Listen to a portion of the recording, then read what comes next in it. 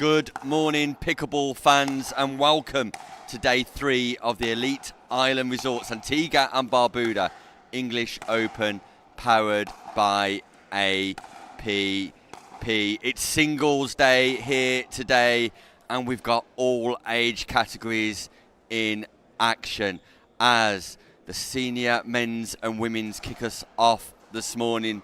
The headlines are that Marcelo Jardim, already a double gold medalist, goes for the triple crown today in the men's senior singles. Women's senior singles mixed into Marcia Orderbear looks to go one better than last year, where she got a silver medal in 2024. She's going for gold today, already a medalist here at the English Open. Then this afternoon, the open age categories get underway. In men's singles, Ryler D. Hart is back in the United Kingdom, looking to reclaim his singles crown from 2023. Silver medalist in 2024. What will 2025 bring? Dangers aplenty, including England's very own James Chowry. And then in women's singles, the returning champion, Molly Nags, back in action here on the show court, along with the runner-up from 2024, Alexa Shaw. Sophia Soin will have her say, I'm sure, as that action gets underway this afternoon. We'll bring you every shot live here with Pickleball England on our social media pages. But our first game today kicks off in our men's seniors. That is Atto Stevens taking on Darren Cornish in a Group D round robin game. Ladies and gentlemen, it is showtime.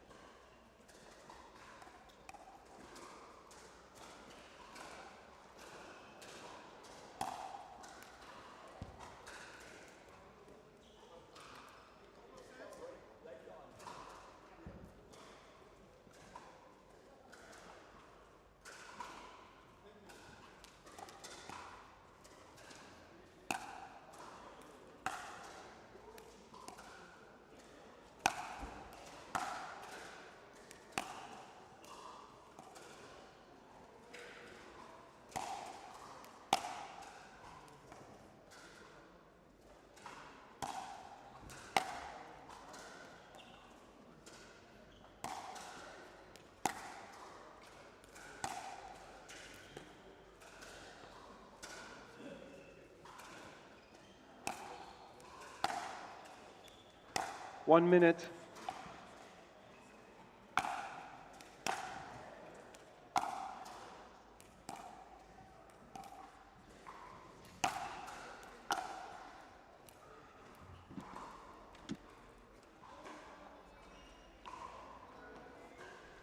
Good morning to viewers joining us around the world here for the Elite Island Resorts Antigua and Barbuda English Open. We're powered by APP with our ball and net sponsor, Franklin.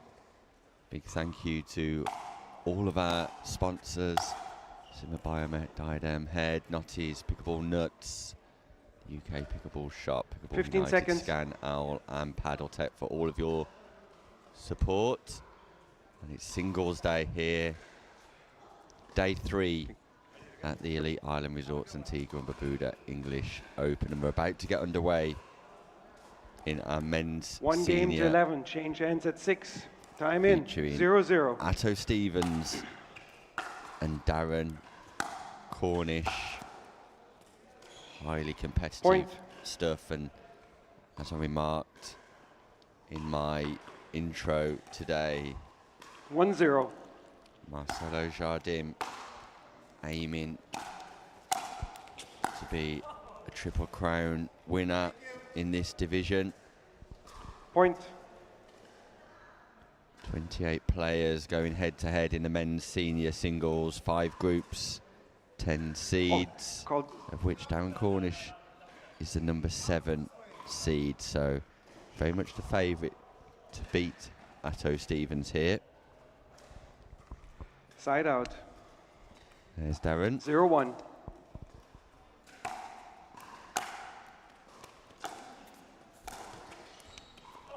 Nice control. Side And a drop out. volley from Stevens. Already been a successful week for both players without medaling. 1-0. Nevertheless, enjoyed great successes in games. That's a great return from Side Cornish, out. just catching the sideline. And yeah, we marked on the progress of Darren Cornish in commentary throughout the week, but similar for Atto 0-1. Stevens, his first foray into senior pickleball.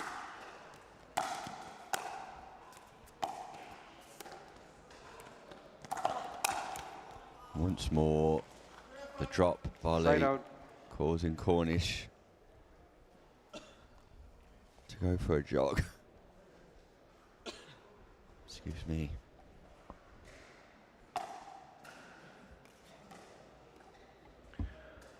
One zero.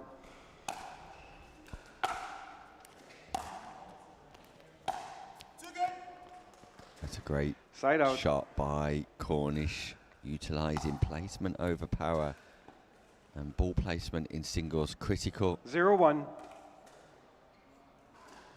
in order to obtain success. Side out. Serve just goes long from Cornish. 1-0. Those unfamiliar Point. with the singles format, it still remains win on serve. And if the server's 2-0. score is even, they'll serve from the right of the court. Point. If it's odd, they will serve from the left. So here, 3-0. Atto is on 3, serving from the left-hand side of the court, not odd number in his score column. And very rarely do you see both Point. players manage to get their way to the kitchen line. But in men's singles in particular, the object is to get that ball 4-0. returned as deep as possible and then make your way forward. Side out. Makes the serve and return critical in the singles format of the game.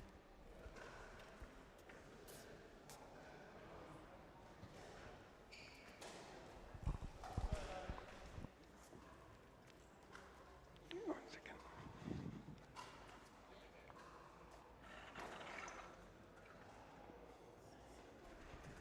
Match Right up. referee just repositioning one of the sponsorship hoardings. 0-4.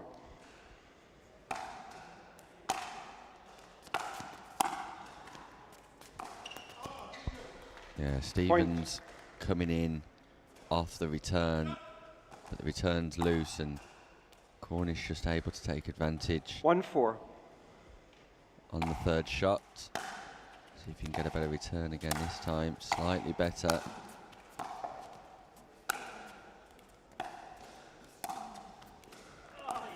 Yeah, great angle on the Side backhand out. volley by Stevens.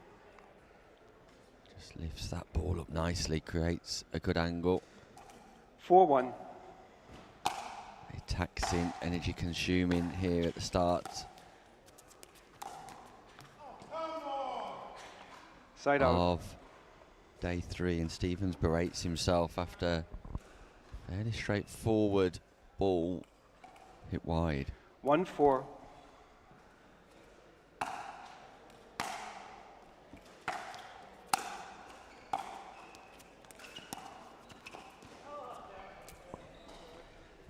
Cornish doing Side a good out. job of getting to the non-volley zone, but then just misreads the flight of the ball as it came back over the net. So 4. Atto Stevens in the ascendancy, just reminded by the 4-1. referee what the score was. Point. And as we go through the day, you'll hear me remark that in singles you cannot afford 5-1. to miss the return because it's a point for the server, and Point. that's 2 Timeout. balls Change in a ends. row. 6-1. 1 minute.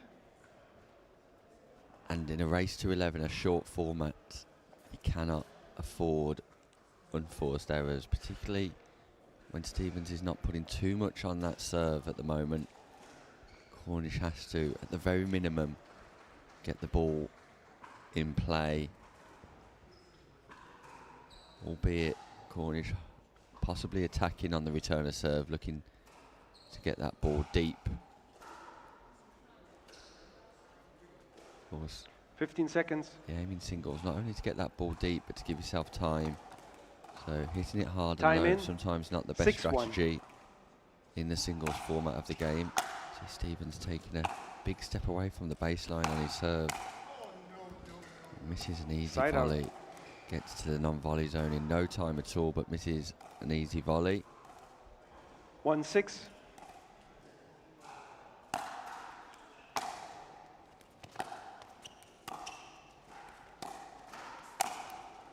And look how hard Side it out. is to win a point when you're established. Your opponent is established at the non-volley zone. 6-1.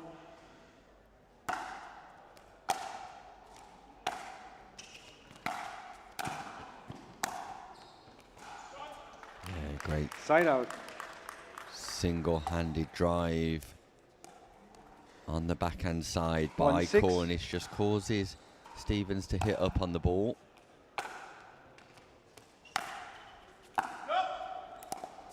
That ball's Side out. called long by Stevens too. Cornish will be disappointed by that. 6-1.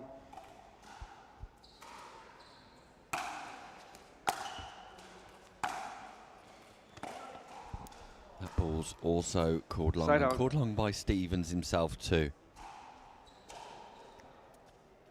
Man of integrity, Atto Stevens. 1-6. Huge personality and figure here in UK pickleball. He's an all-round top guy, Side out. as is Darren Cornish. Two of the nicest men you'll come across in UK pickleball, Atto Stevens and Darren 6-1. Cornish. Wish them both well for the rest of their endeavours today, but meanwhile, this game is as Point. competitive as you like.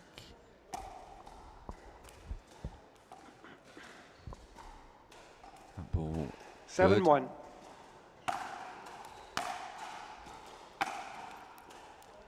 Side out.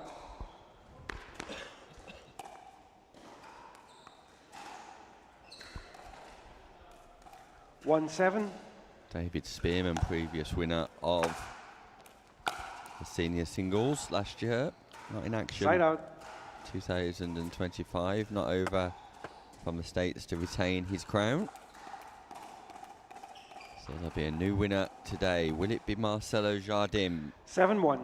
going for the triple crown? What a fantastic day it was yesterday, day 2, Side out. senior mixed doubles day. Great final between Christian Boner and Teresa Tarn. Marcelo 1-7. Jardim and Lee Whitwell. And that's a great Point. passing shot by Darren Cornish.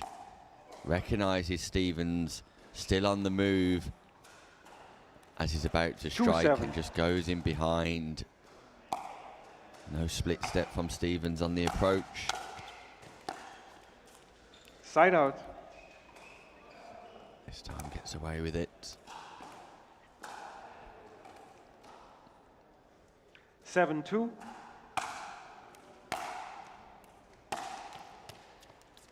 Side out.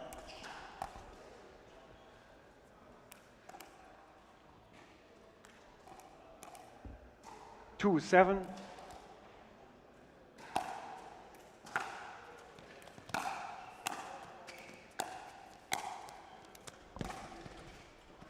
Yeah, great angle Side on out. the backhand volley once more by Stevens.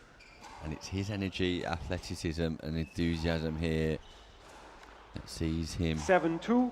still in control. Lob serve.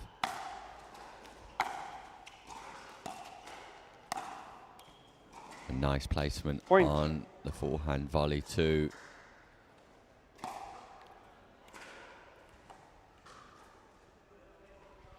Eight, 2.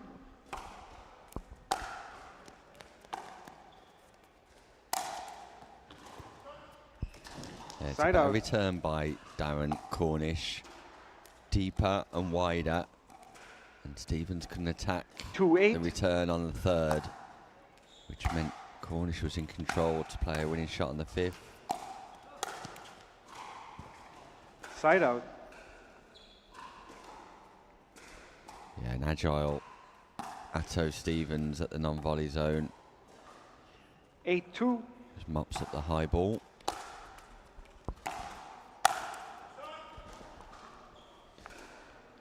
Side out.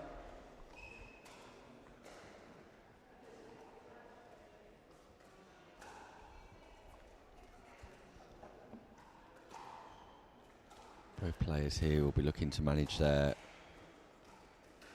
work on the back of 2 full days already at the Elite Island Resorts Antigua and Barbuda English Open. 2, 8.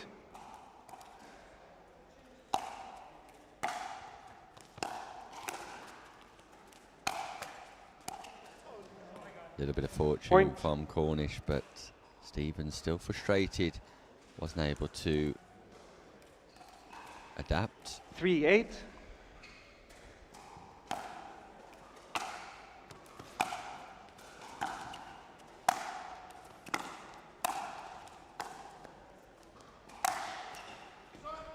Yeah, great Point. overhead smash by Cornish.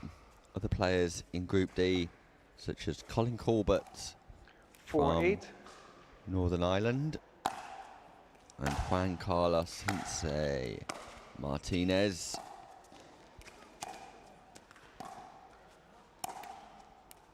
And that's lovely in Side control out. by Stevens. Does get a little bit of fortune off the net tape, but just gives himself a G-hook here.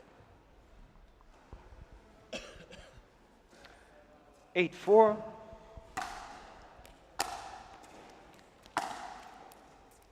Side out. Across the other groups, we've got Federico Pascali, Richard Love, 4, players 8. like Rupert Robinson, Mark Egleton in action today.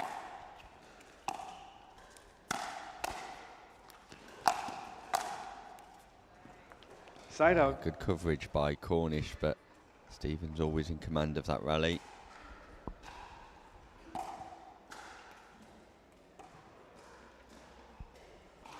Eight, 4.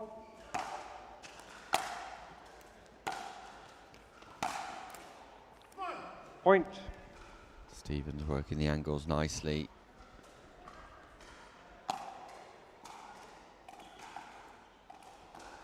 Nine, 4.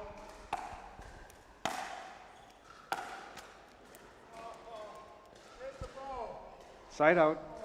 And once you've got the momentum in singles, it tends to stay with you. Significantly more than the doubles format 4, of the 9. game.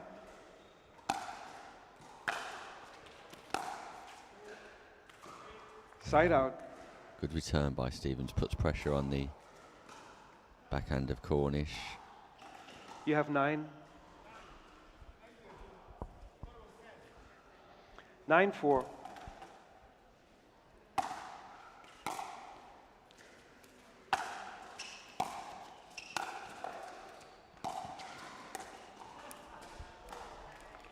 Point. Stevens just in complete control here. Keeping Cornish running, keeping Cornish guessing. Darren Cornish, the number 7 seed. 10, 4. Looks set to fall to the unseeded Atto Stevens. Game point.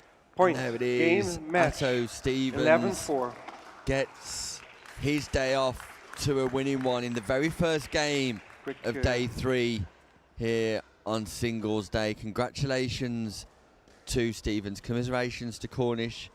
He will continue to battle on, where 28 players go head to head, and There is a round of 16 in the men's singles, so he can still progress through, I am sure. Coming up next, we have more action from our men's singles senior open as McManis takes on our bronze medalist from mixed doubles day yesterday, the returning England player Nathan Hill. Stay with us because we'll be back with more action here live from Telford after this short break.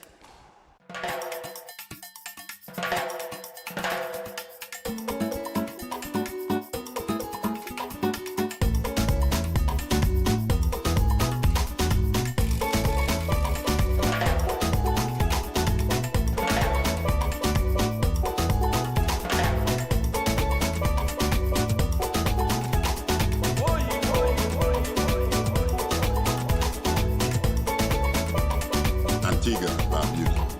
The beach is just the beginning.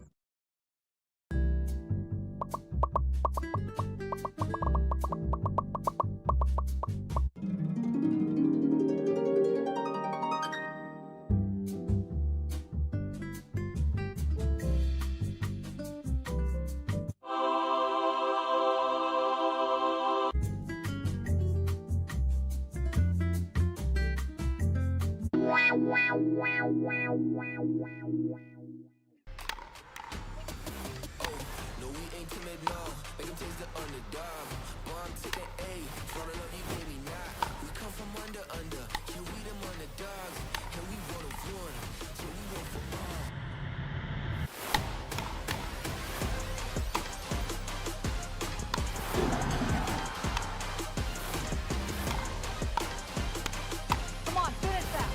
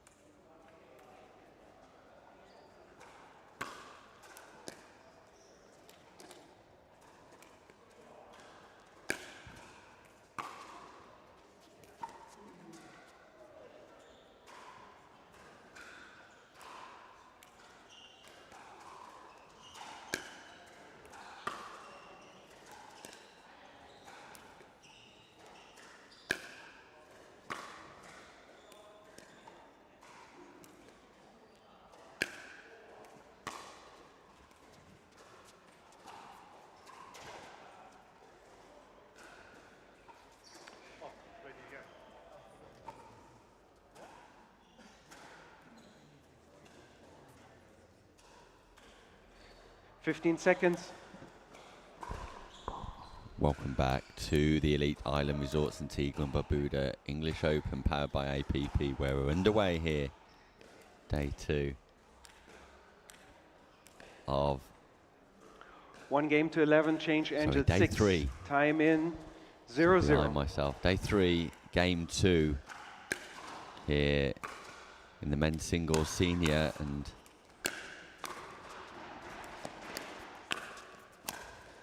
an unseeded Nathan Hill for this takes on an unseeded McManis, and just caught up with Nathan Hill before the start of this game, who is struggling physically after his exploits in the last 2 days. Side out. He's gone deep in both competitions. You can see him just stretching himself out early on in the morning here. 0-1.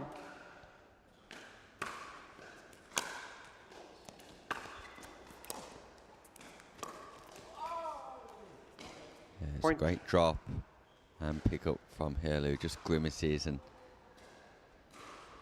Nathan Hill really feeling the physical toil of a bronze medal yesterday with his partner Claire Burgoyne, and like I suggest, went deep. Also in gender doubles Point. with his partner Ian Marshall Due 2. on day 1. 2-1.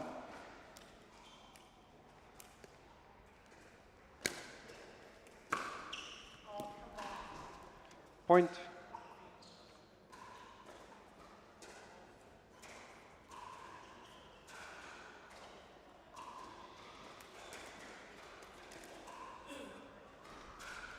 Strong, 3-1. confident start by McManis.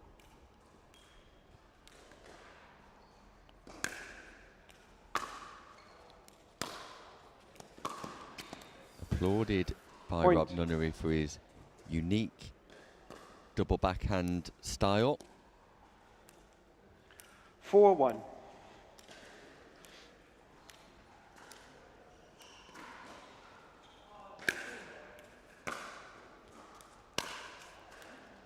Side out. Something that clearly works for him. He's working here against a 1-4. wounded Hill.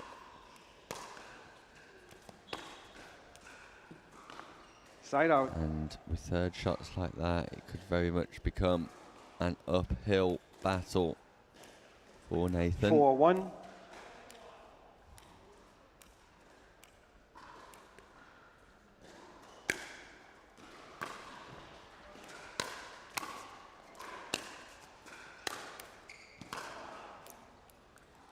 Side out.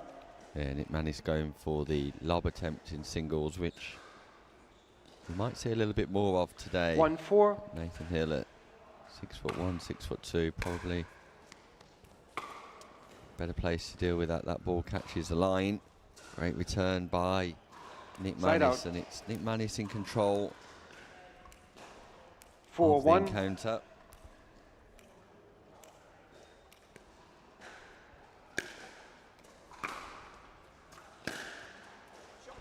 And look Point. at the backhand drive by McManis, the passing shots. Holds double-handed, releases 5-1. single. Nathan Hill in a world of trouble.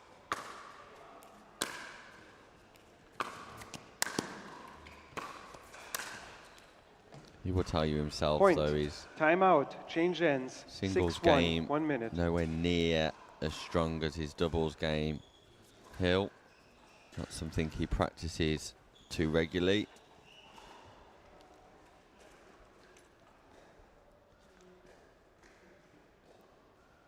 But Martin McManis looking strong here in the early stages. 15 and seconds. keeping this ball deep, finding the passing line. You have Was 6. here early this morning, McManis warming up, making sure he was ready for action. 6-1.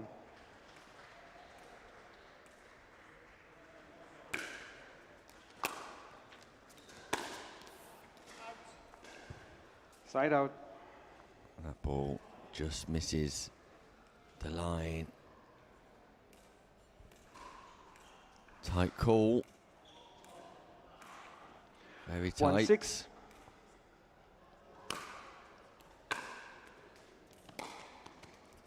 Yeah, that Side double out. handed slice on the backhand quarter, just causing a little bit of trouble for Hill, who doesn't want to get too low and bend those 6-1. knees, it seems.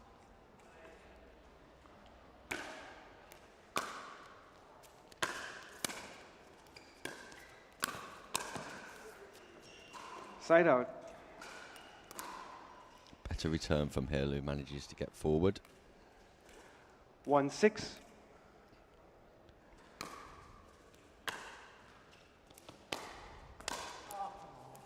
That's a mistake from McManis, and Hill knows he's got away with one. 2-6.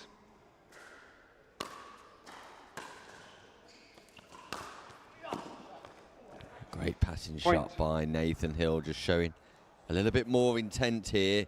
Opens the shoulders, goes into out. That's better from Hill.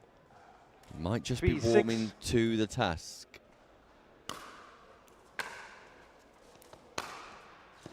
And once more, this Point. time inside in. And Nathan Hill all of a sudden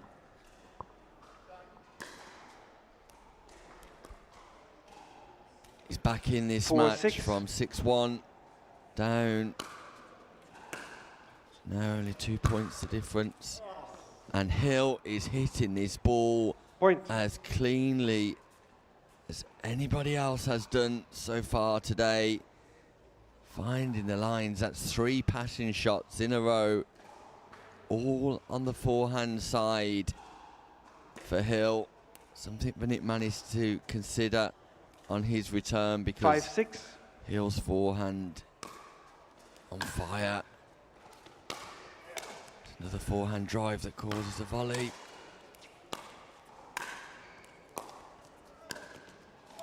Yeah, 2 central Side out. from Hill. Just looking to pepper the body, and McManis' volleying ability up to scratch. But we've got a game on our hands. 6-5.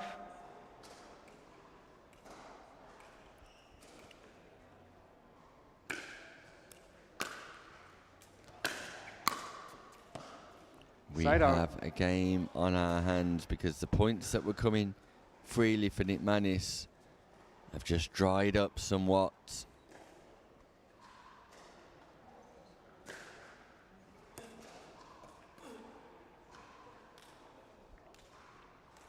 Five, 6.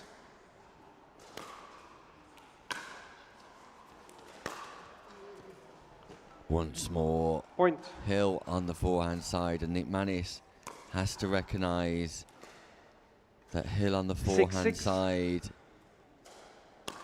is a no-go area at the minute. Point.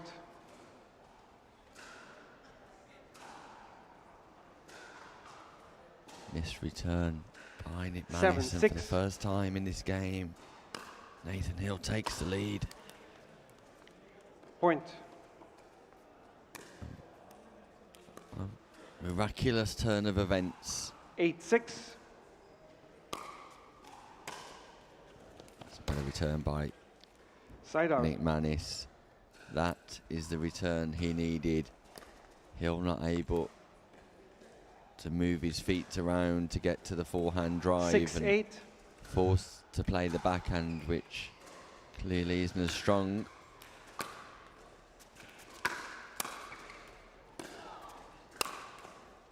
But Hill Side also out. well established at the non-volley zone now. Seems to be moving a little bit better. That's not an easy volley either. 8-6.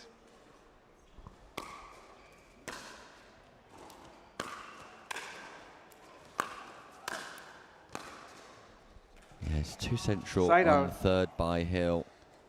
Doesn't cause McManis any trouble with the volley. Just drives that ball back down the centre of the court, and McManis just able to 6-8. caress that ball off the volley. Puts Hill in a world of trouble. Hill needs to get back to playing sides. Either straight line drive or cross court drive, and there's a straight line one from McManis. Puts him in the ascendancy in the rally. Hill rescues, and Side out. McManis really should have penetrated that ball a little bit more on the penultimate shot in that rally. 8-6.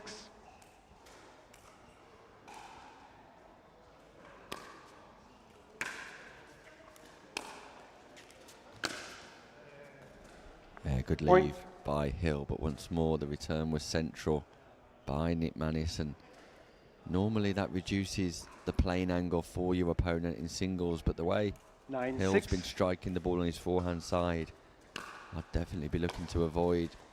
And again, it's a central return by McManis this time. Able Side out. to control the ball. Just called out this by McManis. What a great pickup by Hill, but ball just wide. 6-9.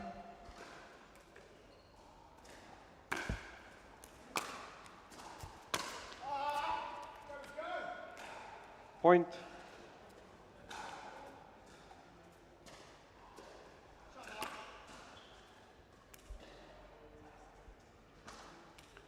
7-9.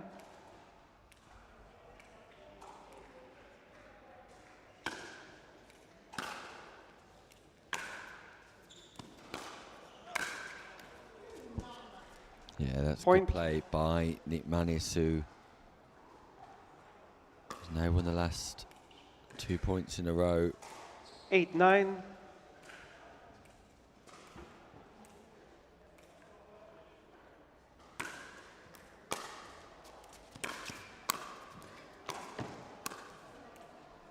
Side out.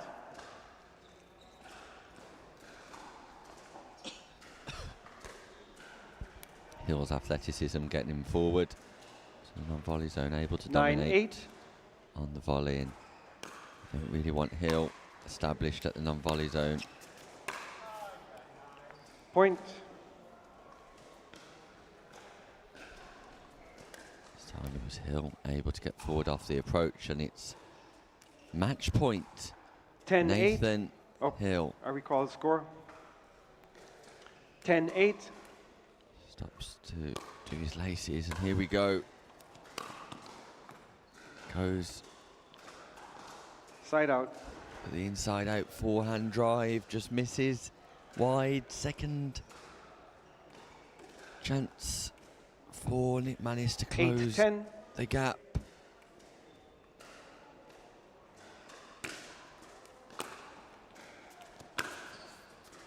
Lovely backhand drive by McManis and close the gap. He does. McManis fires cross court, and nothing Hill 9-10. can do about that. Get your serve in, McManis. Deep serve. Return goes long. Point. Off a deep serve, and all of a sudden, McManis has match point of his own. 10-all, win by 1. 10-10.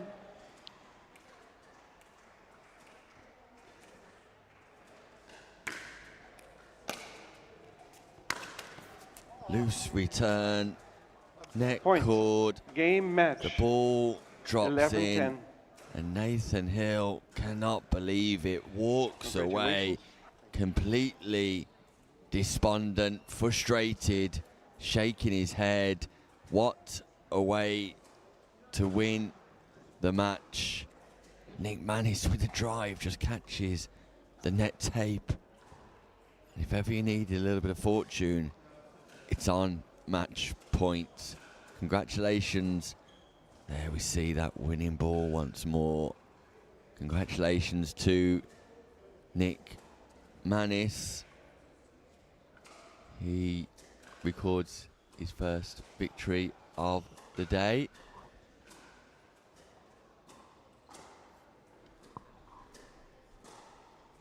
And meanwhile, we're just hearing that unfortunately Fiona Edwards has retired from competition due to injury. So our next match on the championship court here at the Elite Island Resorts Antigua and Barbuda English Open will be Stephen Richardson taking on the number 3 seed Richard Love. We'll be back with more singles action here on day 3. Don't go anywhere. Action is just getting started.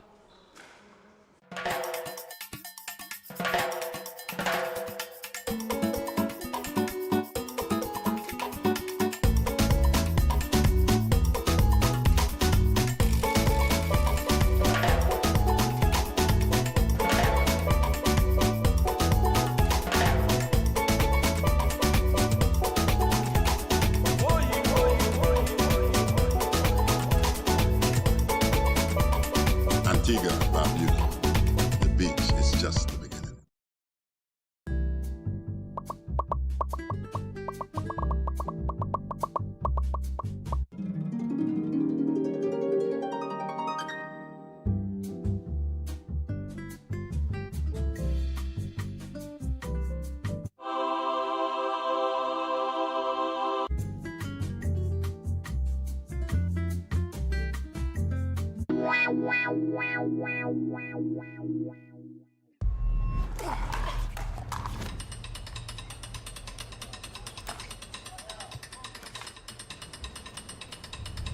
Not a real sport. Not a real athlete. Not a real challenge. Not fast enough. Not physical enough. Not exciting enough. Not a real battle. Not a real triumph. No grit. No drama. No stakes. Not a real heartbreak. Not a real comeback. Nothing to brag about. This isn't real work, real talent, real skill. Pickleball? That's not a real sport.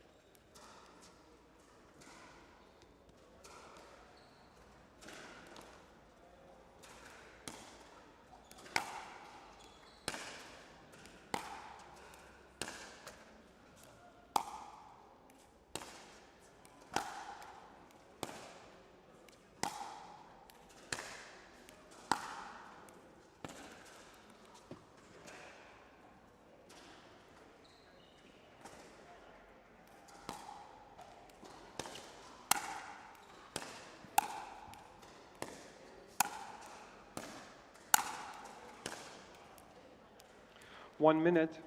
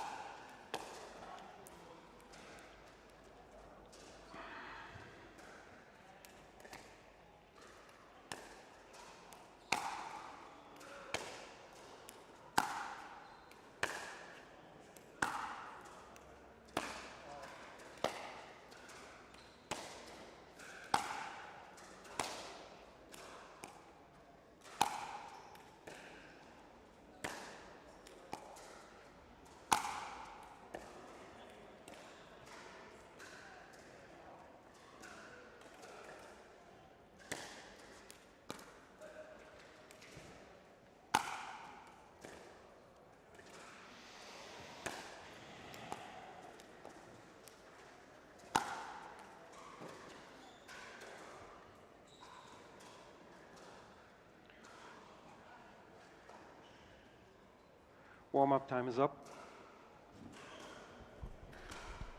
15.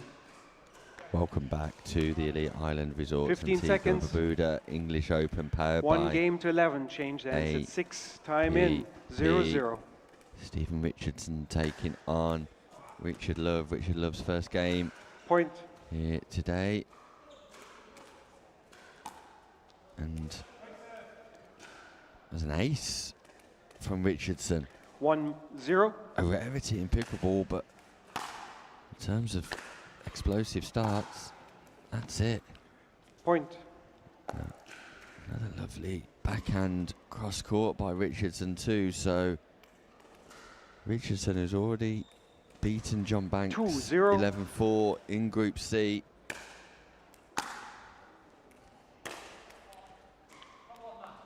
Side out. To an express start against Richard Love. Richard Love, the number 3 seed.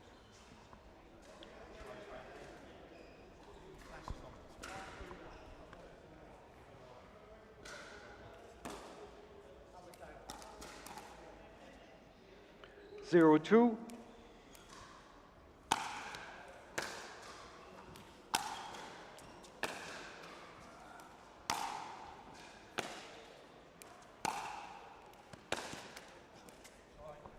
Side out. Fortune there for Richardson off the net tape.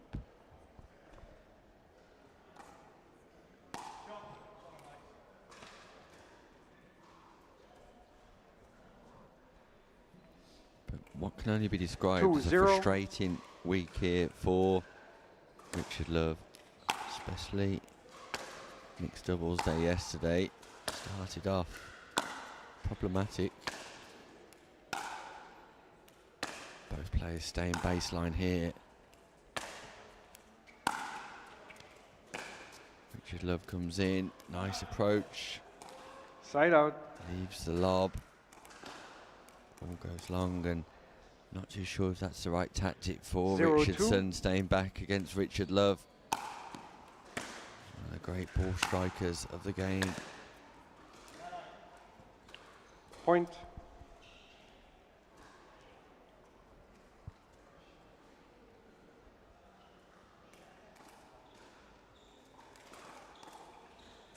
One, two.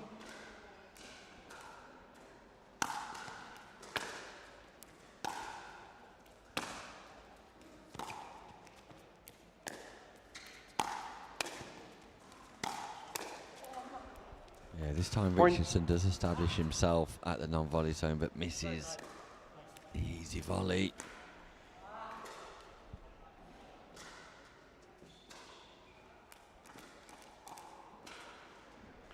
Two, two. Richard Love, based in Norwich. Point. Former tennis development officer.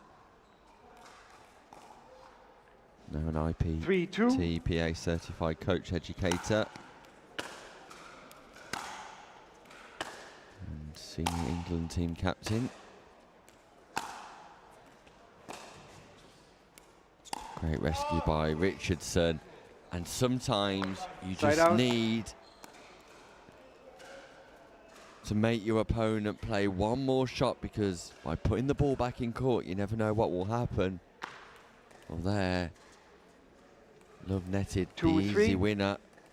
And a great scramble, great hustle by Stephen Richardson, who tried to Side out. compose himself after doing a lot of running in the previous point. 3-2. Tends to be the way. Just unforced error on serve. Point. And another ace. 2 aces 4-2. in this game so far.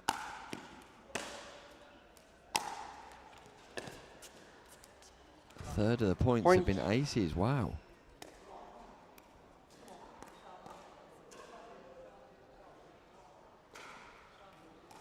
5-2.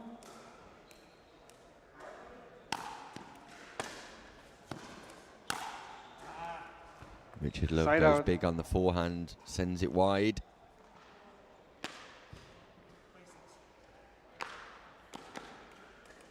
Two, 5.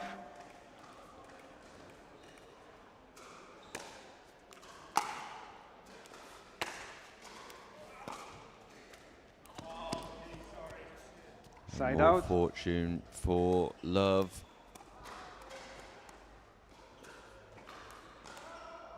Richardson having his fair share of the fortune in the early stages. Now Love takes advantage of 5-2. the net cord.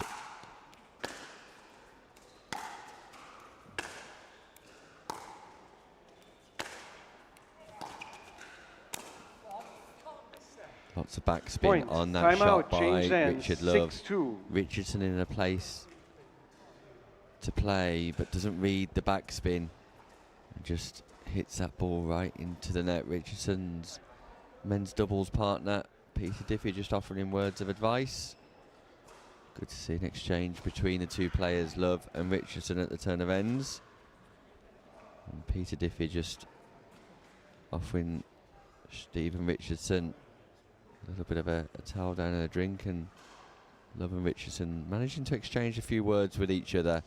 Friendly competition here, clearly. See our court monitor in the background. And volunteer for Pickleball England, Jenny Basford, who's doing a great job here. Working a significant amount of hours, as are all the 15 volunteers seconds. here at the English Open. And we thank every one of them for their support, empowering Time in. this event. 6-2. Without them, it quite simply could not happen. Point.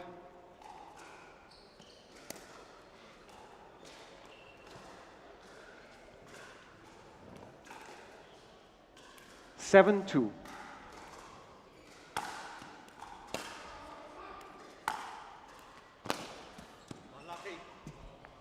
Point.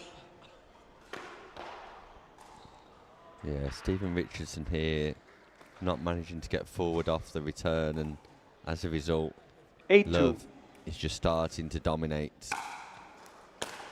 Once more, Richardson stays back.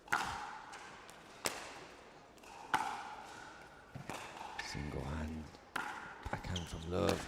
Sending Richardson left and right, gets forward. Point. And the point construction from Richard Love, perfect.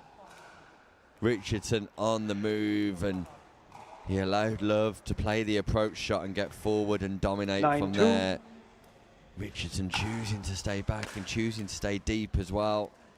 Misses Point. the return, and all of a sudden, Richard Love, who went 2-0 down, has won the last 10 points 10-2. in a row. The number 3 seed on the cusp of victory.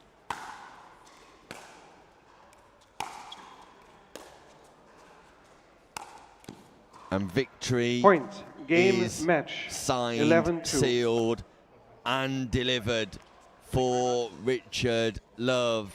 Stephen Richardson, electric start, damp finish, and it's a great start to the campaign for the number 3 seed here in Group C.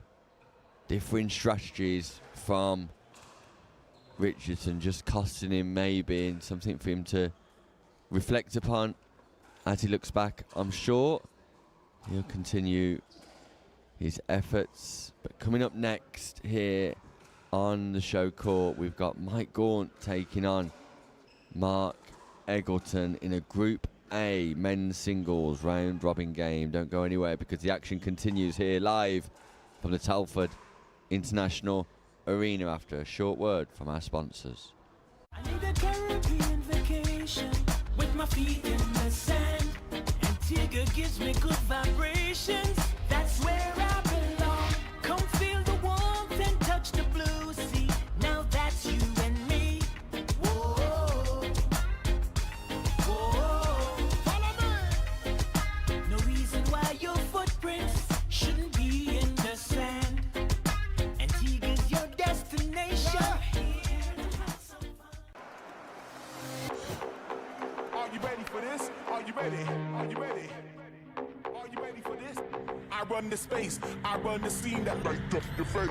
Check the mirror, see the reflection. Ain't nobody quite like me, see I'm perfection. Unique vibe, can't duplicate. Swag is so cool, every day I celebrate. No copycats, just one original. Couldn't hide out even if I was invisible. Cooler than the breeze, fresher than the air. No comparison, I'm beyond comparing.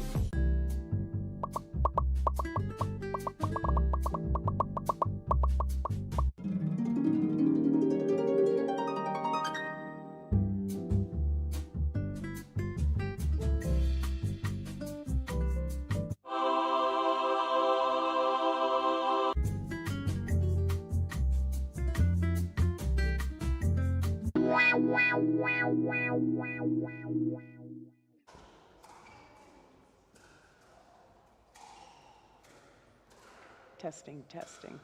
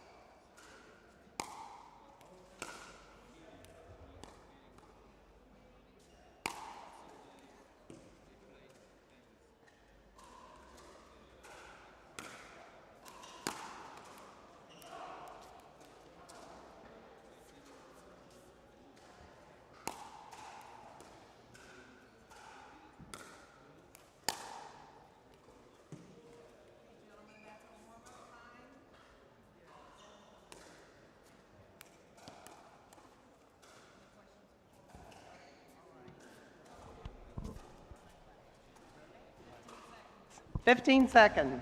The action continues here at the Elite Island Resorts Antigua and Barbuda English Open in our men's 1 game to 11. Win by senior 1 changes singles at 6. competition. Time It's in. Mark 0-0. wearing the backwards cap, taking on Mike Gaunt. Mike Gaunt of St. Neots. Point.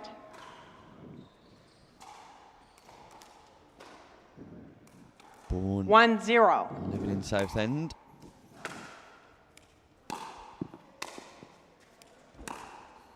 A background in table Point. tennis and squash. Big traveller, Mike Gaunt, travelled to over 95 countries, which is rather impressive. 2-0. Point. Mark Egleton here, who's had a tough start to the day in Group A, losing to Warren Urquhart 9-11, 3-0. and then being completely undone by Marcelo Jardim 1-11.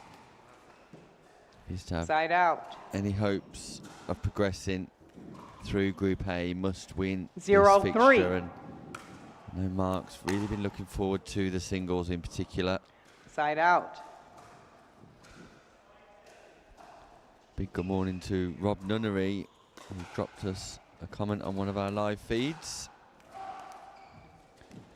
As we heard in commentary yesterday, Rob, a big fan 3-0. of Nathan Hill and Martin McManis. Those boys faced off against each other. You can catch Rob Point. in the commentary booth later on today. Sure, he's spending all of his time this morning combing his hair. 4-0. Good looking man, Rob Nunnery.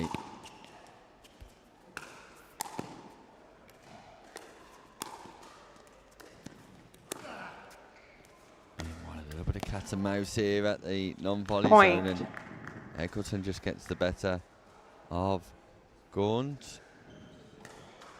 Yeah, Rob will be back in action in the commentary box with me later on this 5-0. afternoon. Rob Nunnery, as will Sam Basford. Hoping to see Julie McCauley at some point today as well. Side out.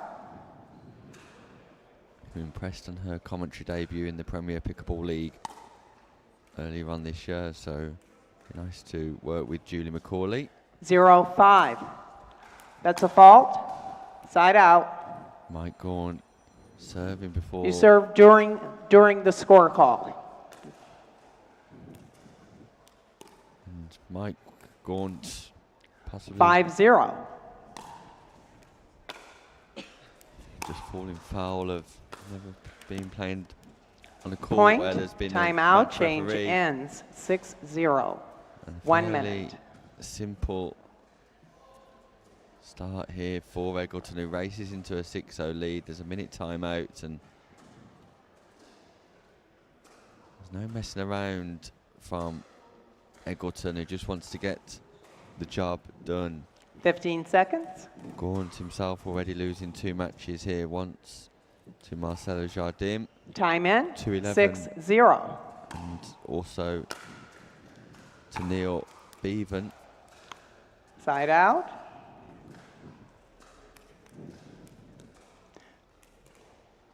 Zero 6.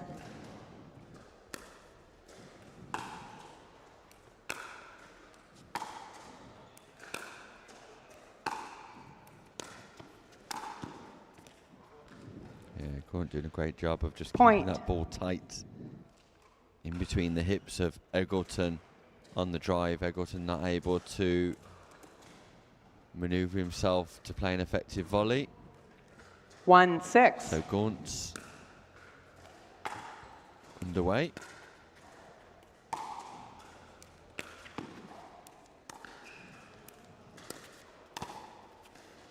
Yeah, casual from Egleton. Point. Gaunt takes advantage, so 2 points in a row here for Mike Gaunt. 2-6.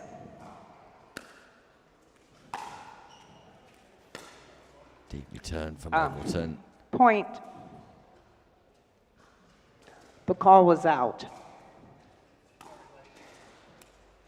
Egleton just You asking. hadn't hit it. Here we go. Egleton just asking 3-6. the referee if she saw the ball, but referee confirming the ball was out.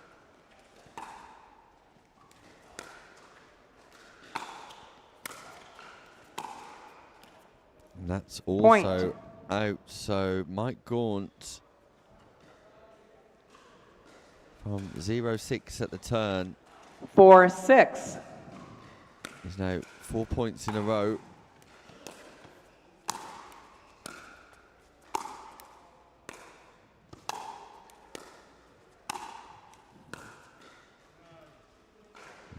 Side Egleton out. just looking to keep the ball in play there and not be any more aggressive than that. 6-4. Point. Banana serve from Egleton, a lot of slice and side spin on the ball. 7-4. Gaunt not able to control it. Deep return from Gaunt. Moon ball third.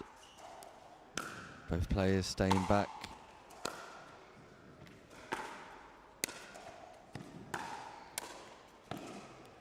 Point. Gaunt not able to control the volley on the passing shot from Egleton, so Gaunt had got himself back into 8-4. the equation here. But Egleton, not the answers to all of the problems. But look at the passing Side shot out. from Mike Gaunt. Goes inside in, wraps his paddle around the ball. Garners a little bit of swerve and sends the X40 towards the sideline nicely. 4-8. Evading Egleton's outstretched arms. That's nice control from Side Egleton. out. The return's lovely. Manages to work his way through 8-4. to the non-volley zone and just pierces that ball away.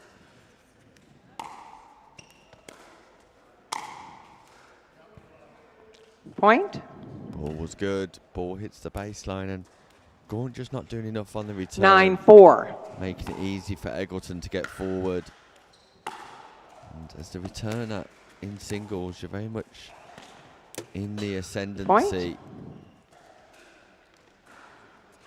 After 4 points in a row, it's Egleton who now has match point as he looks to get his 10-4. first win of the day in his third match, and Mark Points game Egleton match, does exactly that.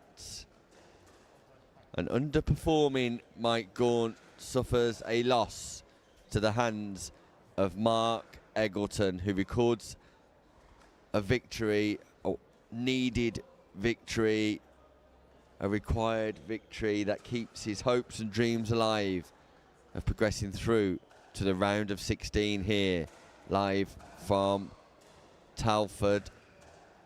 And Gaunt, having already played 2 matches before this one, is now 3 for 3 in the loss column, and that pretty much cements his exit from the tournament. But it was great having Mike Gaunt with us. Always nice to see new faces on the championship court. But we've got a returning face coming up shortly, because Richard Love returns to take on Fabio Costa from Italy, our number 8 seed. We'll be back with that game in just a few moments. Are you ready for this? Are you ready? Are you ready? Are you ready for this? I run the space, I run the scene that light up the face. Check the mirror, see the reflection. Ain't nobody quite like me, see I'm perfection. Unique vibe, can't duplicate. Swag is so cool, every day I celebrate. No copycat, just one original. Couldn't hide out, even if I wasn't visible. Pull it in the breeze, brushes in the air. No comparison, I'm beyond comparing.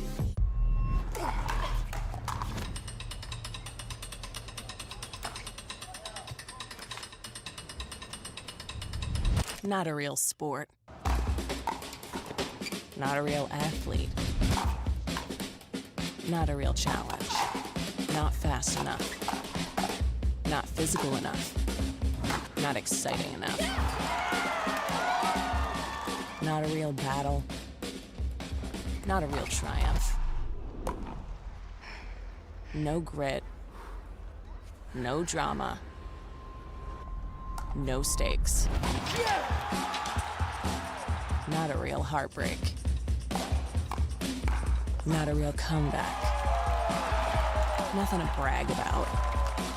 This isn't real work, real talent, real skill. Pickleball? That's not a real sport.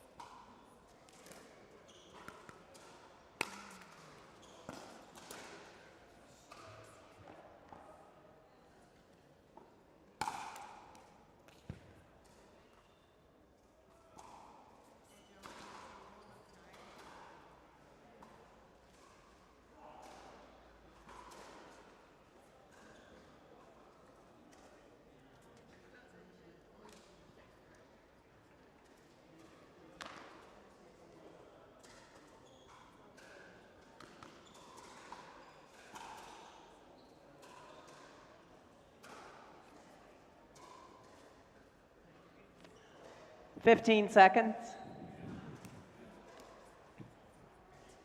Here we go. 1 game to 11. Win by 1. Change ends at 6. Time in 0-0. And we're back. The action continues here live at the Elite Island Resorts Antigua and Barbuda English Point. Open, powered by APP. Richard Love 1-0. taking on Fabio Costa. Richard Love with a 100% record so far in Group C. Against an energetic Side out. Fabio Costa of Italy, who's made a bright start here. Not made a bright start in the group overall. 0-1. Losing to John Banks and Chris Fryling. Point. Richard Love managing to score victories 1-1. over Ian Banks, as we saw Stephen Richardson a few moments ago.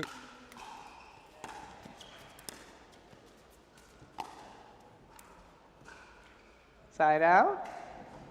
Ball called out.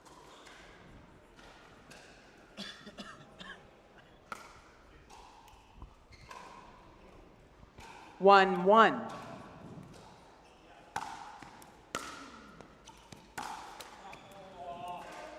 Side out. Richard Love frustrated with himself on the third there. Just not penetrating through the ball. 1-1.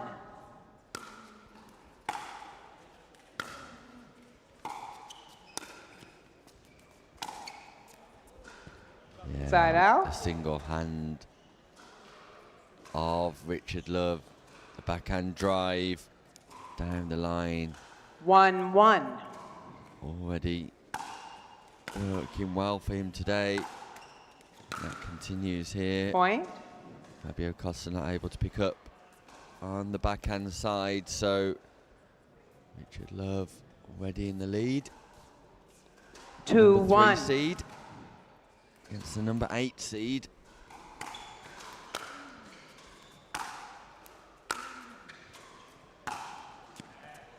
Yeah, just Costa's out. movement there puts a little bit more pressure on the forehand drive of Love. And Costa's presence and approach towards the 1-2. kitchen meant that Love needed to be more Side accurate, out. but you cannot afford serves like that in any format of pickleball, but definitely not in singles, because when you've worked hard to get the serve back, to give it away just like that, and you can see the 2-1. frustration. Frustration on Costa's face there for all to see there. Point. Hits another forehand into the net. Richard Love recovers his own ball, and the passionate Italian man 3-1. takes a big breath. Will it mean a big return? Pops that ball up, and Side out. wow, Richard Love misses the dolly volley. 1-3.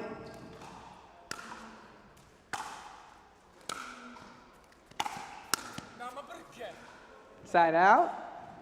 Drive straight towards the body of Costa. And here he goes, Fabio Costa. We've already seen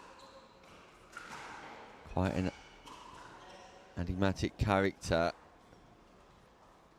quite emotional guy, Yes. berating towards the VIP area. 3-1.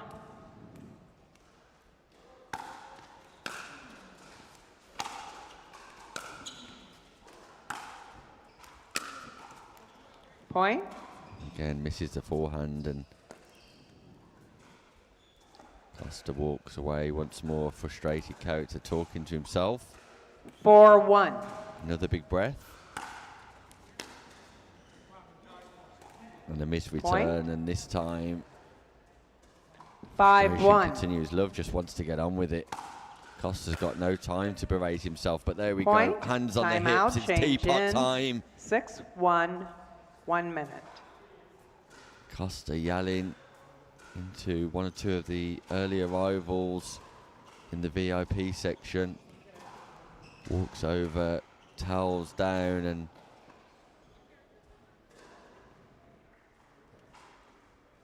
just needs to control himself here as he rustles through the bag. I wonder what he's looking for. What's in that bag? What's coming out of the rucksack? Is it a rabbit? Is it a nothing? Absolutely nothing. He just wanted a distraction. He rustled 15 around. seconds. He found nothing. Let's see what he can find on the pickleball court. Time in. 6-1.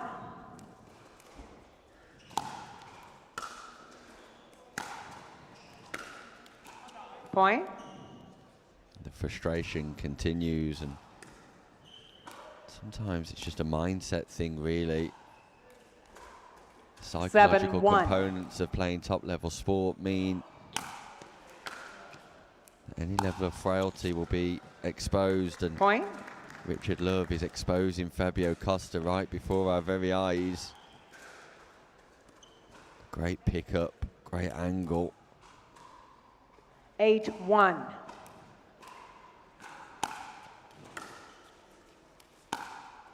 Costa choosing just to stay back. Point. Staying baseline side once more, and we saw what happened to Stephen Richardson when he continued to stay behind the baseline upon return. 9-1. Doesn't really end too well against Richard Love. Point. Another unreturned serve, and I think Costa might be put out of it, all of his misery 10-1. right now, because it's match point Richard Love. Side out. Nice return from Costa. Gets himself to the non-volley zone this time too. So 1-10. potentially a little bit of hope here for the great Italian. Side out. But the returns shallow. And the third is on point from Richard Love. And that does bring up a second opportunity for 10-1. Love to record his third victory of the day. Richard Love has won Point, 11-3, game, 11-2 so 11-1. far, and now wins this game 11-1. So 3 games played for Love, and he's only dropped 6 points in total. Richard Love, a man on a mission. Fabio Costa will perhaps return to the rucksack and maybe find a coaching manual or something like that, which will just arrest his tensions. Coming up next, we have a Group D game where Atto Stevens, who opened up proceedings here on day 3, returns with a 100% record, taking on Juan Martinez, who has won 1 and lost 1. So scheduled to be competitive in Group D. We'll return with that match in just a few moments' time. I need a Caribbean vacation with my feet in the sand. Antigua gives me good vibrations. That's where I belong. Come feel the warmth and touch the blue sea. Now that's you and me. Whoa, whoa. Follow me. No reason why your footprints shouldn't be in the sand. Antigua's your destination. Now it's not the time to give up or to give in. I won't allow it. You won't allow it. I mean, the couch doesn't own you. You own you. Am I right? Of course I'm right. You can do this. Well, maybe not this. But you get the idea, right? Don't be a couch potato. Find a doctor at you'llbeback.com. Arnold says, do it now.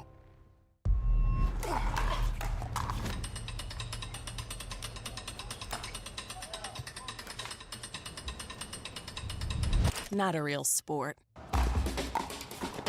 Not a real athlete. Not a real challenge. Not fast enough. Not physical enough.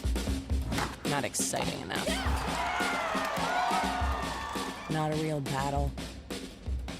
Not a real triumph. No grit.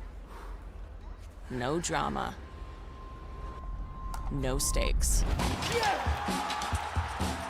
Not a real heartbreak. Not a real comeback. Nothing to brag about. This isn't real work, real talent, real skill. Pickleball? That's not a real sport.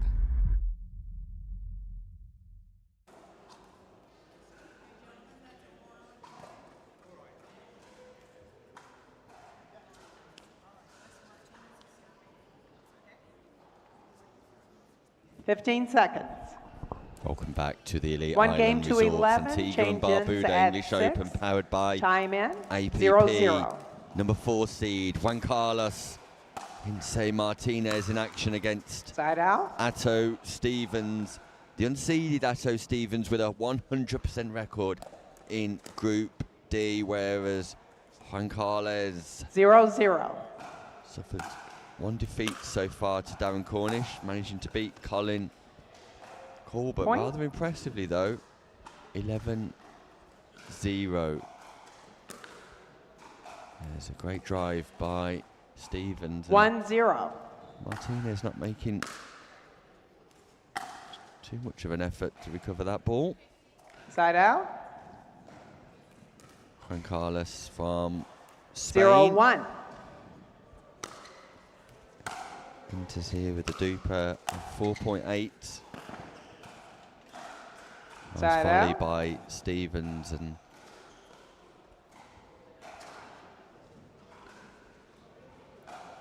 Atto just taking his time to recover the ball, well within his rights to do so too. Martinez with the heavy strapping on the left knee, just playing some shadow shots while he waits. 1-0. Point. Unfortunately, he was only playing the shadow shots on his backhand side, and 2-0. perhaps the reason why he hits the forehand wide there.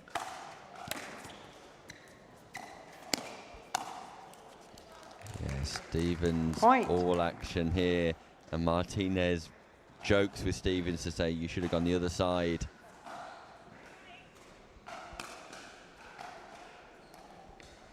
Three 0. Point. And Martinez just making one or two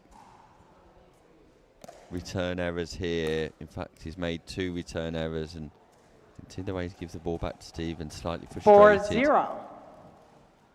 50% of the points have been return errors. Point. And that's another unforced error by Martinez. And once more, in a race to 11, you can little afford 5-0. any wiggle room in making unforced errors. Point. Timeout, change in. But there's another one, 6-0, and in no 1 time minute. at all, Stevens gets to 6. Martinez exit stage right without so much as a glance over to Stevens.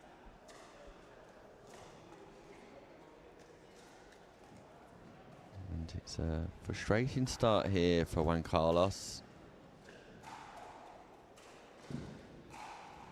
Played in the English Open last year 15 too. seconds. It's always nice to see returning participants here at Telford, our 3rd year at the Time Telford in. International 6-0. Arena. Side out. Stevens sends the serve wide, goes big. 0-6.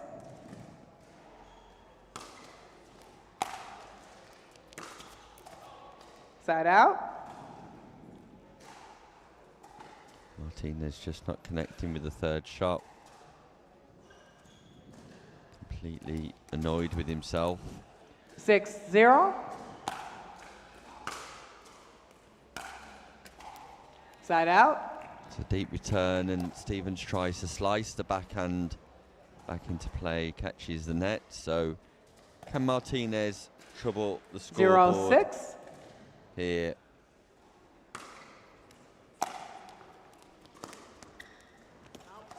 Side out. Not on this occasion, and with only 4 players in Group D, we draw with 6-0. Manoj Pradhan.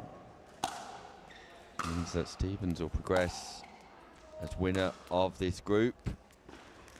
If he manages to go over the line here with a 100% record, 7-0. will prove crucial. Going into the next stage of the competition, the slice, backhand from Stevens. This time works. And how effective is that? Martinez looking to get forward. 8-0. Stevens with a slice winner. Cross court. Followed by absolute trash, it has to be said, on the backhand drive. Martinez comes over to collect the ball. Has a little smile into the commentary box. Clearly afforded himself 0-8. a little bit of time here. Let's hope he can get on the scoreboard. And yes, he can. The first point for Juan Carlos Martinez. Maybe he just needed a little bit of inspiration from 1-8. the comms booth.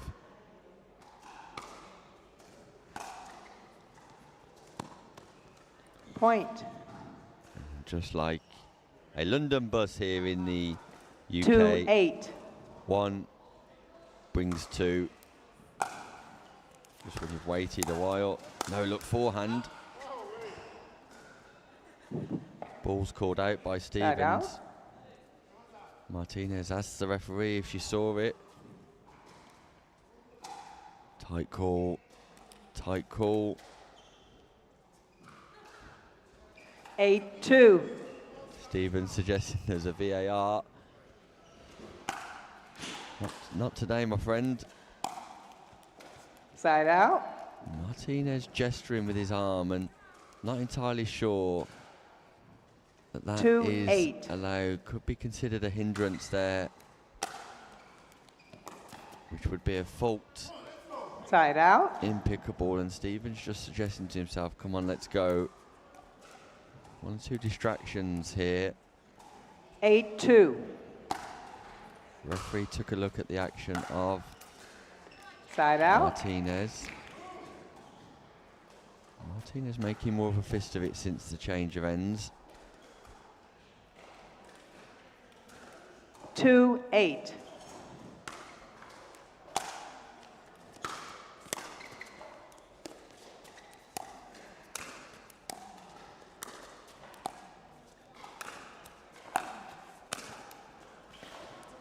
Stevens diving, Point. trying to get that ball, but bounces straight back up. All of Stevens' athleticism on show here. 3-8. Great energy.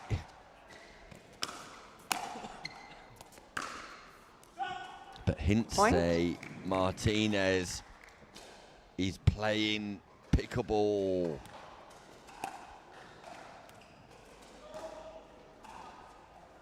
Four, 8.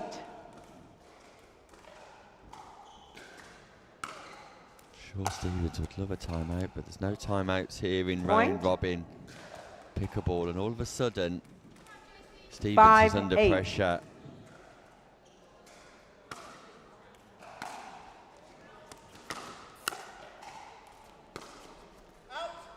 Side out. Martinez misses the easy forehand pass. The space was there. Door was open. 8-5. Martinez not wanting to walk through. Side out. But he's definitely striking the ball a lot better here, Martinez, and that's just putting Stevens on the back foot. 5-8. And those distracting exchanges a few moments ago clearly had an impact on Atto Stevens. Point. He misses the easy forehand as well. 6 points in a row. Juan Martinez on the comeback trail. And what was going 6-8. rather well for Stevens, all of a sudden, it's become a bit of a problem. It's a nice volley, though. That's Side out. a momentum breaker, a train stopper. Stevens just giving himself a little bit of time at the back of the court just to think and consider. Goes for a little walk. He'll be telling himself attack on the 8-6. third shot here.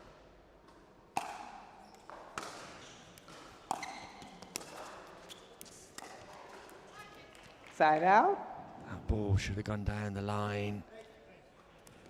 3 meters of space there. Martinez was only 6-8. occupying the left-hand side of the court.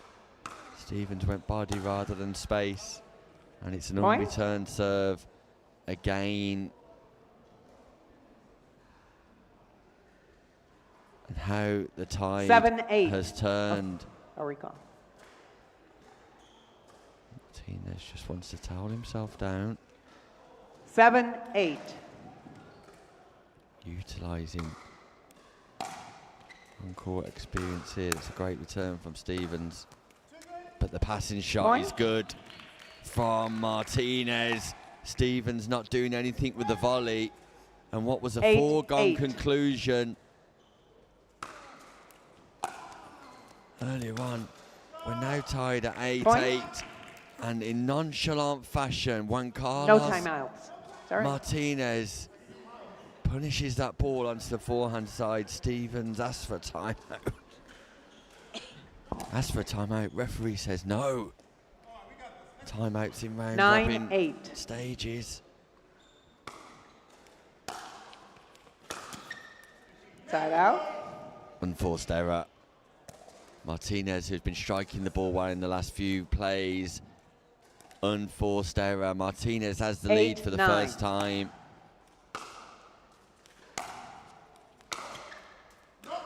And that's an error Point. once more from Martinez, but better play from Stevens. We're tied at 9 all. Crucial exchanges here. 9-9.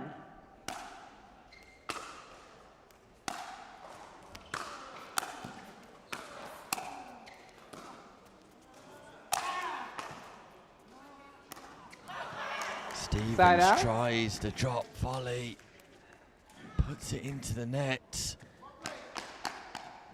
Martinez rescues the overhead smash, and 9-9. not too sure that was the right play. Pressure here.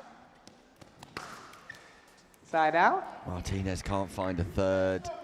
Martinez cannot find a third, and Martinez, who needs to win this to stand a chance of qualifying through, 9-9.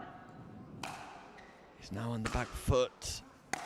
Short return, great third from Stevens. Stevens Point. punishes this time, and that takes him to match point in what has become a tale of two halves here. The first half belonged to Stevens. 10-9. The second half belonged to Martinez. But how does it end? Swing and a miss. Point. Game. Swing Match. and a miss. 11-9. Martinez, strike one. And that's him struck out of the competition, possibly. Great action, great comeback by Hinsey Martinez, who went through a spell of striking the ball really nicely, but it is Atto Stevens who gets over the line narrowly in the end, narrowly conquering his Spanish opponent 11-9, and Stevens advances with a 100% record. Coming up next, it's a all-Italian clash as the pharmacist from Italy, Federico Pascali, takes on Augusto Aanzini in Group B. Don't go anywhere, we'll be back with that game right after this short break.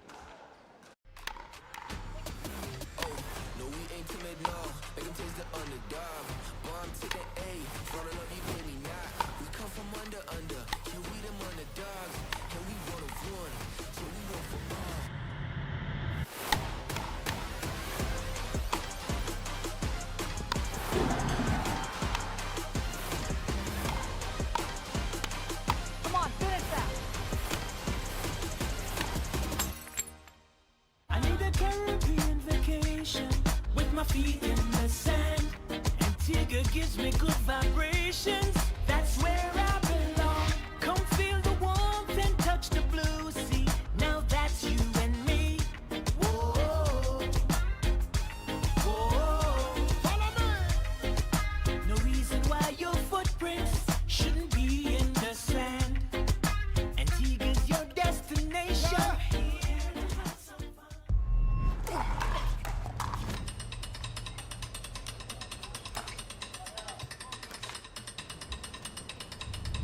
Not a real sport. Not a real athlete. Not a real challenge. Not fast enough. Not physical enough. Not exciting enough. Not a real battle. Not a real triumph. No grit. No drama. No stakes. Not a real heartbreak. Not a real comeback. Nothing to brag about. This isn't real work, real talent, real skill. Pickleball? That's not a real sport. Now it's not the time to give up or to give in. I won't allow it. You won't allow it. I mean, the couch doesn't own you. You own you. Am I right? Of course I'm right. You can do this. Well, maybe not this. But you get the idea, right? Don't be a couch potato. Find a doctor at you'llbeback.com. Arnold says, do it now.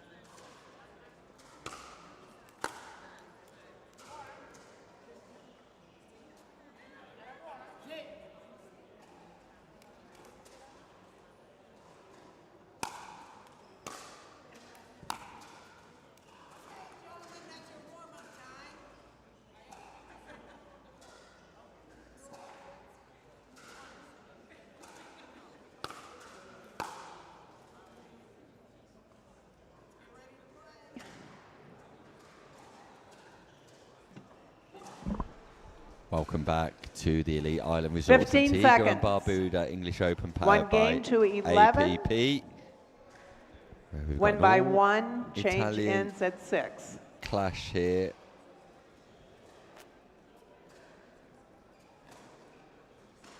As Federico Pascali takes on Augusto Aanzini. Time in, Group 0-0. B encounter, and Pascali has played 3 and won 3. Aanzini just suffered 1 loss to Andy Hill, but narrowly 11-10. This could be exciting. Point. Already seen the energy from Pascali in the last few days. 1-0. That he brings to court.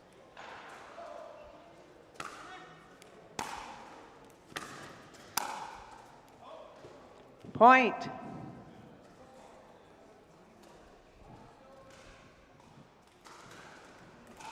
Two zero.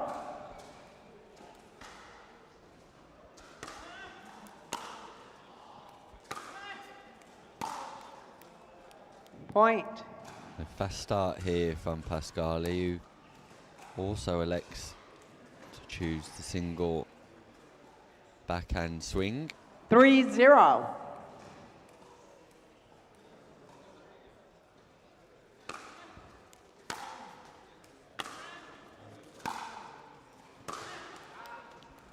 Side out. Good power from Aanzini in the straight drive. Both players staying baseline here. 0-3. Point. On return serve, Pascali. 1-3.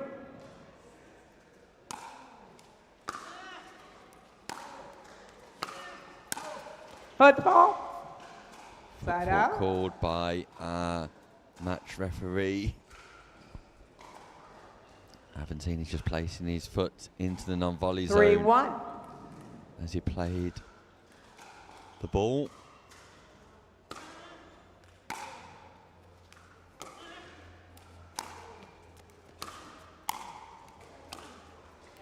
This time Aanzini does get forward, but gets forward on the wrong ball, and Pascali just finds the gap in behind, and the single-handed backhand comes off. 4-1.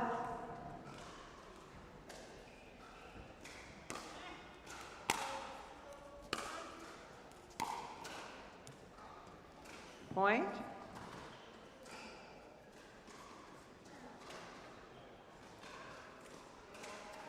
Five one.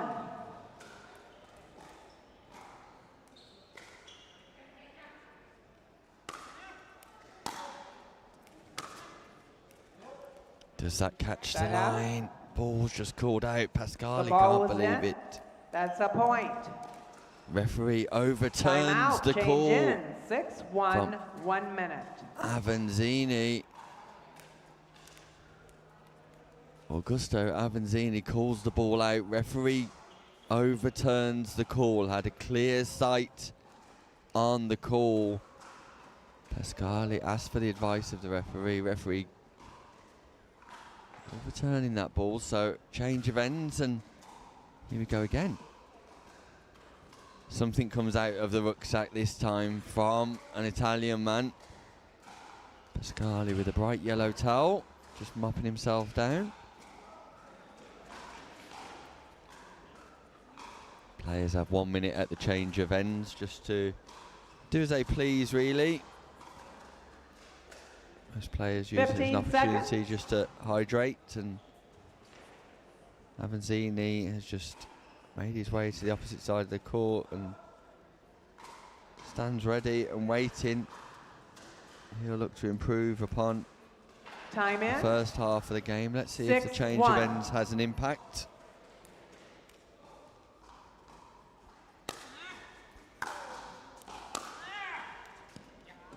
Point. Pascali striking the ball nicely into the open space. Inside out. 7-1. Rotates the wrist on that ball. Very little hip rotation. Stayed square onto the court. But look at the passing shot from Pascali. 2 winners in a row here for Pascali. That's a brilliant play. 8-1. Aanzini not quite established at the non-volley zone.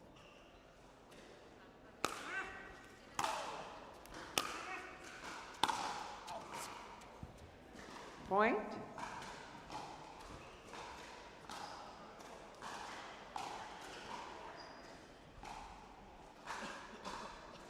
Nine 1.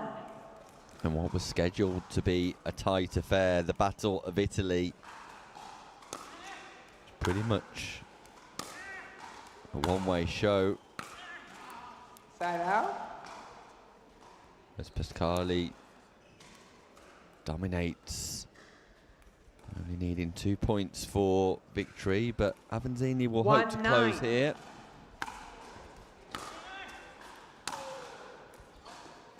Side out. Aanzini just sending that ball wide once more. 9-1.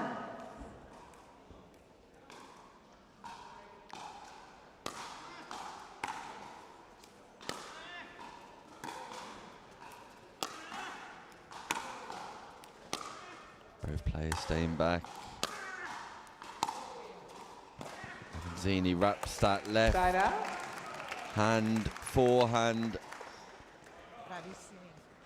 around the ball, and Pascali can't recover, but baseline to baseline action here live from Telford. 9-1. Correction. 1-9.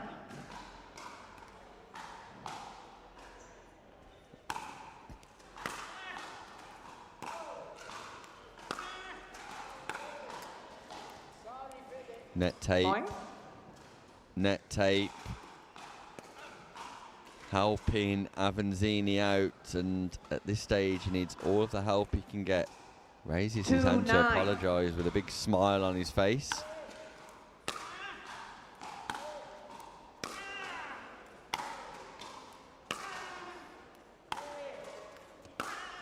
Aanzini comes in. Point. Yeah, it was a good approach shot this time, and 2 points in a row for Aanzini. He looks to have settled more now on the 3-9. championship court.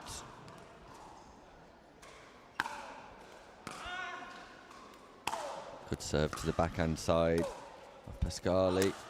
Catches the line once Side more. out. And the wide serve just sets up the opportunity, because the return from Pascali was shallow.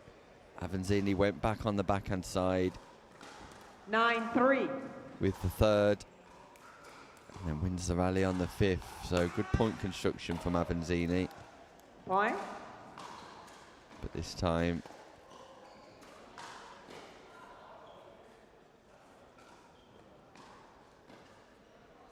Ten 3. firing at the net. So match point for Pascali. Side out. Goes big on the forehand once more, deep behind the baseline. 3-10. Side out. And Aanzini just gives the ball straight back to Pascali. 10-3. Serves long.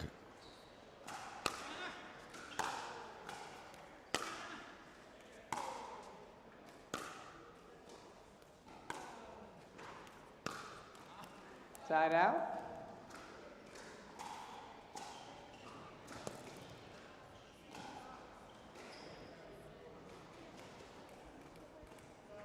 Three 10.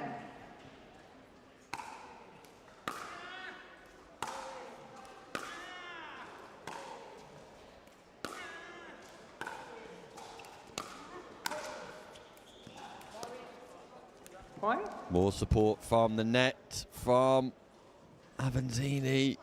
Holds his hand 4-10. up once again with a big smile.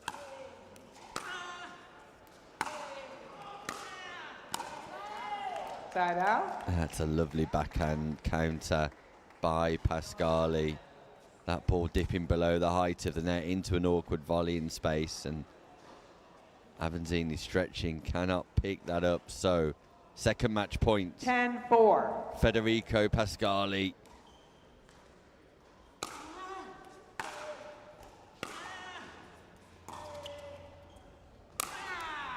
And there it is. Point, game, and match, 11-4. The Italian spoils go the way of Federico Pascali. He maintains his 100% record in Group B.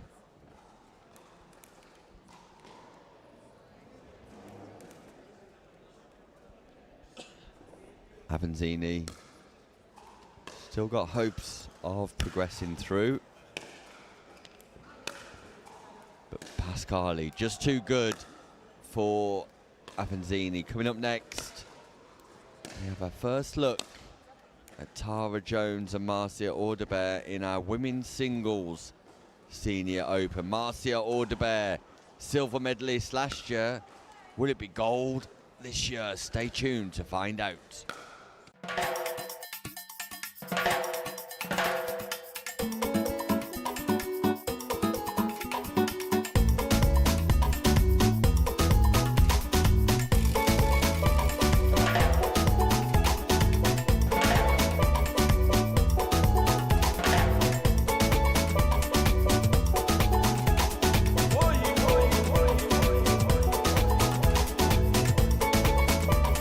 Antigua, my beauty.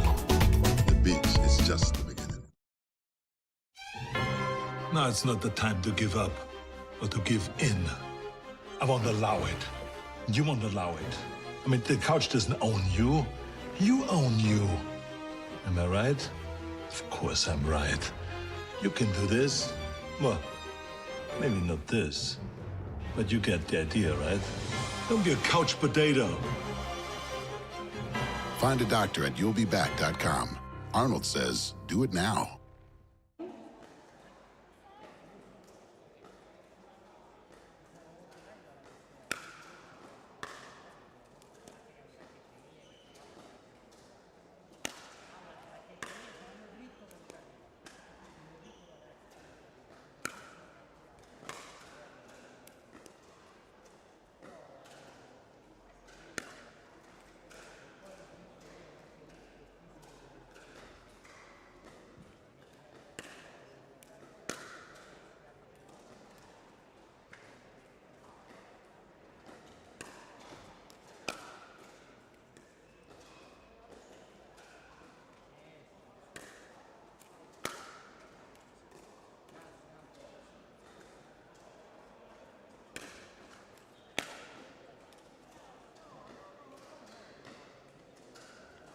Falls in. You want to keep that one? I have a second one if you wish to look at this. It's a newer ball. Okay, yes. Okay. Welcome back to the Elite Island Resorts Antigua and Barbuda English Open powered by APP. Thank you for joining us here live from the Telford International Arena. Whether you're on our Facebook page or YouTube, you are very welcome here in the United Kingdom, England. And it's first look at action from our women's singles senior here, featuring Marcia Orderbear at the top of your screen, taking on Tara Jones. And although this is our first look, this group 0-0. of senior singles women have been in action on other courts around the arena. Don't forget, 41 courts in play here this week at the Telford International Centre, and both of these women have 100% records. Tara Jones defeating Carmen 0-0. Erhan, Helen Kenna and Jeanette Vandal, where Marcia has already defeated Carmen Erhan and Jeanette Vandal also. So somebody's 0-0 has got to go, because one of these ladies will have a number one in the loss column.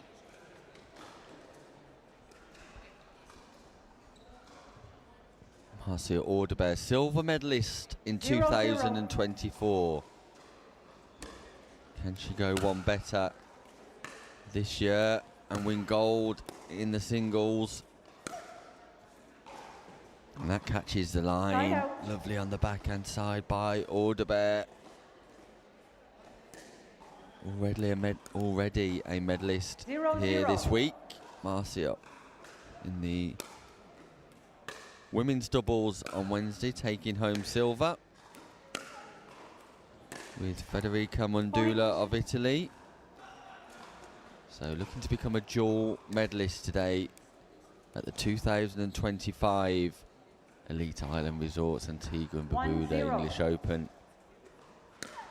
powered by APP. Point. And this afternoon we welcome the next gen stars to the show court.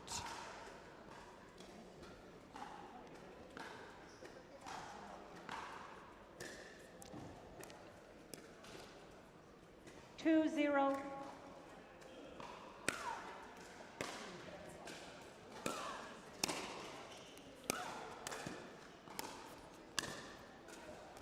Point. Non-volley zone action here between Jones and Orderbear. Jones just sending the backhand volley long, so Orderbear in control. Side out. Remarkably, Orderbear number 2 seed for this competition, while effectively number 3, but number 2 now, given Fiona Edwards 0-3. withdraw from competition due to injury. Tara Jones is the number 1 seed. Point.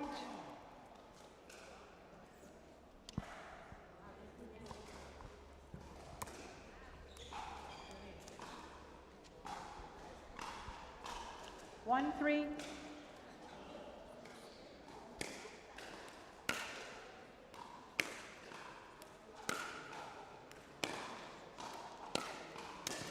Tara Jones makes herself nice and big Point. at the non-volley zone, and that just causes the error from Orderbear. Tara Jones putting pressure on Marcia Orderbear by getting forward on the approach.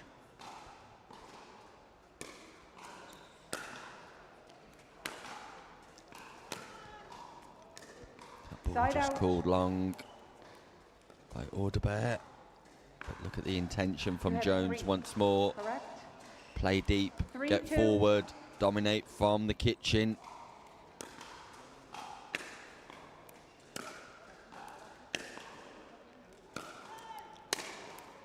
Point.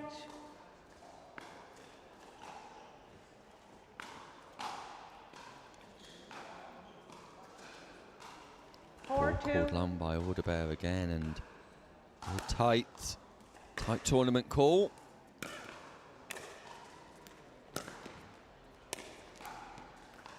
No doubt about that one.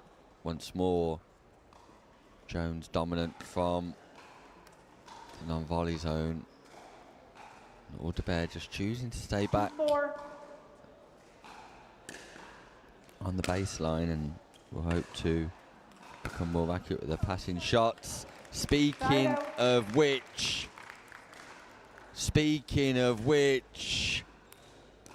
Marcia Orderbear lighting up the arena here in Telford. Double backhand drive down the line, wow. Side out. This is the easy forehand though. Jones was staying back.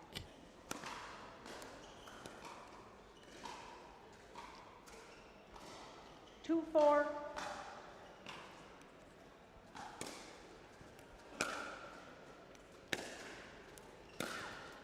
Point.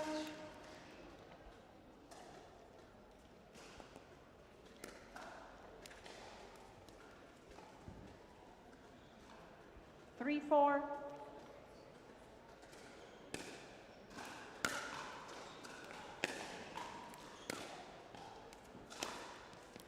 Side out.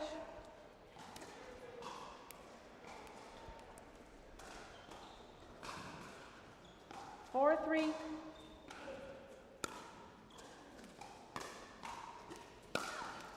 Side out. Orderbear tries to repeat the drive down the line. This time, not quite getting the contact point 3-4. right.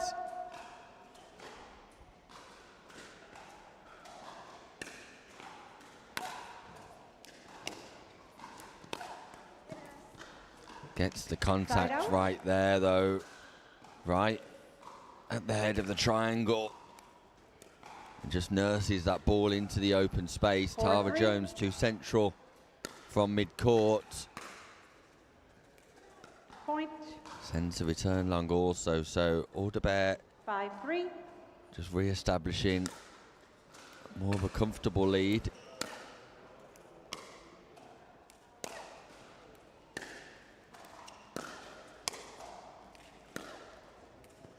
Passing shot once more, catches the line, and Marcia Orderbear is painting the lines white with the double backhand drive over and over again here, and Tara Jones targeting that wing. Probably will need to reconsider. She's deep in conversation at the change of ends, as is Marcia Orderbear. Orderbear catching up with her husband Bernie Orderbear, also silver medalist in the men's doubles 2 days back. And Marcia comes ready with a 3-point cushion, and Tara Jones will just need to consider that Orderbear's not played cross-court once on the double backhand. Everything's been down the line. Might want to cover that volley. And there she goes again, straight down the line. Point. And that sets up the winning opportunity. So sometimes it's about reading previous patterns of play within the context of the match.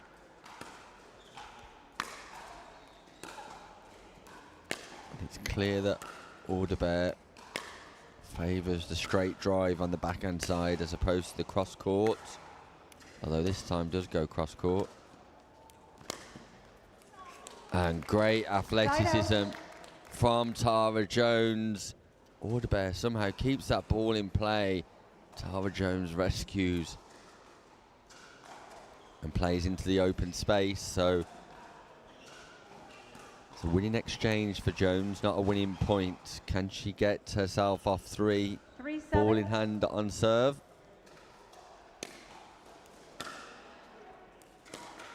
Point.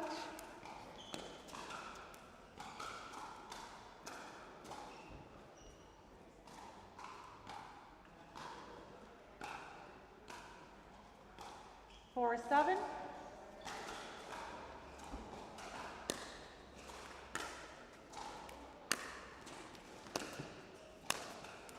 Point. Yeah, nice approach play by Tara Jones this time.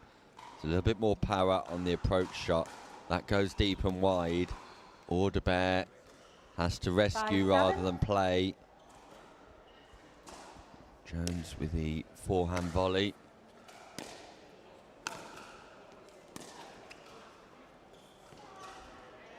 Side out.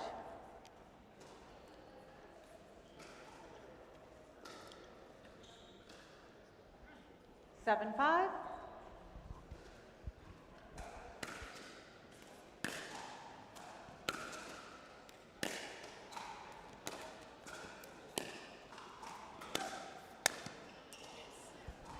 Side out. Tara Jones just indicating that that ball was definitely in. 5, 7. So the gap closes once more. Was 4. It's now down to 2. Side out. Great return by Orderbear though. Tara Jones not expecting that to the forehand wing. 7, 5.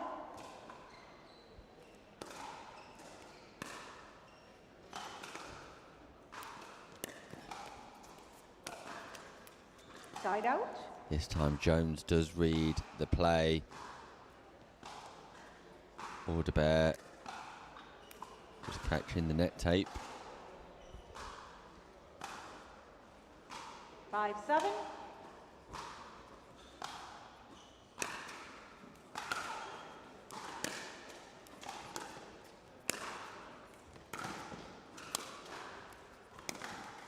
Point.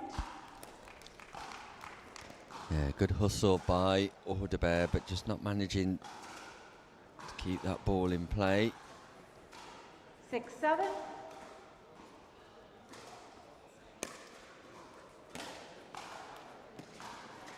Point. Out.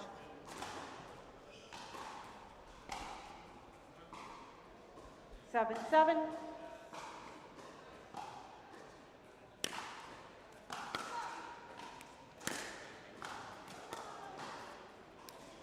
Side out.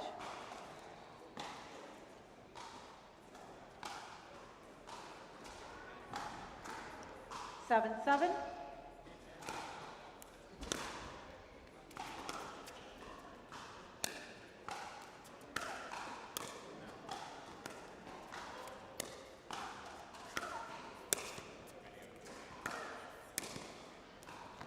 Yeah, Tara Jones dominating once more from the non-volley zone, and through sheer grit, determination and resilience, Tara Jones, for the first time, is now in the lead. 7, 7. Not quite in the lead, forgive me, getting ahead of myself there.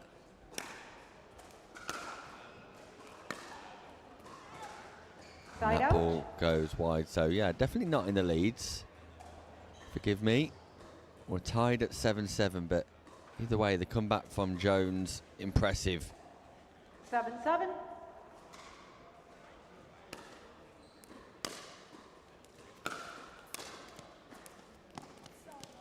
Side out.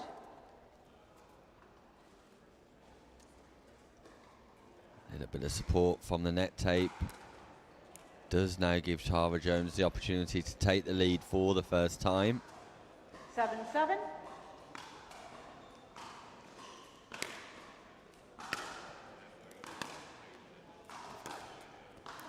Marcia Orderbear, cross-court forehand in a whole heap of trouble. The approach from Tara Jones, deep and wide. Orderbear goes cross-court, finds the perfect angle. Game-changing moments.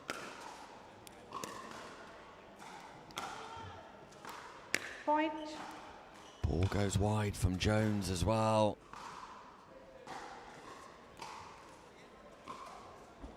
Eight, 7.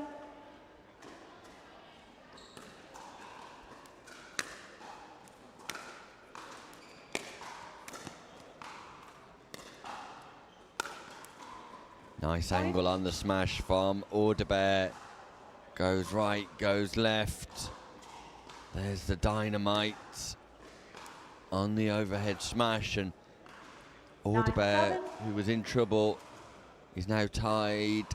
Who was tied at 7-7, is now in the lead, 9-7.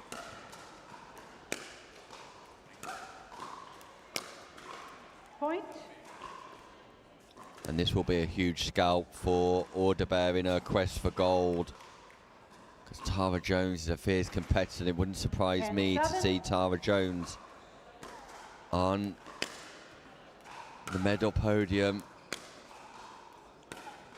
later today. Side out. This one's not quite over yet. That's the first match point. Come and gone for Orderbear. 7, 10.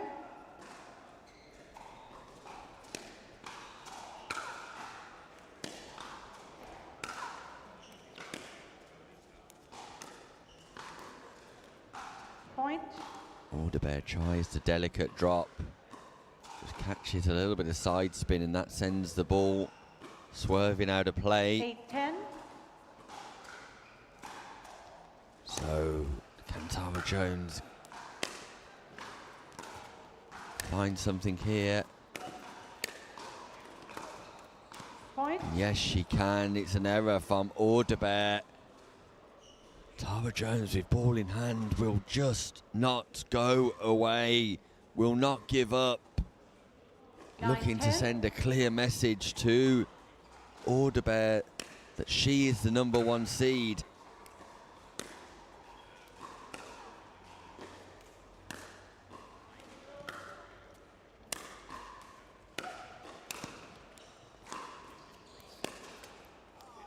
Side out.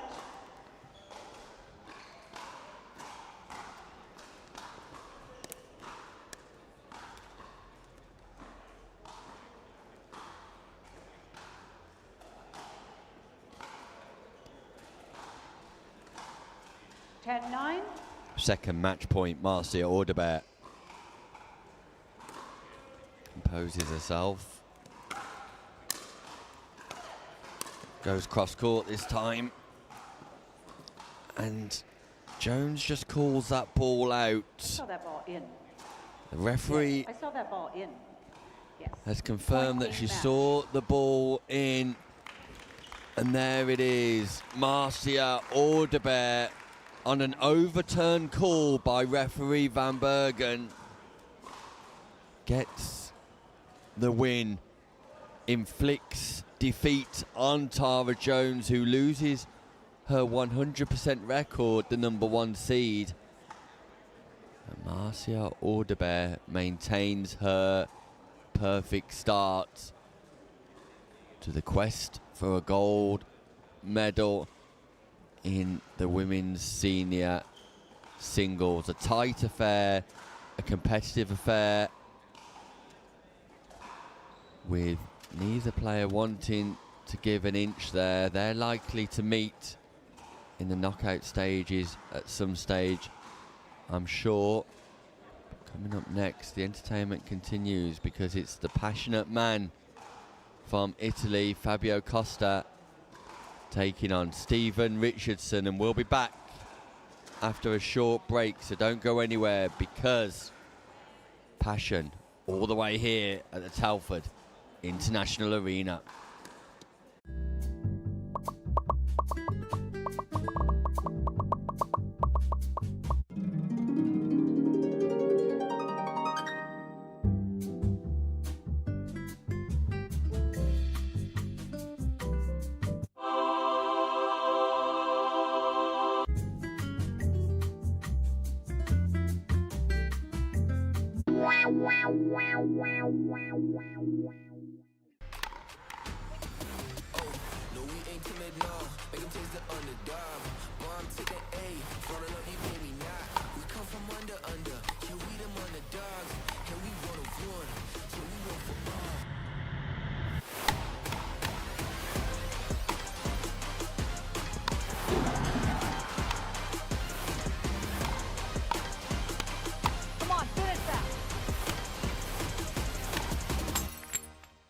I need a Caribbean vacation with my feet in the sand. Antigua gives me good vibrations. That's where I belong. Come feel the warmth and touch the blue sea. Now that's you and me. Whoa, whoa. Follow me. No reason why your footprints shouldn't be in the sand. Antigua's your destination. Now it's not the time to give up, but to give in. I won't allow it. You won't allow it. I mean, the couch doesn't own you. You own you. Am I right? Of course I'm right. You can do this. Well, maybe not this, but you get the idea, right? Don't be a couch potato. Find a doctor at you'llbeback.com. Arnold says, do it now.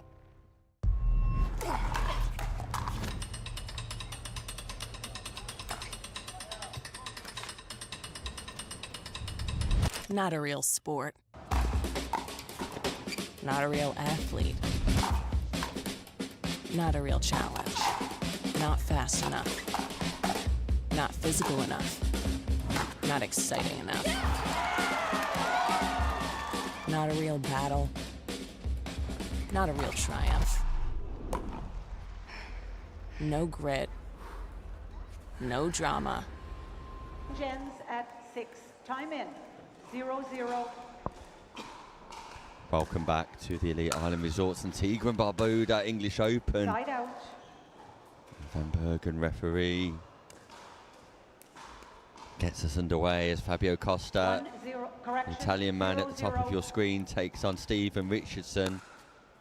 And I've got company in the commentary box by the highly decorated gold medalist from yesterday in the mixed 4.5 seniors. Pretty much a walk-in Mr. T with the amount of medals she wins around the continent. A true superstar Side out. of European pickleball, Julie McCauley. Good morning, Nick. 0-1. Good to be here with you. Great to have you with me, Julie. Suffering from a bit of a sore chest. You've got a sore chest. I've got a sore body, Nick. Every muscle in my body is aching after 2 days here at this amazing tournament here at the 1-1. English Open 2025, sponsored by Elite Island Resorts. Yeah, and what a successful couple of days it's been for you. It's been very, very good. I'm very, very pleased. 2-1. Happy with my performance with Anna Linton in the Women's Open 50 plus bracket, bronze medal, and yesterday even more pleased to take gold with Ryan Folkard in the 60 plus 4.5. 11-3 down in the semi-final and winning 15-13 is, you know, has showed the country the character of J-Mac. Yeah, the character of J-Mac, and we've got the big character of J-Mac here in the comms booth. Hopefully for the next few hours, Julie, as we're midway through the men's and women's senior singles competition, and Fabio Costa looking to get a win on the board here. Found it difficult this morning, but Stephen Richardson with 2 wins to his name in Group C, beating Ian Banks and John Banks fairly comfortably. Tough group though. You've got the number 3 seed Richard Love in Group C. But Stephen Richardson already shown signs of more than being able to cope with the challenges that could come his way in the round of 16 game. I agree. You don't see too much of Stephen Richardson in tournaments generally, but he obviously is a great fan of the English Open, and I think he's, you know, got amazing potential, and I would really like to see a little bit more of Stephen Richardson, you know, around UK tournaments. I love the way he moves around the court. You know, the way he builds his points, I think he's very impressive. First set eyes on him last year, up against David Youngs. I was like, who is this guy? And yeah, very, very impressed. So expecting high things here from Stephen Richardson this year. Side out. Yeah, Richardson 5-1. off to a great start and smoking that ball towards the Italian. Finding some nice angles. And there's another example of that. Plays the forehand cross court, followed by the backhand cross court into the open space. And there's nothing Costa can do about that whatsoever. Costa once more a frustrated, forlorn figure who returns to the stands just to mop himself down. The last time he played, he went through his rucksack and found absolutely nothing. This time, he's not bothering at all. I'm keeping an eye on that. No, just the towel and the drink. No need for the empty Russell in the rucksack. Gives his partner a tap of the hand. And Fabio Costa suffering defeat to Ian Banks, John Banks, Richard Love, Chris Freilink. It's his last opportunity for a win, and he's got it all to do, Julie Mack. He's got it all to do here, and credit to Costa. I mean, he's had 2 tough days, and then to turn up for singles today, you know, let's give some credit to Costa, and he's out there giving it all. Hopefully he's having some fun, and, you know, winning or learning, Nick. Winning or learning. The advice from Catchphrase. I think Costa's definitely learning. I think he's learning here. I mean, I'd like to have seen him go a bit flatter there on that cross court. I think the back slice just let him down a little bit there. Point. And the one thing Costa doesn't do too often is come forward off a return, stays on the baseline, and when you've got a ball striker like Richardson penetrating that ball back towards you with power, 8-1. becomes difficult to get an advantage in the rally. Goes back behind Costa. Costa had the line covered, but for some reason just danced to his left, and all of a sudden Richardson gets closer to 11, and this is impressive from Stephen Richardson. 9-1. His passing shots are very, very impressive. I mean, Costa needs to make that decision early as to whether he's going to come in. You know, if he gets a good return. Wow, Stephen Richardson, showtime here. Passing shot after passing shot. Highlight after highlight, drive after drive. Match point, Stephen Richardson. And there it is. Costa pretty much gave up on the ball. Stephen Richardson gets the job done. Costa walks away, very much learning rather than winning, as Julian McCauley states. Nevertheless, Richardson books his place in the round of 16, Julie Mack. He did, and I'm afraid Costa didn't really have an answer to the power and the skill of Richardson there. Credit to him. That's a very, very, very good performance there from Stephen Richardson. Yeah, fairly certain Richardson would have secured progress there, because Love and Freiling remain unbeaten in Group C, but with 5 groups, the potential for third place finishers going through is good. So Richardson's giving himself an opportunity. Coming up next, the return of Orderbear in her quest for gold. Silver last year, will it be gold this year? She's got to get through Helen Kenna first, and we'll bring you that match right after this short break.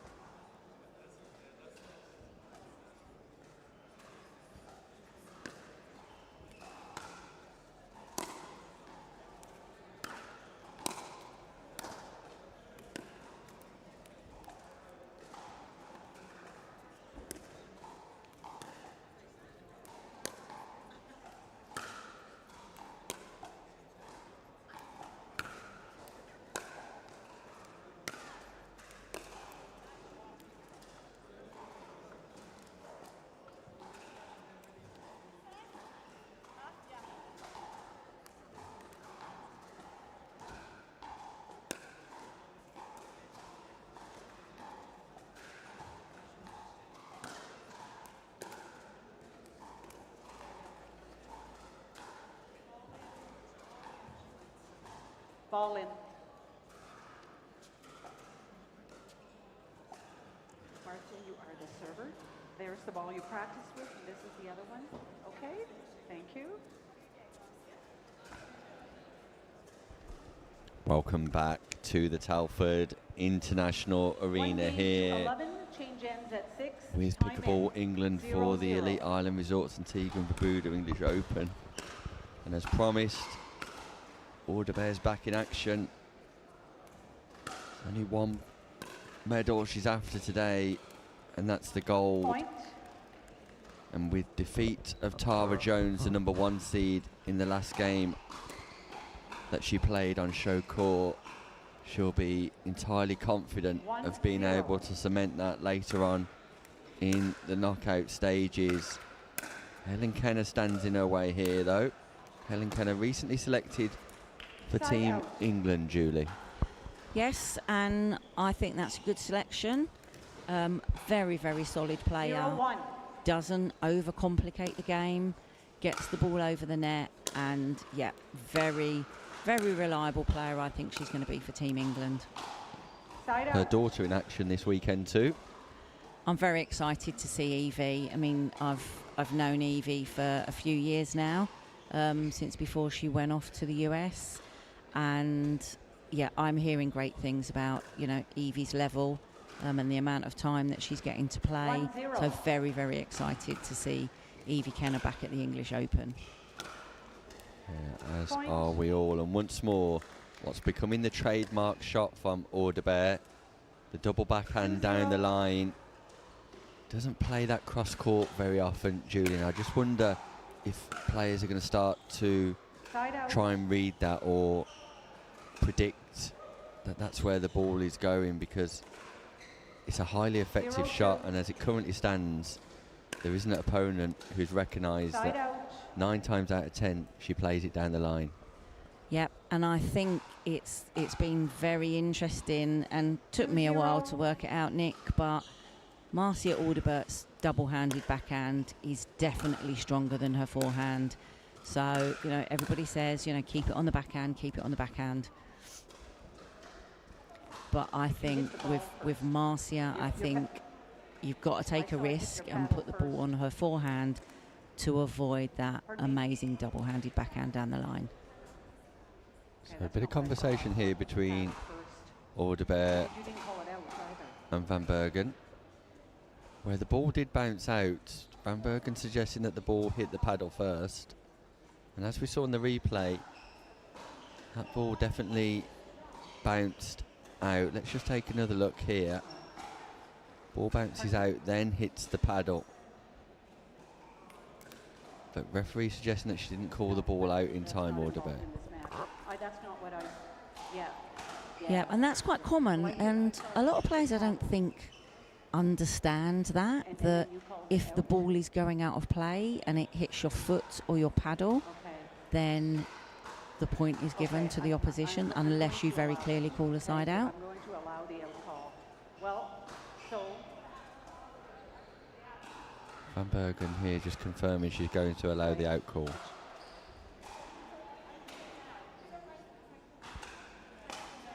I thought it hit your paddle first. Yeah. Okay. Ball definitely did not hit the thought it paddle hit your first. paddle first. So that. Let's take another look here. Ball bounces, then hits the paddle. The ball bounces out. The problem here is Orderbear didn't call the ball out. Attempted to play a shot instinctively. And they're deep in conversation. Okay. So all three ladies just trying to work out what will happen You next. cannot consult with anybody. That's a form of coaching. Okay? Yes. Yes, yes. No coaching permitted from the audience. Yeah, Thank you. I think Orderbear attempted So I'm to gonna play the call- ball I'm gonna there, call didn't call make a clear side out call. So let's see what decision the referee's made. And I think the referee's made the right decision there, Nick. All right. Well, Time Bernie in. Orderbear clearly listening to the 0-2. stream here in the crowd and Oh, offering correct. some advice to Marcia about our discussions of what we've been seeing on screen, but Yes, That's you been served ignored. that Nevertheless, point. the action's set to get back underway, and 1-2. Orderbear probably just a victim of not calling that ball out, but the ball definitely did bounce out and definitely did not hit her paddle first. The referee saw it differently, and referee Van Bergen's done a great job here this week, as have all of the referees, and sometimes those errors happen, and we move on. And Orderbear will just need to refocus, regather herself, being the true professional that she is. Side out. Has been reminded about accepting tournament coaching though from winning medalist husband Bernie Orderbear. Side out. That's a great cross-court finish there from Orderbear. So good on the double-handed backhand again. Yeah, Orderbear just showing that she can hit that cross-court from 2-2. the backhand wing. Although favours down the line, the cross-court is just as effective. Great placement from Orderbear, sets up the winning volley, advances through the transition zone, but it's placement over power here for Marcia Orderbear, who continues to impress. Point.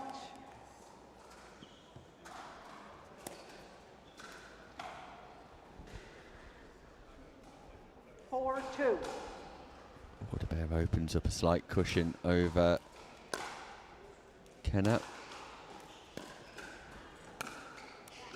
Point. That's nice there from Orderbear. It's nice to see Orderbear go for placement over power. I mean, she's very much a power player, Nick. 5-2. That's her big strength. So very nice to see her just being composed and just placing the ball Point. nicely. Time out. Change ends. 6-2. 1 minute.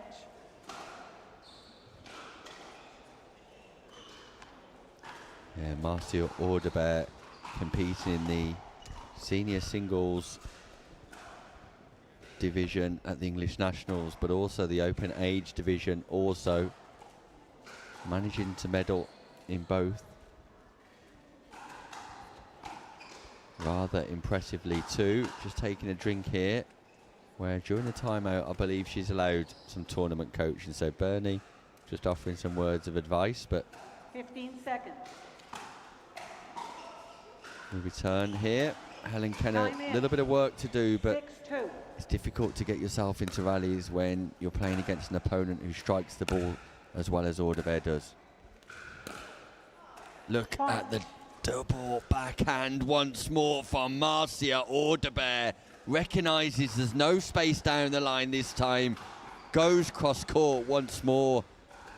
And for the second time this game, it's the cross court backhand passing shots.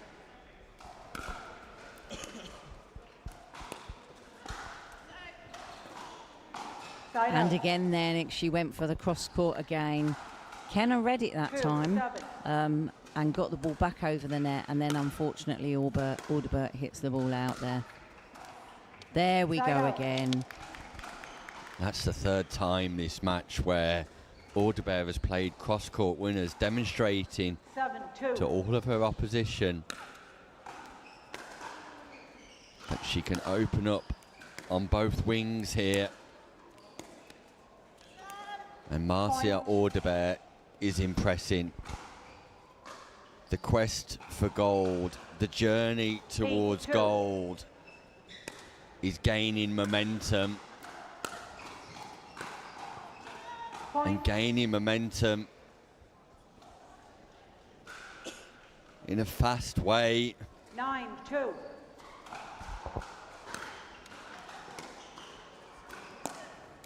Side out.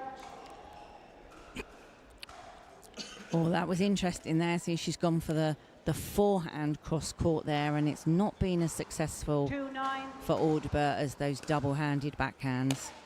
But the awesomeness of Orderbear here on championship court here is just, she's a pleasure to watch. There we go again. Side out. Wow. Wow. Marcia Orderbear right from the baseline. So impressive. 9-2.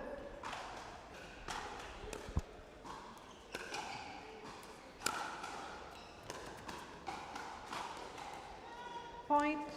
Match point. Marcia Orderbear 10-2. can maintain her 100% record here. Point There we in go. match, 11-2. Finishing it off in style there. Orderbear taking the game 11-2, and a very, very impressive performance. Well done, Marcia Orderbear. And in relation to the group stages, this will mean that Marcia Orderbear, in theory, gets the easier game in the semi-final, where finishing top of the group will mean she'll play the 4th place finisher in the standings. But you cannot fail to be impressed by Marcia Orderbear, especially the cross-court winners from the backhand wing. Helen Kenna will continue to work hard in the tournament, but as it currently stands, there's only one player to talk about, and that is Marcia Orderbear. We'll be back, Julie Mack, with more action after a short break here at the Antigua and Barbuda English Open, where we're expecting a round of 16 game in the men's singles division. So knockout pickleball gets underway here at Telford. Don't go anywhere. The excitement and action unfolds in greater detail when we return.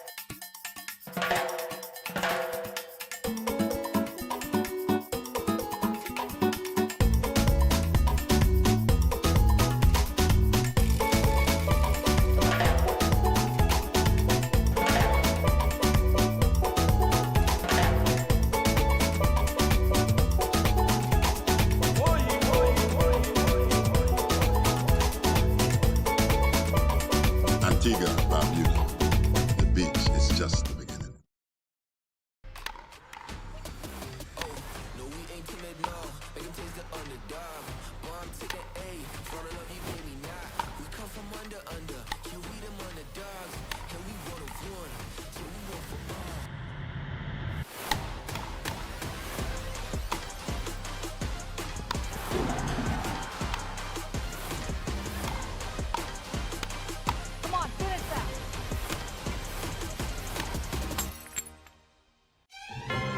Now it's not the time to give up or to give in. I won't allow it. You won't allow it. I mean, the couch doesn't own you.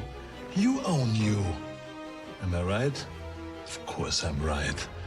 You can do this. Well, maybe not this, but you get the idea, right? Don't be a couch potato. Find a doctor at you'llbeback.com. Arnold says, do it now. I need a Caribbean vacation with my feet in the sand. Antigua gives me good vibrations. That's where I belong. Come feel the warmth and touch the blue sea. Now that's you and me. Whoa, whoa. Follow me. No reason why your footprints shouldn't be in the sand.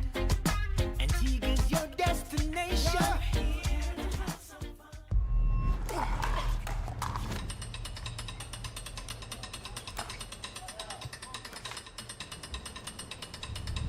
Not a real sport. Not a real athlete. Not a real challenge. Not fast enough. Not physical enough. Not exciting enough.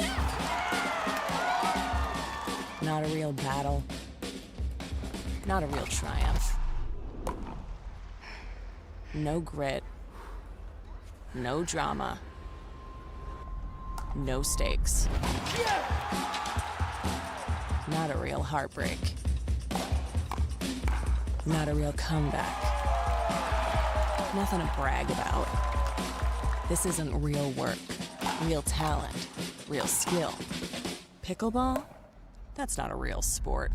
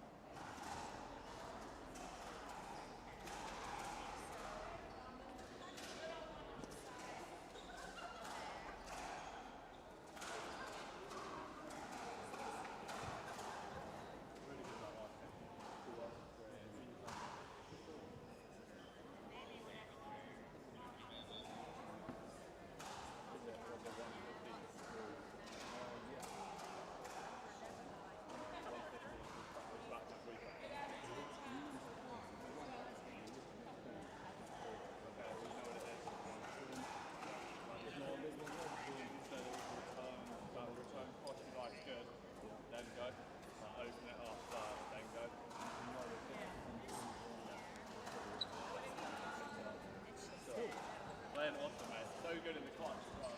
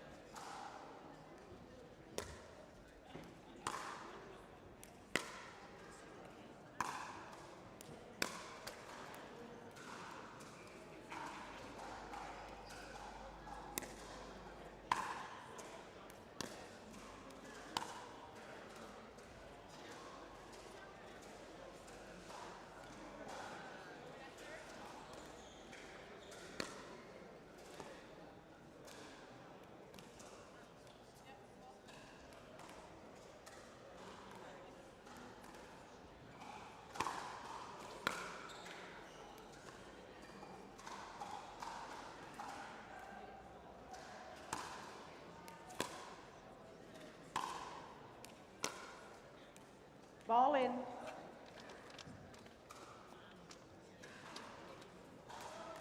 You're good. Okay. Okay.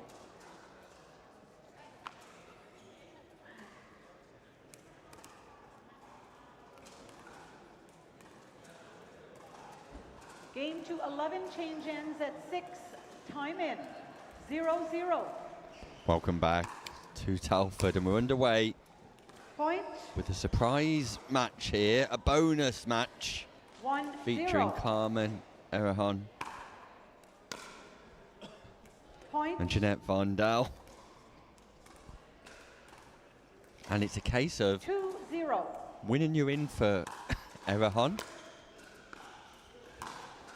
She'll make her way through to the next stage of competition, where Vandal will need to win well if she's to get through. 3-0. And there's no guarantee even if she does win well, but Erhan with one win under her belt already in this group.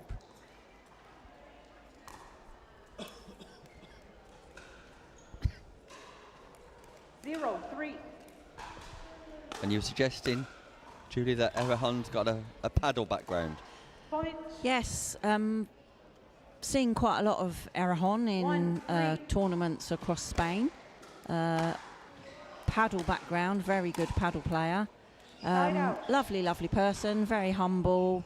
You know, loves having the competition at this level. 3-1. I think singles is more her game. I think the transferable skills from singles paddle to singles pickleball is definitely going to help her out here to stay in this competition. She'd like that one back again, though. Work the angle nicely, but then put the ball into the net. Vandal yet to win. But once again, sporting a matching skirt and visor. She's on the list for outfit of the day for me so far, Nick. So that's a very coordinated outfit, and that's a very, very coordinated point built there to win that one for Vandal. Are there any prizes this year for outfit of the day? Well, I think I'm going to award it. But so far, Jeanette Vandal has got outfit of the day. She's got my vote. Fair enough, we'll keep a track on that.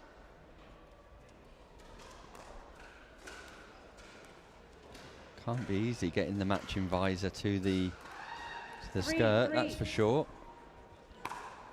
Where would you have to look for something like that, Julie? Is it a Tumu job or an eBay job? I don't know. I think Sheen's very popular at the moment, Nick. Right, okay. Obviously, other branded organisations are available. They're the only ones I've heard of. Nevertheless, we'll continue with the pickleball before we get into trouble.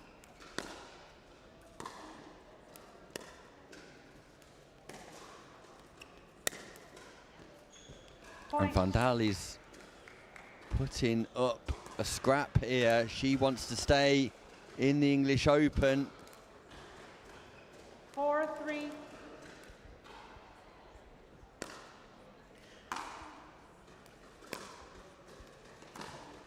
Point. Yeah, that's an unforced error by Erhan. The ball does go wide, but Erhan's there with plenty of time to keep that ball in play. And sometimes you run the risk of overplaying in singles rather than just making your opponent play one more ball. Yeah, I'd like to have seen Erhan play that ball down the line, and I think that was the better option in terms of the shot. Point. Time out. Change Space here, an electric start for Erhan, but Vandal has just turned the power off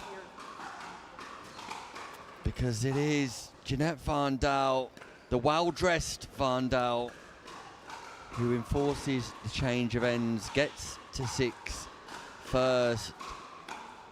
And if ever you needed to perform on the show court wearing a matching visor and skirt, now is the time, because Vandal has the opportunity to progress, but she does need to win well. Time in. All to play for here, and Vandal is going to be leaping like a leopard round this court now. Point. And there's another point there at the change of ends. So Helen Kenna with 1 win to her name in the group. 7-3. Erhan with 1 win to her name. And will it be Vandal with 1 win to her name? It will go on points different, a point count back if Vandal wins here. That's great composure there from Vandal. Again, it's good to see, you know, placement over power.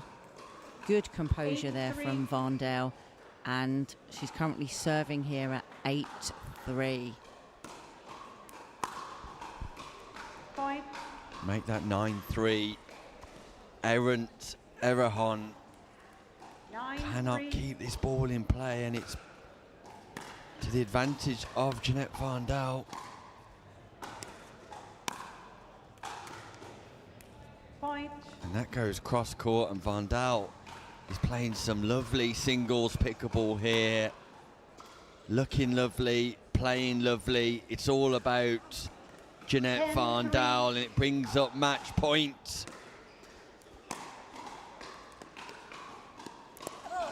And the leopard dressed Vandal roars to victory here.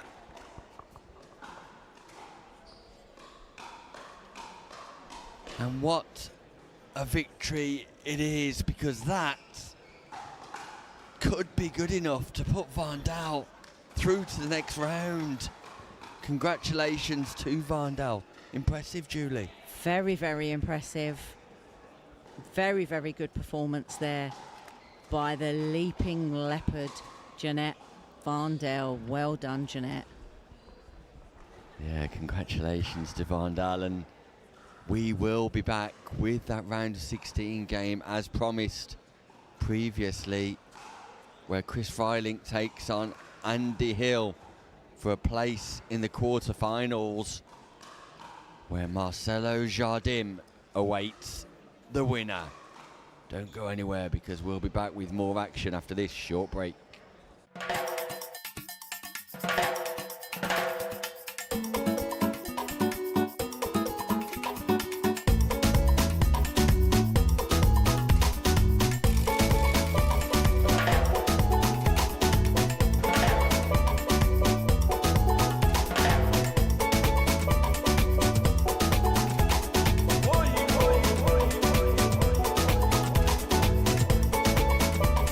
Antigua, our beauty. The beach is just the beginning.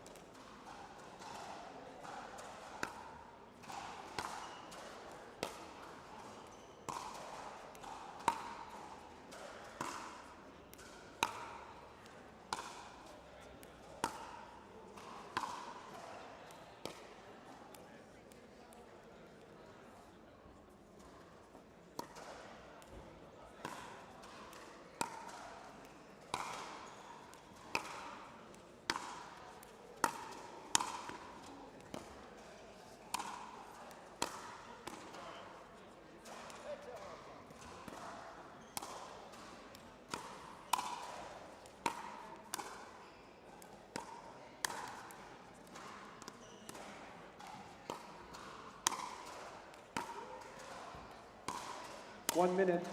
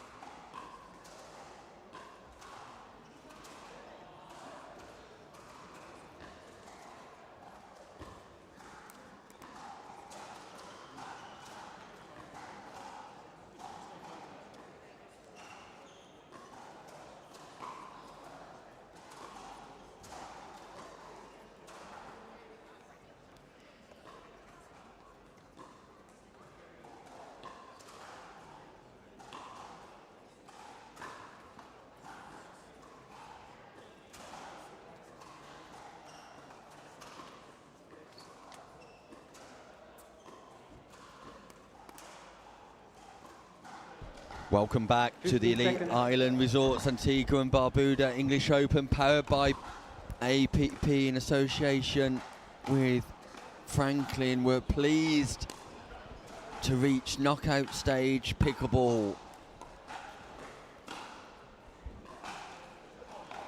The action set to be even more ferocious here as One game to Freiling and Hill 15. take each Change other ends at on 8. in a Time in. race to 15. 0-0. Win by 2, 1 timeout each for each player. And Julie Mack, this could be good. Yep, it's going to be a very exciting game for our UK viewers. We've got Bournemouth at the bottom of the court in Andy Hill versus Basingstoke at the top of the court with Chris Freiling. And a somewhat svelte Andy Hill here on the court, I'm noticing. Side out. 0-0.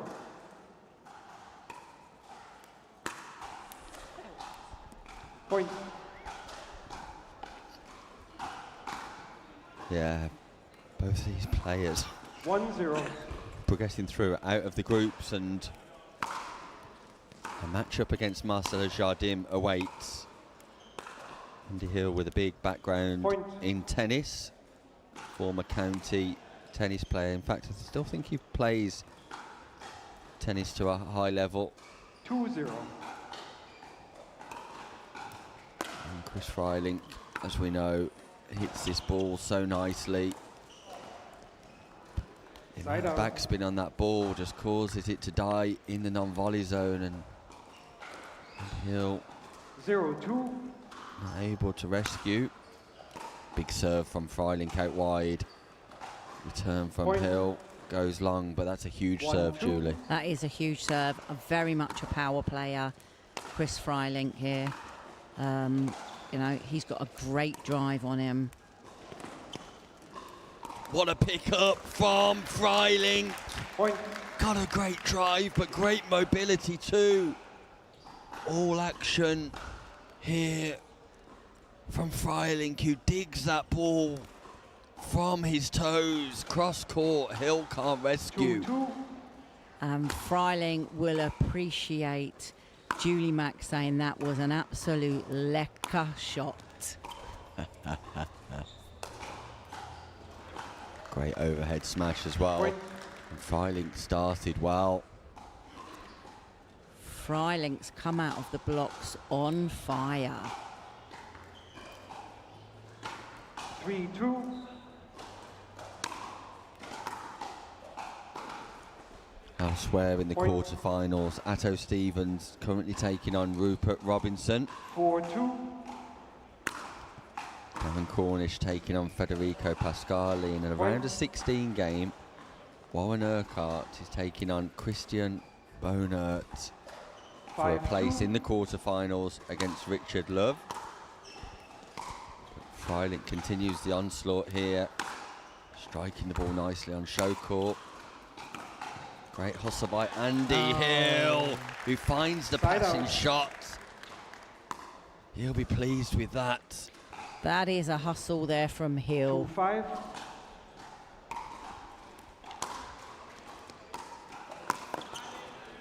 And that's nice placement as well. Nice speed control from Hill. Not all about power. Sometimes those mid-range shots can just cause difficulty. Freiling on the approach, not able to pick the volley up. So knockout pickleball, bringing out the best in both players and bringing out a little bit of fortune too, as the net tape favours Freiling. 5-3. Ball in hand, serving, 2-point advantage. Fortune favouring Freiling again. Another net cord. 6-3.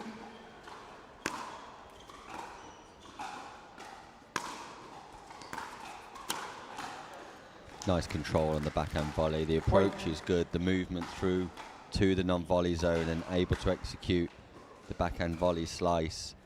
7-3. Real good court coverage from Freiling.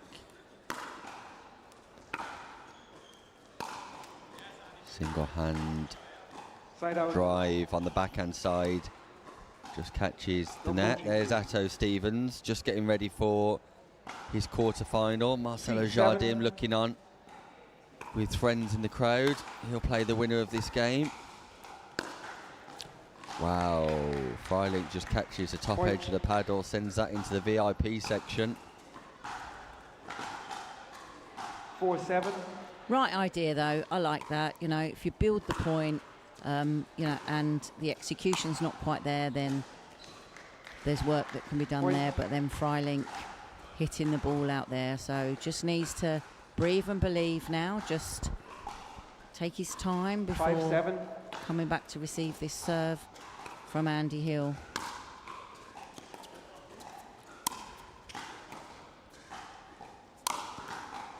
Nice angle on the Side smash from Freilink. The nice redirect with the volley before that too. So Andy Hill 7-5. just finding it a little bit more tricky to score. Point. And that's an error. Timeout. Change ends. It's an unforced 8-5, error 1 minute. by Hill. Can little afford unreturned serves because at this level they matter. At this level it's crucial, and in knockout stage pickleball where it's a race to 15, every point critical, Julie Mac. Yes, and I think Andy Hill will be disappointed with those unforced errors. I mean, I think he's probably given Freilink about 5 points on unforced errors there.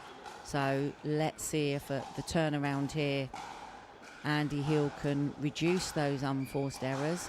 Getting some coaching there from Jack McGregor, one of our absolute superstars that have come through, next gen UK players. 15 seconds.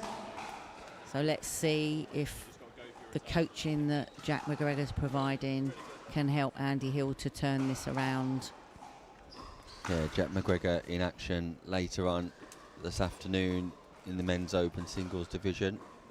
Also in open over the course of the Time weekend. in. And 8-5. he just provides a bit of a G up there for Andy Hill. Meanwhile, Freilink, there's Point. another unreturned serve. 9-5. Will Andy Hill rue those errors? That's Side an out. enforced error from Freilink too. Looking to keep Hill on his backhand wing. 5-9.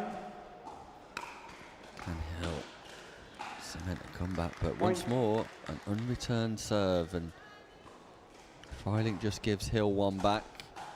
Hill will accept that gracefully. 6-9.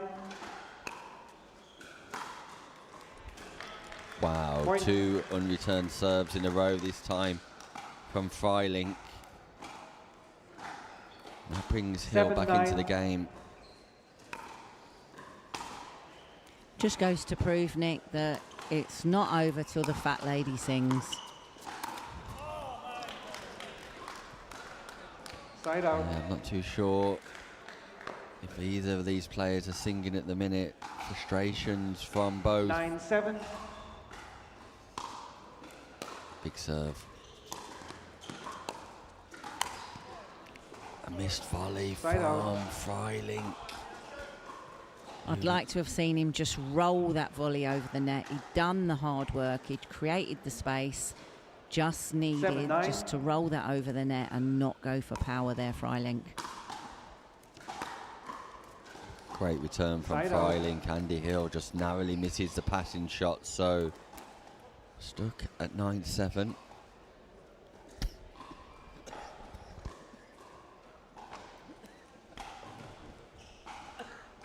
9-7.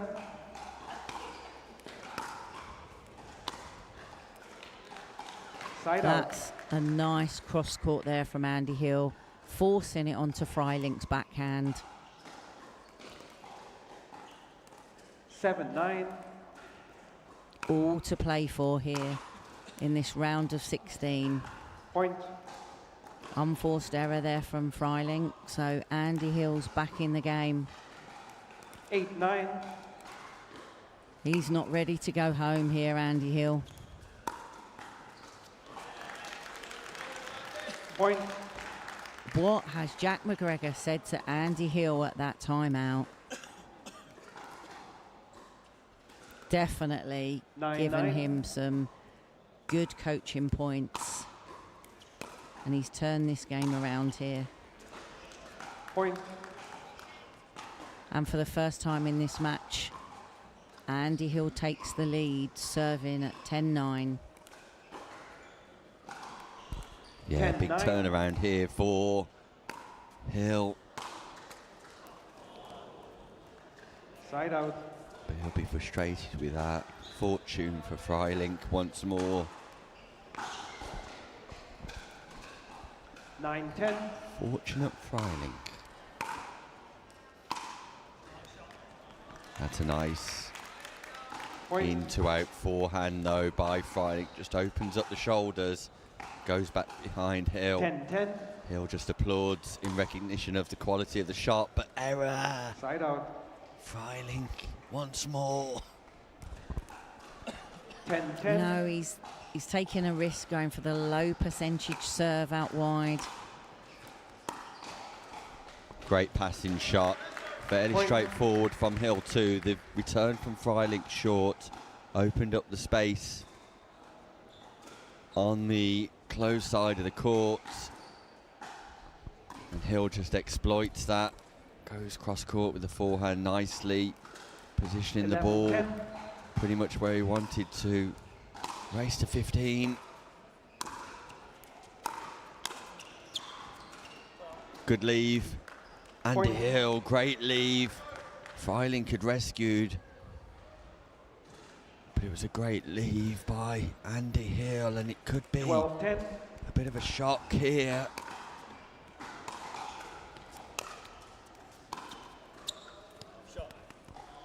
Oh, and Andy Hill's applauded Side out. that shot.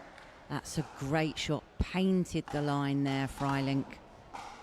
Yeah, lovely pickup, lovely slice, lovely cross court. 10-12. Big moments, big exchanges. One of these players will go out of the tournament. Big forehand from Freiling. This time goes to the forehand side of Hill, but wider. 11-12. Andy Hill, such a nice bloke, applauding every winner. And Freiling here. That's nice and deep from Hill on Side the out. approach to the backhand side of Freiling. 1 point game. It's as tight as you like, Julie. 12-11.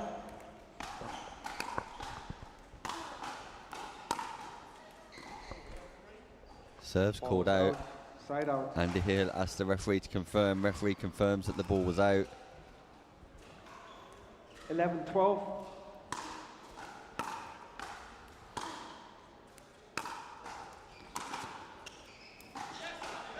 Great play once Side more out. from Hill. The approach is good, and just Hill's presence on his way to the non-volley zone there slightly distracts Freiling on the backhand 12-11. drive. And Hill appears to be playing the ball into the body of Freiling, forcing him to create his own space. Ball's called Side wide. Hill sees it. The ball was down. Once more is in. Asks the referee confirms wide. 11-12. So ball back in hand of Freiling.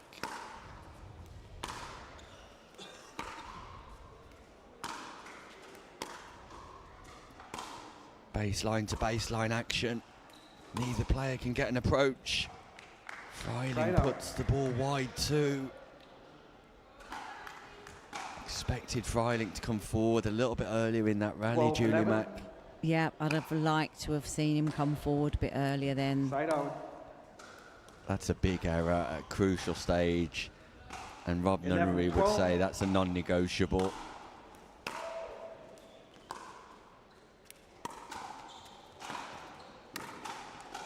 Yeah, nice control. Side Freiling out. not doing enough with the passing shot. Tees that ball up. Hill with the control on the backhand volley. Yeah. Freiling did better there on the decision that he made on his backhand. 12-11. Got the ball over the net, forced Hill to make one more hit. Great passing shot. The Point. return by Freiling, not good enough. Timeout receivers.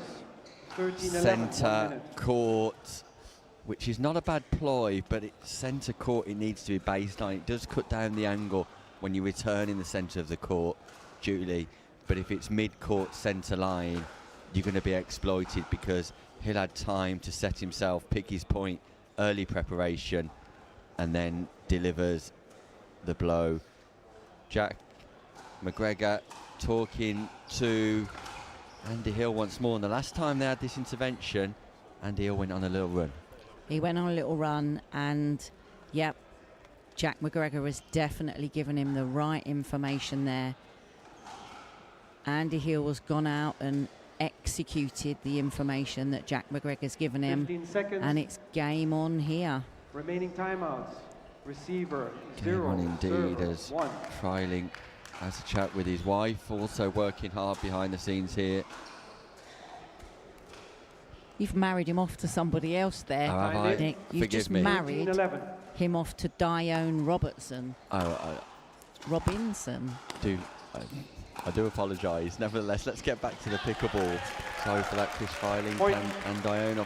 I apologise, a slight misread there, but nevertheless. Andy Hill's got 14-11. match point. And there it is. Andy Hill is Game over the match. moon. 15-11. Andy Hill goes through the round of 16, qualifies for the quarter-final. He's overjoyed. And you have to say, Julie Mack, nothing more than he deserved. Yep. Credit to Andy Hill there. You know, Freiling could be very disappointed. I thought Freiling before the turn had it in the bag, but all credit to Andy Hill there. He's not ready to go home and drive his fast cars. He's ready for Marcelo Jardim. And that game will be coming up next, Julie Mack. I can tell you that. Andy Hill has earned himself a spot in the quarterfinals. He will be taking on the #1 seed, the man going for the Triple Crown. It's our first look on singles day at Marcelo Jardim here in the quarterfinals.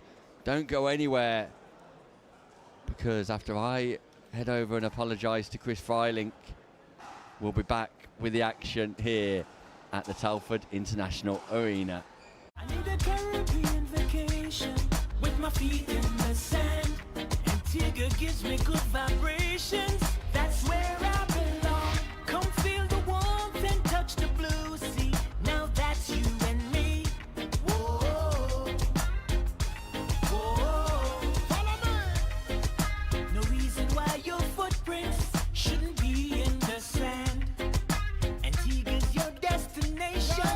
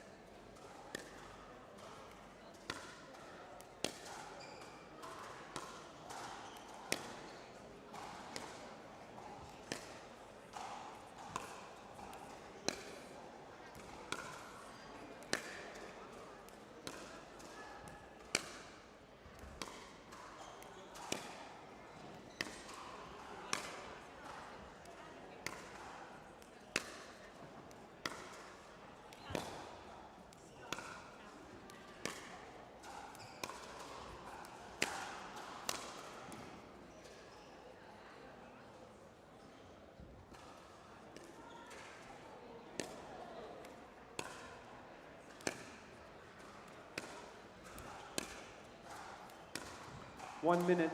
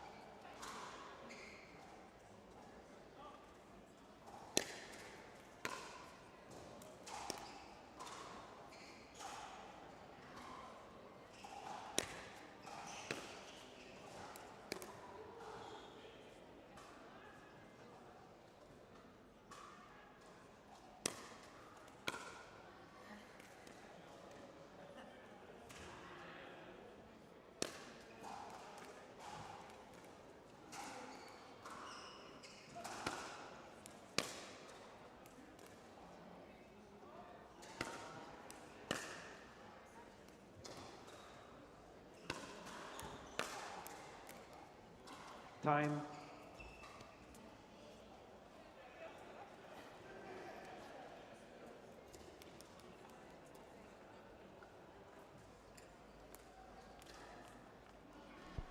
Welcome back to the Elite Island Resorts Antigua and Barbuda English Open powered by APP. Just when we thought we had a men's quarter-final, 15 the seconds. women's semi-final top trumps that match.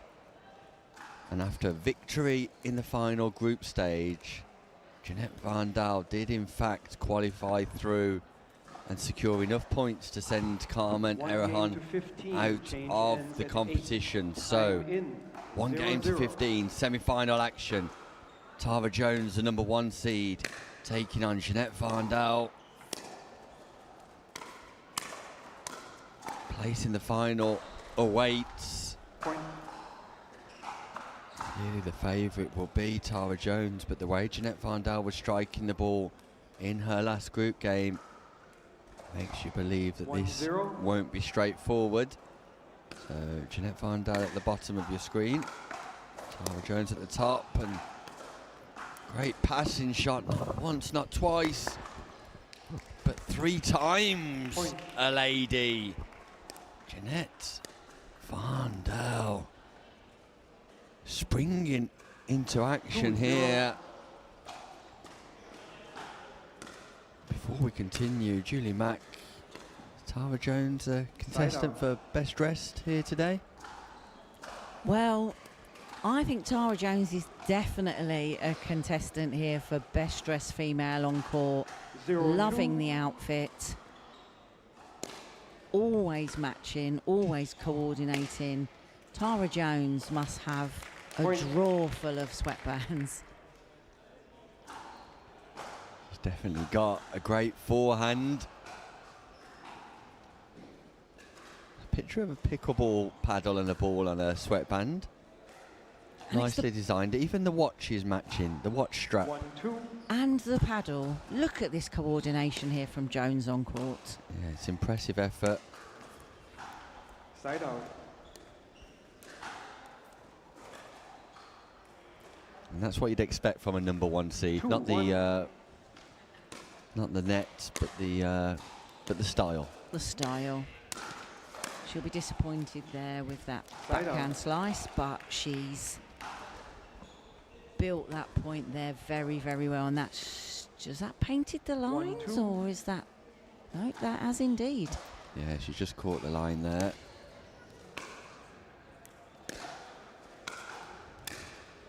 Yeah, Jeanette Vandal just finding herself a little bit in no man's land there, and if she gets stuck in that transition zone, she's going to find it difficult in singles. 2-2. Leave a whole heap of space either side and in front. Nice deep return though, but drive from Jones, the passing shot, forehand passing shot down the line, and there's nothing Vandal can do about that. That was absolutely juicy there from Jones down the line. Vandal misses the volley. Jones Will have aspirations of making the final here as the #1 seed. Vandal qualifying for the semis Point. as 3rd seed in the end, which is rather impressive considering at 1 point she was potentially out of this tournament.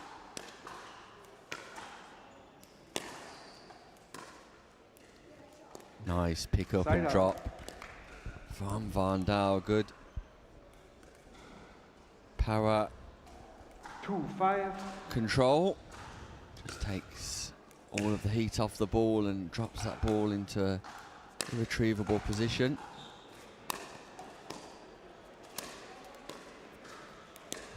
Jones, with all the space around the court, keeps hitting the ball straight to Vandal. That's nice there from Vandal. She defended that point there on the kitchen line, built it nicely, and a nice cross-court volley there to win that point. Quite remarkable. Jones just repeatedly putting the ball into the hitting zone of Vandal, though.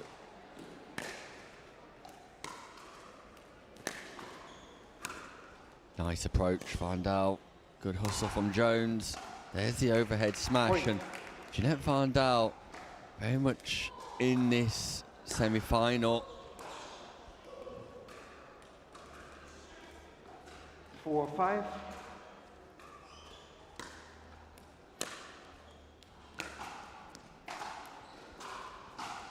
The ball's just wide. By rule, the call stands. Point.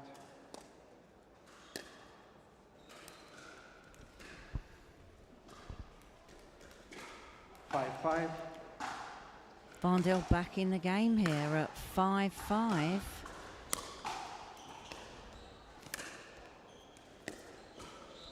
Nice angles once more. Point. From Vandal, who thinks it's a change of ends, not just yet. Race to 15 now, so we change ends at 8. 6-5. But Jeanette Vandal has got the lead.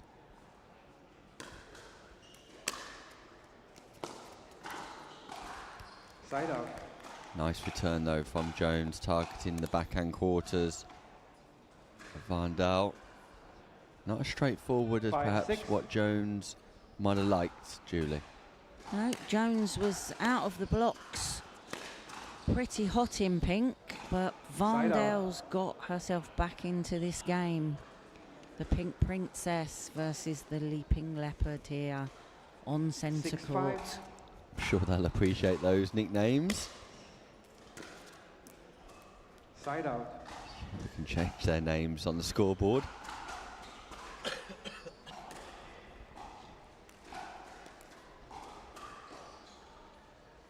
Julie Macaulay providing the entertainment here in the commentary booth on day 3. Oh, it's a missed opportunity, and Vandal knows it. Cheap point for Jones. Yeah, just a little bit of composure needed there from Vandal, and I think that would have been another point on the board. Jones serving now at 6-6.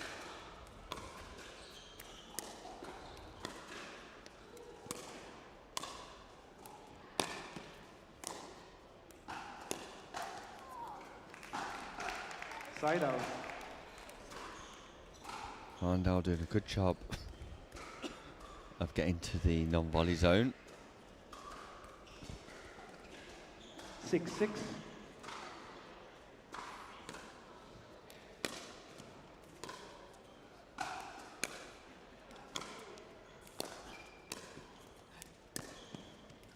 Good hustle from both players. Great point here.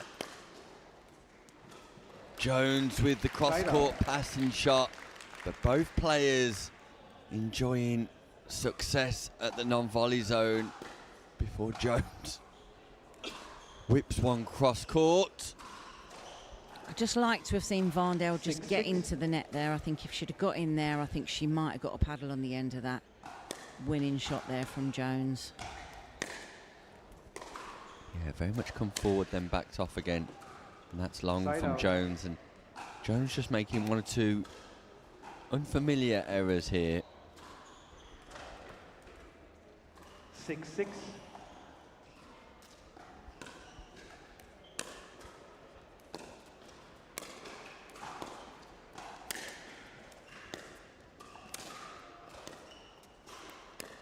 Vandal's not giving up here. I mean, she's out there fighting for every point. Side out. There we see a brief change of name in the top of your screen. The Pink Princess.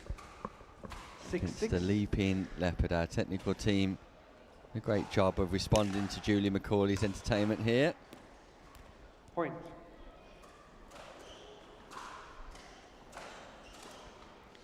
That's it now. I see these ladies quite a lot at Basingstoke, so that's it now. 7-6. Ladies, you are labelled the Pink Princess and the Leaping Leopard. Point. Timeout. Change ends. 8-6. 1 minute. So we do have a change of ends here. And Tara Jones back in the ascendancy. Again, just getting some coaching advice. That's allowed during the time out.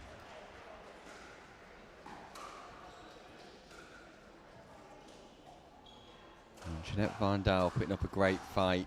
Stands an isolated figure just a few metres down from Jones. Just unforced errors from Jones at times, just putting the ball wide, taking the ball long. I would like to have seen 15 seconds. Jones just keeping the ball in, not just in play, but she's been striking the ball nicely all morning and has tended to either make an unforced error here or hit the ball directly towards Vandal. I think she's got the capacity to be a little bit more aggressive, a little bit more ambitious, particularly with her forehand drive. I think she's building the points well. I just think we're just lacking that little bit of composure just on that last shot just to win the point.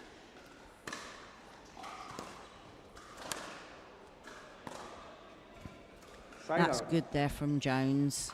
Just doing exactly that, just having a little bit of composure, placement over power, just on that last winning shot. But if we look down to our left-hand side, Nick, we've seen the pink water bottle appear of Tara Pink Princess Jones finishing off the outfit. Point. Yeah, there it is, the Pink Princess. Great work from our technical team once more, capturing 9-6. all the action here. Shoot on sight. It's Tara Jones who's doing all of the shooting at the minute, and there's point. A little bit more aggression, wider, plays into the space this time as opposed directly to Vandal, and quickly is opening up more of a lead. Vandal with work to do, and fortune off the net tape, but once more point.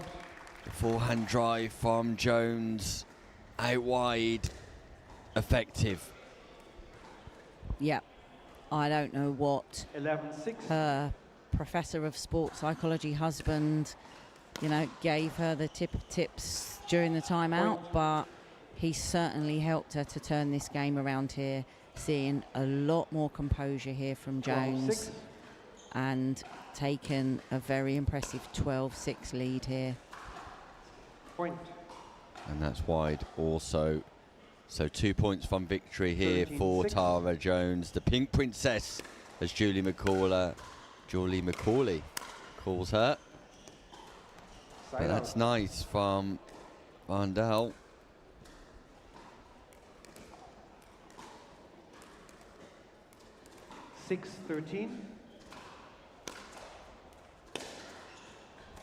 Place in the final awaits the semi-final of the senior women's singles. And Tara Jones has got an opportunity here with ball in hand to get the 2 points required to play the winner of Marcia Orderbear versus Helen Kenna.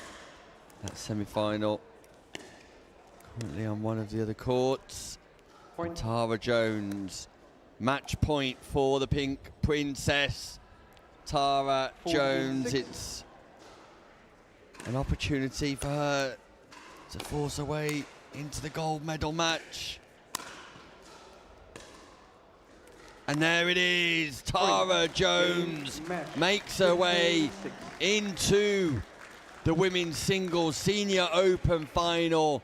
It's a bronze at best for Vandal, but Tara Jones could be turning pink to gold when that game gets underway in a few moments' time. I'll be catching up with our winner shortly, but Julie Mack, a well-deserved win. Yes, a well-deserved win in terms of outfit and in terms of performance there from Jones. Very, very impressed at how she turned that round at the timeout. Well done, Tara Jones. So she moves forward into the women's senior final, and Vandal drops down into the bronze match, and we await Tara Jones' opponent here.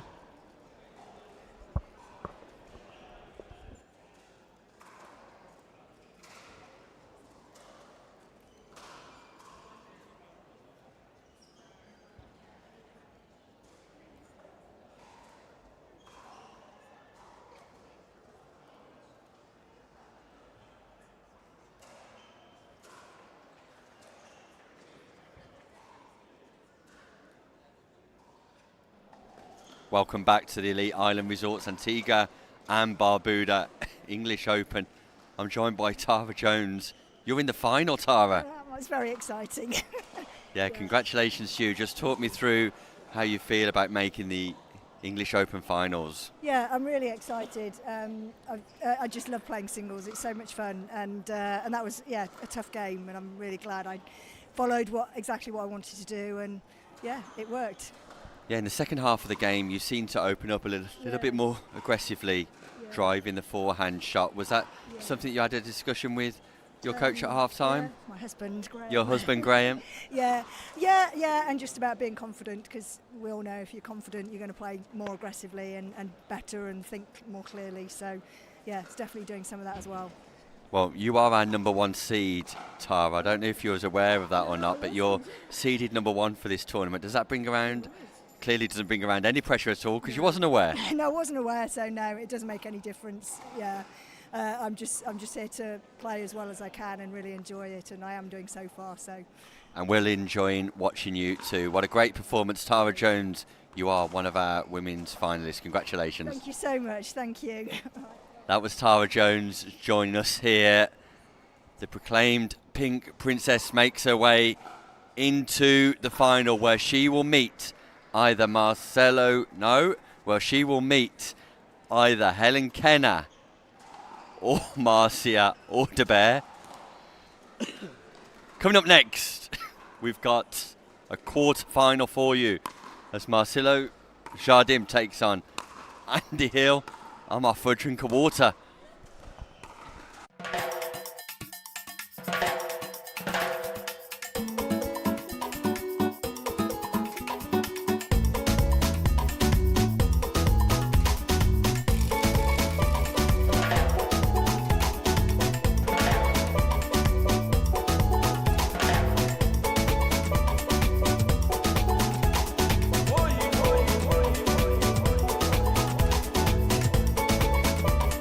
Antigua, Barbuda. The beach is just the beginning.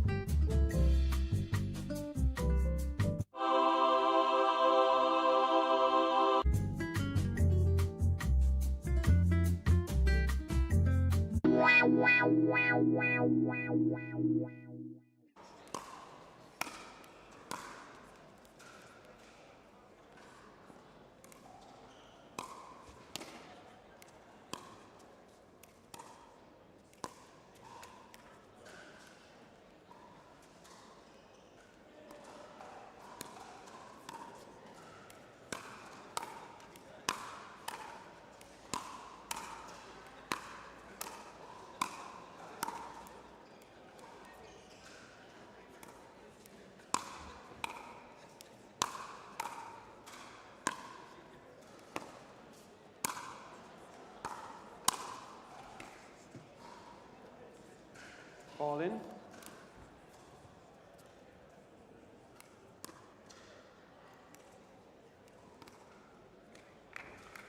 15 seconds. Welcome back 1 game to 15. Change to hands the at Elite 8. Island Resorts Time in. Antigua and 0-0. Barbuda English Open, where quarter-final action gets underway. Andy Hill, impressive against Freilink. Now taking on Side out. the best senior pro in the world, Marcelo Jardim, who's going for 0-0. the Triple Crown. 2 gold medals already in men's doubles, mixed doubles. Will he make it a third today? Point. He's got to get past Andy Hill to begin with. 1-0.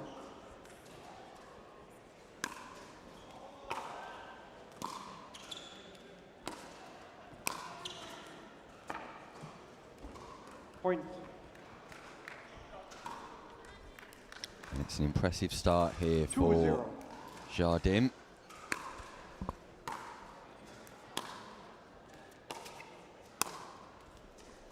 Who Point. is a big presence when he gets to that non-volley zone, and Andy Hill will need to keep 3-0. him on the baseline as much as possible. Point.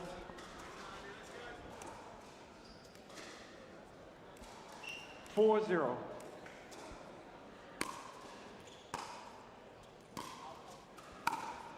Point. Ball's called long, and in no time at all, Marcelo Jardim 5-0. races into a 5-point lead. Marcelo is a man on a out. mission. Andy Hill 0-5. up against it.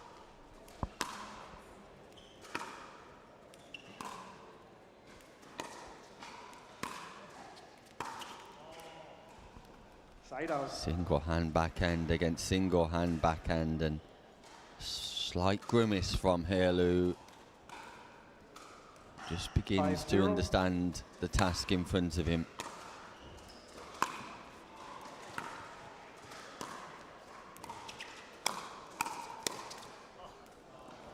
And the quick hands Point. and the speed by Jardim, the athleticism around the courts.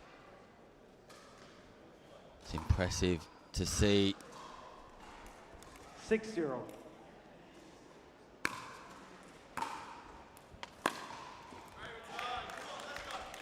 Side out. Julie Mack returns to the booth just as 0-6. Andy Hill reclaims a serve in an attempt to win a point here. But look at Side the out. backhand drive by Jardim. Nonchalant in the aggression. 6-0. Just places that ball on the sideline just when Andy Hill had established himself in the rally.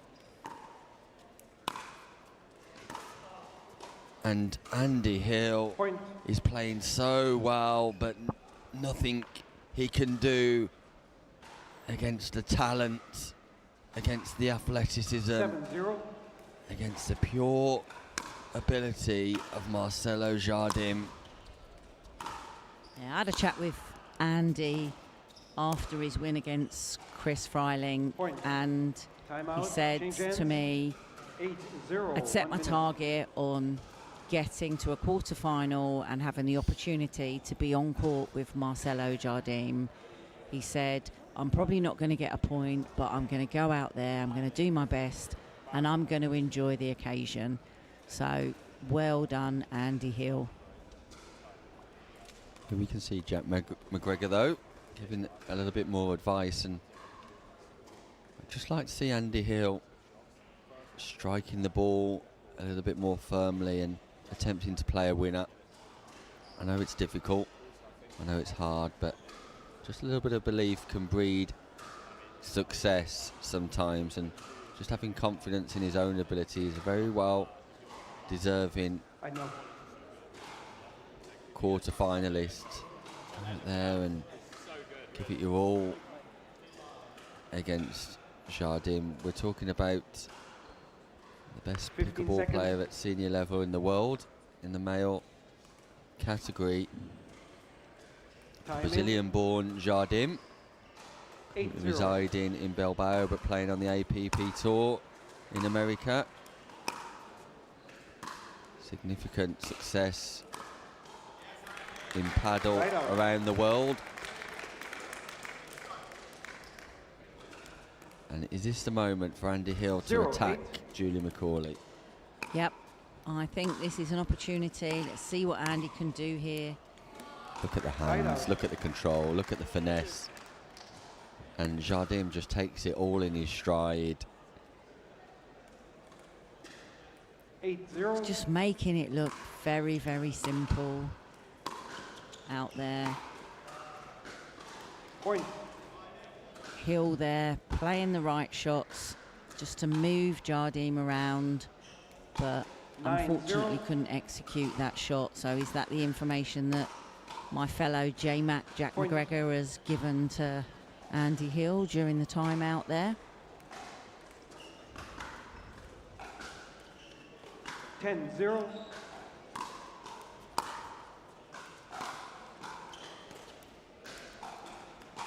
Yeah, Point. and the ball placement and precision from Jardim is second to none. And 11-0. Hill's finding this tough. As expected, big golfing class, Point. but 1 or 2 unforced errors not helping. Lauren 12-0. Gosling here ready for action this weekend. The young star Point. from the southwest.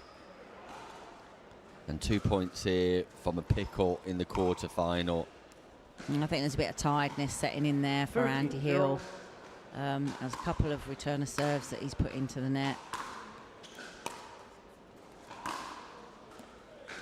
Marcelo Jardim sends that Side ball out. long, and the crowd applaud the unforced error of Jardim as if to say, come on Andy, let's see what you can do. Words of encouragement from everybody. 0-13. Andy Hill out. sends his serve long, and that'll be 13-0. frustrating for him. 13 love or not, that's a frustration.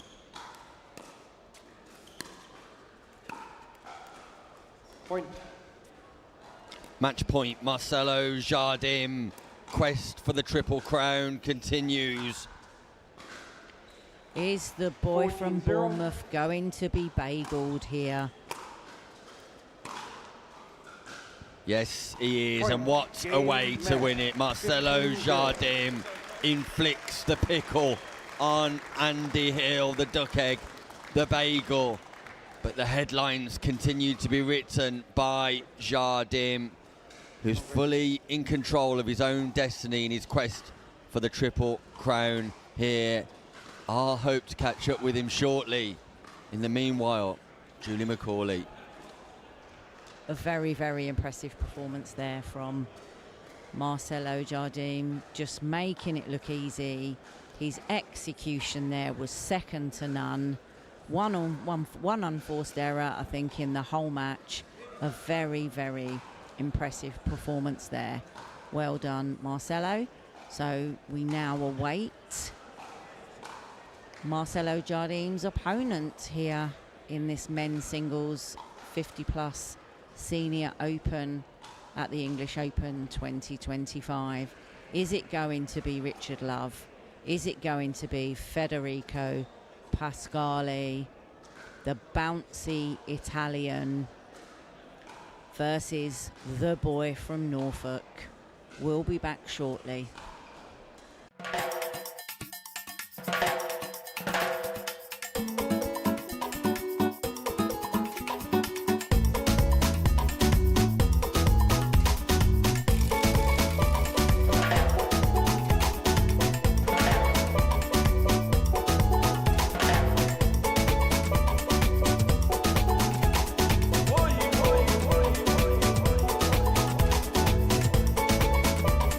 Antigua, my beauty.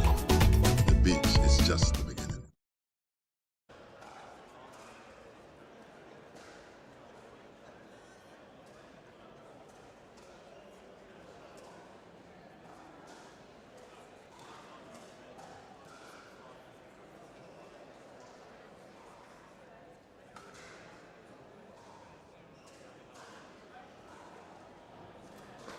Welcome back to the Elite Island Resort, Antigua and Barbuda English Open, where I'm pleased to say I'm joined by our men's semi-finalist, Marcelo Jardim.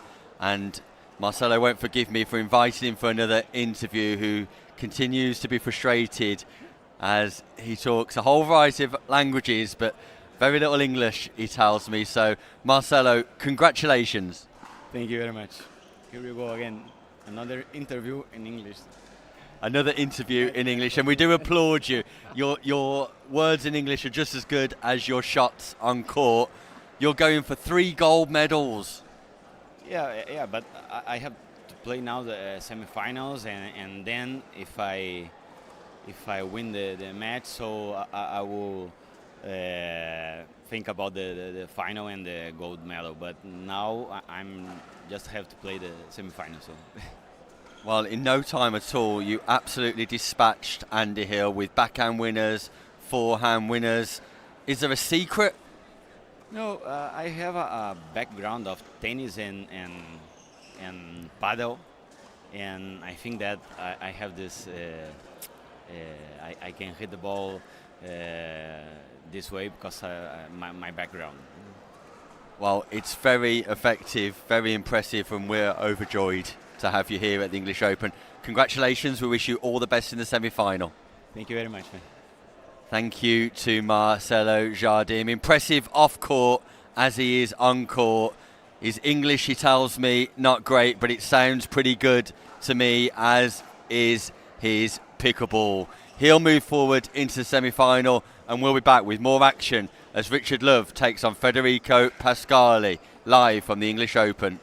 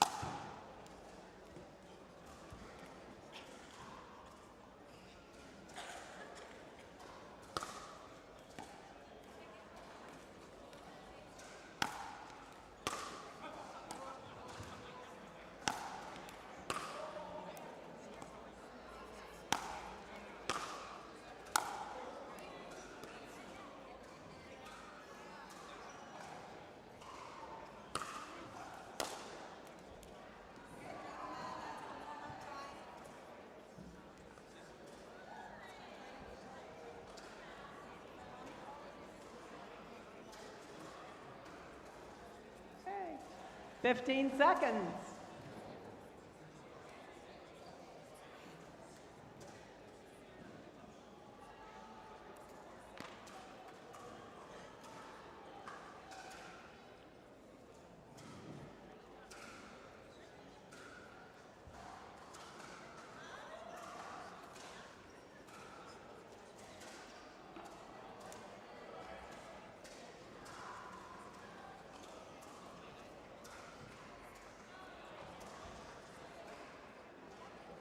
Welcome back to the Elite Island Resorts Antigua and Barbuda English Open here, powered by the APP. 1 game to 15. It's semi-final time in the men's Changes singles at 8. senior open. Time in. 0-0. Richard Love taking on Federico Pascali. Richard Love getting the better of Christian Bona, 15-12. Side out. Federico Pascali getting the better of Darren Cornish. And Richard Love's off to a great start here. The number 3 seed. And but the number 1 seed in our heart. Number 1 seed in the UK, 0-0. that's for sure. And you may recognise that voice, because it's a huge welcome back once more to the international superstar, Rob Nunnery. So good to be back, Nick. I know you missed me. You made it through the morning, though, and here we are getting to lock souls in the afternoon and watch some singles action today. Yeah, Rob, I don't just miss you on commentary anymore either, though. Quite strangely, I miss you off air too. Just as a human being. Yeah, just generally, I just miss your presence, full stop. And my wife remarked last night during a telephone call that there's a little bit of love going on there. Well, look. Point. I feel deeply everything that I say about you, whether it's your boyish good looks, whether it's your well-manicured goatee, whether it's how clean and crisp you keep your head. All of it matters, and you need to be recognized for it. There's only one man that matters here at the English Open, and it's Rob Nunnery. Did reference the fact that you're probably slightly delayed this morning owing to the fact that you were brushing your hair, Rob, but well, been slightly more dishevelled than usual this morning. Yeah, I feel it too, to be honest. I look how I feel, which I've had better days. Rob Nunnery having better days, but I'm sure great days are to come as he teams up with Ryla DeHart tomorrow in the men's doubles, followed by Molly Nags 0-3 on Sunday. Rob Nunnery's English Open yet to begin in earnest. The real English Open for me has already begun, because no matter what happens on the court for me, the time I've been able to spend with you off court has just been the real treat of my trip, and couldn't imagine it without you. What a man. I'm going to struggle without you on Sunday, that's for sure. But nevertheless, Richard Love with a great lob. Pascali on the rescue and a nice drop from Love. 3-0. It's dominance at the minute from Richard Love, Rob. Yeah, and I think no disrespect to Federico. He's going to fight hard here, and he's going to leave it all out there in the semifinal. Winner's guaranteed, obviously, a top 2 finish, gold, silver. So it's a huge match, and he's going to want it. But I think, my prediction's that Love's going to take this relatively handily. He had what I would say is probably a disappointing day yesterday, and really wants to make up for it. Really beautiful backhand on the line there. And, I expect him to take care of business here. Yeah, Pascali leaving the door open. Love driving straight down the line, utilising that single backhand 3-0 nicely. I mean, that was beautiful. You don't see too many one-handed topspin backhands in pickleball. Truly, it's mostly. Actually, we got 2 back-to-back. Anything Love can do, Pascali can do just as good. I mean, that was Look at that, Rob. That was nice. I'd like to have seen Richard, like when you do approach the kitchen line after hitting a ground stroke and come in, you really want to follow that ball. And he was a little too heavy in the center there. It's hard to get that backhand cross court with a good angle, so you really want to cover the line a little bit more, or at least, if you're going to post up in the middle, at least bait the line and then make sure you're covering it, because that's the easiest shot to hit on the pass, especially with a one-hander. 3-0. Rob Ponder and Tara Creasy deep in conversation. Yeah, and that finds the line as well. He called it out though. Let's see it. Let's see it. Yeah, that's well in, and Pascali. Well in's questionable. Too close for me to make the call out. Too close for the referee to make a call, but I'm telling you right now, Rob Nunnery, that ball is in. Yeah, well, I'm not saying it's not. I think it was in as well, but I think it was obviously close enough to call out. It's tournament out. It's a tournament call. It's a semi-final out. That out? And Richard Love responds with his own semi-final out call. Yeah. 3-0. Anything you can do, I can do as well. And that sets the tone for the semi-final in relation to calls. Let's just fist fight. Richard Love misses the easy volley though. The point construction was nice.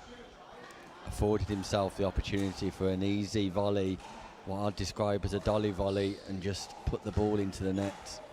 Yeah. Is this a 15er, Nick? 15. 15er. 0-3. All right.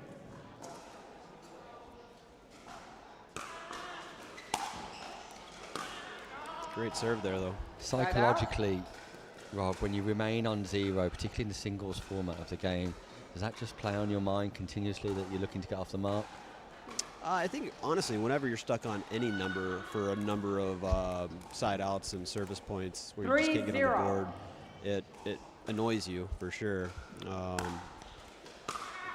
But I think, yeah, we're kind of getting off 0 and just getting on the board will help him for sure. Oh, Richard Love hustles to pick the ball up, digs, just sends it wide. That would have been filthy. But would rather have seen on the full run like that. You're better suited to hit a, in tennis when you're on the full run, you're taught to kind of throw up a high lob, similar to that ball right there. Moonball serve, moonball return. But on the full run like that, you're better suited to hit a nice drop, slow drop in the kitchen to make your way back in the court versus trying to go for a hero shot. I mean, that's so low percentage.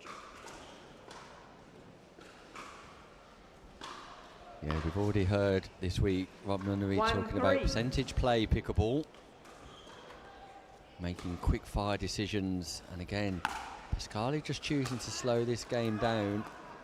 Richard Love fights back with a bit of fire, and I don't mind that approach from Pascali, causing Love to generate his own power.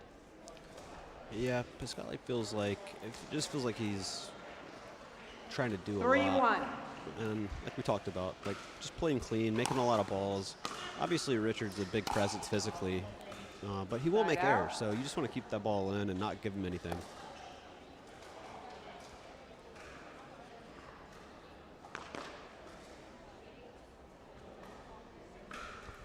One, 3.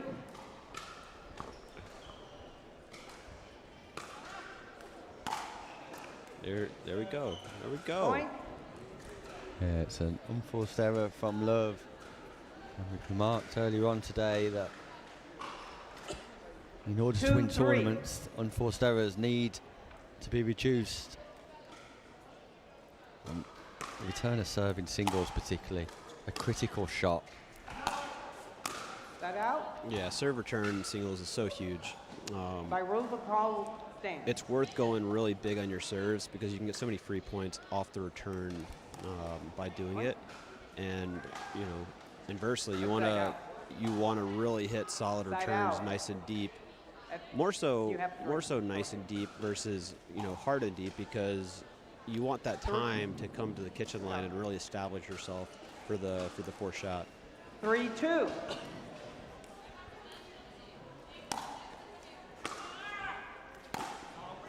I was writing my newsletter this morning, Nick, and I was just sharing. I basically write a daily newsletter. Anybody who wants to read it, it's it's not exciting, but I write daily on kind of my journey on travel, playing the tour, health, all the above. But I was saying that I played with all these next gen kids yesterday that are right here behind us, being loud and obnoxious. But the names were Drake, Ronan, Jaden, Aiden. It's not many Robs. I mean, what a lineup for like Gen Z, right? Like, of course, that's all their names. Like, just trying to be like trendy and like proper on-trend names, yeah.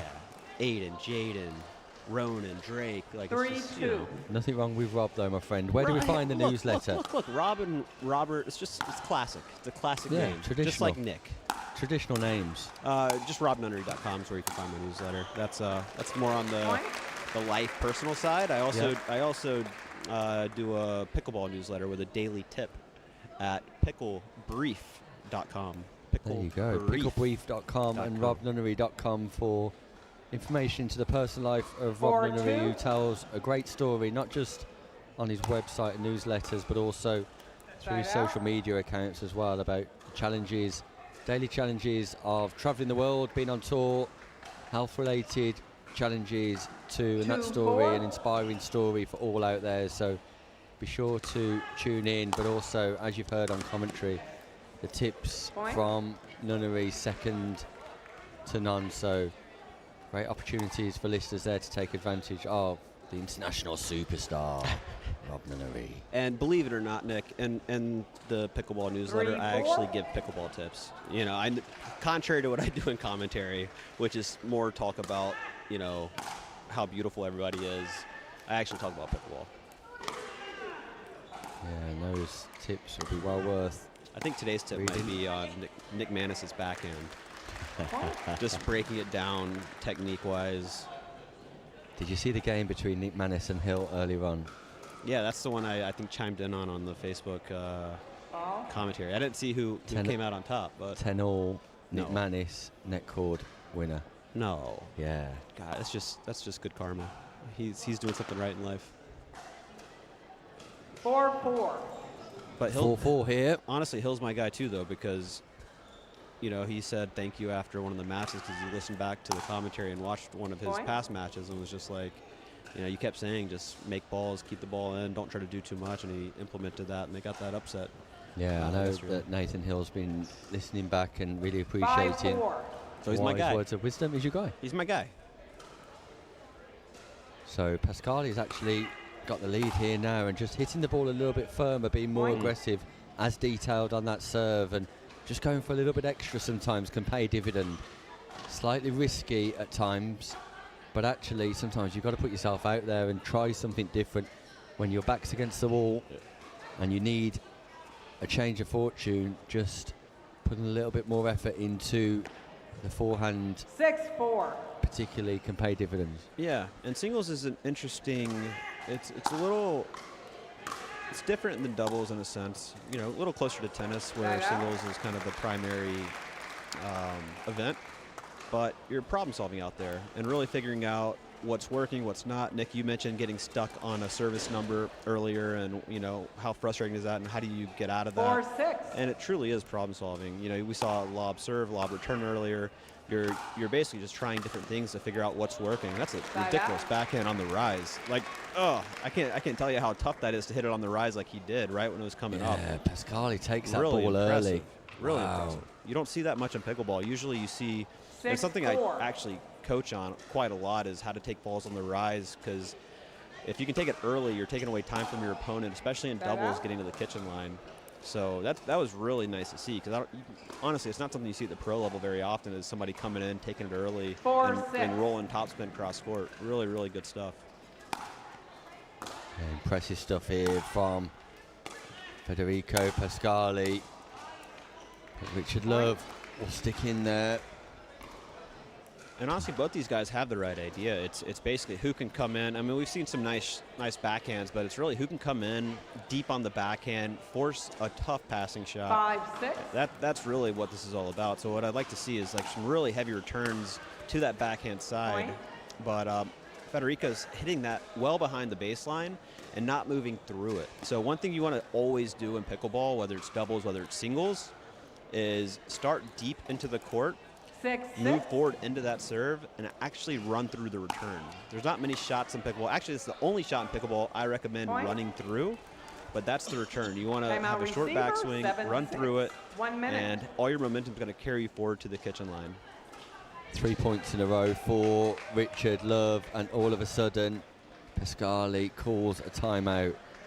So this will be a timeout just to stop the momentum of Richard Love, because Pascali had arrested back the lead taking a 2-point lead, but 3 points in a row for Love, and 2 unforced errors within that run from Pascali as well means that he just wants the opportunity to reset.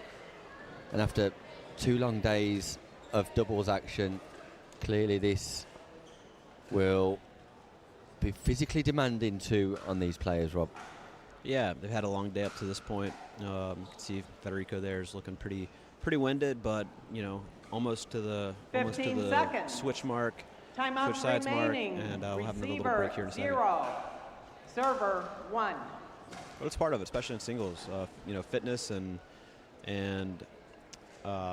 just being able to last throughout a day is half the battle. Because as we all know, once you're winded, oxygen's not getting to the brain quite as much, and you don't make the decisions you normally would if you're fresh.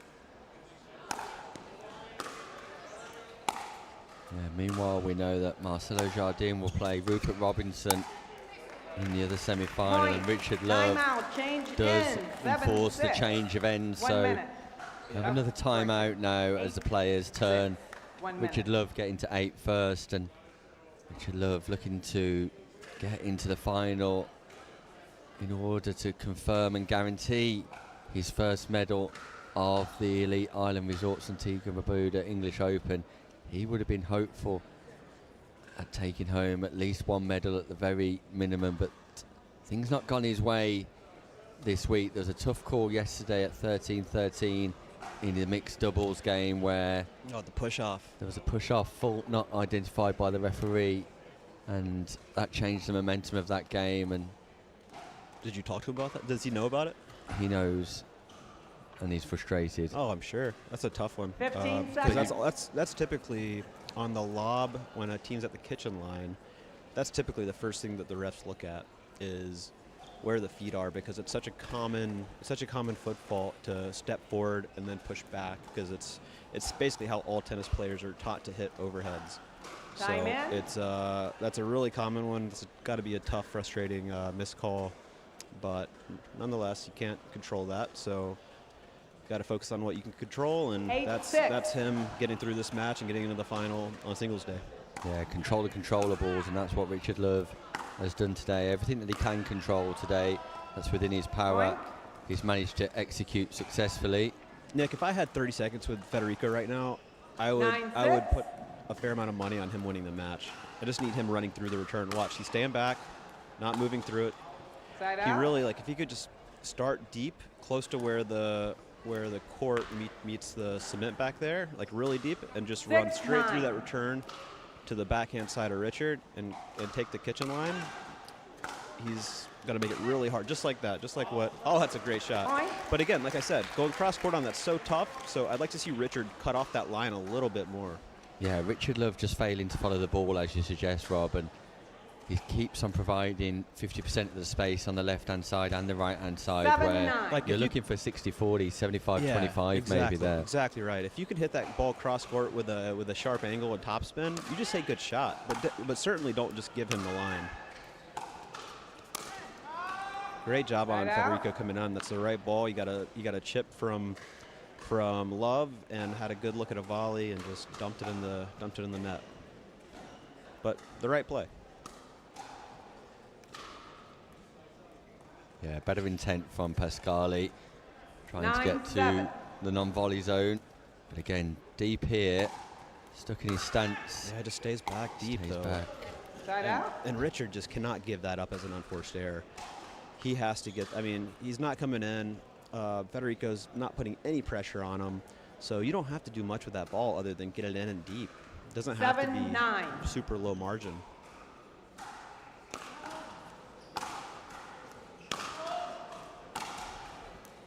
So I would like to see him follow that up. Any ball where you get your opponent on the full run, especially when you're standing inside the court, like near the baseline, you got to follow that in. Just as a person tracking that ball, if you have the whole court to hit to versus you see the presence coming forward, especially the size of Love, it just forces errors left and right. So I'd like to see Love enforce a little bit more pressure. But there is an error from Pascali, though. on return of serve, and that's the level of unforced error that you can little afford at this stage of a semi-final, because a gap that was once 2 now becomes 3 due to a freebie, a free offering, a gift from Pascali, and there's another one. 2 gifts in a row. Pascali drops his paddle, No more timeout. wants a timeout, but he's already used it. Cannot remember that, and clearly... Yeah, I think a lot of this is just fatigue, to be honest. You know, we're seeing a little bit of sloppy errors out here without much pressure on him either. So I think it's just, you know, end of the day, whoever can last through this. Yeah, and Love is showing all the signs of enthusiasm and effervescence for victory here, because Pascali's just effervescence for victory. Yeah. Look at you. Wow, you just said 12-7. Slightly poetic, yeah? Yeah, no, not slightly. Extremely. Point. And third on return serve in the last 4 points. Pascali. Can't believe it. He's tired. Wheels are falling off a little bit. Let's see if 13-7. When he wanted to call a timeout, would have been a great time for it. But he called one. I think it was at 7-6. Fourth on return serve, Rob, and unfortunately, Pascali is just handing the ball as well as the semi-final to Richard Love here. It's match point. Richard Love in the men's singles senior open semi-final. Place in the final awaits. Tries to win it in style on the running forehand drive, but sends it wide. Can Pascali muster up one last effort as Lee Whitwell and Teresa Tan, our women's doubles senior champions, deep in conversation. Yeah, one thing I mentioned earlier was, you know, I think Pasquale used that timeout at 7-6. They're switching at 8, which is a free timeout right there. So I see that in pro too, where, you know, it's just kind of ill-timed timeouts. You want to be really strategic on it. So if you have a timeout coming automatically at 8, you definitely don't want to waste your one at 7.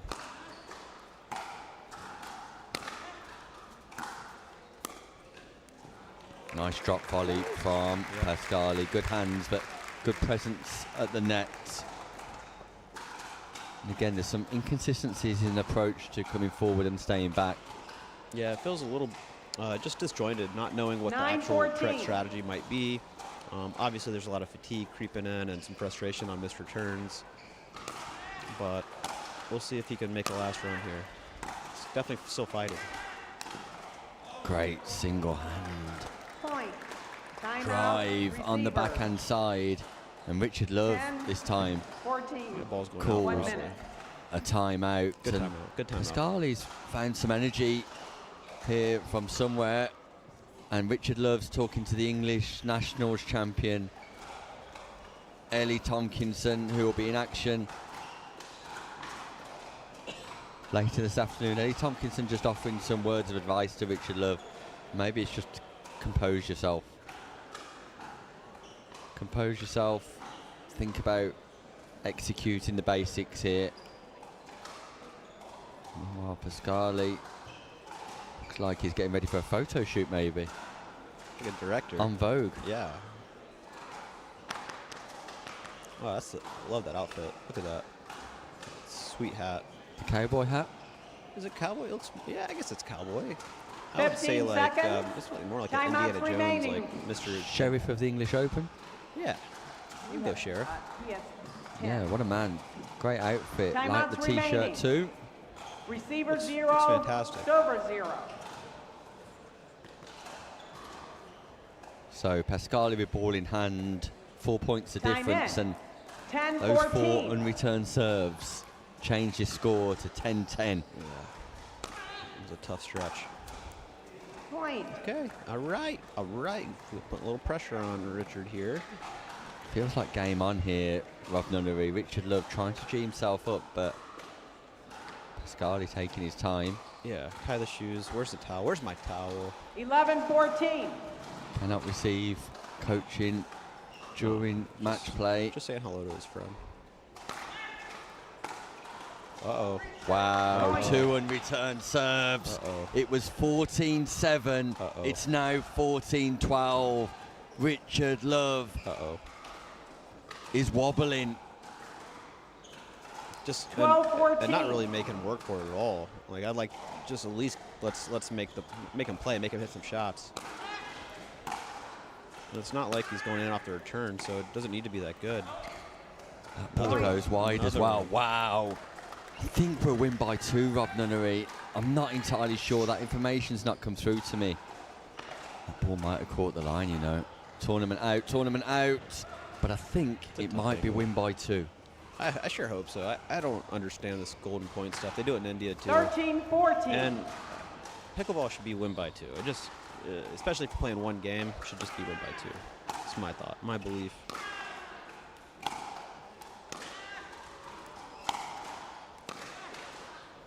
Backhands exchanging from baseline. Pascali comes in, and what a time to come in. Federico Pascali making all the right decisions now. This game has turned around. Yeah. I mean, Richard made him play some more balls there, but Pascali took the chance, came in, just carved a little volley out, and then had the open court. So 14-14. the risk paid off there.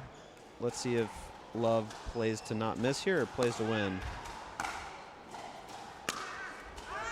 I like the return from Richard Love. Great return. I like the return. Pascali's expecting it backhand. We're expecting it backhand. Love goes forehand. Pascali tries to go big on the cross-court forehand. Hits the net. Opportunity now for Richard Love to get himself out of jail. He was 14-7 up. The game's tied at 14 all.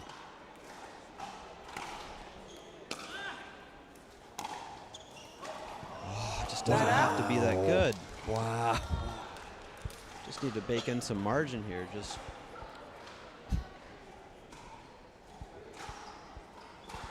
14-14. Pensive looking Love.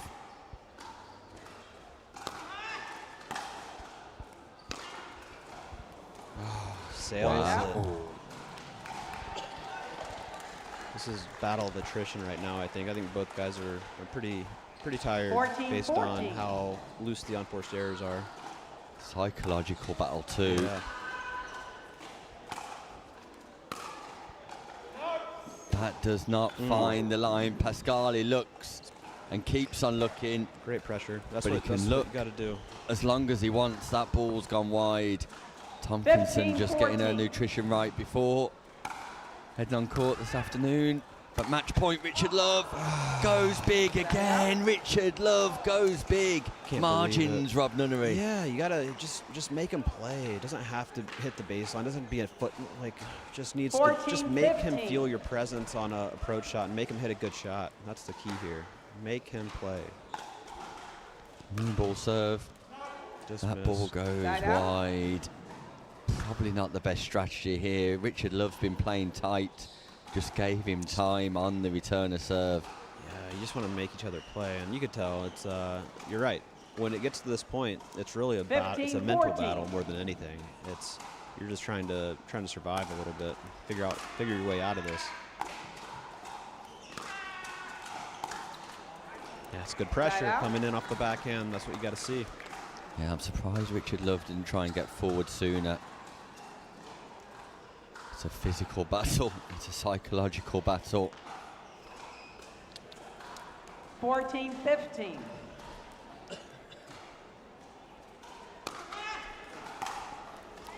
Great serve. Going for it. Got rewarded. It's an unreturned serve, though, Rob Nunnery. As good as the serve is, you cannot afford not to return, not at this stage of the semi-final. Whatever you do, just bunt it over, get it in, no matter what.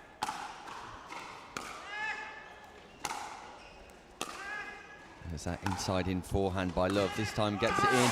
Great Backhand ball. by Pascali. Showtime here at the English Open. The running backhand hits it on the rise, finds the line. Richard Love cannot believe it. A tired Richard Love. Pascali manages to get 16-15. match points. Another symptom of really just not following the approach and leaving that line a little too open, because that's his best shot. Big serve. Puts it in. Oh, Pascali was going to boot that ball into oblivion. That's exactly, Thought better of it. That's exactly what we want to see, though. Make him hit the volley, right? Don't try to go for a winner. Like, make him play the ball. 1 match point saved by Richard Love.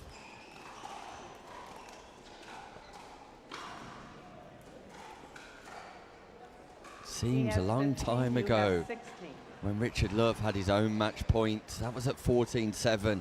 15-16. Look at the scoreline now. Richard Love fighting for his English Open singles life. Good pressure, that's it. Solid. Makes him play. Doesn't have to be huge, doesn't have to be that good, doesn't have to be that deep.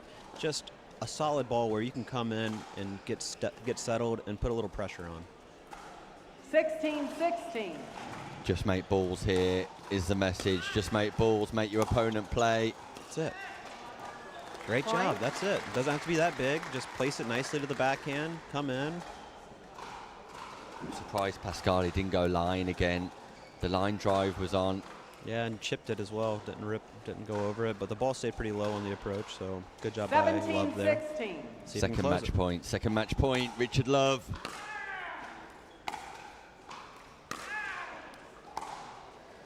Got to get in, Yeah, got to get I'd like in. to see him come in, not just stay back. Baseline to baseline. There There's it the is. approach, There there's it the is. pressure, There it is. and Richard Love makes his way into the final. Pascali gives him a big embrace, and that is lovely to see. Pascali goes into the bronze medal match, but a huge ovation for Richard Love, who gets over the line and is now guaranteed a medal. Great action here at the Elite Island Resorts Antigua and Barbuda English Open. I'm going to catch up with Richard Love, but Rob, your thoughts on a great match? Yeah, just great resilience, honestly, by Love. It would have been easy after being up 14-7 and letting that lead slip away to getting frustrated and you know, and kind of folding. And big props to Love for being resilient, hanging in there, and making a lot of balls at the end, because that's what worked. And we're gonna hear from him here in terms of what he was thinking. 1 second.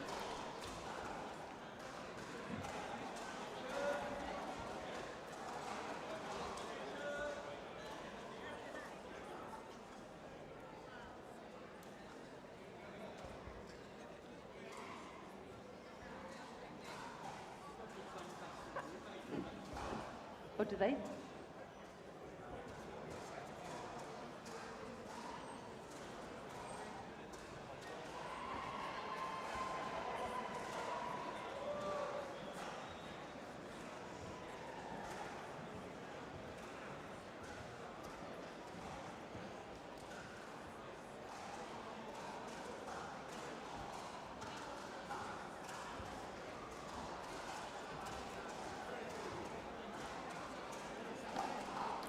Welcome back to the Elite Island Resorts Antigua and Barbuda English Open. And after a stunning performance in the semi-final, I'm joined by our finalist, Richard Love. Is it a sense of relief or jubilation? Oh, relief, 100%. That was horrible, absolutely horrible. I played a match a couple of weeks ago at the PPL where I was 14-7 up or something and lost it. And I hate to say it, but I was thinking about that, and I shouldn't have been. I had a game plan, but just trying to hold it together was a nightmare. But so chuffed. Hold it together, you did, and without repeating that performance, you were 14-7 up today, but managed to get over the line. You had a match point at 14-7, then your only other match point then was when you actually won the semi-final against Federico. He battled well, though. Yeah, thanks for reminding me of that. That's very kind of you. He's an amazing player. It's funny, one of the first tournaments I played was in Belgium 2 years ago, and I played him twice in that. He beat me once, I beat him once. So I kind of knew his game plan. He's an incredible player. He hits it so hard, so flat. I had to try and... my game plan was to try and slow it down a bit and roll it in, but you just get drawn into a firefight with him. It's so easy to do. And am I allowed to say typical Italian? He's full of bravado and full of gusto, and I'm just so chuffed. Yeah. But he's a lovely guy as well. So we'll have a coffee afterwards. An Italian coffee. Rich, if you don't mind me saying, seems to have been a tough week for you so far. A difficult day yesterday with the way in which that match developed in mixed doubles. Your first run out with Atto on Wednesday, your men's doubles partner. How delighted are you to be guaranteed a medal here today? Oh yeah, absolutely. I mean, Atto's such a great guy, great player as well. But that was all about having a lot of fun with him, and we really did. And then yesterday was really tough, but Nathan and Claire, I think it just shows the strength. They're all in the England team. I was honoured to be asked to be captain. So, although we've lost, to lose to Rupert in the doubles and then Claire and Nathan, just shows the strength of the England team. So, really looking forward to that. We'll probably end up playing the Italians again at some point. Yeah, maybe you will, and we'll look forward to that in September. But for now, your focus is on the final. Congratulations to you, and good luck in that game. Thank you very much. Cheers. Richard Love here joining me after a tiring semi-final. He makes his way into the final, and we'll have that game coming up later on this afternoon as Richard goes to recover, I'm sure. But coming up next, it's the Women's Singles Senior Open Final featuring Marcia Orderbear and Tara Jones. We'll be back with more right after this short break.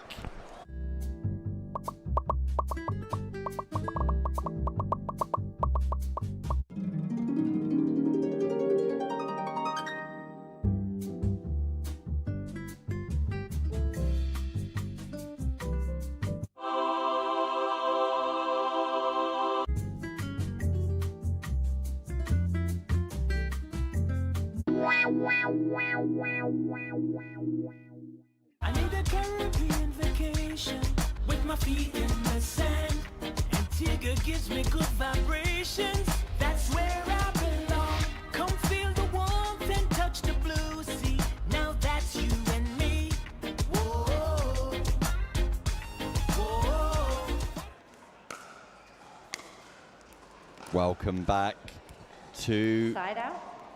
the Elite Island Resorts Antigua and Barbuda English Open, and it is showtime here at 0-0. the English Open, as you can see, with a big banner in the crowd, because the final of the women's senior Side out. singles, I'm distracted. The final of the women's senior singles is underway, and what a great banner in the crowd, Rob Nunnery. 0-0. Look, filling in. Gonna have a great match here. It feels like Orderbear. She's all over the place. Always making deep runs. Yeah, Marcia Orderbear taking on Tara Jones here. Orderbear at the top of your screen, Tara Jones at the bottom, and it was Marcia Orderbear who lost in the final in 2024, took away the silver medal, here to make amends today, and there's only one colour on her mind. It's gold. Gold's a color. Yeah, you're right. 0-1. It's a metal. It's a type of metal, but it's also a color. Okay. We going with that, yeah? Yeah. Side out. That's the best commentary line I've got right now, Rob. No, it's good. It's good. You're doing a great job. Don't let me kind of try to detract that. You're killing it. What I like about Jones' game just early on is the fact that she 1-0. returned nice and deep to the backhand, followed it into the kitchen line. Not that time, obviously. It doesn't have to be every time, but I like her coming in. That was a great pass. But didn't really make Orderbear move on the pass, kind of was stationary, and I'd like to get a little deeper to the backhand side.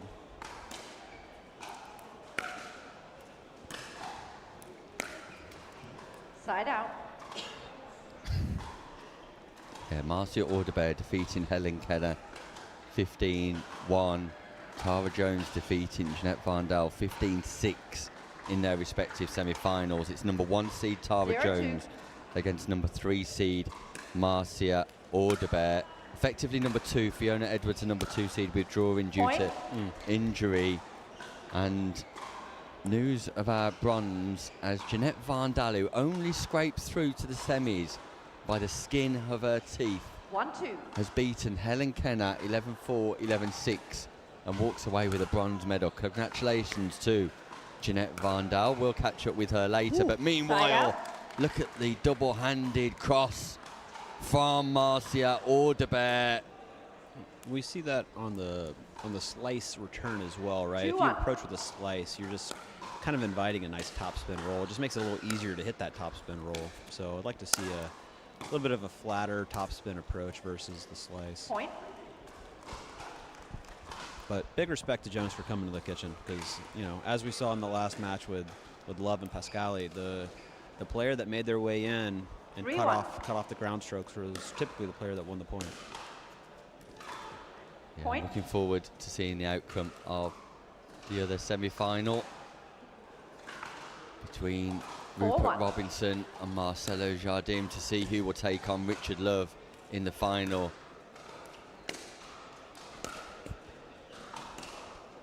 I'm behind the camera.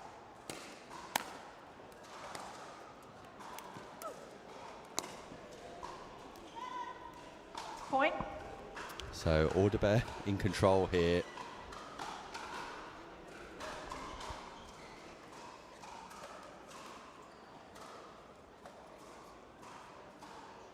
Five, 1.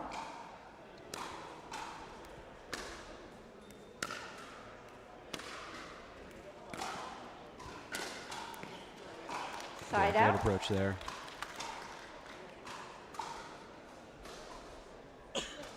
Change of format here. It's best of 3.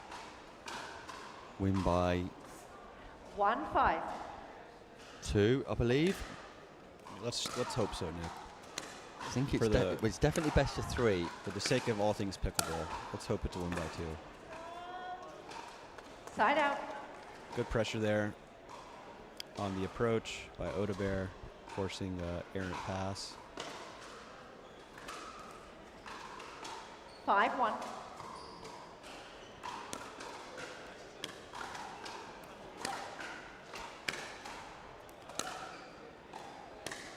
That mother-son duo looked incredibly alike. You see that? No. Side out. In the crowd. I mean, they looked. I mean, you know that's the mother-son. Definitely a mother-son. Right? Not husband-wife? 1-5. No. Oh no, I hope no. I don't think. No? Maybe. It's a big assumption, but I mean they look Point. They look similar. You're going mother-son. It has to be son. Either way, we're happy to have them here watching. 2-5.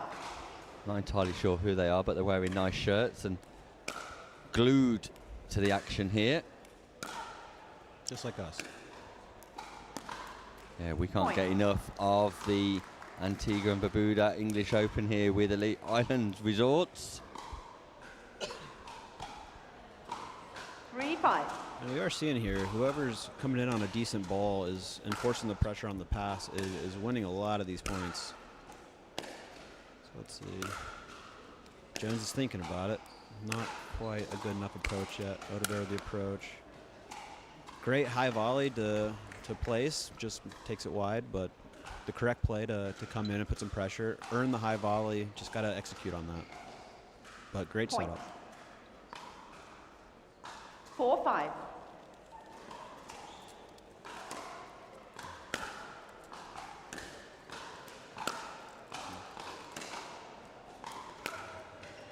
Nice deep balls from both ladies. A little wide on that Side one. out. Didn't have to be quite that good. Again, Nick, we talked about it. We talked about it quite a lot in terms of just building in margin. You don't need to hit the lines. You just need to make the balls and put a little pressure. Make them hit one more shot. And even that a little too tight, but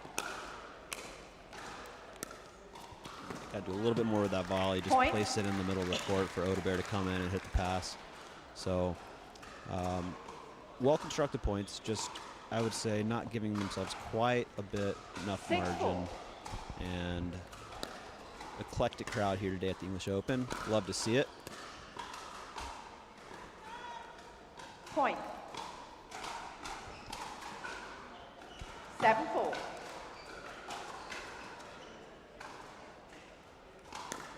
Marcia Orderbear in control here. And that's a great passing shot. Tara Jones a little bit loose on the approach. Not the best ball to come in on. Just didn't get in quite fast enough. If she would have gotten in and split step at the kitchen line before Orderbear is making contact with that ball, I think she handles that volley no problem. So not only do you have to approach, but you have to split step before your opponent's making contact with that ball for that passing shot. Otherwise, you're going to be in trouble trying to hit it on the move. Oh, I'd like to see Orderbear come in on that. Signature shot from Orderbear, though, and ultimately does win the rally. But you're right, Rob.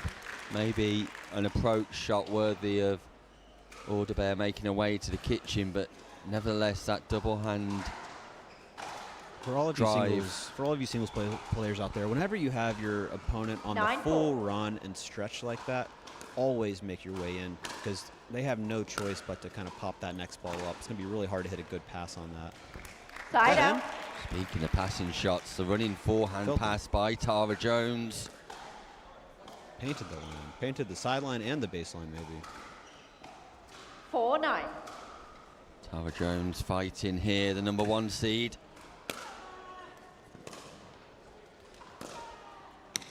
That's a great pass by Orderbear. You referenced it in the last match, Rob. Sometimes you've got to say it's a good shot. Honestly, it was a great backhand roll, and Orderbear shown that she can hit that off both wings. So it's if Jones is going to come in, it has to be on a really good approach. And Orderbear finds the line once more on the forehand drive. Tara Jones leaves the space, exploited by Orderbear. And it's game point, Marcia. Orderbear drops serve. Tara Jones can't respond. First game, Marcia Orderbear, who just on pure ball striking ability looks in a different league right now, Rob. Yeah, she just started making all her passing shots. And what I'd like to see out of Jones this next game is continue to come in, but you don't need to necessarily go for the lines, but I do think her ball's sitting up a little bit, so it's not really moving through the court. There's not enough zip on it, so a little bit of a bigger approach shot, but maintaining that margin and force Orderbear to really come up with a tough pass. But if, as we've seen, if Orderbear's hitting that ball in a stationary position, she strikes the ball really well off both wings, can generate a lot of topspin, can take it line, can take it cross court. Got to be a really tough position to be in if you allow an easy pass for Orderbear. So I like Jones's strategy of coming in, just want a little bit more zip through the court on the approach. Yeah, Tara Jones deep in conversation with husband Graham Jones, who's also well-known pickleball player here in the UK. But some of these passing shots from Orderbear, grooving them. Yeah, lots of fantastic hairstyles in the crowd today, Rob. I feel like I need to up my color game. Yeah, I think that would look nice on you. I feel like my hair's wild. Oh, we see Mr. Jaden Broderick here. Look at him. He looks fantastic. I can't hear what he's saying, but that's what I wanted my hair to look like today. But I'll be honest with everybody. I didn't shower this morning, so it is what it is. I didn't shower. This is the hair I woke up with. It probably would have been smart of me to shower and hygienically the right thing to do. But I did shower yesterday evening, so I know some people are evening showers, some people are morning showers, some people are both. And honestly, I should have done both, but I didn't. Here we are, game 2. You're looking good to me, Rob. Thank you. You don't need to worry, my friend. Thank you. You're always on point. Thank you. Orderbear. Oh, that would have been a great play. Side out. Yeah, and I just think Tara Jones needs to do a little bit more with these balls. She needs to be a little bit more aggressive. Yeah, they're landing and just kind of sitting up. 0-0. Honestly, we saw some slices. I don't mind the slices in these courts because the ball does stay low here, but you have to really knife it, and even that one's sitting up a bit.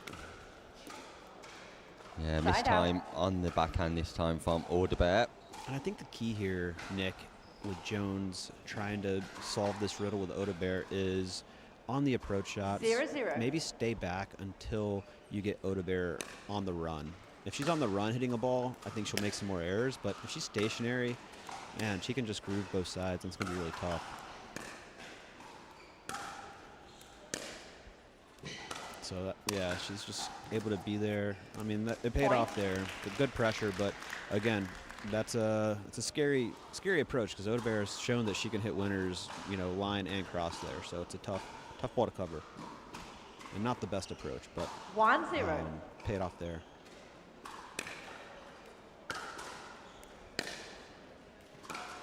That's the approach we like. Nice and deep, good margin, but just not doing enough on the volleys. She should get up there and really just crank the volleys. Just kind of putting it in the court. Almost like a little bit of a tennis volley where it's kind of an open face and just kind of placing it. In pickleball, when you get a ball up like that, you got to go ahead and rip that volley with a swinging volley. Great approach there. Had a little bit more zip on it. Orderbear is on the move. Great approach by Jones. Let's see if she can keep that up. Meanwhile, Rob, news breaking from the men's semi-final. 1-0. Marcelo Jardim has defeated Rupert Robinson 15-2.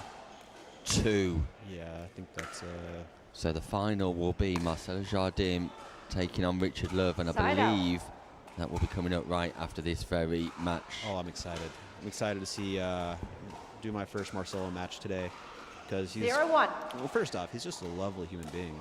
Very, very nice guy. Kind smile, kind eyes. Point. Lovely human. Great game. I mean, across all events. Such a good player. And nice to see him playing actually the Open because I think he can do some damage and beat some of the younger guys, which is always fun to see. But nonetheless, he's having a great run here in the men's 50 plus. He's going for the triple crown across all three events. Gold medalist, men's doubles, gold medalist, mixed doubles. Will he be the gold medalist in men's singles? Stay tuned to find out. Meanwhile, 1-1. Who will take home the gold medal in our women's singles senior? Marcia Orderbear or Tara Jones? Everything at the minute suggests there he will is. be The man, the myth, the legend. 2-1. Marcelo Jardim. Looks incredibly relaxed over there. Not stressed at all. I don't think he sweat today. Like Lee Whitwell in her hoodie on Women's Day.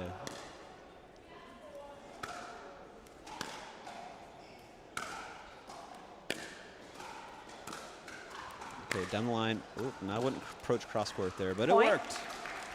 Yeah, went back to the forehand of Orderbear.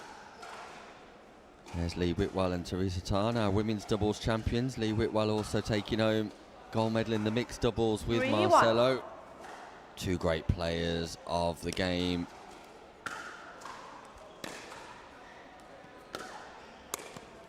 Nice. A little bit of a better volley there. There it is. Point. Nice, Jones. More penetrative, the volley. Yeah, and I think that's the key is don't just get there and kind of place it in. You have to have a little something on it. Early timeout. Yeah, I'm surprised by the timeout too, but nevertheless, at 2-2, seems like Marcia wants a quick word with her husband, Bernie. Bernie just steps over to have a little chat. Bernie Orderbear himself medaling here at the English Open. Great to see after all of his injuries and ailments. Bernie Orderbear back in action. He now goes off for surgery on his knee, but meanwhile walks away with a silver medal from men's doubles and is encouraging Marcia Orderbear here in her quest for gold. Orderbear, Marcia, that is already a silver medalist. Will she be a gold medalist here too at senior level for the English Open, the Elite Island Resorts Antigua and Barbuda English Open? Match referee Tara Creasy here. Meanwhile, referee Van Bergen just going over some checks with Richard Love ahead of the men's final. Remaining timeouts. Receiver We'll be bringing you all the action here live with Pickleball England, so stay with us. Tara Creasy done a great job in her progress and development here as one of the English referees, and what pride it is for her to referee 4-1. the women's singles senior open final. Point. Barely a referee for around 12 months, I would say, Rob, but been so committed in her learning, development and progress, and it's involved quite a bit of travel for Tara Creasy, so to have this moment to officiate the 5-1. English Open will be a huge thing for her, and quite rightly so. Look, reffing's hard. It really is.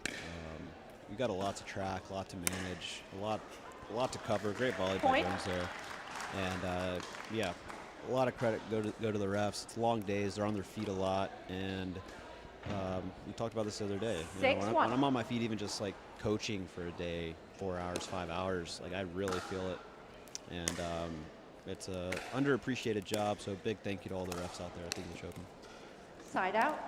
Tara Jones is a master lead here, and yeah, what do you think's going on? Orderbear looks a little disheveled this game in terms of Serving on the left. Was in total control last game and just having 1-6. some random errors this game, it seems. yeah, just not striking the ball as well. I don't know whether it's fatigue, a physical issue, but just not striking the ball with any venom, and that's the example there. Although it's a winner, that ball's not going through off the paddle with any level of pop at all. 2-6.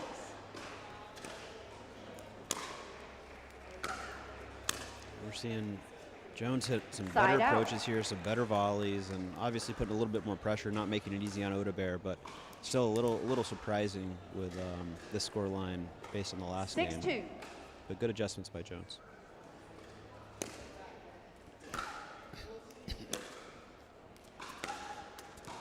Point. Jones slightly more aggressive in her court positioning this game, and definitely looking to volley with more intent, just generally more intent about Tara Jones, and that's changed the outcome for her so far.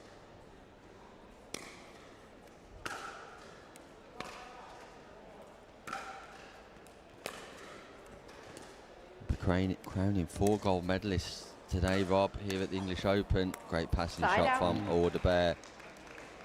Gold medalist in the senior division for men and women, and also gold medalists in the open age bracket for men and women too. A lot of exciting action coming up here at the English Open today. We have the 19+ Open Pro divisions, singles, men's and women's, and a lot of great players here joining us. So I expect a really fun day across the board, even after we get past these 50+ matches, which have been putting on a great show for us. It is showtime. It is showtime. That's my catchphrase, Rob. Is that, do you know them? 3-7. No, they're just fans of me generally. I mean, you have them everywhere you go. I get it. I'm one of them too. I'm just kidding. That's Side out. that's actually my family, Rob. There. Oh, okay. That's my wife and children, Yeah. Seth and Josh, along with Lucy in the crowd here, I feel supporting like- pickleball and clearly Lucy advertising my catchphrase. Lucy she must have some insecurity based on her relationship. Is that why she decided to come today? Because she's heard our banter and our chemistry? She wanted to meet you, Rob. I think she heard that there was a man available with a full head of hair, and she thought, Rob Nutter is my guy. Oh, nobody wants this full head of hair. It's disgusting today. Like I said, no 8-3. shower, probably some things crawling inside it. Just. It's actually their first time at a pickleball event. No way. It's very cool. Have Side they out. played it all? No. Well, the boys have a little hit actually, but Yeah. Lucy's keen to hit, but unfortunately, all my time's 3-8. taken up broadcasting. They don't get the chance, but Yeah. nevertheless, they're very welcome here, and Awesome to see them at their first event, supporting Point. their dad. sure they're enjoying the action, as are we. Tara Jones making a fist of this final against Marcia Orderbear. 4-8.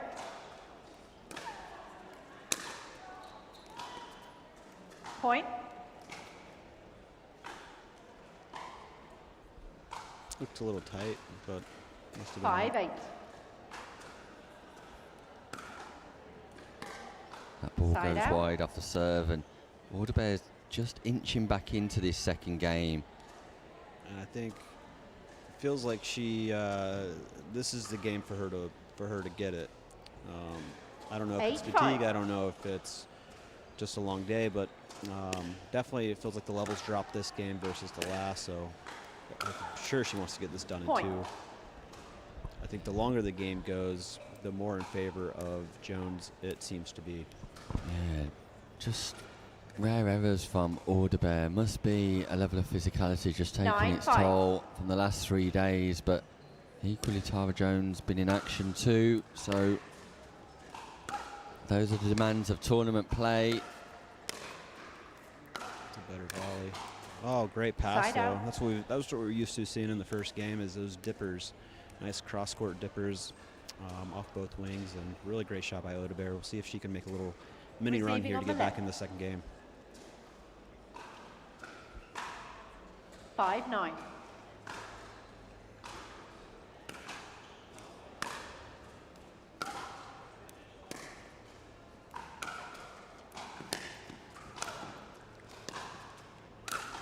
Yeah, good decision to approach by Orderbear, but look at the hustle from Jones. Great gets. Good point. Fantastic point. Yeah, good action here at the Women's Singles Senior Open Final, and Orderbear is fighting. She wants this game done and dusted. She wants that gold medal, and she's prepared to fight for it. Great hustle by Jones, though. Jones recognises the importance of every exchange here. Neither player... Good gets too. I mean, she's hustling and 6-9. You know, very quick to get to those balls. Not easy to get to. Neither player backing away from the challenge, but that's Side out. uncharacteristic from Orderbear, who can't quite believe Serving on the that left. drive. Just sends it wide on the into-out forehand. Like a pretty standard forehand too. Kind of setting up. Should be an easy and approach shot, and just really errant miss. Baseline action.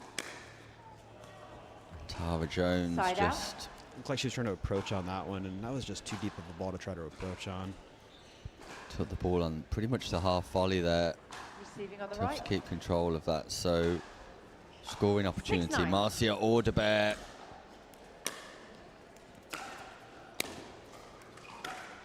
Tara Jones covers the first pass, but not the second. Just missed it. Just Balls missed it. out. Tara Jones calls it out.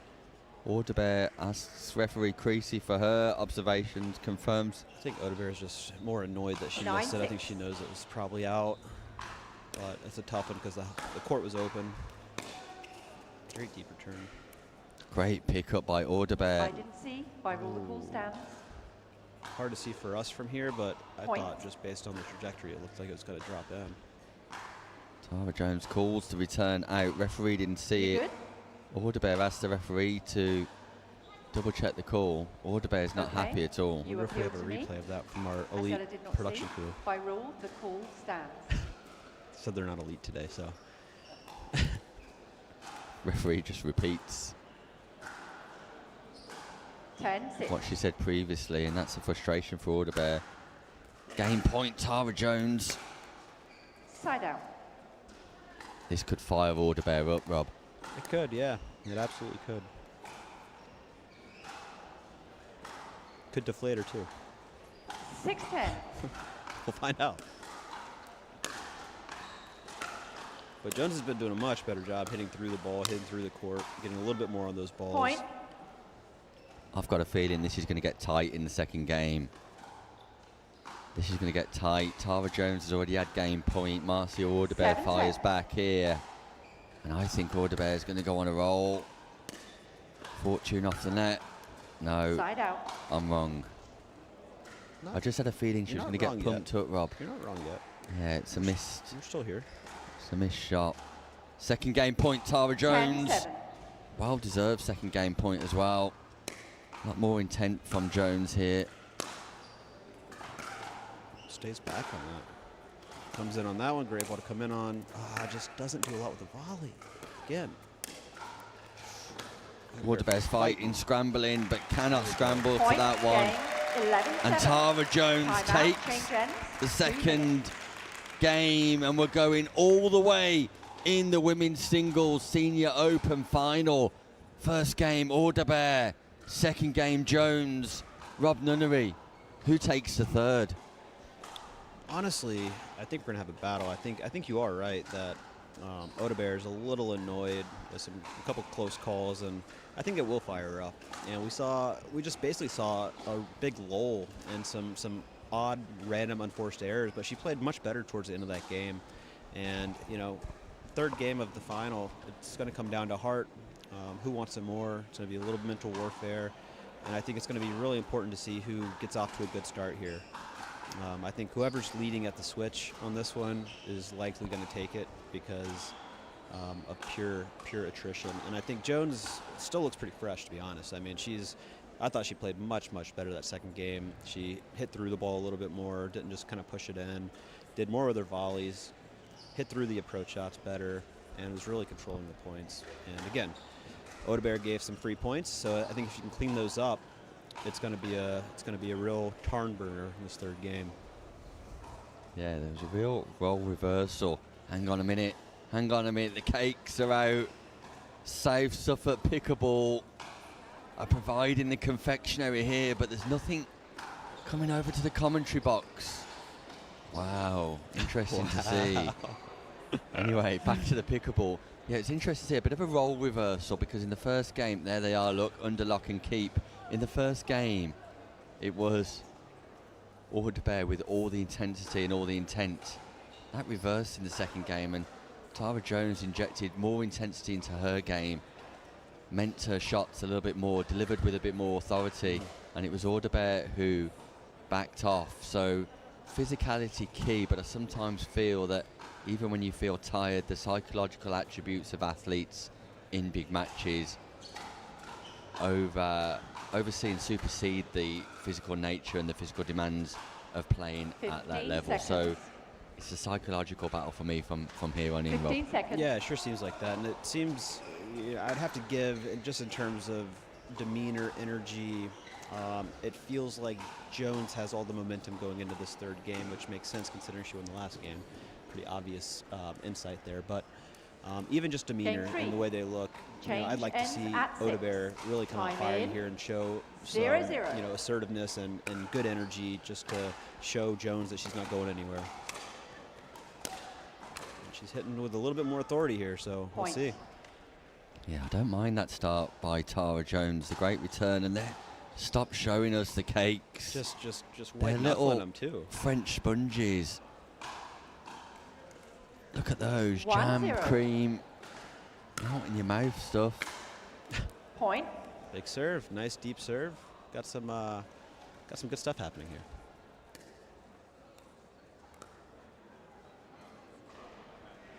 Two zero.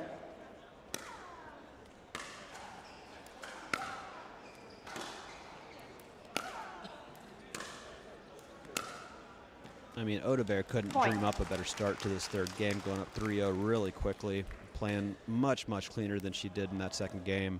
And we'll see if Jones can scrap her way through this. Another big serve by Orderbear. Unbelievable start. Gets some love off the net. 4-0 start in game 3. Couldn't have dreamt up a better start. This would be a great time for a timeout. Receiver. It's a good call. Good call by Jones. Regroup, and we'll see what she can do. Electric start. Receiver. Oh, the sick guys. Oh, the SIGs are out again. The early day whiskey. The shirt's coming unbuttoned. He's turning into that guy. Struggling again, my friend. Struggling again. It's day 3 of 5. We'll get through it, but an electric start here by Orderbear, and there they are once more.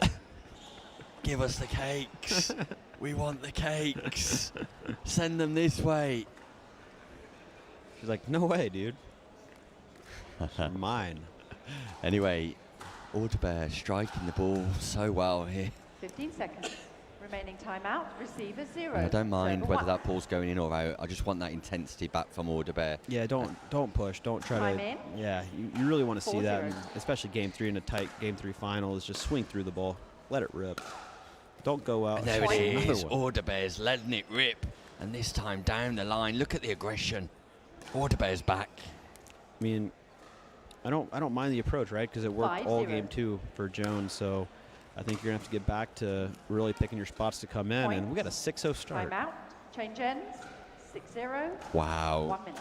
And Marcia Orderbear, he's not prepared to take home silver end change. again.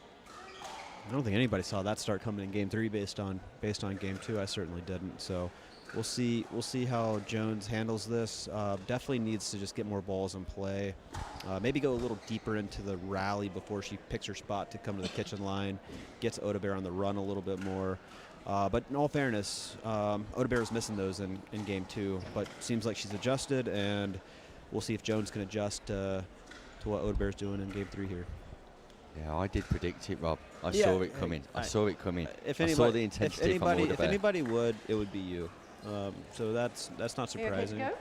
I can imagine that. 15 seconds. You know, there's not too many matches out here that you don't know the outcome before it happens. Time in. You're too kind.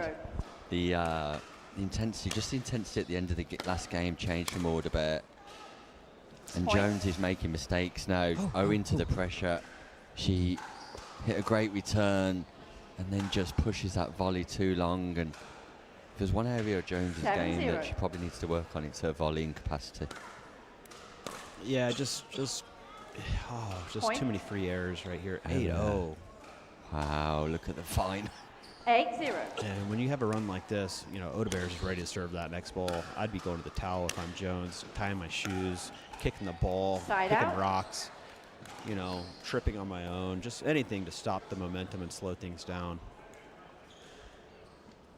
Some would call that gamesmanship. I would just call that smart. 0-8.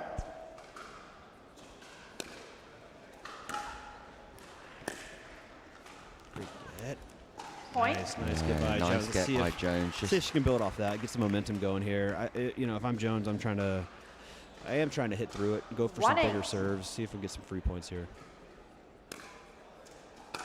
Pretty. Side out. Yeah, a little tight, I think. You know, really has dug herself a hole a little bit, so it's going to be gonna have to make a lot of balls and really kind of buckle in for the long haul if she wants to claw her way back in. You have to remember, you can only win 1 point at a time. 1-8. So there's no point in really trying to go for too much. Just make a lot of balls, claw your way back in, be mentally tough here. There we go. Point. Yeah, Tara Jones on the comeback trail here, and just take it 1 point at a time, really. Yeah, and if you're Orderbear, you really want to close this out and make sure your feet are moving and make sure you're doing all the things to really lock this in and close it out. Tara Jones just goes for a little walk, wise. 8-2.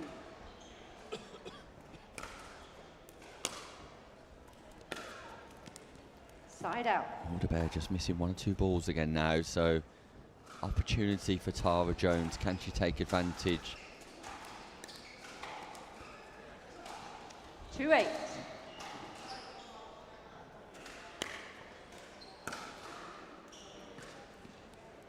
Side out. Nice angle by Marcia Orderbear.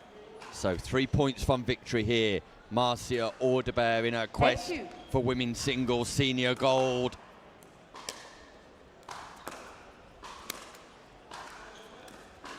Fortune. Let's get both sides. Good get. Oh, Marcia Orderbear just puts it out of reach. Tara Jones fighting here, but Orderbear goes to within 2 points of the championship. 9-2.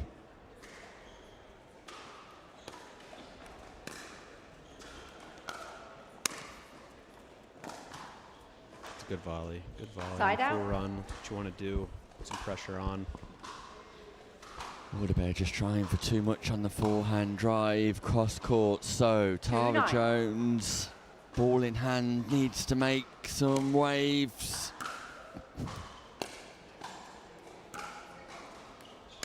Baseline to baseline. Orderbear comes in, not off the best ball either, and Jones just places that ball into the non-volley zone. Orderbear can't recover.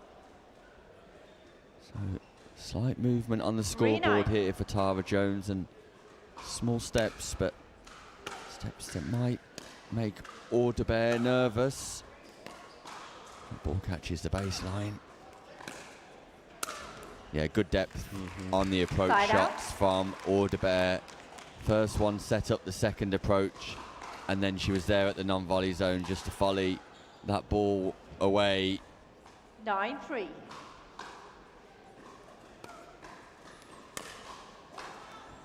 Unreturned serve brings up championship point. Marcia Orderbear in the women's singles senior open final has championship points.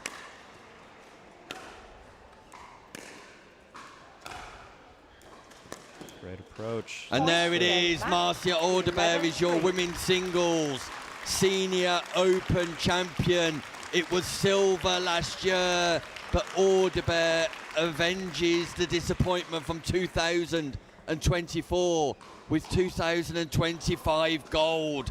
Congratulations, Orderbear. Tara Jones, your silver medalist. I'll be catching up with a word, but final thoughts from Rob Nunnery. Yeah, we were questioning whether Orderbear could regroup after that game too, because Jones played really well and Orderbear made some uncharacteristic errors, and Orderbear really came out in game 3 firing on all cylinders and made a lot of balls and got some free points, got up to a big 8-0 lead, and that made all the difference. Too little too late for Jones, but great. Ladies great and gentlemen, put your hands together for our women's senior singles gold medalist, Marcia Orderbear. And a big round of applause for our silver medalist, who fought to the very end, Tara Jones.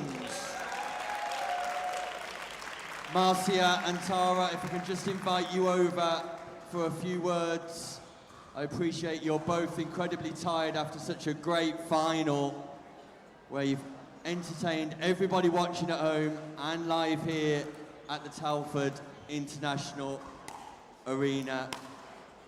Marcia, if I can just start with you. You're a double medalist this week. You avenged your loss in the final last year in 2024. It's gold 2025. Congratulations to you. Thank you very much. It's a really tough match.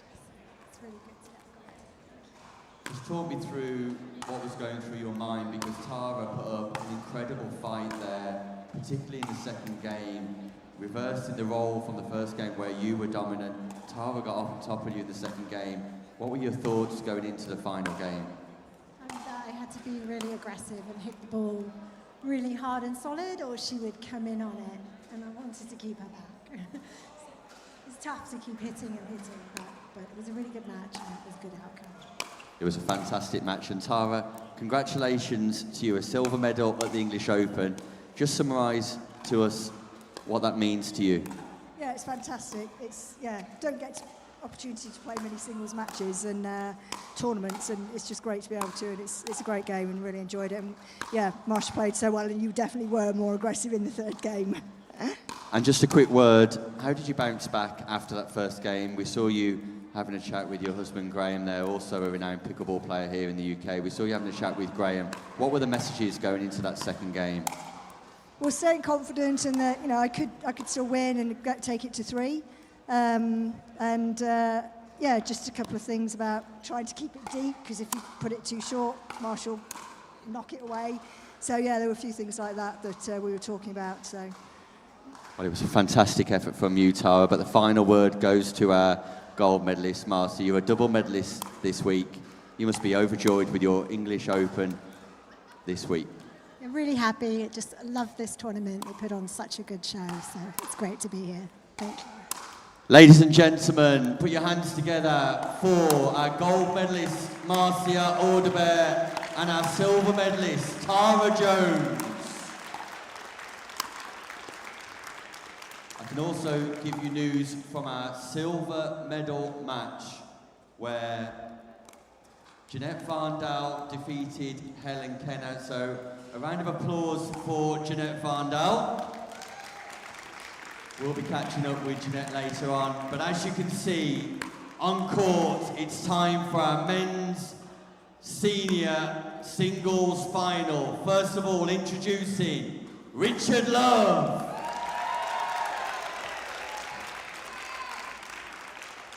And the man, the myth, the legend that is going for the Triple Crown, gold medalist in men's doubles, gold medalist in mixed doubles.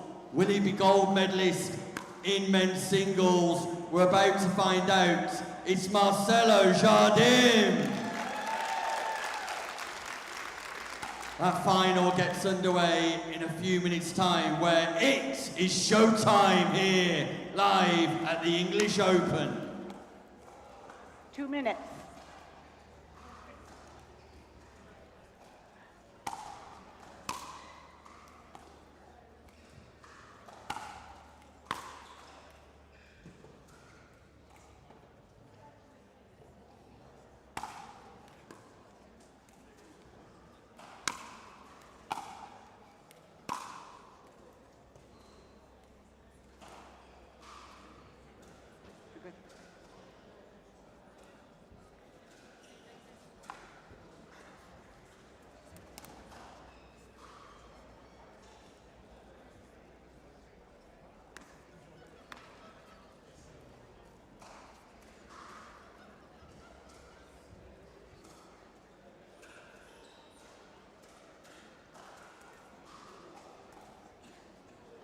Game 1.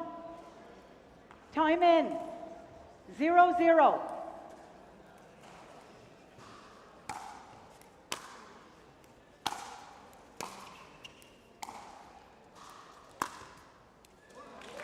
Side out.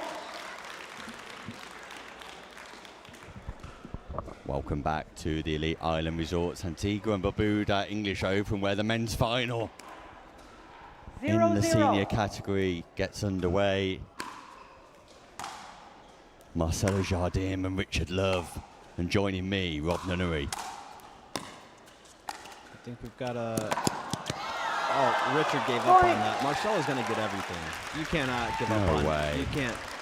I mean, No what a way. great first point. Watch this. No Richard way. is over. How has he picked that up? Marcelo Jardim. Stop it. First point of the final? No. I know. I mean, I know he grew up in Brazil. I think we need a birth certificate.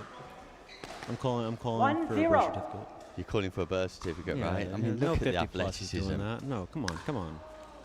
No, Marcelo's a freak. He's a, fantastic player, great guy. Reminds me a lot of you, Point. Nick. Please don't compare me to Marcelo. Different leagues, my Well, friend. yeah, not to me. That's how highly esteemed I hold you in my heart, because I hold Marcelo there too. Point. And He's your guy, right? oh, he's definitely my guy. He's definitely one of my guys. I got One of your guys. Apparently I have a lot of guys. There's a lot of guys. I'm a big guy, you You're know? a big guy. 3.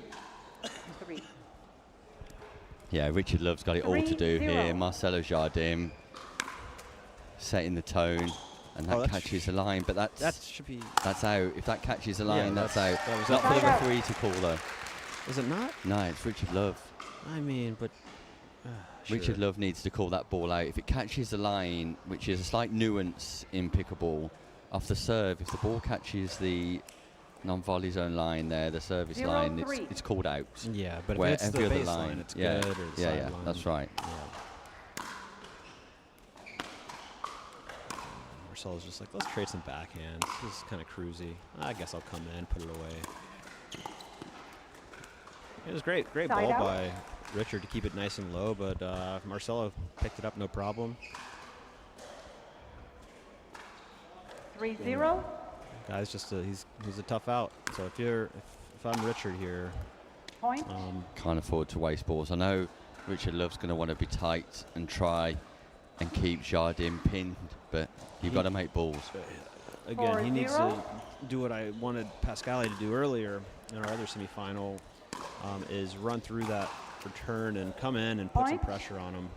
Because in my eyes, that's the only way you're going to make this competitive with Marcelo is really hit a big return, follow it into the kitchen line, plant your feet before he's hitting that ball, and try to take the kitchen line on the return. 5-0.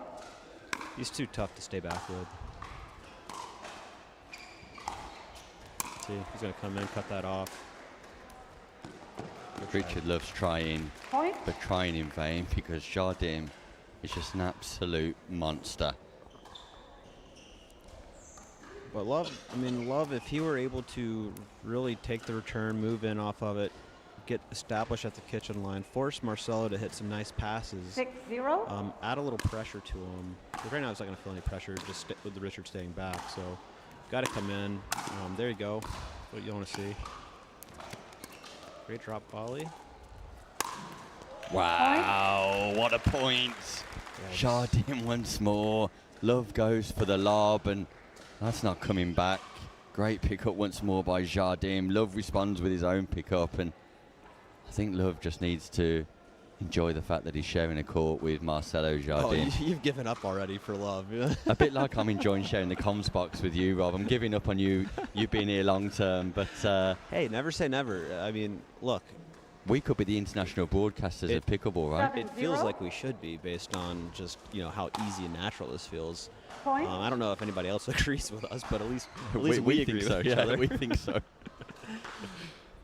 But I'd like to. Yeah, I mean, obviously it's an uphill battle. 8-0. It's 8-0. It's an up mountain battle. So what I would want to see is Love not just playing the same way he's playing and losing these points. I want to see him really rip and come forward. Yeah, either really rip or try something different, like some slice backhand, some slice forehands, generate some backspin, or do something, because Marcelo can. Oh, gee whiz. Take a bow. He is me. She is me. That's exactly my reaction right now. Oh, my word.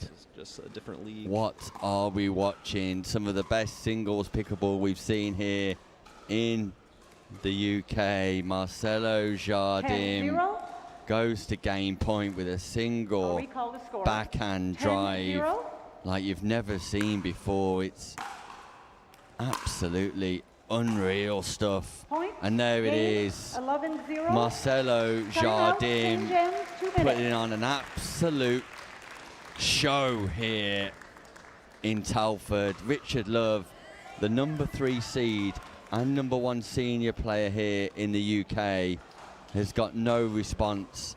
And to be honest with you, watching Jardim play, I haven't got a great deal to say either, apart from just being wowed, Rob. I asked Marcelo once, because you see him at all the APPs, he's always going deep and winning titles on the APP, and he's just that good as a senior pro. But he played some guy in the final that I hadn't heard of, and I was like, was he any good? And Marcelo's so nice that he was just like, he kind of did a soft smile and just slowly shook his head no. So, as nice as he is, he's honest too. Game 2. Just no, he's not very Time good. in. I wonder what he'll have to say after this. But who is very good compared to him? I can tell you this, he doesn't like talking in English, Jardim, and we do appreciate him speaking to us in English. Much prefers Spanish, he suggests. 1-0. Portuguese, Spanish, just not English. What lovely, lovely guy. Just like you, Nick. Point. Almost as lovely as the international superstar. Christian Boner? Rob Vanri. Although Christian is also a great guy. Christian Boner. Christian's the man. Top bloke. Some of the best legs on the senior tour. Point. Look at the passing shot from Jardim, and it's 13 unanswered points here. The first game was a pickle, and I really hope, for love's sake, there he is, Christian Boner. The man. Look how stylish he is as well. I like that he has that top button undone. You see some of that chest cheese. Boner's a real man. All man. Wow. Cross court. Love's just cannot believe what's happening to him right now. He's being dismantled right before our very eyes. I think dismantled is probably honestly the kindest way to say it too. Even though it doesn't sound great, but I mean it's wow. You can't come in off that ball on that angle, Richard Love. But nevertheless, let's just enjoy Marcelo Jardim while he's here. Marcelo Jardim at the English Open is just a joy. Just an absolute joy. I'd like to see. I don't mind him going in off that return, but you really want to remove the angles that you give him. So, like, best place to return, in my opinion, is just deep middle. Remove some of the angles, put a little pressure on him, see what you can do. Point. And it's probably going to end up like that, but at least you're giving him a different look. Richard Love is trying Do you think everything he possibly You can. think he gets a point? What do you No. think? No? I don't No. either, sadly. I don't. I think... I don't It depends how think Jardim's feeling, but he looks... Oh, so you think it'd be a donation? Yeah. Yeah. Side out. That's his first error. I was about to say no unforced errors. And I felt like that was a little bit of a gift. Martin Smith, 0-6. director of Pickleball England, co-director. I think Marcelo probably just said, I want to see if I can serve and hit the middle line on this one. Just like he's Love creating- goes he's for creating- it. Here we go. And Richard Love gets his first point. Ladies and of gentlemen, the final. The crowd's going wild. If I'm, honestly though, if I'm playing and I'm down 11-0-6-0, I'd want to tell the crowd to shut Side out. up. Yeah, 100%. I don't want those loud cheers for 1 point. Just everybody be quiet. Just let me just get my butt kicked in silence. It's embarrassing enough as it is Yeah. without having the You don't need token the- applause. Yeah, please don't. But I get it. I get it. You see that in all sports, basically. Got to entertain too, right? You do. You do. I don't think Richard's too entertained right now, but we are. Because Marcelo's an absolute monster. A monster. That's what he is. Like- Marcelo the monster. Marcelo the monster. Well, that shirt could be the Cookie Monster. Marcelo, 7-1. Cookie Monster Here's Jardim. Richard Liverneese the third, ladies and gentlemen. Beautiful man, beautiful hair, great legs. Okay. And he's off. Point. And he's off. He's like, that's enough. Jardim, 8-1 up, 3 points from victory. 8-1.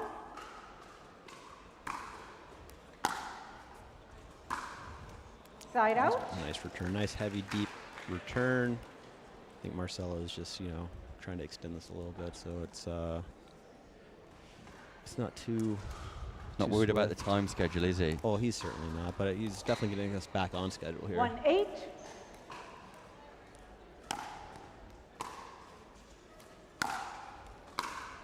More intent from Love. Yeah, this is a great forehand. Side That out. was just too much. I can see why, though. I don't mind the intent from Love. I don't mind the aggression. Yeah, just crank everything at this point. 8-1. Just literally hit every ball as hard as you can. Out, way out, way out, way out. Way out, Marcelo. Side out. Marcelo's like, ha, you're cheating me, sir. Ha, you can have it. Have it, because the next one that comes is going to be just as good. And 1-8. Marcelo Jardim here all week. The best senior pro Great approach. we've seen in That's- the UK. That's it. And That's well it, done, Mr. Love. Richard Love. That's what I want to see. Some heavy pressure. Some, really strike the ball, come in off of it, hit a solid volley. Yeah, that's it. Maybe this is where it turns around. 2-8. Do you think? The look he just gave me. Oh, man. Come in, come in, come in, come in. Side out. Richard Love, possible misread. On the back spin. Excuse me. So, 8-2. ball's back with Jardim here. We're at 8-2, men's final in senior Point. division, and Love just sends that backhand long. 9-2. Honestly, I wouldn't hate it if he hit that hard slice deep to Marcelo's backhand and followed it in, because these courts, the slice actually, these courts suit the slice because it stays so low. Like cat and mouse, point. Let's go. Oh, Richard Love wins the cat and mouse exchange. That'll please him. Marcelo goes for the no look up the line, though. I like that. Throws his head to the left, takes the ball down the line, just misses. But I respect it. 2-9. I mean, Marcelo's definitely the cat in this scenario. 100% the cat. Side out. There's only one cat and one mouse. There's only one cat, one mouse. Just one cat, one mouse. No, so, yeah, that's why it's called cat and mouse. Cat and mouse. It's not called cat and cat or mouse and mouse. Although Richard Love was temporarily the cat When? Oh, in that one. in that 9-2. exchange, but overall, Overall, definitely the mouse. Jardim's a cat. I mean, he's a tiger. He's the big cat. Yeah, he's a proper cat. He's the a big- lion. He's the big cat monster. And he brings up match point here. He brings up championship point. He brings up... No, he doesn't. Does he? Yeah, he does. Yes, he brings does. up gold medal point. The way he looked at me then, Rob, was as if to say, what are you talking about? Here it is, championship point. Marcelo Jardim. Get the drop volley. Through the legs. The lob. Just, ball catches the line, and there it is. A through the leg winner from Jardim. Your men's singles senior open gold winner is Marcelo Jardim, the Triple Crown winner. Marcelo Jardim, he walks away from the English Open with not one, not two, but 3 gold medals. Commiserations to Richard Love, your silver medalist. Summary from Rob Nunnery. You're gonna make me summarize this? I could summarize this in 3 seconds. Marcelo is a monster. Incredible match. I mean, this is the first time I've really seen him play an entire match, and he was just so sharp, so clean, and I mean, that was masterful. Nothing else to say. I mean, Richard Love is not a rough player. He obviously outclassed, outmatched in that one, but great job on silver medal and getting through the semi that almost slipped through his fingers. So showing a lot of resilience and great effort, great job on the silver medal, and great job to Marcelo on his 3rd gold medal. Ladies and gentlemen, put your hands together for our Triple Crown gold medalist, Marcelo Jardim.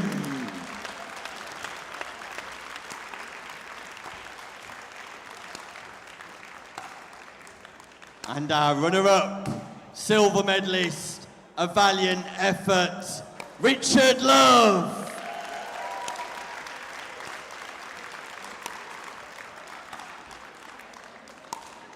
Marcelo, Richard, if I could just invite you over for a few words, please.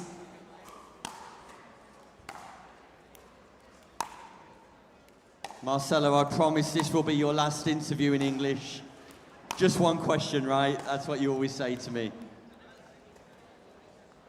Marcelo, triple gold medal. No. Everybody wants Marcelo to speak English, but 3 gold medals, Triple Crown. How do you feel? I'm so happy. That was a great tournament. The final with this guy, he played amazing. I have my day today. I played my best, and well, great day for me and great tournament. It was a great tournament. Richard, how tough was that? Yeah, it doesn't get much harder than that. I had a game plan at the start, hit 22 worldies, didn't quite turn out that way. 2 in the end. I was 20 off. What does it mean to you, though, Richard, taking away the silver medal from this tournament in singles? Oh, it's huge, huge. I mean, more than that, I mean, the tournament is obviously the best in Europe. It's been incredibly run. And it's a privilege to play guys like Marcelo and the other guys that we've played today. Yeah, we don't get a chance to play this kind of quality that often, so it's been a privilege. Yeah, one of the best in the world here at senior level, Marcelo Jardim. It's been an absolute privilege for us to watch you in action, particularly in that final, and you sealed it with a between-the-legs winner. Yeah, I made this because it was 10-2. If it's 8-8, maybe I didn't try it, but I said that it's a great tournament, great people here. You guys are amazing, everybody. So thank you. No, thank you to you, ladies and gentlemen. Our triple gold medalist, our triple crown winner, one last time, Marcelo Jardim. And finally, our runner-up, taking away the silver medal, England's very own Richard Love. And I think we're going to present the medals right now. We haven't got the bronze medalist with us yet, but are we going to go for gold and silver? We're not sure. Perhaps you could do that privately, or would you like to do that in front of the crowd right now? Here we go. Let's do the gold and silver here. Marcelo, Pickleball England are pleased. No, we're doing the silver. So Richard, Pickleball England are pleased to give you your silver medal. And for the third time this week, gold in doubles, men's, gold in mixed doubles, gold in singles. Presented by Pickleball England, Marcelo Jardim.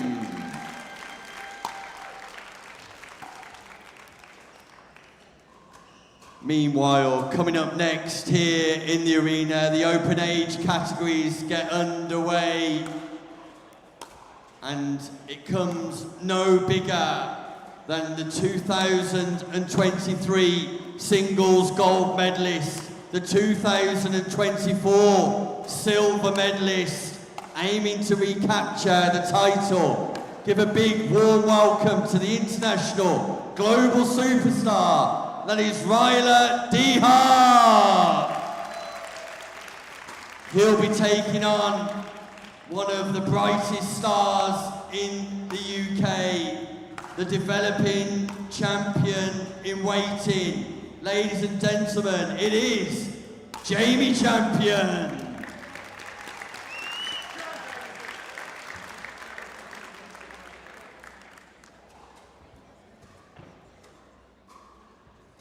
Ready? Ready? 1 game to 11. Change ends at 6. Time in. 0-0.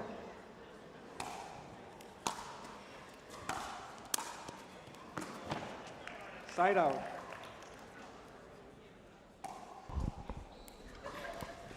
Men's singles open underway here. Revalta Dihart in the building, and Rob Nunnery. Does it get much bigger than Dihart? It does not. If you notice his left bicep, 1-0. that vein's going to be bulging. He's just an absolute physical specimen at the ripe age of 43 or 42 or 44, 40. He's definitely about a decade older than you, Nick. 2-0. But he is an animal. He's got a great tennis pedigree. He's took sets off Rafa Nadal. I don't know if he's taken sets. He has, 100%. It's a guarantee. I don't know. Well, one set at least. It's a guarantee. Ask him afterwards. I know he played Nadal at the U.S. Open. And he took the first set, 7-6 on a tie break. That's a tough one to believe. But maybe. 2-0. You know, I think if I played Nadal at the U.S. Open, I'd start like really changing the story up too. Listen, Rob Nunnery's not having a bar of it here. Ask him at the end. We'll ask him. We'll interview him. Yeah, we will. No, incredible tennis player though, honestly, and great ambassador for pickleball. Him and his wife Megan and the kids, J.R. Lilly. Great pickleball family. Do a great job growing the sport globally, playing a lot of international stuff. Always on the APP tour as well. 4-0. And Ryler is honestly, he was just in India with me. He's a crowd favorite. He's got a good humor, good deadpan, dry type of humor. If you don't follow him on social, because 0-4. he's like a white David Goggins, and it's a bit of a shtick. His like little catchphrase is "Stay hard." And he's, talks about how he's training so hard for pickleball and how it's a grown man sport, and the rest of his family can't keep up with him. But honestly, he's definitely not the best player in his family. Let's be honest. He's not. 0-4. He's not the best player in his family. Kids or Megan? Probably both. Both. Probably both. Yeah. The finger wag call. I like that. No, it's out. Watch this finger wag call. It's very fun. No, sir. So, Champion. Jamie Champion got a tall order here in the first game in Group 4-0. A. As the number 1 seed, Revalta Dihart, takes on the number 24 seed. Over 60 players in the men's singles draw, 12 groups and 24 seeds. Dihart's number 1 after gold in 23, silver in 24. Timeout, change ends. He's come here 6-0, and he's 1 showing minute. that he wants gold in 25, Rob. Yeah, he's with Ryler's game. He's always going to really rip the serve, rip his forehands. He's got good volleys up at the kitchen line. For his age, honestly, moves very well, and yeah, all business so far.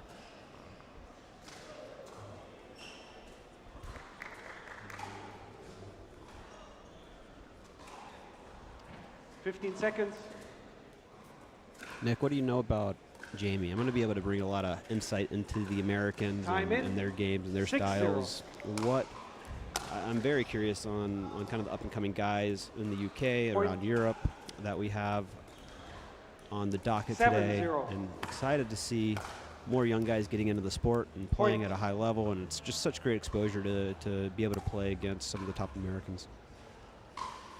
Yeah, Jamie Champion, 8-0. an up-and-coming star here in the UK, particularly on the singles, a tennis background, and he's a tennis coach here in the UK, but transitioned to pickleball about 12 months ago, and since then has made huge waves in the sport, traveling 9-0. internationally across Europe and picking up medals too, particularly, as I suggest, in singles. And the fact that he's been dismantled cleanly here by Ryder de Hart is much more a measure of de Hart than it is Champion, because Champion will be successful in these. I haven't called the score yet. Champion just getting the opportunity to 0-9. reserve here, I'm sure. But Champion will be a success in these events in years to come, because he's got ability without question. Good get there. See if we can crack that No one look down. drop. And de Hart Side is out. toying with Champion.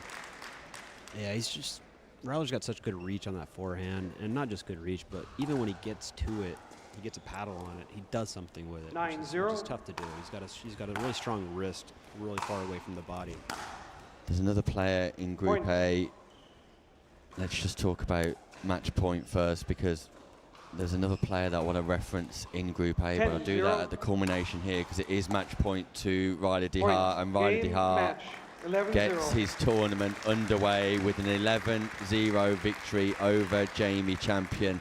Jamie Champion perhaps not at his best, but Ryder de Hart looks up to the gods as if to say, I'm just overjoyed to get off the mark, and what a great performance it was. But he's going to come across sterner tests, because we've got the European ranked #1 in Group A as it currently stands on the road to Arlberg Pickleball Tour.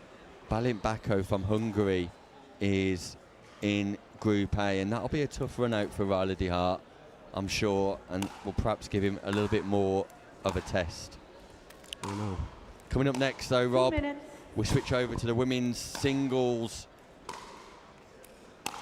open, where the British player Thadia Locke takes on the American #1 Sophia Suin. We'll be back with more action after this short break. Need a Caribbean vacation with my feet in the sand. Antigua gives me good vibrations. That's where I belong. Come feel the warmth and touch the blue sea. Now that's you and me. Whoa, whoa. Follow me. No reason why your footprints shouldn't be in the sand. Antigua's your destination. Are you ready for this? Are you ready? Are you ready? Are you ready for this? I run the space, I run the scene that light up the face. Check the mirror, see the reflection. Ain't nobody quite like me, see I'm perfection. Unique vibe, can't duplicate. Swag is so cool, every day I celebrate. No copycat, just one original. Couldn't hide out even if I wasn't visible. Pull it in the breeze, brushes in the air. No comparison, I'm beyond comparing.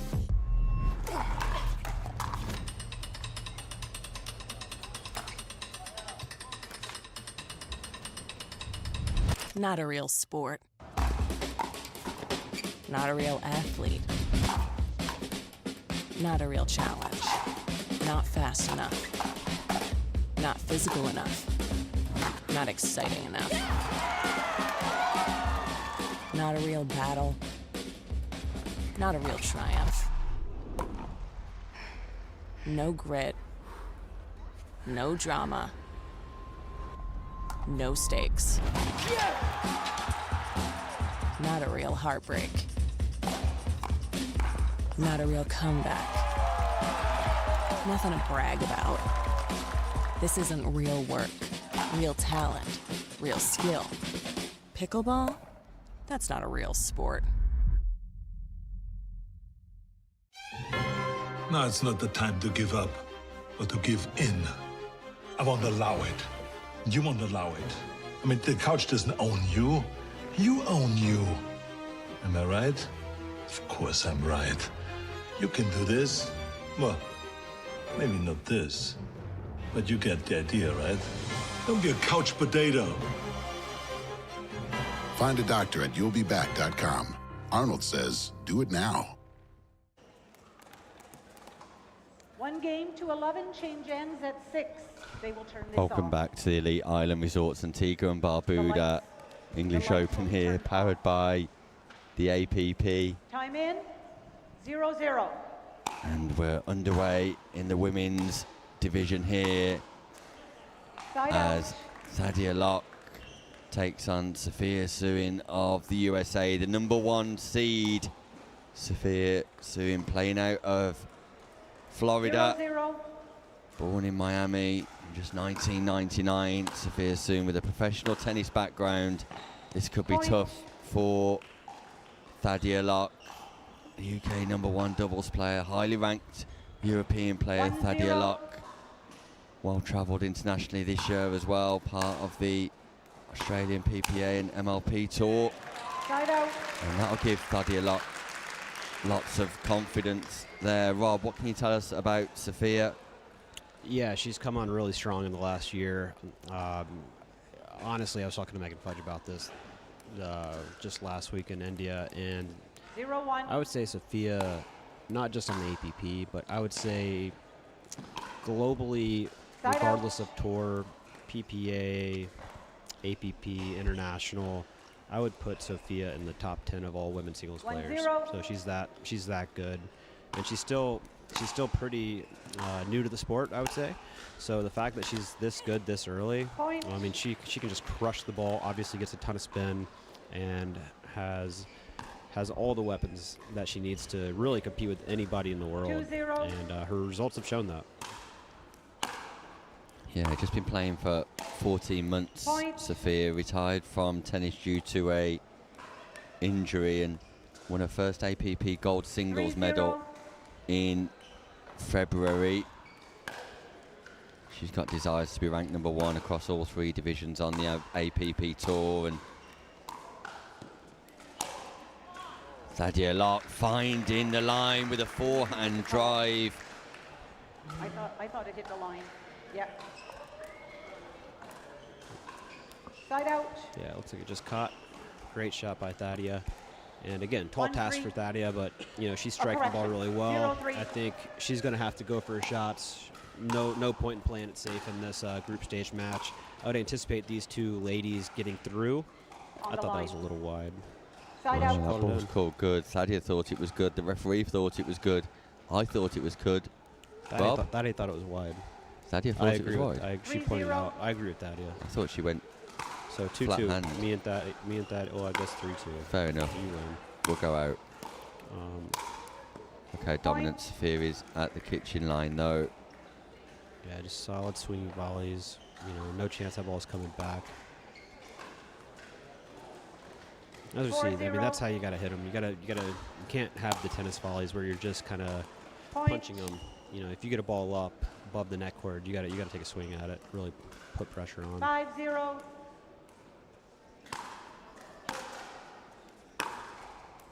Point. Wow. Timeout. Change ends. 6-0. 1 minute. Loose return from Locke, but Teen stuff for Sophia. I mean, Sophia she's just- literally top 10 in the world across all players globally. I'd put her in like the 6 to 10 range. well, we're delighted to have her here at the Elite Island Resorts Antigua and Barbuda English Open, and in her corner, Megan Fudge just offering some words of insight. And if ever you wanted somebody in your corner Rob, it would be Megan Fudge. Yeah, Megan stepped back from singles, understandably so. You know, well into her 30s now, playing all 3 events, going deep in all 3 events is really taxing, tough on the body. And if you want to have an extended career and do this for a long time, you really have to take care of the body and incorporate some load management. And I think it's a smart move on her part. Yeah, I need to thank Megan Fudge actually, because she announced her retirement from singles on my preview show with the RTA. Headline breaking news, so is that it's kind of her to give me a leg up, right? Is that your career highlight? Yeah, I think so. Well, no, up to now. Up to now, Rob. Clearly working with you is the highlight. Yeah, I mean, obviously, but it's a close second, maybe. Yeah, close second, Megan Fudge. Don't tell her that, though. See if Thaddy can just take some rips on the ball and pull off a couple points here. Side out. Sophia's just so accurate with her ball placement. Her feet are set. She's in position. 7-0. Looks pretty effortless. Yeah, just really clean ball striker. Great return there. Yeah, nice return from Locke, and I like that. Probably what she needs to do more of. Yeah, mix it up. Go for the big return. Follow it in the kitchen. Put some pressure on Sophia. She's not going to beat her from the baseline. That's just a fact. So she's going to have to come in, but not on a short approach. Locke moves to the right-hand side, leaves the Side out. space open down the line, and that's bread and butter for 7-0. Sewing. Yeah, you probably would have made that pass too, Nick. Are we saying Sewing or Suing? You know, Point. I'll let you have the liberty on that one. Whatever you want to say. Okay, thanks, my friend. I'm going to go Sewing. Yeah, I think if you like really kind of, you can kind of mix it, right? It's like sewing. You just kind of say it to where it could be either, and then if they say no, it's suing, and you're like, that's exactly what I've been saying this whole time, suing. Yeah. You can't lose, right? Suing, yeah. So 9-0 here to Sewing, the American number 1, the number 1 seed, and Point. Thadia Locke. We're going to have two bagels early on in our group stage matches. And the top Americans, the American number 1 seeds, just bringing their game straight away. And it is a bagel, it's a pickle. Sophia Sewing just destroying Thadia Locke, one of the great players in Europe, Thadia Locke. But Sophia Sewing, in no time at all, just completely dismantles. It's another dismantling, isn't it? There's Marcelo been dismantles Richard Love, right? I mean, if we were ever behind schedule, we're getting back on schedule. We're getting back on schedule. Quick. DeHart dismantles Champion, and Sewing dismantles Locke.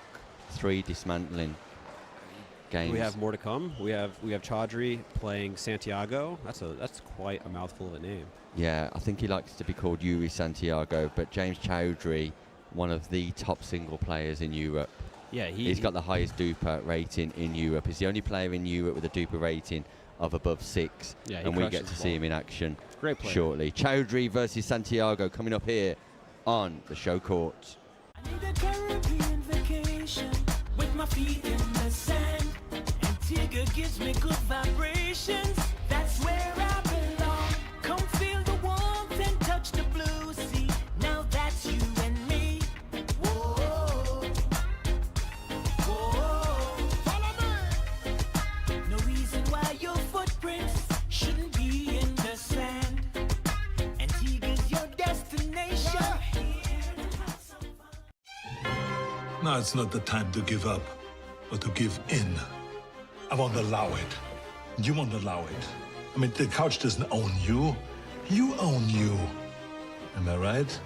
Of course I'm right. You can do this. Well, maybe not this. But you get the idea, right? Don't be a couch potato. Find a doctor at you'llbeback.com. Arnold says, do it now. Are you ready for this? Are you ready? Are you ready? Are you ready for this? I run the space, I run the scene that light up the face. Check the mirror, see the reflection. Ain't nobody quite like me, see I'm perfection. Unique vibe, can't duplicate. Swag is so cool, every day I celebrate. No copycat, just one original. Couldn't hide out even if I was invisible. Pull it in the breeze,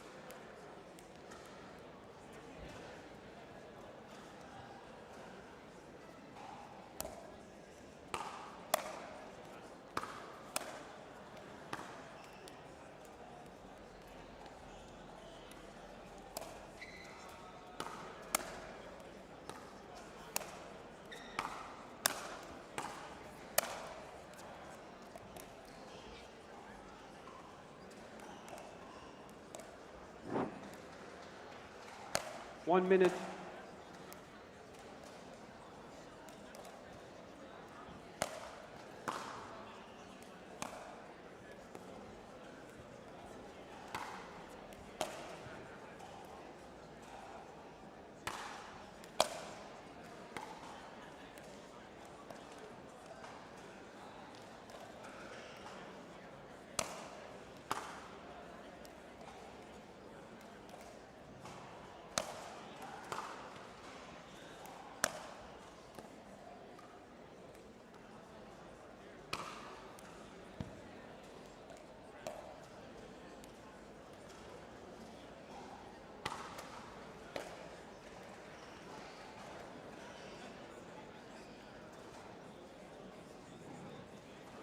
Want to play with this? Okay. 15 seconds. Welcome back to the Elite Island Resorts Antigua and Barbuda English Open, where the number 1 seeds in both the women and men's divisions have got off to quite a start. It's a number 3 seed in action here against the number 22 seed, James Chowry, taking on Yuri Santiago of Andalusia, Spain. 0-0.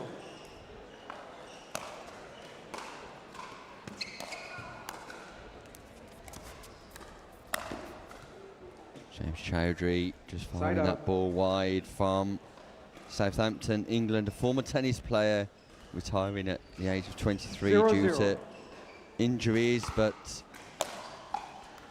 fair metric is that James Chowry is ranked as the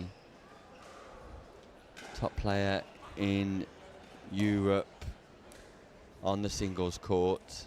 1-0. Just overtaken by Bako Balint from Hungary as it currently stands on the RTA European Tour, but in terms of Duper ratings, Chowry is the number 1 European player.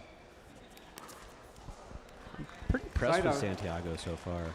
I mean, he's hitting some nice balls, good strokes, good placement, and great height, good reach. 0-1. Be interesting to see if he can keep it close here. Point. Yeah, and that's why, especially in men's singles, going for those big serves, it's a must nowadays. You can't just get the serve in. It's got to be, you got to be incredibly aggressive with it. It's a great passing shot by Chowry. Santiago on the return to the forehand wing, but sometimes going out wide, especially in the men's division, just creates that angle up. Yeah, the return of the medal cuts off some of the angles, but James Chowry on fire, 2 winners in a row, and Santiago, the big framed Santiago with long levers, nowhere near those 2 passing shots. Side out.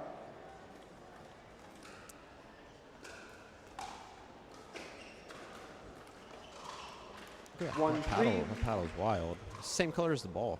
It's brilliant for doubles. Need to spray paint mine like that. Yeah, great angle on the volley.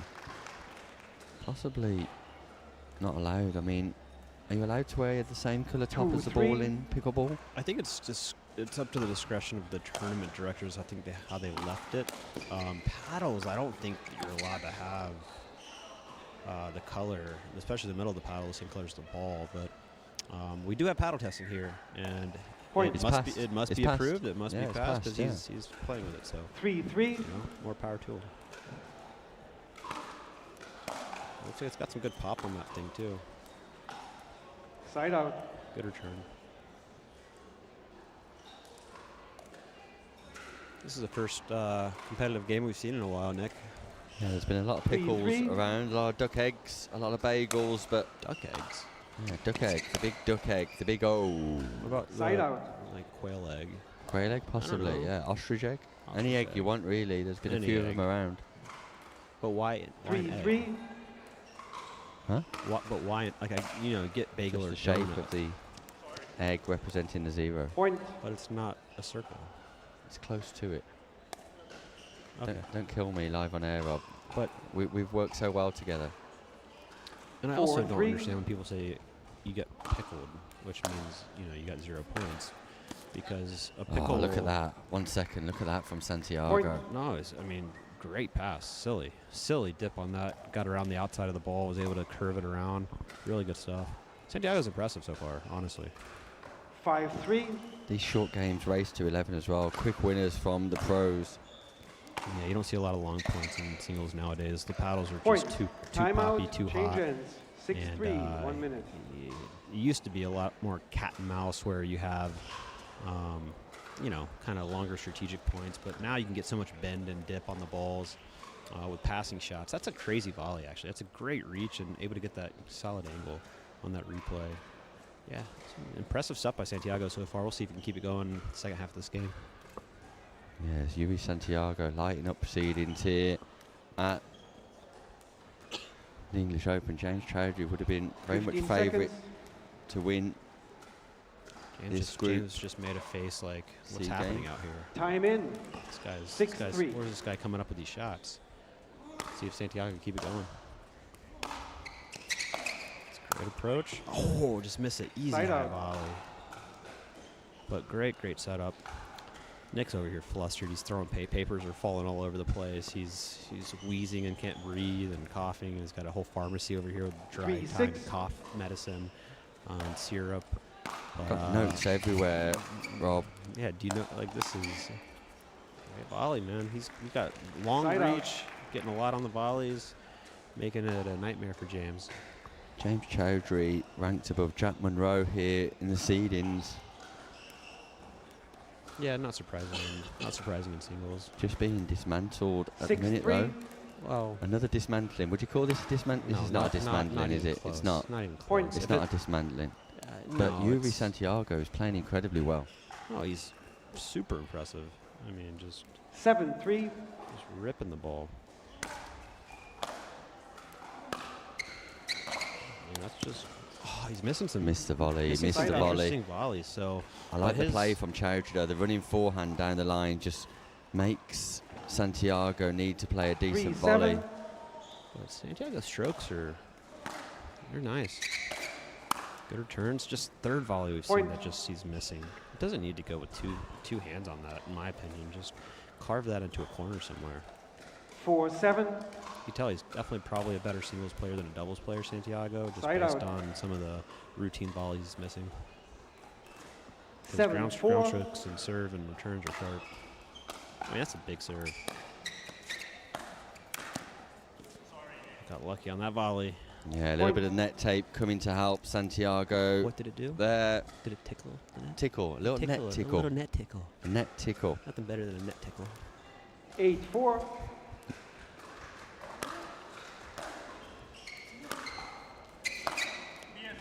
Yeah, that's a great passing shot by Chowry, utilising the backhand, the double backhand, to go cross court against Santiago. Santiago not set for the volley, and that's it. Wow, James Chowry on the passing shot. Santiago not able to close down the space quick enough, and the passing shot from Chowry, first class, and Chowry just getting himself back into this match. Yep. On return serve. Momentum has changed, the momentum has shifted. 6-8. So I going for that big serve's worth it. Good returner. Up, just missed. 7-8. No timeouts in these sprints to 11 in group play. 7-8. 2 unreturned serves. Rob Nunnery. Like 4 missed volleys. Oh, that was deep though, and Chowry just not getting underneath the ball there. And you don't need to go for that because, I mean, Santiago's shown that he can miss volleys. So all you want to do is just kind of keep that thing about net level and just make him hit balls. Side out.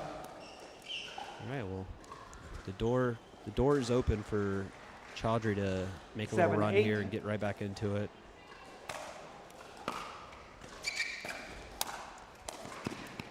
Yeah, great athleticism, great acceleration across the court from Chowry. It was anticipation to begin with, then went into overdrive to make sure he was there. Volley's floating a little bit for Santiago. That's truly the only weakness I've seen in his game is the volleys, especially when he's going for 2 hands. I love that point construction from Chowry. Forehand, backhand, recognises that Santiago is off balance, goes backhand once more, then presses the volley into the open space. James Chowry has turned the game around from 7-3 to 9-8. Just out. Make that 10 out, and this is an impressive performance from James Chowry. Santiago throws the ball away. Center court. Santiago doesn't care. He just wants more time. Oh, and the steward. Look at the arm on the steward. Whoa. That is a shocker. What? That's an absolute shocker. 10-8. The steward's tried to throw the ball back and just there it is. Pancaked it to the floor. Point.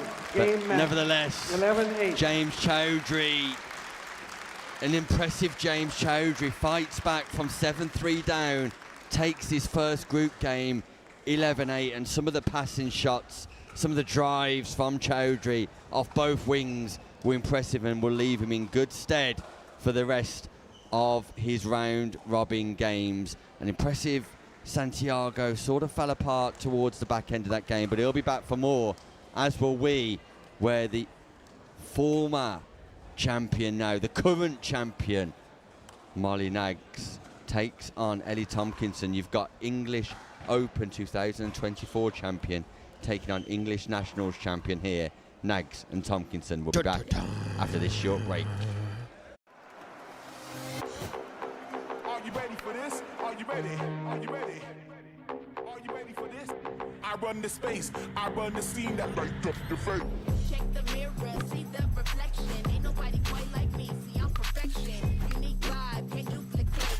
Swag is so cool, every day I celebrate. No copycat, just one original. Couldn't hide out even if I wasn't visible. Pull it in the breeze, brushes in the air. No comparison, I'm beyond comparing.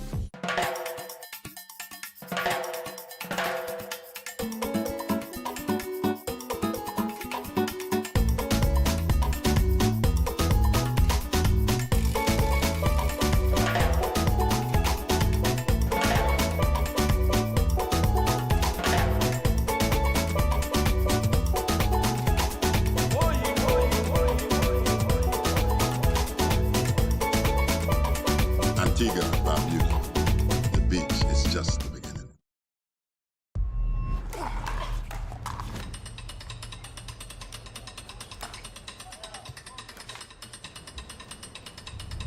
Not a real sport.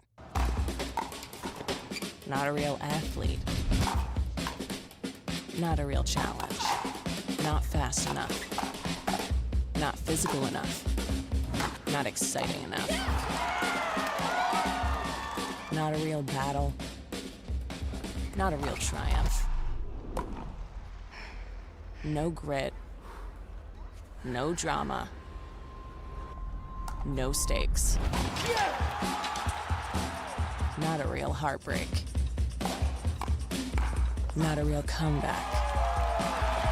Nothing to brag about. This isn't real work, real talent, real skill. Pickleball? That's not a real sport. Now it's not the time to give up or to give in. I won't allow it. You won't allow it. I mean, the couch doesn't own you. You own you. Am I right? Of course I'm right. You can do this. Well, maybe not this. But you get the idea, right? Don't be a couch potato. Find a doctor at you'llbeback.com. Arnold says, do it now.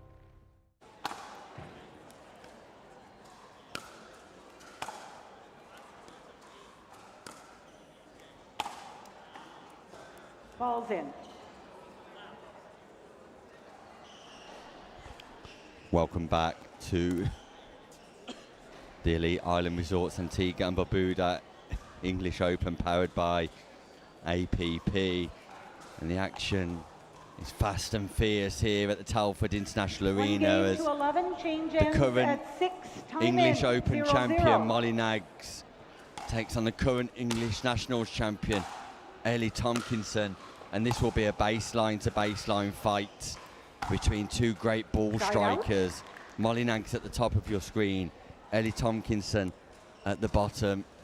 Molly Nags 0-0. will be desperate to put in a good run in an effort to retain her title. Ooh. Wow, Point. ATP! Deep ATP. Marley Nags, it's showtime here at the Elite Island Resorts. Telford International You got it. Centre. Wow. 1-0. What a get. Point of the day. Marley Nags opens up big style with an ATP, Rob Nunnery. Maybe another one? ATP just goes long. This Nick's time, unhinged right now. Nick's unhinged. Marley Nags. Forehand, 0-1. backhand, ATP. Second one goes long. Wow. Point. Oh, fantastic stuff. Oh. It's a lot of excitement at 1-1. 1-1. Wow. I respect 1-1. it. I respect it. Side out. Marley Nags bringing the entertainment right from the off here. Forehand ATP. Incredible. Followed by backhand ATP. 1-1. The forehand she narrowly picks up, but keeps it in play. What Honestly, a rescue. The forehand ATP was the tougher one because it was so a great shot. Side out. Because it was so deep in the court. She was basically at the baseline hitting ATP from all the way back. Interesting, Marley Nags coming into the non-volley zone. You don't see that often, Rob. Seems like that's probably why right there. Yeah, the passing shot executed the nicely. ladies do have such 1-1. nice passing shots. It's it's probably their biggest strength. But I do, Molly has good reach. So if she finds a ball that Point. she has Ellie on the run with, she should come in. 2-1.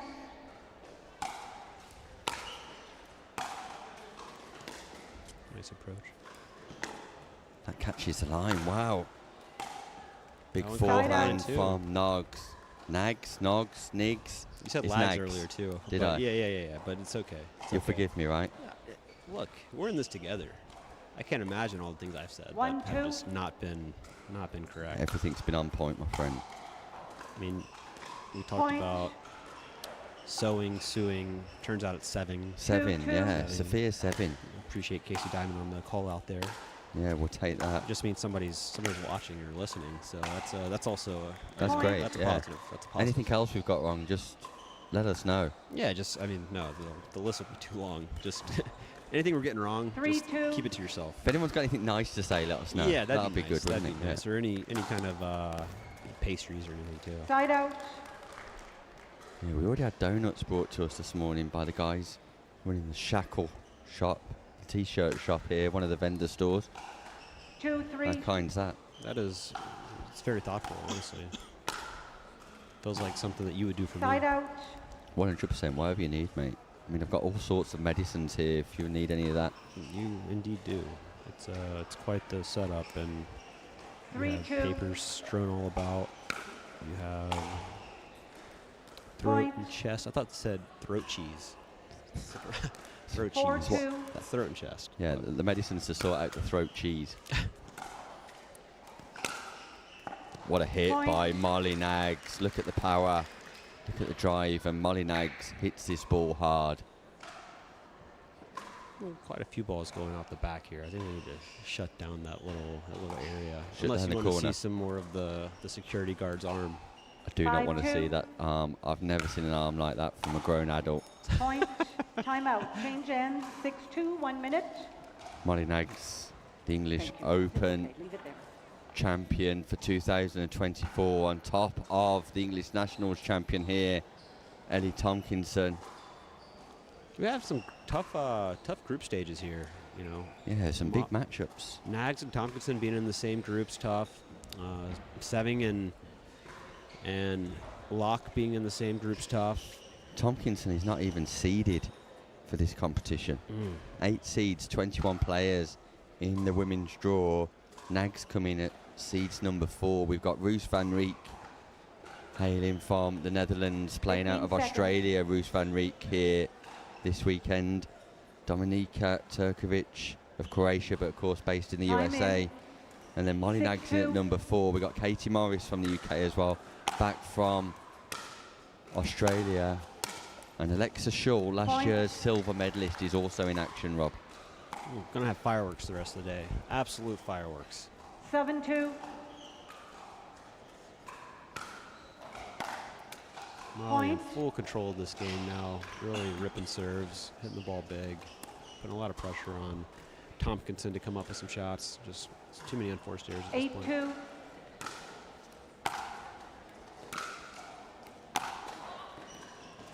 Point.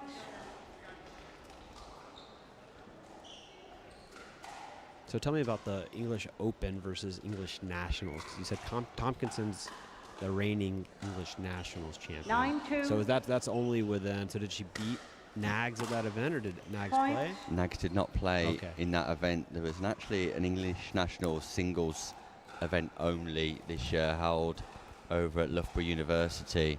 10-2. Nags didn't play in that event. Tominson did, and Tominson beat Locke in the final. It's a good win.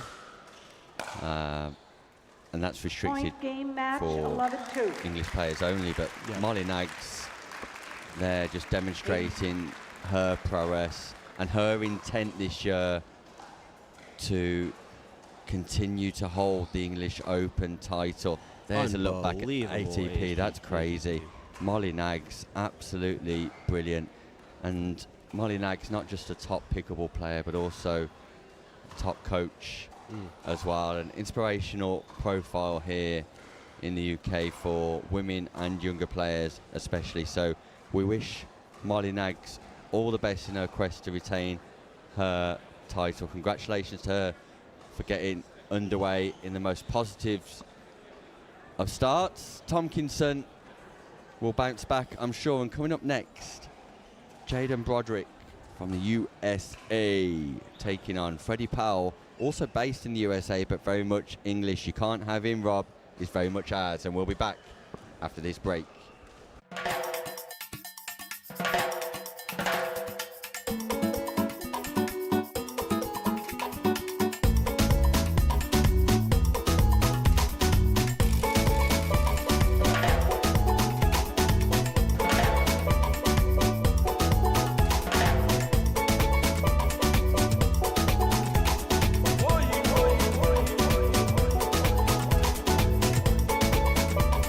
Antigua, my beauty. The beach is just the beginning.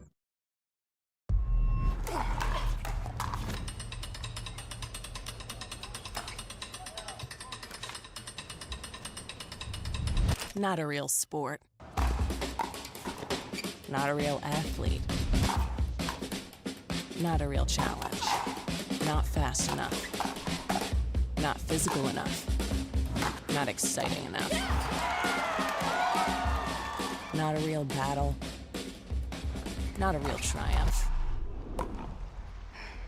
No grit. No drama. No stakes. Not a real heartbreak. Not a real comeback. Nothing to brag about. This isn't real work, real talent, real skill. Pickleball? That's not a real sport.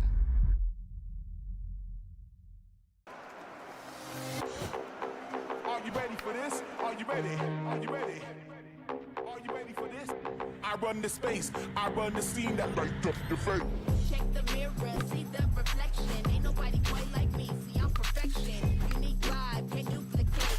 Swag is so cool, every day I celebrate. No copycat, just one original. Couldn't hide out even if I was invisible. Pull it in the breeze, brushes in the air. No comparison, I'm beyond comparing. Now it's not the time to give up, but to give in. I won't allow it. You won't allow it. I mean, the couch doesn't own you. You own you. Am I right? Of course I'm right. You can do this. Well, maybe not this, but you get the idea, right? Don't be a couch potato. Find a doctor at you'llbeback.com. Arnold says, do it now.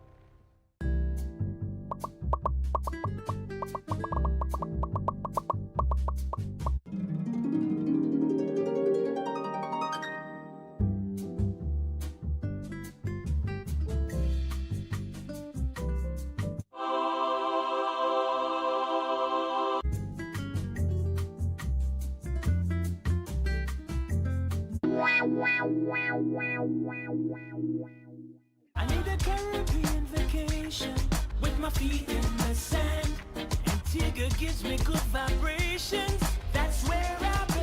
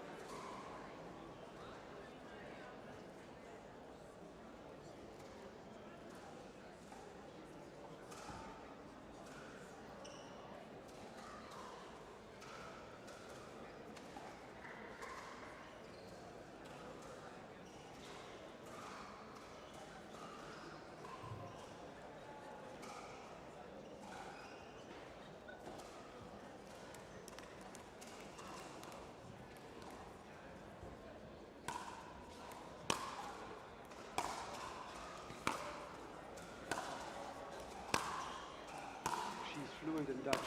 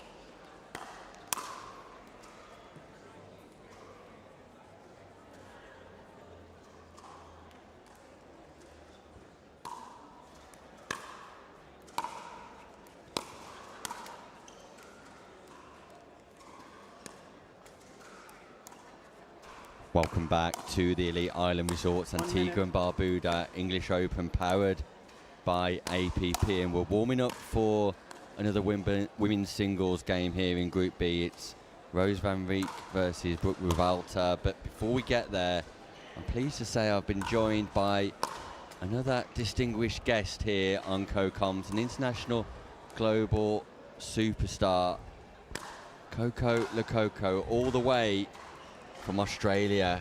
Coco, great to have you here. Thanks for having me here. That was a great intro.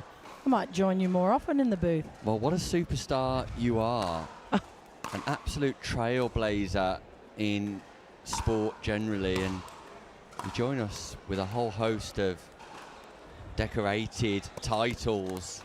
Just talk to us about what you're up to at the minute. Well, clearly over here in England, but generally speaking. Generally speaking. There's been lots of, look, I've moved very much, as we've seen, into the coaching space. So I do a lot of clinics. I was just here in England doing quite a number of clinics before this beautiful English Open kicked off. So it's been great. And then I popped over to Paris, and I'll be back soon, I think probably early next year, to do some more coaching here in the UK.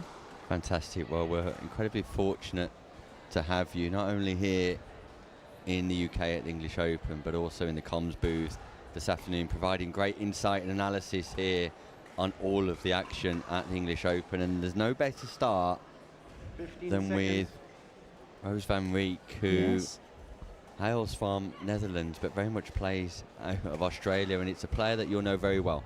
Yes, look, Rose is a superstar down under. She's one of our favourite, and we've sort of claimed her as ours. So while she does come from the Netherlands, we believe that she's an Aussie. 1 game to 11. She's happy to join that title. Here we go. She's playing against your lovely homegrown Brooke.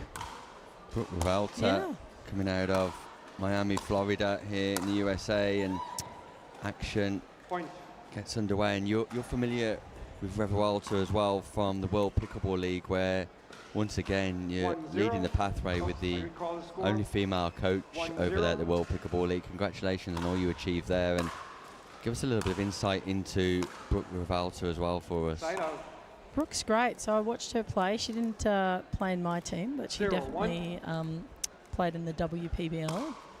She is a little pocket rocket from the back of the court. Yeah, look at that left hand drive down the line. Great start from Revalta. It's very hard to beat Brooke from the back of the court. You know, if you've got her there, she's onto you pretty quickly. So Rose probably has to come in if that's what she's looking to do. Yeah, Rose van Rijk, our second seed here.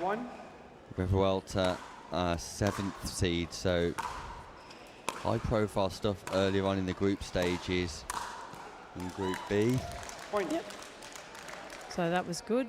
Rose got to push in, but obviously the opposite for Brooke. So in order to keep Rose at bay, Brooke needs to keep Rose back at the court and not allow her to come into the net. Rose did a sneaky cross-court angle there. Two relative youngsters here as well. Coco Roos in at 23, Brooke in at just the tender age of 19 playing international pickleball. It's great to see. Just misses the overhead volley. Great hustle from Rose. Vanri can just picks that ball up, and sometimes with reference in singles, it's about making your opponent play just that one more shot and hustling every ball. It was. I think Brooke was expecting a drop, a dink, and unfortunately Rose flicked it straight up and caught Brooke off guard. I don't think Brooke would normally miss that smash. No, not at all. No. Brooke's second time here at the English Open. Brooke Revalta played in 2024. So she'll be very well versed when it comes to the logistics and the environment here at the Telford International Arena. You cannot fail to be impressed with the setup here, Coco. This is my first time.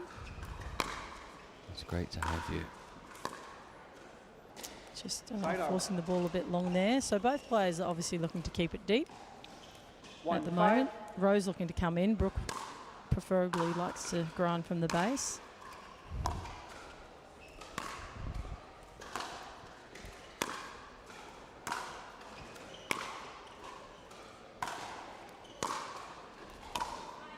Yeah, Vanri not afraid to go to the forehand of Revalta here and mixing it up, and maybe, given the fact she's got a comfortable lead, just trying to feel out a few different patterns on court. I think that was clever. That's the first time Revalta's really kept it straight up the middle at Rose's backhand. Rose tried to create an angle. And there we go again. There we go. So Cross-court winner from Revalta just opens up on the forehand side.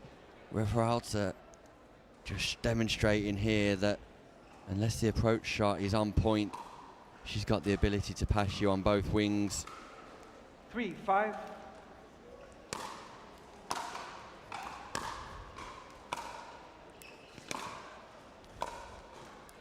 Well, that was well done by Revalta. Like, she really got the angle there on Rose, forced Rose to stretch for that out of court, whereas previously she's been keeping them quite deep on Rose. So clever shot.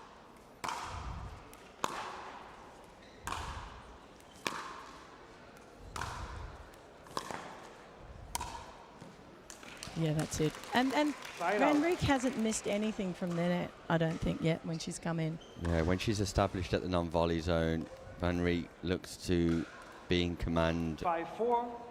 No unforced errors on the volley from Vanri.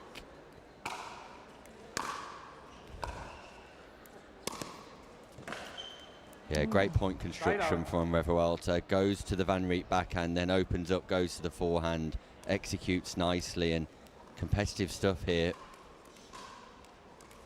4-5.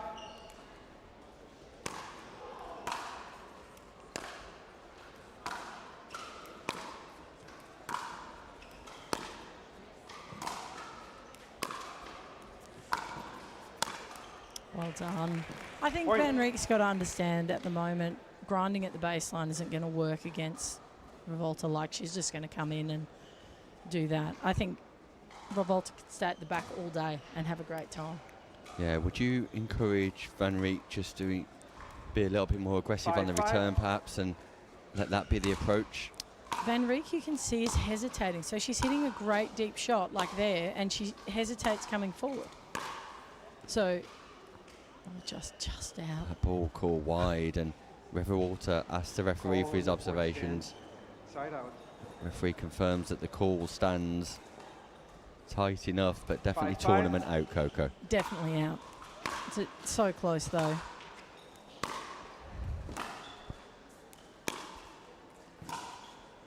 Great angle from Revalta, again causing Van Riek to go and fetch.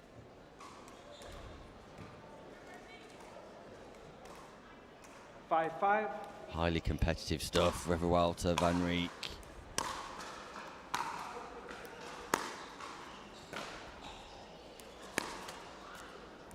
That's a mid-court miss. You'd like that one back again, I'm sure. Could we replay it for her?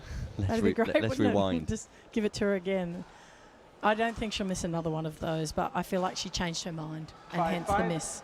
So she was going to go down the line, then she decided to go cross-court, which has had the most success. And that's out from Rose, just over-pressing. Yeah, it was a loose return, but sometimes those mid-court returns that stay low can be difficult to get up and down.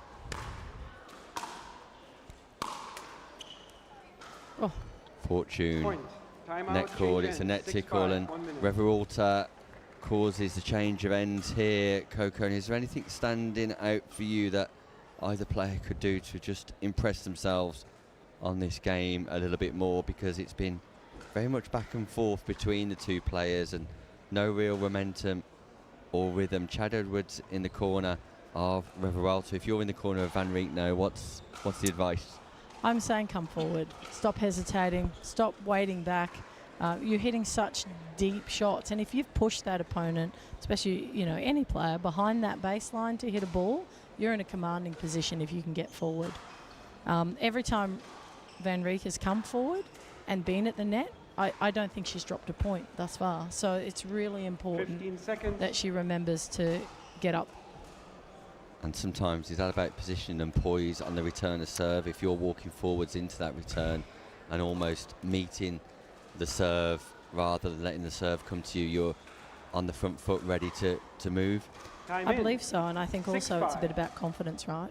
Because sometimes we get a bit unsure that someone might pass us, and by the time we hesitate, it's too late. Oh, there we go. That was a bit of a interesting shot. She tried to roll that Revalta like just slightly over to Rose's backhand. 5-6.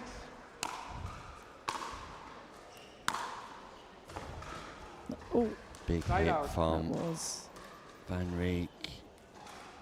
I feel like the tactic's been, Revalta's already come out, and the tactic's been attack the backhand. Oh. On return serve, in a race to 11, it's critical that you make your opponent play, and Granand's unforced error, but it was a deep serve on the line from 7-5. Revalta.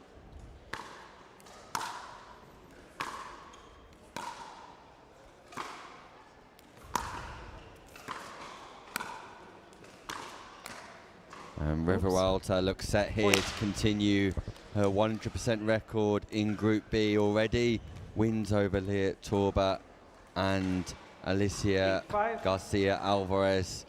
Vanri beating Rosie Harfield, but this is a 100% record clash between the two players. Yeah, look, Rose Vanri doesn't go away. So you may think that an 8-5 is a great lead, and then it closes very quickly.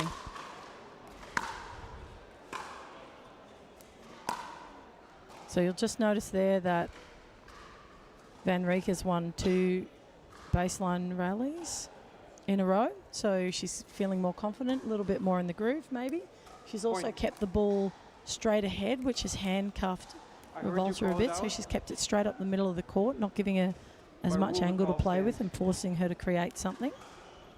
An appeal from Revalta on the call, but referee confirming the call stands.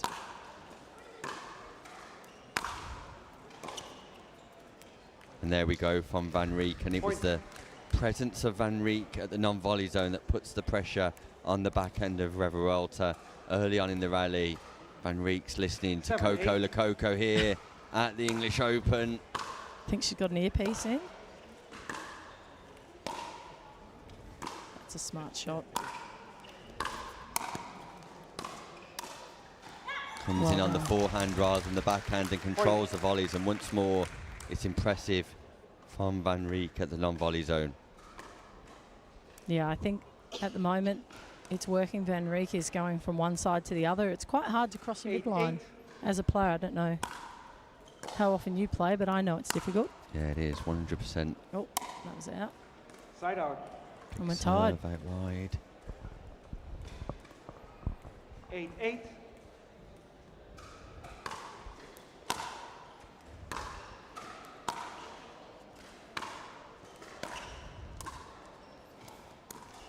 Oh, the drop volley from Revalta actually sat up, and Vanri was there in time, just catches the net tape. Big exchange coming up here.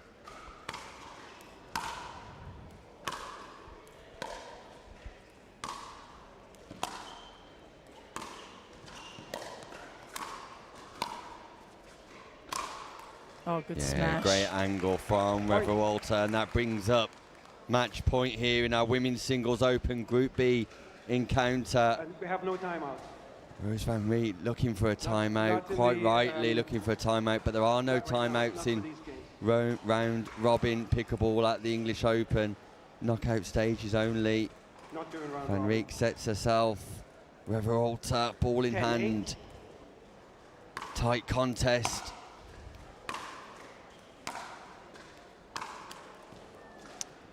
Misses the forehand. Coco Lococo. I feel like she went to play a safe shot and unfortunately just didn't have enough on it. I think match point, you just got to go, right? Yeah, go for it. And there that again, she's returns tight. That goes long. Yeah, a bit nervous, and it's hard to close out a point like in a match. 9-10. And this is crucial because it's win by one in the round robin stages. It's golden point if we go 10-10. Van Riet staying back. Van Riet going baseline to baseline, and Revalta finds the baseline. I would have liked to have seen Van Riet come forward. Second match point. Brooke Revalta.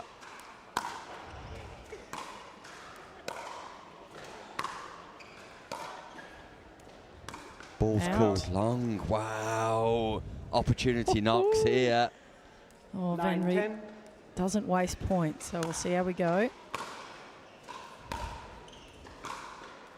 Yeah, look at that. It's a great drive. Revalta can only resort to a backhand slice. That catches the net, and all of a sudden, after saving 2 match points, Van Riet has match point of her own. Golden point.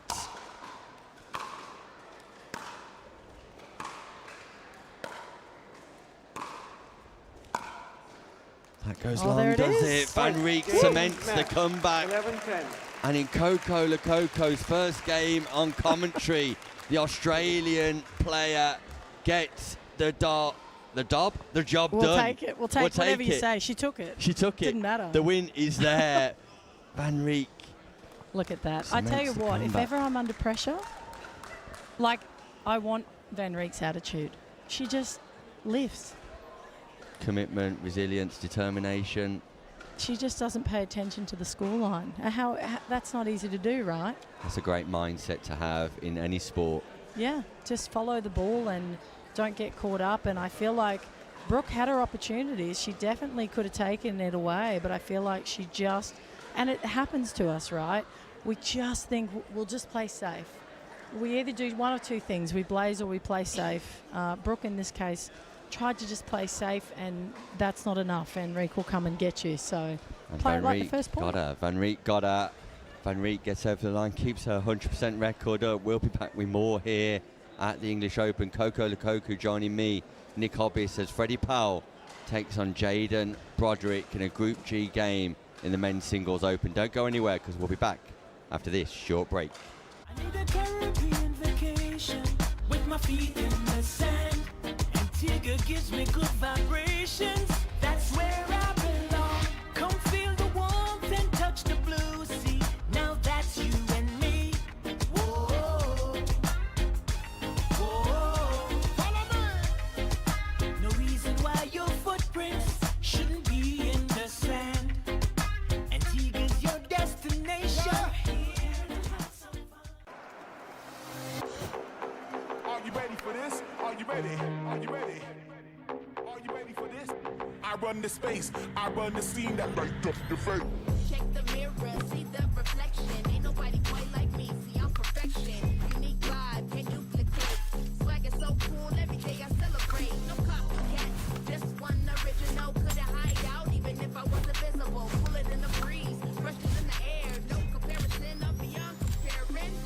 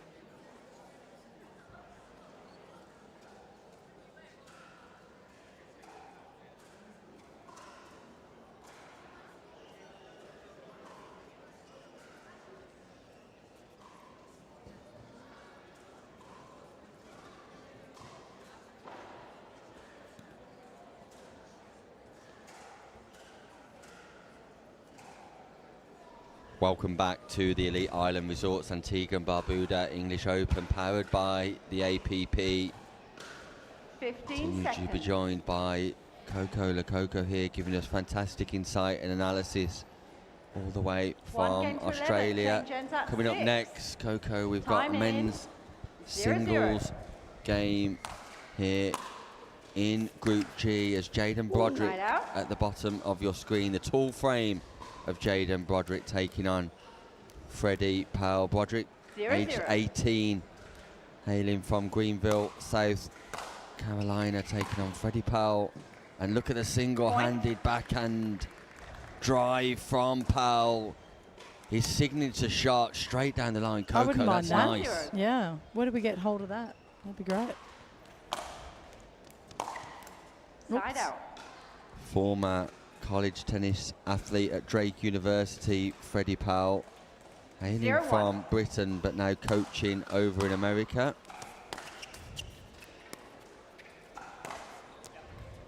Oh, that's a This smart. time it's Broderick who threads the needle. Yeah, that's a smart. Look, he took the pace off that. It actually looked like it was going to float long. 1-1. And he put so much spin on it.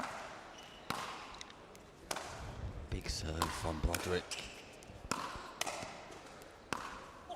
Oh, nice. Yeah, Side out. in forehand Yep. from Powell. Broderick reads left.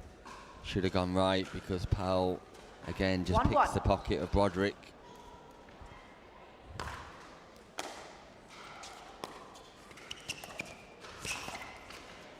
Side out. Slightly rushed on that ball. Possibly let that one bounce, Coco. Possibly, yeah. I think that was a bit ambitious trying to take it on the run there. But I do like how 1-1. Powell holds the ball on his paddle until his opposition commits, and then he threads the needle Side the out. other way. It's a bit of a overhit there from Broderick. Both 1-1. Broderick and Powell with 100% records so far in the men's open. Nice. And Freddie Powell is finding the lines here. Passing shots and winners galore at the start of this Group G encounter. 2-1. So Powell set up for a cross court there. He wrong-footed his opponent very well. And then got it down the line again. Oh. Wow, Freddie Powell. Broderick executes the volley, but look at the drop. Look at the cross-court drop from Powell. And sometimes you've just got to say, good shot. That's a great shot. I mean, 3-1. Broderick read Powell's down the line backhand signature shot. Read it beautifully. Point. But that was insane then for Powell to pick up that 4-1. and roll it.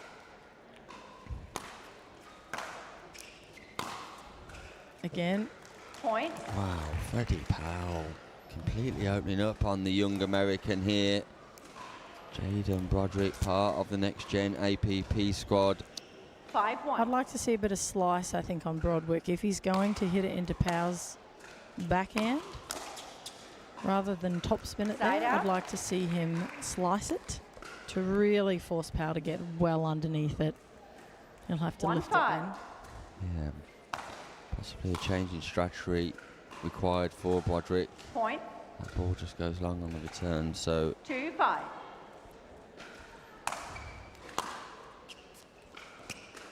Point. once again, Powell looking to be aggressive on the return and get forward into the non-volley zone, but just 3-5. sends that ball long. So 2 unreturned serves brings Broderick right back into this match. Side out. You'd think Broderick, how tall is this man? He looks very tall. Yeah, I haven't got the 5-3. stats on that, but he's definitely over. I think he's 6'3", 6'6". 6'4". Yeah. I think Yeah, Katie, 6'6" would Side be a out. good shout.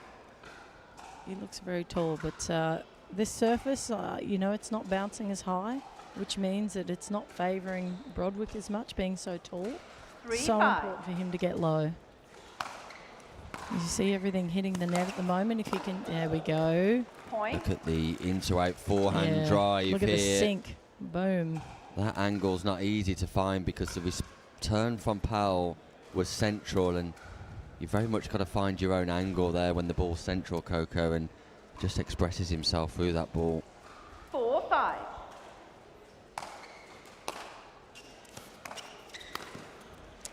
Got to do a bit Side more with out. it than that. I think poor Broderick gave it right into his forehand there. I think he changed his mind. I think he was going to flick it cross court to Powell's backhand, but he's been hurt a few times that way, so he changed his mind and then got caught. 5-4. Yeah, loose return not capitalised upon by Broderick. Oh. Wow, Point. the passing Time out. shot is Change electric, ends. and Broderick 6-4. follows the 1 line minute. of the ball, which is the right thing to do on the return, but there is an open side there, and Powell's able to find it, and the winners and passing shots from Powell are difficult to defend against.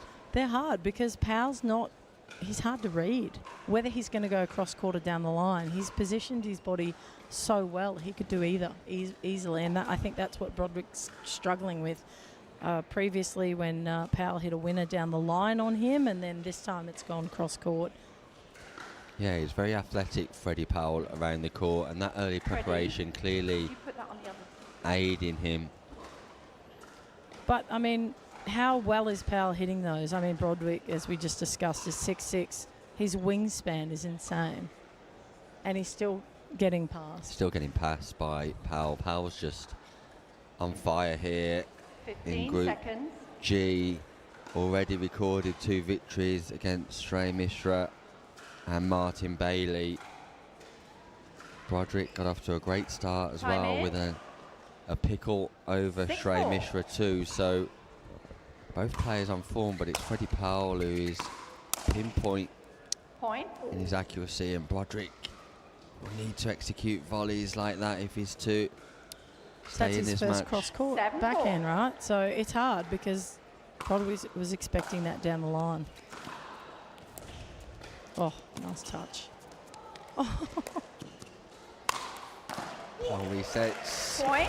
Great action here. It's a great pickup by Powell, and he's got the audacity to lob the big man. I know, but not quickly. I mean, notice, a lot of the time they're hitting 8-4. winners. They're not always power shots. I mean, that was just a little lob. Set it up. Point. Oh, On return serve, and again, like you referenced, Coco, Broderick perhaps finding it difficult to get low here. 9-4.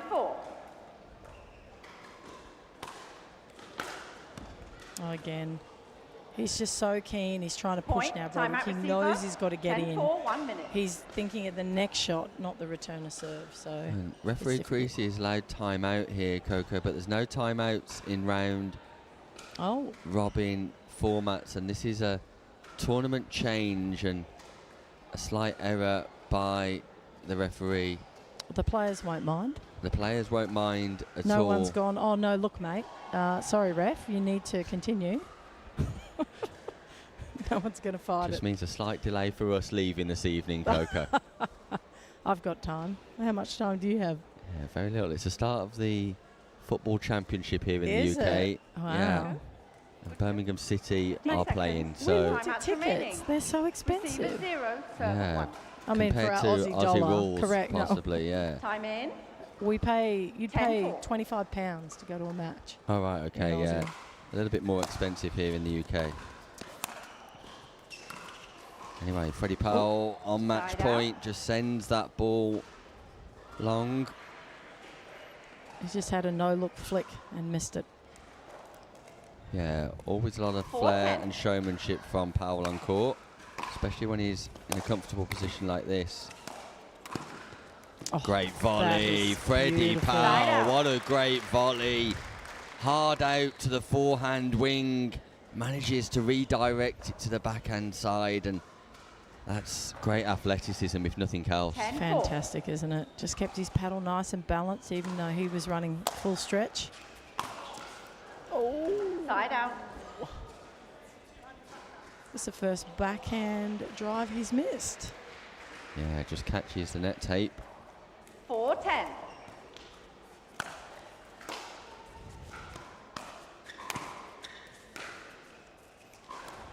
Two times national champion Yeah, nice. Freddie Powell, and Side just out. puts that ball away. But really what set him up was that returner serve. Like, he just kept it so deep, Powell. Second match point, Freddie Powell. 10-4.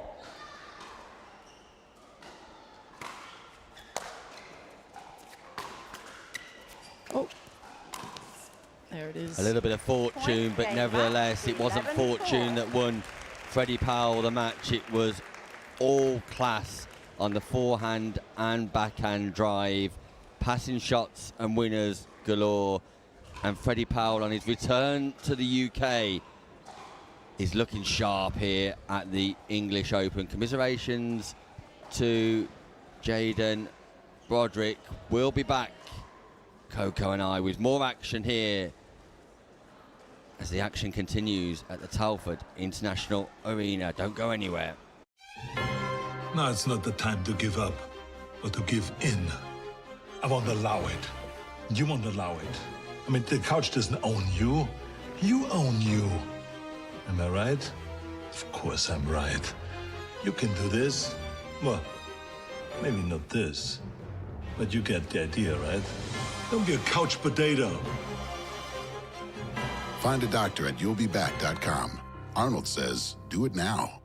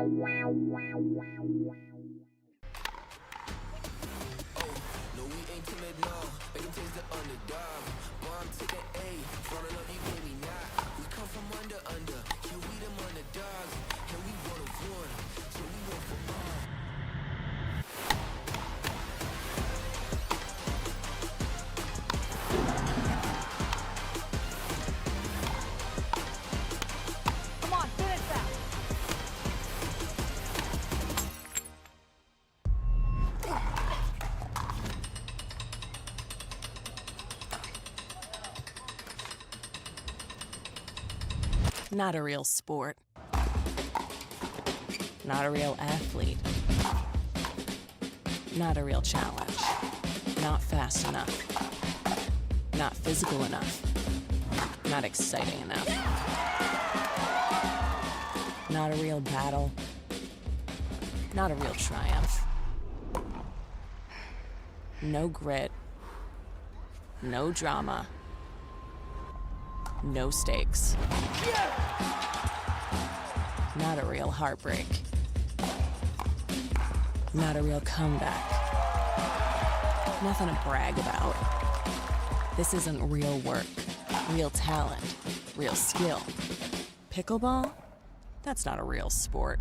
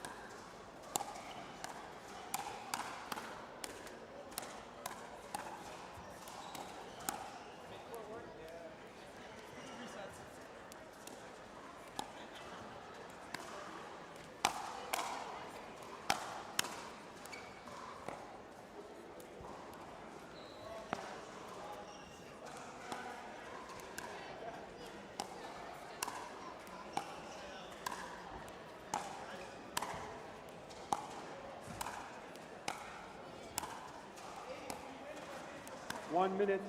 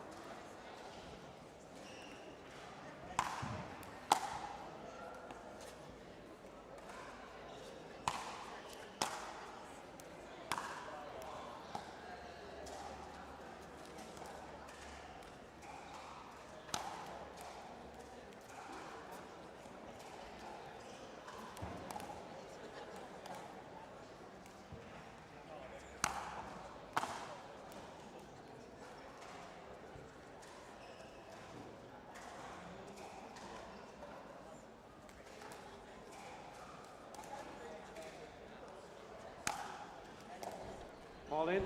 And we're back here live from Telford International Arena for the Elite Island Resorts Antigua and Barbuda English Open, powered by the APP, and it's an absolute privilege to continue to be joined by Coco Lococo here in the commentary booth. Coco, you enjoying your time here this afternoon? I am loving it. So this is the first time I've been to the English Open. First time at the English Open. It What's your is. thoughts? Huge event, right? It's amazing. I am loving it. I think it's. I was really impressed with your cloth seats in the. Yeah, the comfortable seats in the It's grandstand. great.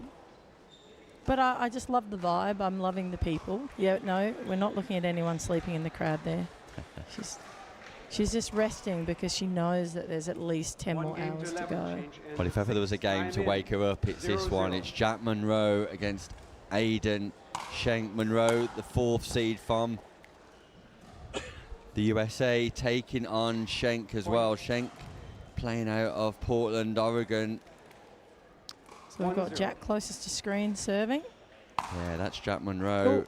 Just Right puts out. that ball into the net. Formerly from Thousand Oaks, California, now based in Austin, Texas. And Jack Monroe 0-1.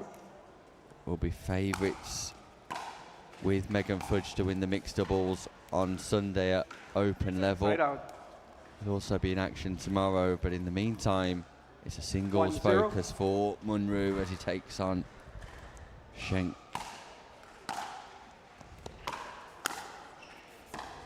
Switch of hands. Yeah. There's a switch of hands, Coco. That's interesting. Wow. Did I see Marcelo do that in his match? Yeah, he's a showman though, isn't Oh, he, he's Marcelo? he's such a cool dude. He's always got a lot of 0-1. a lot of wiggle room as well in his matches. He's very nice to watch. He's effortless. Oi. Point. Yeah, not a great return from Monroe there, and Shank just taking advantage of the lofty bounce. Yep, and just 1-1. waited for Monroe to commit to the left, and then he whipped it to the right. They're actually frequent Oh, he doubles swapped hands partners, again. these two, Coco. Monroe and Side Shank normally play together on the APP. So they would They know each other's game, understandably yeah. know each other's game inside out. Yeah, I don't know if that's normal for Monroe, switching 1-1. hands left to right regularly.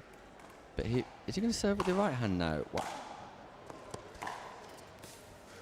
Side out. Ambidextrous Jack Monroe, and it's my first time watching Monroe play, I must admit. Mine too. Do you think he's just trying to upset the 1-1. rhythm? Over. He's doubles partner there. Oh, that was. Oh. Point. You can sort of see that's not Monroe's normal game plan to like 2-1. just tap up a lob. Yeah, not often you see a volley lob in singles. Nice shot. Point. Shank just takes advantage of the space on the potential forehand side of Monroe. Seems to have two forehand sides.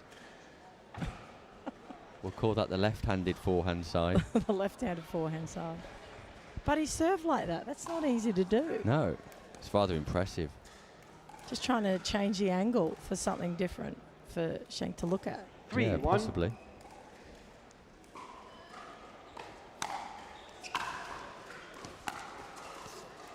Side out.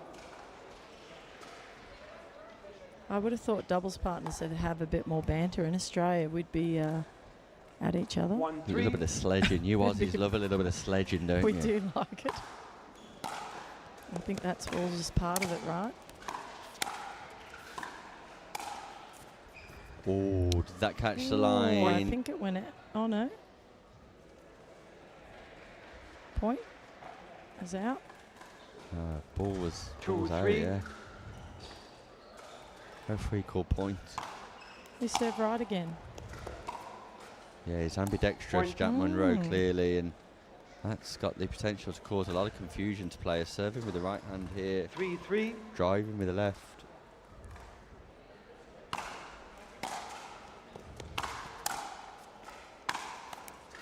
Wow. Point. I've not seen that before. No, stunned into silence slightly by the approach, but nevertheless, we'll... Unless he got... I'm going to 4-3. have to ask him the question, I think, after the match. Like, that was out. Side out. It makes it interesting when he's drilling and practicing. Maybe he has to just double the amount of time. Everything on the left hand and right 3-4. hand. Yeah, well, seemingly he doesn't want to hit a backhand. Footfall. Which is Away. exactly... Oh. Point. Footfall Oh. called. Footfall called by the referee. Yeah. Oh, it doesn't matter. It was off his paddle anyway. Yeah, But it came off the 4-4. paddle. I guess that's where I'd be attacking if I'm Shank. I'd be going into that Point. as a double-hander that he's just pushed long. Yeah. I'd probably going across his body, 5-4. forcing him to hit that left-handed shot, or right-handed shot, sorry, more than not. Side out.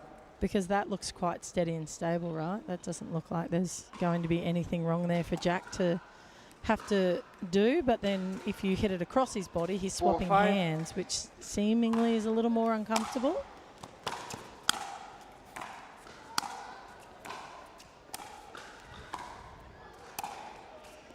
Switch. Mm-hmm. And a lob. And you're right, Coco. It's Side out. less comfortable for Monroe when he has to switch and just sets up the winning opportunity for Shank. 5-4.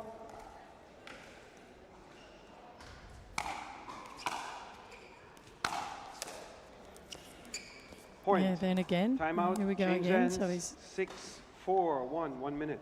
And sometimes you haven't got the time to be able to switch the ball, switch the paddle from left to right when the ball's travelling at such speed. And Monroe rushed on that shot, the drop volley.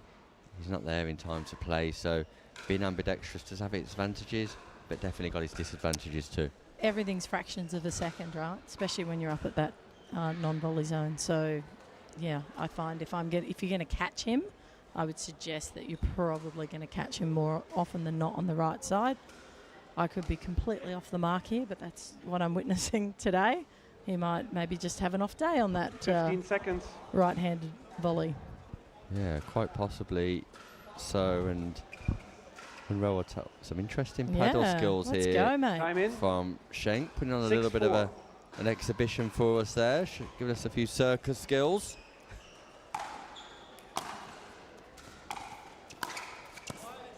Needed a bit of theme music, didn't we? That was nice from Monroe, though, on the volley this time. Jack Monroe, highly touted in America, has competed in 43 professional tournaments and got a good win-loss record. Point. Over here in 2023 as well, took open gold 5-6 in men's doubles. Onlooking crowd slightly surprised too by what they're watching, but side out.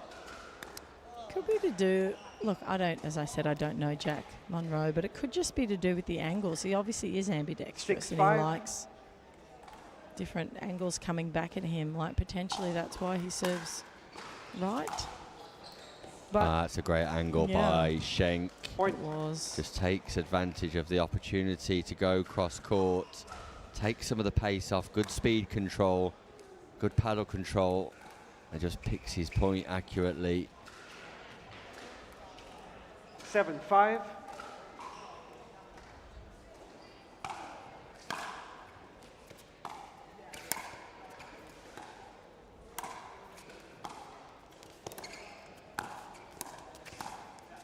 Oh, nice. Great. Both players established at the non-volley zone. Shank has to work his way through the transition space, but once he's there, plays a nice volley. That was a beautiful touch shot. Just kept the pace off, but enough to 8-5.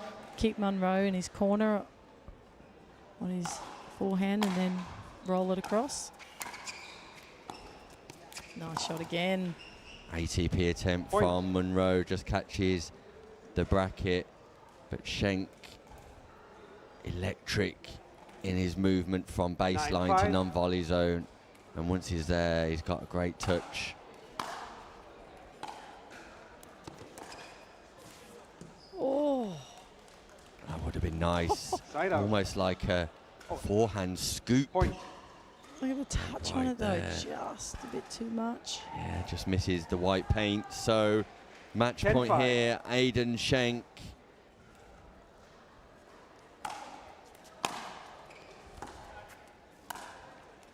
Point, game, Oh, match. And the ball goes long. 11-5. That's it, Coco. Aidan Shank defeats Jack Monroe here. The ambidextrous Jack Monroe in a comfortable showing by Shank. He'll have aspirations of going deep into this competition because his Group D form looks very strong indeed. We wish him all the best, as we do Jack Monroe, in their conquests for latter stage pickleball. But we'll be back with more action here live from the Elite Island Resorts English Open as Dominika Turkovic, playing out of the USA, takes on last year's silver medalist Alexa Schull. Don't go anywhere because we'll be back after a word from our sponsors.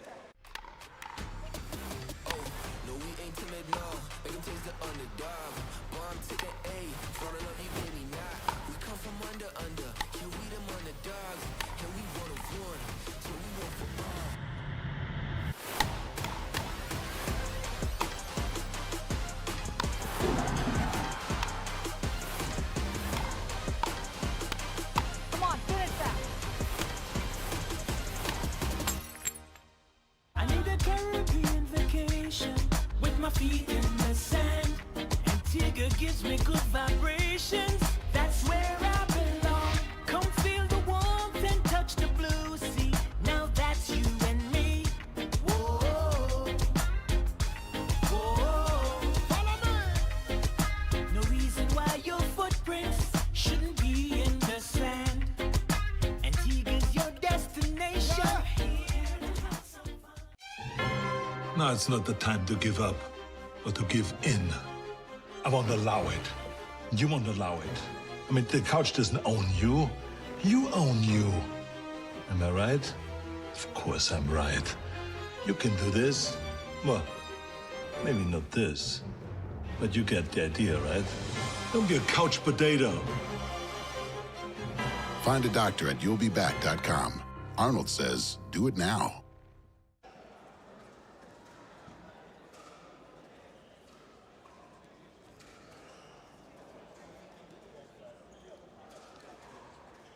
Seconds. 1 game to 11. Win by 1. Change ends at 6. Time in 0-0.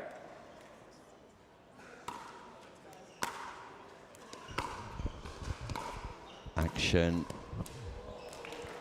Point. underway here.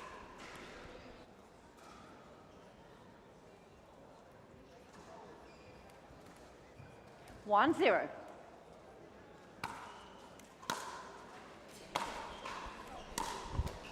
Alexa Schull at the top of your screen, Dominika Turkovic at the bottom, and referee Creasy wasted no time at all in getting this game underway. 2-0. Coco Lukoku rejoins me in the comms box, and you've got a good insight here on one of the players. Yeah, Coco? Alexa Schull picked for the WPBL. She played Team Delhi. 3-0. That ball just there sliding away from us, getting on the court.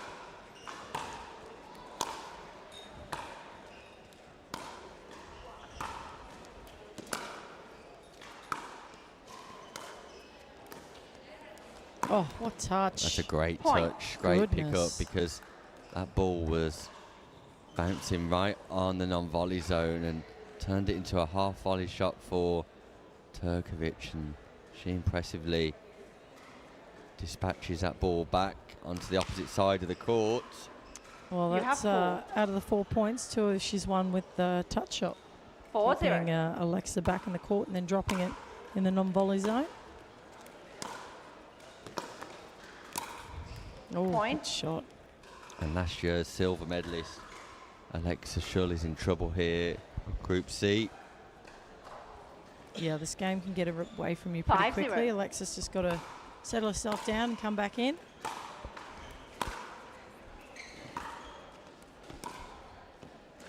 Bad luck, change Point. ends.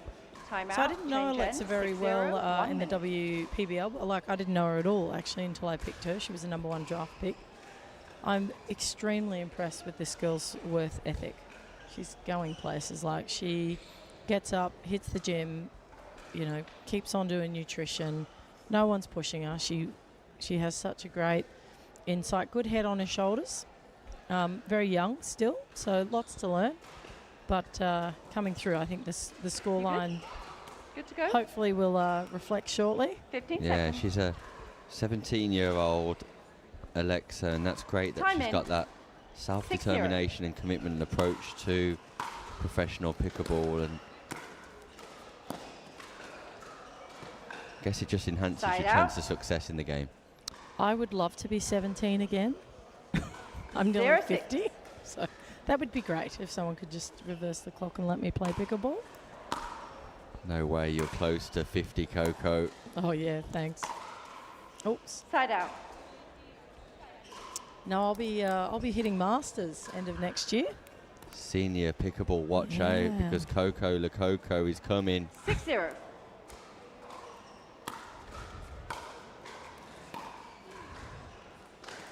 It's a Side nice out. shot. 0-6.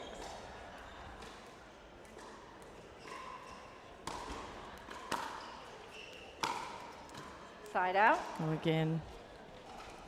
I feel like Alexa. Alexa needs to just bend her knees a little bit. This court 6-0. isn't bouncing quite as high as normal, which is fine. Every court's different.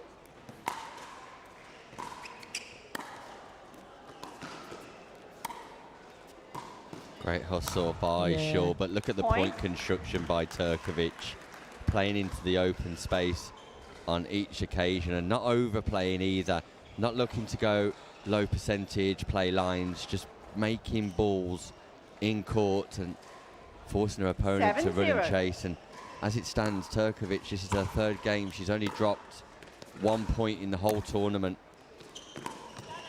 That was clever. Side out. That was very clever from Alexa then. That's the first one that she's actually dropped, not driven. So she dropped it down and then forced Turkovic to hit it back to her, 0-7. and then away she went with the cross court.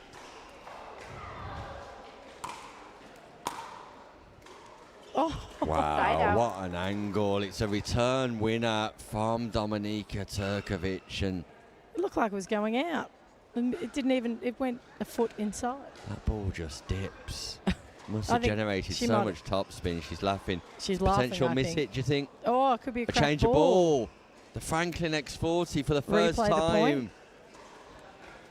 time. Might need to be She's changed. like, come on, mate. No, They've both taken one. They both can't serve. yeah, come on. That'd be fascinating. She Time might in. have taken the crack ball, 7-0. I think, Alexa, to get rid of it.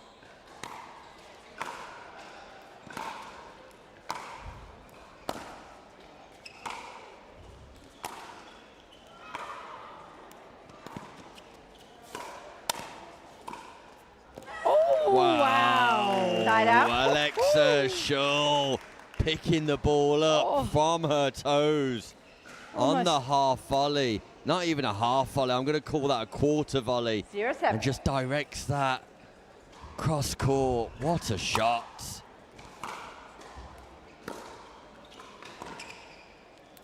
Oh. Alexa Too good. Schull doing Side everything out. she can, but Turkovic just too good. And again, Turkovic looks like she's out for a stroll, doesn't she? Yeah, it's quite casual. I was just about to say like, yeah, got it. Yeah, nonchalant in her approach here. Yeah, she doesn't even look like she's sweating. At 7-0, she can afford that. 7-0. Breathing space. Having beaten Imani Phillips and Isabella Nelson already. Point. So I feel like Alexa Shaw has really heavily targeted Turkovic's backhand for this entire match. It's not working, obviously. The scoreline is reflecting 8-0. an 8-zip. So I'd start to think about changing a pattern of play. Point. And once again, she tries to go backhand side. And yeah. Would you just encourage middle or go hard, wide forehand? Honestly, I'd go short 9-0. angle forehand. I'd push her on the run. I feel like from the back of the court, Turkovic's going to do a lot of damage. But look how she's not so much there, but yeah. Turkovic's movement is impressive. Because that she knows, movement. I feel like because she knows where the ball's going. I mean, Alexa's, look at that. She's just standing there. She knows roughly what she's covering. The previous shot before that, she was literally standing on her backhand side just waiting for the ball leaving the whole court. 10-0. So Alexa's got to do a better job at mixing up play and not just giving it to her. Like I get that she wants to attack Turkovic's backhand and that's what normally works. But sometimes, guys, you've got to open the court first and push Turkovic out of position and then put her on the run for her weakest, if that's what Alexa's targeting. There we go. And there's the winner. And that's why Coco Lococo is one of the very best in the world. Here, calls it. You're too kind. Like magic, it happens on court. 110.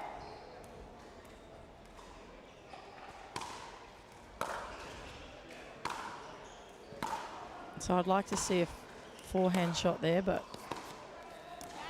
yeah, nice. Point. That's a nice drop by Alexa Shaw, who's just putting up a bit of a fist of it here. And sometimes it's not about this match, it's about playing yourself into form for what's to come later on in the afternoon. And she won't want to lie down at all. See how Turkovic wasn't ready for that shot. So it's point. She was going over to her backhand, and then all of a sudden Alexa's come in back behind her, and Alexa's got the pop-up. Thanks for that. Yeah, classic example of needing to mix things up and not just stick with one mindset, one single approach, one strategy, one tactic. It needs to vary at times. Easier said than done, though, right? Good armchair. I'm one of the best pickable players in the world sat here. When I get on court, I'm lucky if I'm 3-5. 4-10. It's easy to see from here, but necessarily when you're playing, it's not that easy.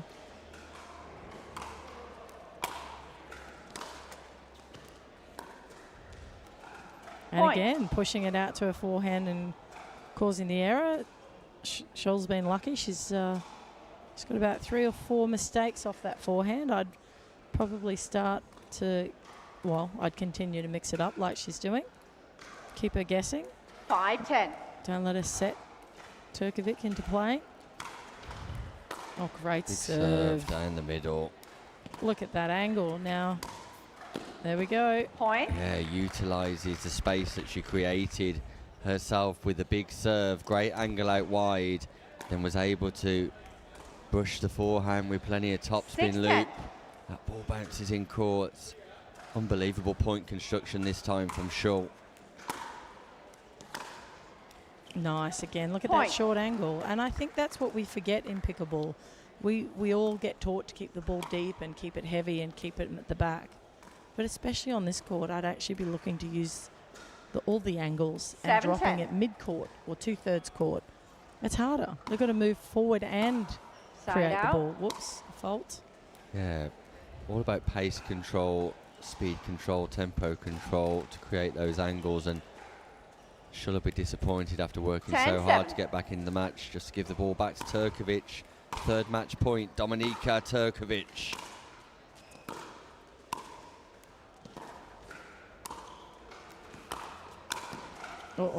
Great defensive volley, but it just goes long. And what was a great comeback by Shaw is stopped in its tracks by an impressive Dominika Turkovic. And in terms of technical ability, as Coco analysed, not much difference between the two players, but it took a while for Schultz to be able to understand and unpick the required strategy in that match. I'm sure will use Coco's advice as a coaching aid when she looks back on the footage, and she'll be back in action later, as will Dominic Turkovic. Meanwhile, we'll be back with more action from our men's singles openers. We get a look at Europe, a taste of Paris. Theo Platel takes on Louis Leville, coming up next, here, live from Telford. I need a Caribbean vacation with my feet in the sand. Antigua gives me good vibrations. That's where I belong. Come feel the warmth and touch the blue sea. Now that's you and me. Whoa, whoa. Follow me. No reason why your footprints shouldn't be in the sand. Antigua's your destination.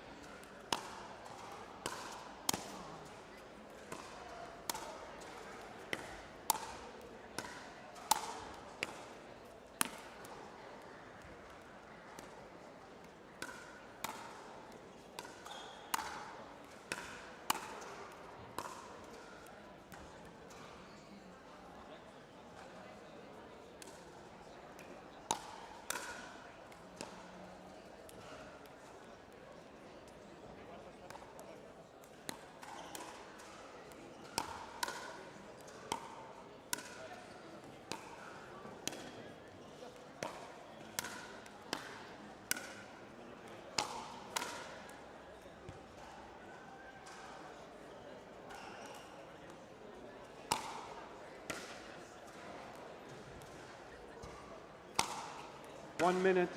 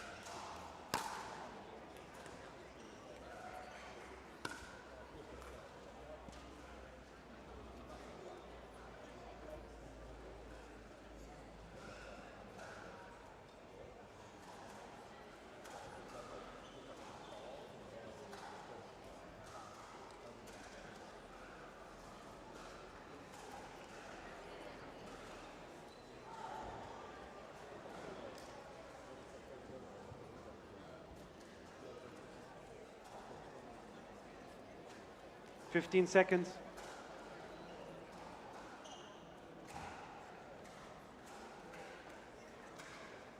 One game to 11. Welcome Change back ends to at the 6. Island Time in. Resorts, Antigua and 0-0. Barbuda English Open, powered by APP. Coco's taking a break.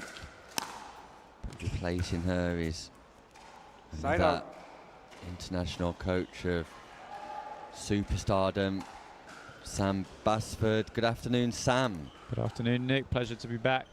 0-0. A little bit later in the day today, but we've got some amazing games coming up, I'm sure. Yeah, and this one is amazing. It's Theo Platel of France and Louis Leville of the UK. Leville, number 10 seed 1-0. here, taking on Platel, number 15 seed, and good friends off Side the out. court, Leville and Platel.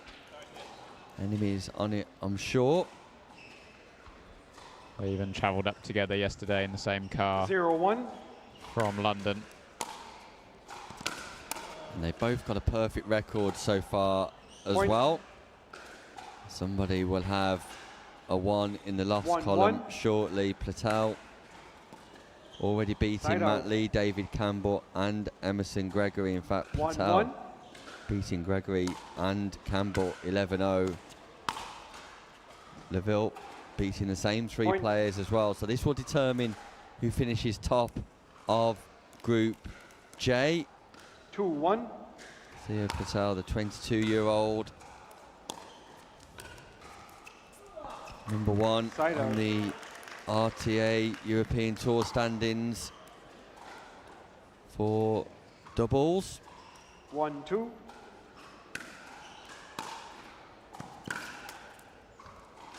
Side out. Whereas Louis Leville spent most of his time in Australia in the last 6 months, playing PPA Australia, MLP Australia, and at the mid-season draft has just been 2-1. redrafted for Bondi. He'll be taking up his Point. position back overseas at the culmination 3-1. of this tournament, but great for him to be back here playing at the English Open, Sam. Yeah, we remarked before the event that Louis Side has out. been at all of the English Opens. Something he definitely wants to maintain, so 1-3. great to see him back. Good start from him in this last round robin match. Point. Tell though, hoping to do something about it, and what a forehand cross court. 2-3. Takes a bit of pace off, adds a little bit of topspin, and goes inside out on the follow-up, Point. Nick. Inside in to inside out, and Theo Platel all of a sudden throwing out the heat here, spicing up things at the English Open. Goes back-to-back forehand winners. 3-3. Interesting fact about Louis Leville. It's an unofficial fact, actually, Side out. Sam. He's won a pro division medal in 15 3-3. different countries. Claims to be the only player in the world to do that. Side out. We'll have to get our fact checkers on it. I think Megan Fudge might be close. That's a good shout. Very good shout. Maybe not as many in Europe, though. 3-3. No, but around the world. Anyway, back to the action here. Tweener, rescue, Platel. That ball just Side goes out. wide, but Theo Platel showing that he's here to play. 3-3.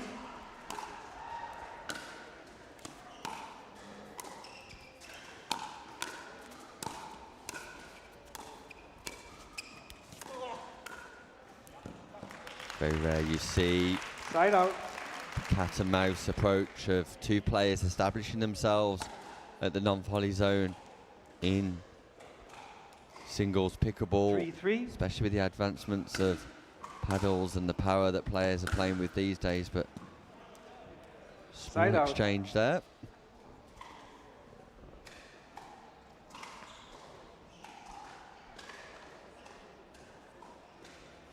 Three, 3.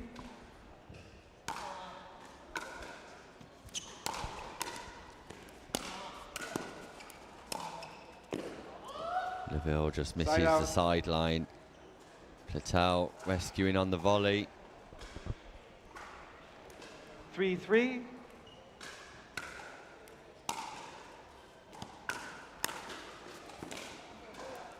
Once again, Point. Theo Platel finds the cross-court winner. That angle does not exist.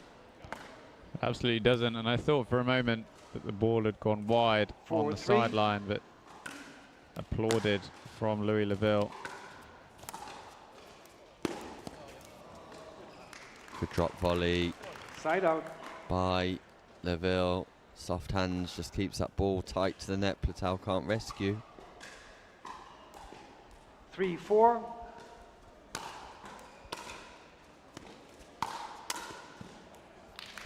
Side out. Yeah, and Louis Leville likes the forehand drive inside and down the line, but if it doesn't go to plan, you leave the whole court exposed. You could see there Platel with a free volley into the open space. Point.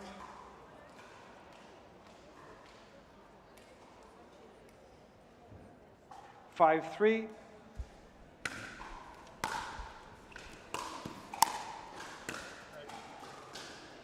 Does Side that out. ball catch the baseline? No, just goes long. Very long, not even close, Sam. 3-5. Yeah, we couldn't quite see it, so we'll let you off. That goes wide by Leville too, so Leville just finding it difficult to score here. 5-3. It just feels like he hasn't quite found his rhythm in this match. A few nice shots. Net cord winner will, there you go, big smiles. Side out. 3-5. Moonball serve.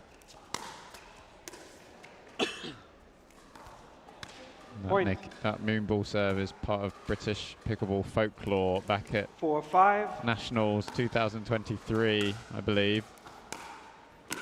The Powell-Leville final. Exactly that. Side out. Yeah, it changed the momentum of that final, didn't it? Where every serve become a moonball, and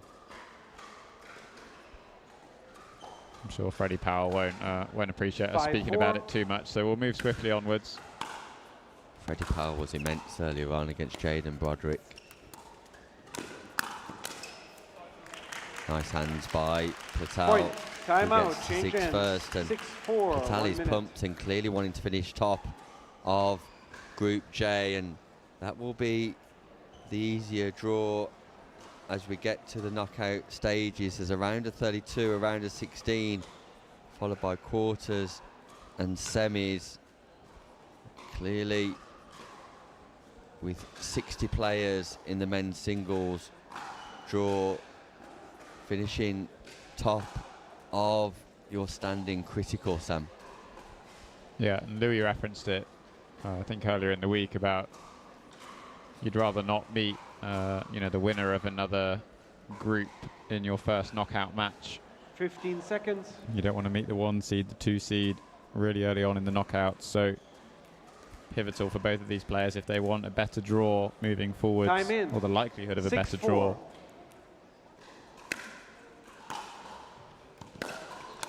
And they'll want to pick this victory up if they can. Side out.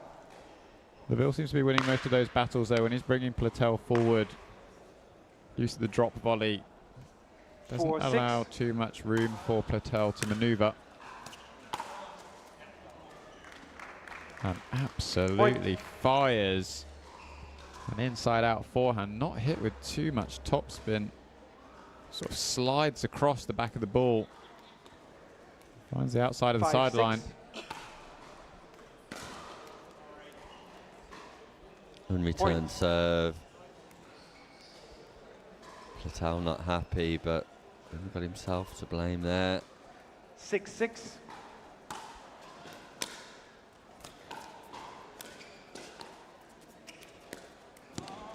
And once again, as you remark, Sam, Leville brings Platel forwards, and Leville wins the point, and that's 3 points in a row now for Leville.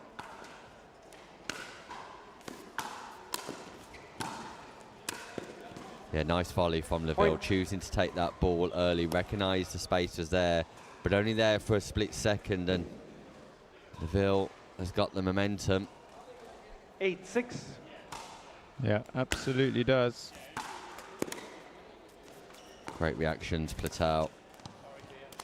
Point. Look at the soft play from Leville. The touch and cross court is excellent.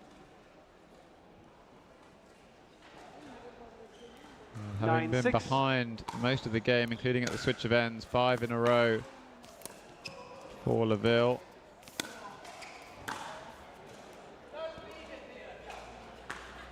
Leville shouts out, Side "Don't out. leave it, Theo." Expecting Theo to play the volley, but Theo does leave it and was right to leave it. That ball goes long, so Platel, a little bit of work to do now.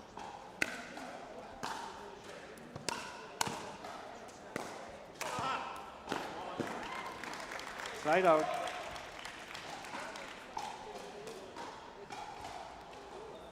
Leville's got back into this match with a great deal of court IQ.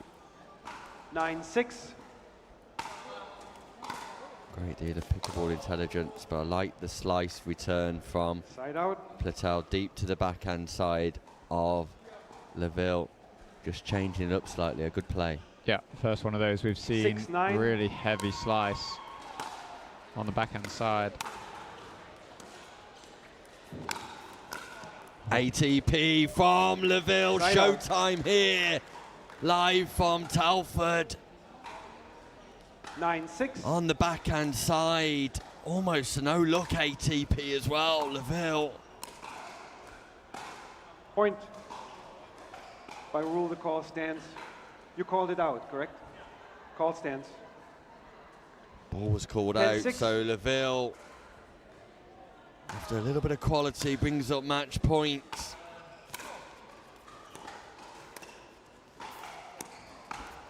Lob shots. Drop volley, and Louis Leville with Point. a whole Game host of match. court IQ, 11-6. court craft, tactical ingenuity, gets over the line. A spirited Platel, who was dominating that game before the turn of ends, just falls foul of the intelligence of Leville. Sam. Yeah, really built his way back into that match. As soon as the switch of ends happened, knew he had to change something, brought Platel closer into the net a little bit more often.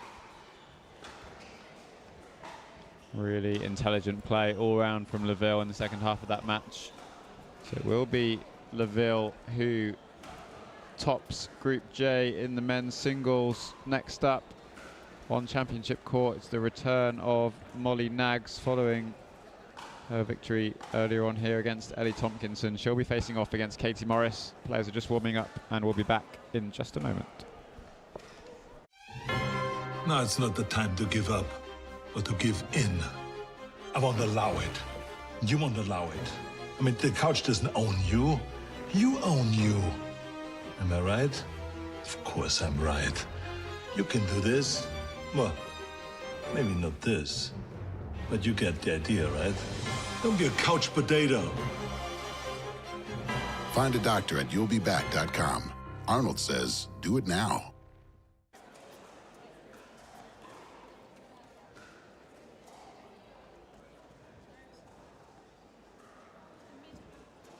Two minutes. Don't worry about hitting them. Go.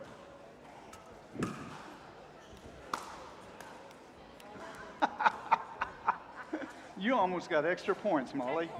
Almost got extra points.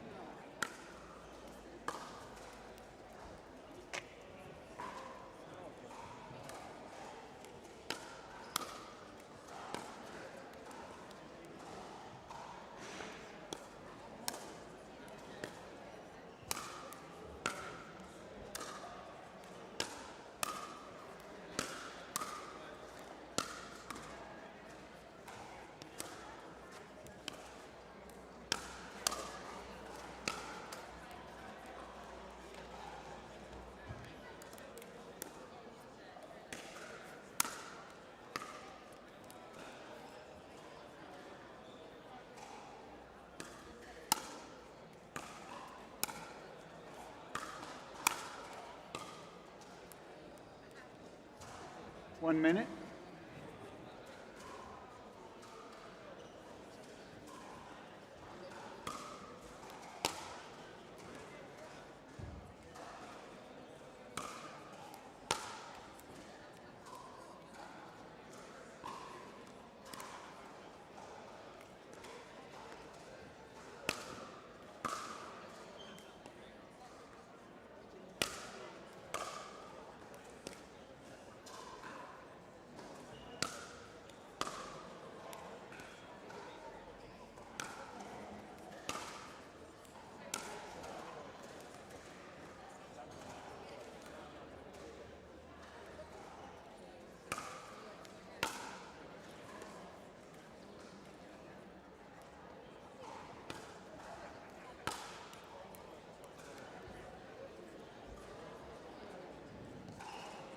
You good with that ball? All right.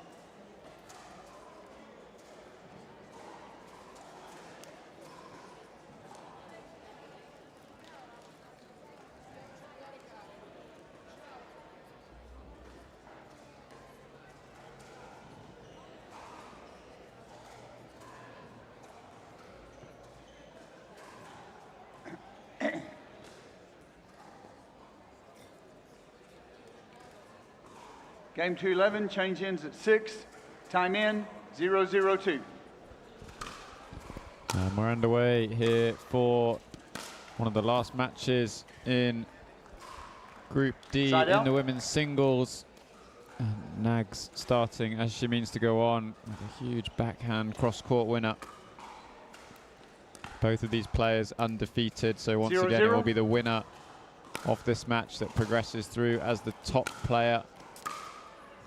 Morris matching the backhand pass on the forehand side. Those first 2 points, if that's what's going to come in the rest of this match, then we're definitely in for a treat. Point. If you're panicking about where Nick Hobbis has gone, 1-0. he's taking a very short, fully deserved break. But don't fear, because he will be back later.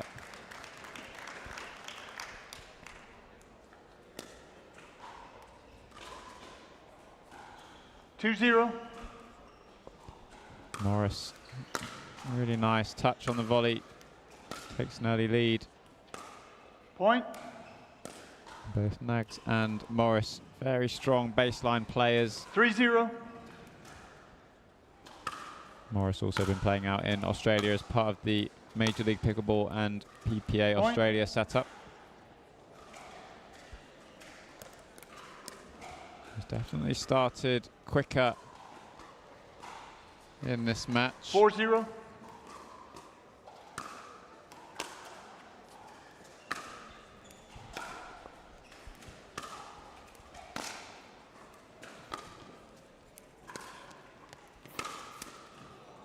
Morris steaming in with the forehand. Pulling no punches here on centre court. Wants that top spot in Group D. 5-0.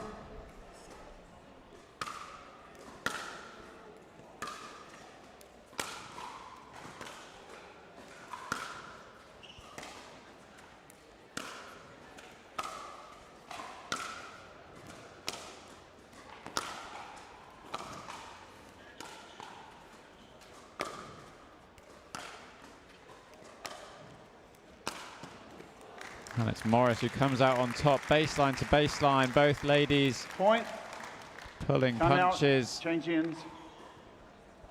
But it's Morris at the moment. Takes a deserved lead. Yeah, work for Nags to do in the second half of this match. Is there anything to notice so far? Morris has changed the pace really comfortably. Adding topspin onto the ball, taking a bit of pace off, looping the ball in rather than playing flat. Nags also has been looking to change the pace, added some slice in. It seems to have just worked a little bit better for Katie Morris thus far.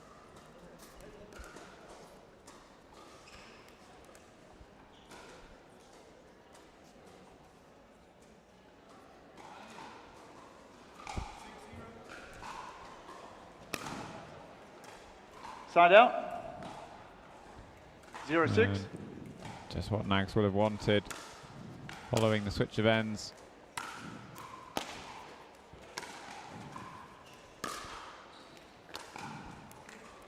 Again, Side out. strong baseline play from Katie Morris. Just has Nags on the back foot 6-0. on a few of those shots. We know from the English Open in 2024, Nags so confident when playing on the front foot. As you can see there, going big on the backhand side. Side out. 0-6. Maybe just needs to give herself a little bit more room behind the baseline, enable herself to play forward on some of these shots. Side out. It's just every so often the ball's coming in a little bit quicker. 6-0.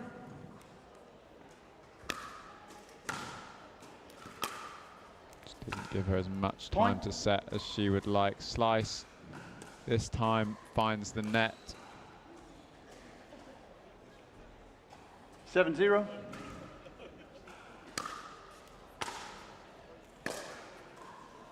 Side out. Huge forehand from Nags right onto 0-7. the corner of the lines. Point. Which is away. Here gets the first point on the board. Just wonder if that will give her a little bit more confidence. 1-7.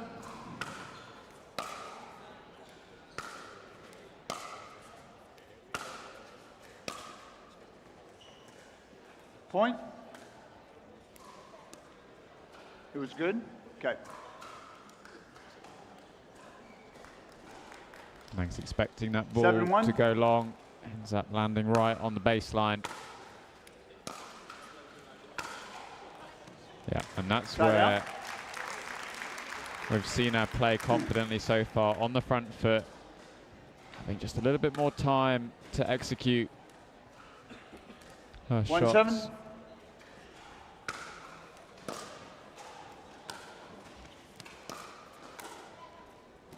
Side out. And again, positive intent. Don't mind the mistake on the volley.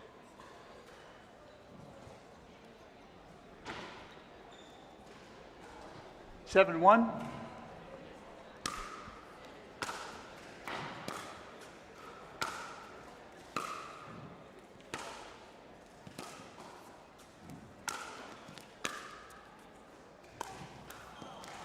Great change up from Morris Point. under pressure. Didn't have many other options, stuck the ball up in the air. Right on the backhand side of Nags. Just did the job. 8-1.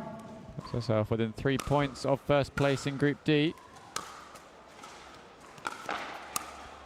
Make that Point. 2 with the help of the net cord. All positive signs though for Katie Morris. Playing well, not dropped too many points across the 9-1. group stages either. Huge serve. Point. Inches from the baseline. And it's match point 10-1. for Katie Morris. Point. And there it is. Game. Backhand match. sails long from Nags. 11-1. 11-1. Katie Morris, she'll top the group in Group D. It'll be Nags who qualifies through in second place, and Here, please. these knockout phases will start to take shape in the next 15 to 30 minutes.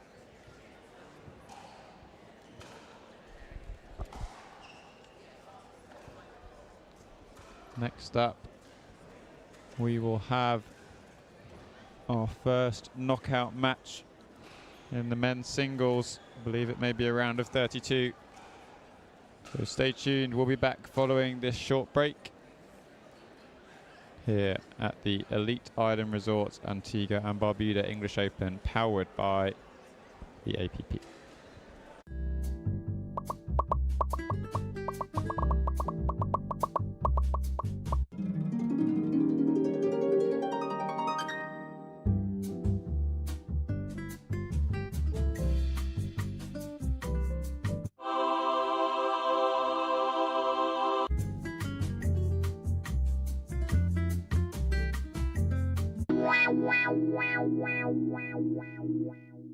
I need a Caribbean vacation with my feet in the sand. Antigua gives me good vibrations. That's where I belong. Come feel the warmth and touch the blue sea. Now that's you and me. Whoa, whoa. Follow me. No reason why your footprints shouldn't be in the sand. Antigua's your destination.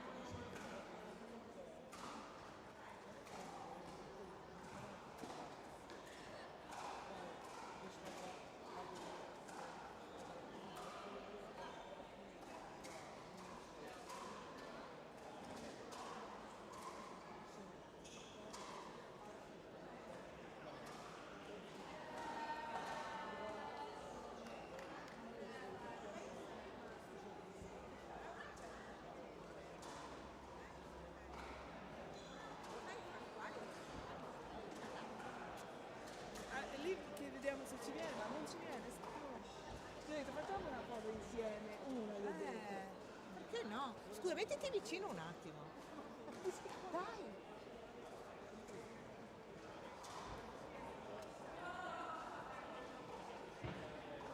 C'è quel sacchetto per te, è tutta una meraviglia.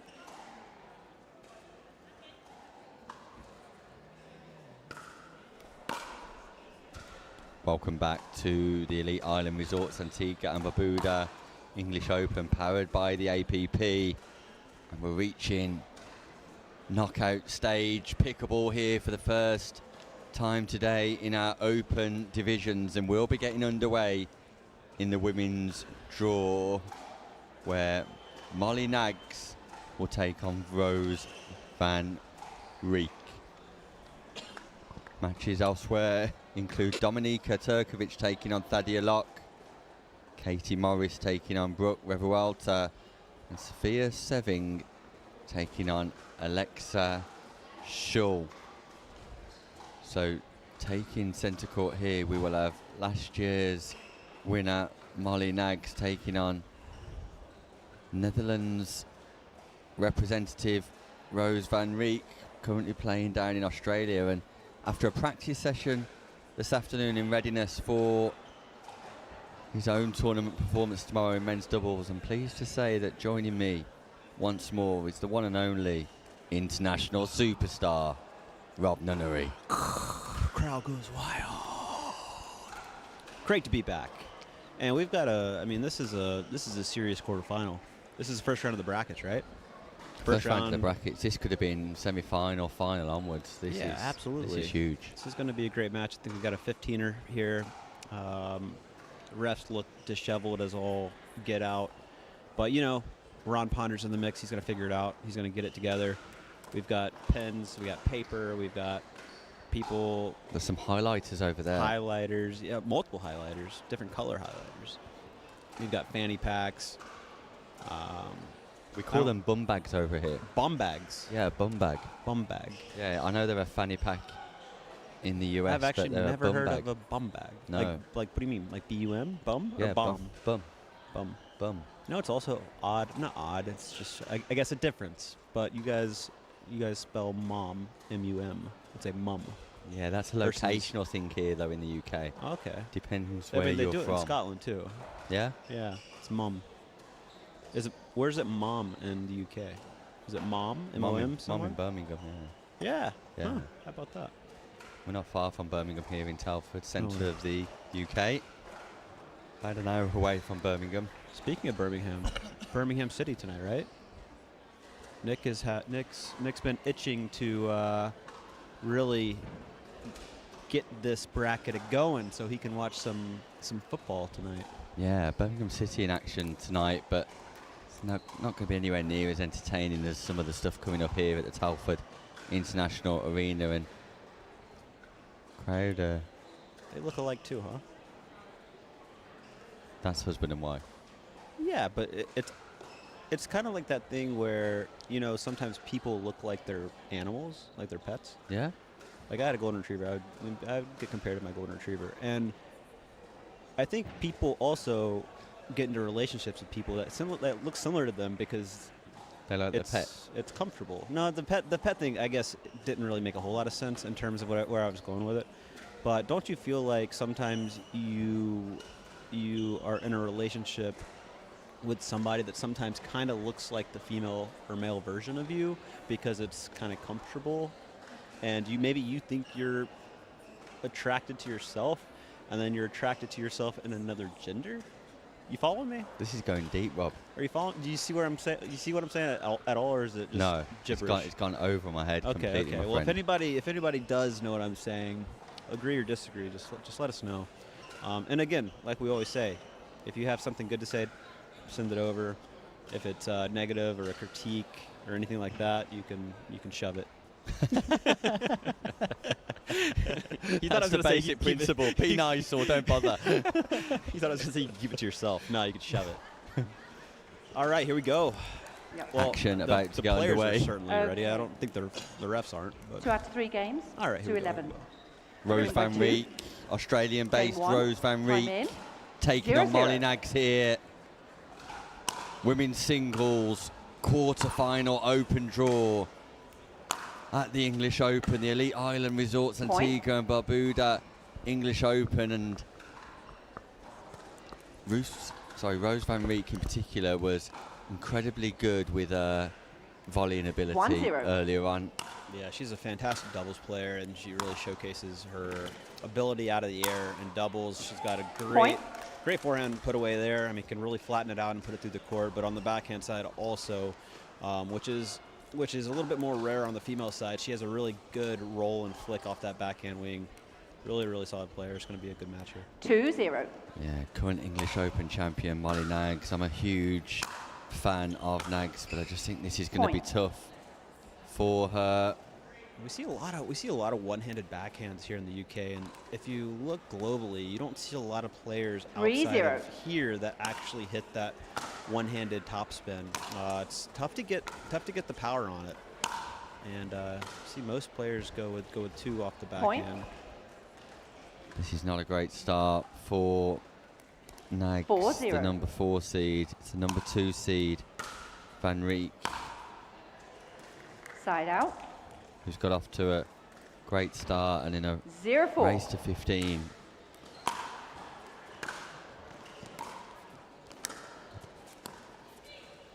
That 4-point head start can be crucial. I think you're going to see Rose really try to target the backhand 1-4 and open up the court and then come in off that backhand side of Molly. We'll see.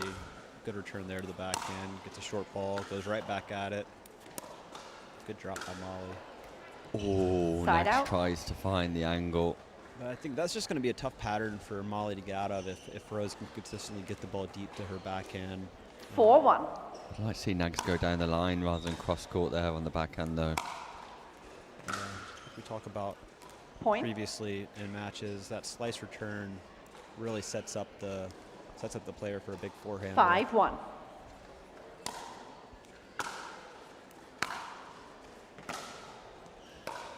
Great pull.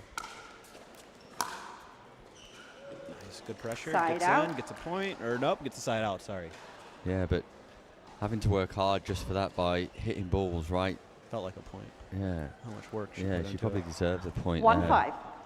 But points on serves only.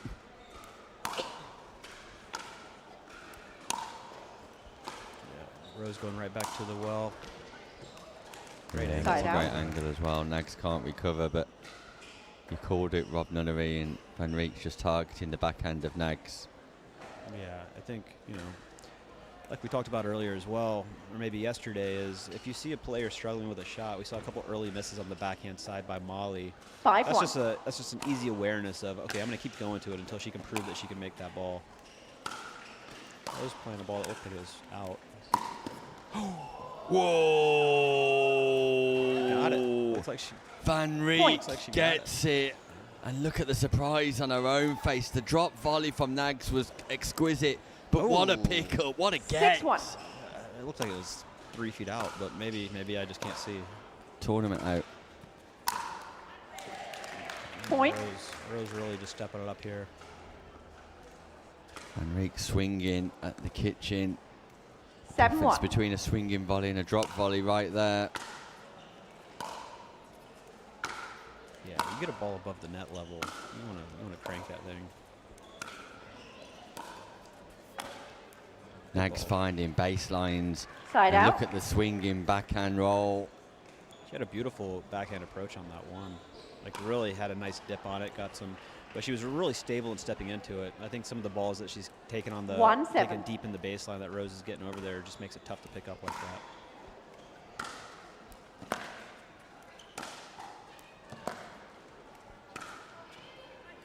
Side out. Slice forehand. Don't mind the pace off by Van Riek there, drawing Nags forward into the mid-court, causing the slice shot as opposed to 7-1. Nags trying to lift that ball up and down. It's a clever play with speed control on the ball.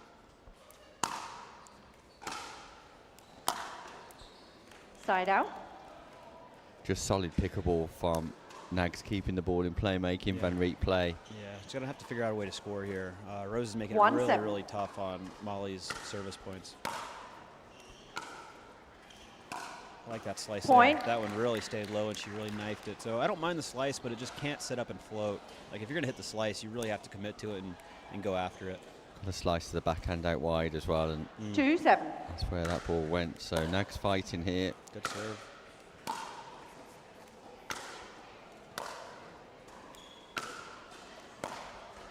Nice. Point. Yeah, Nags striking a little bit better here. Heavy balls. Yeah, she's really crushing it. Stepping in on each of those. Feet are set and planted. Good footwork. And that's exactly what she did last year You have 3. in this championship when she won gold. 3-7. Just absolutely crushing the ball over and over again. And that's it. Good pressure Point. again. I mean, it was all set up with that serve. I mean, she's getting 1. the serve within a foot of the baseline. No and, per game. and if you can do that, Timeout receiver. you're going to be in good shape. Timeout 4-7. called by 1 Vanri. minute. It's a good time for timeout, and Coco Lococo over there just having a chat with Rose about what she should be doing, and Katie Hart also in the corner. What will they be saying, Rob? You know, I don't know, truly, but what I would tell her is, you know what's working. Right now, she's letting Molly kind of dictate on the last few points. Go back to what you know works, and that's getting that ball deep into Molly's backhand corner. If the ball is shorter in the court, Molly can step into it and really have the time to unload on the backhand. But if it's deep, it's a little tougher pickup, especially on these courts that are a little quicker and stays a little 15 lower. seconds. So Remaining it's tough timeout. to- Receiver you 0. can get Molly Server to- 1. You can get Molly to Time slice. in. I don't even mind Rose slicing to Molly's 4-7. backhand because that's going to be really tough for Molly to hit topspin on the one-hander. So This time. Point. perfect setup, actually. So here, I like that Rose went cross on the return. It opened up the court for the backhand, but then she chose to go cross again to the 5-7. forehand. I would have loved to see her go line there and come in off that, and I think it would have been a really clean point. Yeah, Coco Lococo has told Van Riet to go forehand here and stick with forehand. Yeah, I don't like that. I think It's got to vary. Go to the forehand on the first, open up the backhand because she's coming over pretty far. The backhand side's wide open, and that's what you 6-7. want. You want her reaching for that backhand. Side out. Ooh, Nags put some fire into that serve. A little extra oomph on it. Fortunately, a little oomph into the net, but I like her going for it. I think that's 7-6. smart. Great serve to the backhand. Slice to the forehand. Wow, Side out. Get that it off ball the line. stayed low. And Van Riet couldn't get underneath it. Yeah, slice on these courts isn't a bad play. It doesn't 6-7. come up as long as you kind of go through it and hit it.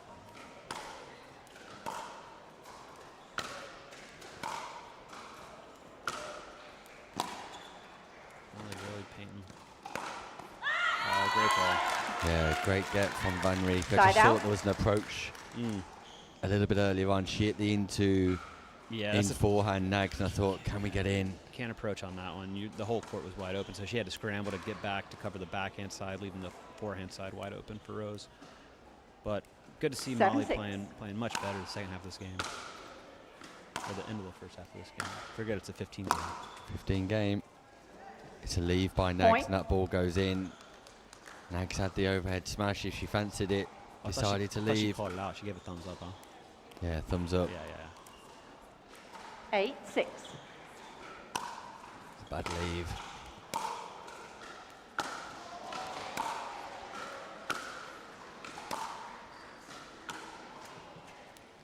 Slice. It's nice from Point. Van Riet, who once again recognises when to dominate at the non-volley zone. Yeah, and good plan by Molly as well. I don't think she played a poor point there. I think she played well. 9-6. Just Rose opened up at the kitchen line a little earlier. So, Side out. That slice return is working nicely for Nags now, but Van Riet dominant when she's able to get forward. The 6-9. importance of Nags keeping Van Riet on that baseline clear. Side out. That's a great deep return from Van Riet. look at Marcelo. Marcelo's thinking, I'd win this match probably 15-0. 9-6. Marcelo wins every match 15-0, apart from when he plays you. Side Rob. out. I don't play Marcelo because I don't want to lose 15-0. It's just called selective, 6-9. being smart The with monster. with who I match up with. I'm not playing that guy. I destroy anybody.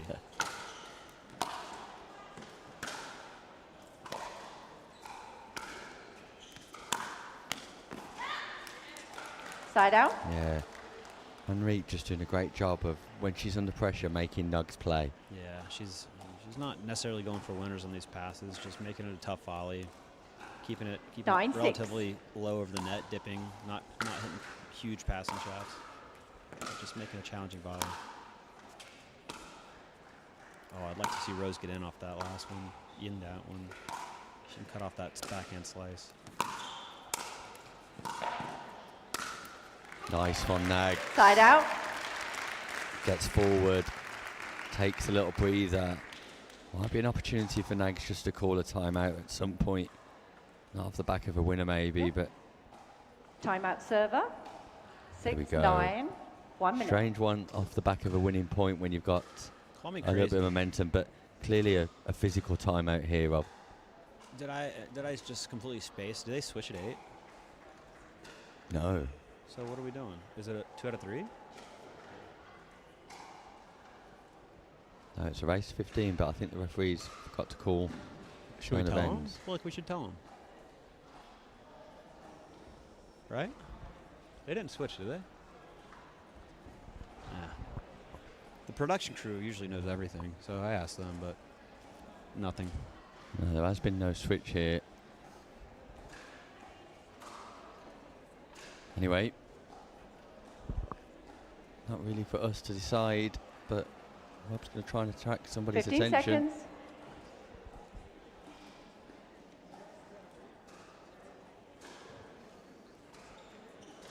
Remaining timeouts. Receiver 0, server 0.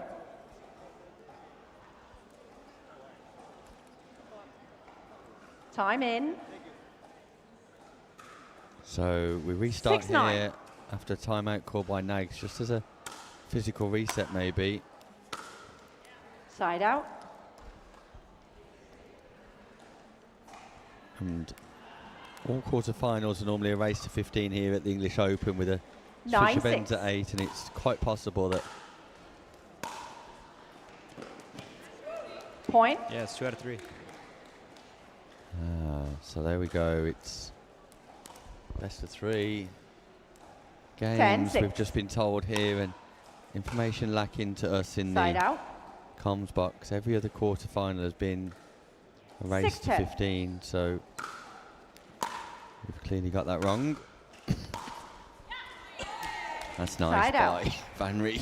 And that really makes it, it really does change things for the players, because they've already played a handful of group stage matches, 10-6. and now to win this thing from the quarters on, you've got to win 6 games. Point basically. game 11-6. Timeout. Change ends 2 minutes. And there we are, it's confirmed. Referee Creasy, let's get it right. We're playing best of 3 games here. Quarter, semi, and final. That's huge. And that's a tournament shift, Rob Nunnery, because that wasn't the case last year. But nevertheless, that's what the tournament organisers have requested. And Rose Vanri takes the first. Nick, you're doing great. Keep it up, bud. Guys just battling the throat, battling the elements out here at the English Open. Even though we're indoors in a controlled environment, nonetheless, this guy's going through it. He's popping throat cheese. He's having the Zarbee's cough and sore throat syrup. Do you say syrup or syrup? Syrup. Me too. All right. Respect. I knew we were just kindred spirits. Yeah. From across the pond, it didn't matter. There's no space or time that can separate our souls. Atlantic or no Atlantic? No. We're the same, my friend. Yeah, and they used to not even be in Atlantic. They used to just be connected. So I feel like that's probably where we have our connection. Yeah, totally. Yeah. But I am proud of you. I just want to say that. I'm proud of you for battling through, not feeling your best. I get it. You haven't complained once.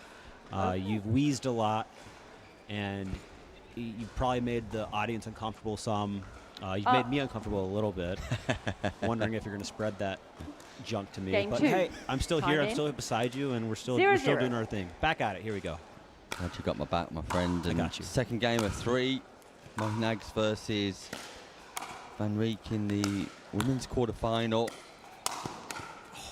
Great defence by Nags, but that Point. one's not coming back. Side Great out. point here. live from Telford. Come on. Great angle overhead.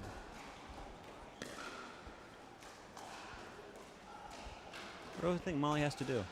0-0. Molly's just got to keep on firing balls hard, especially into that backhand side Point. of Vanri. But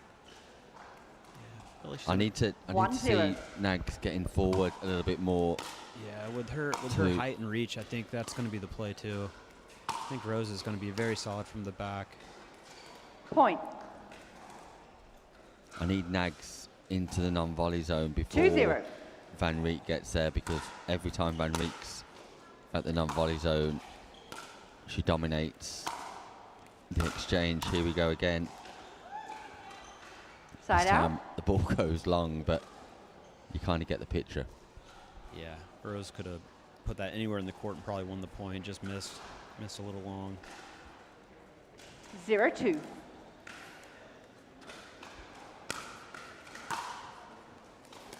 Yeah, I think Point. that's the play for Molly, is just really let it rip on the serve. Start really just hitting big, 1-2. trying to get some cheap points.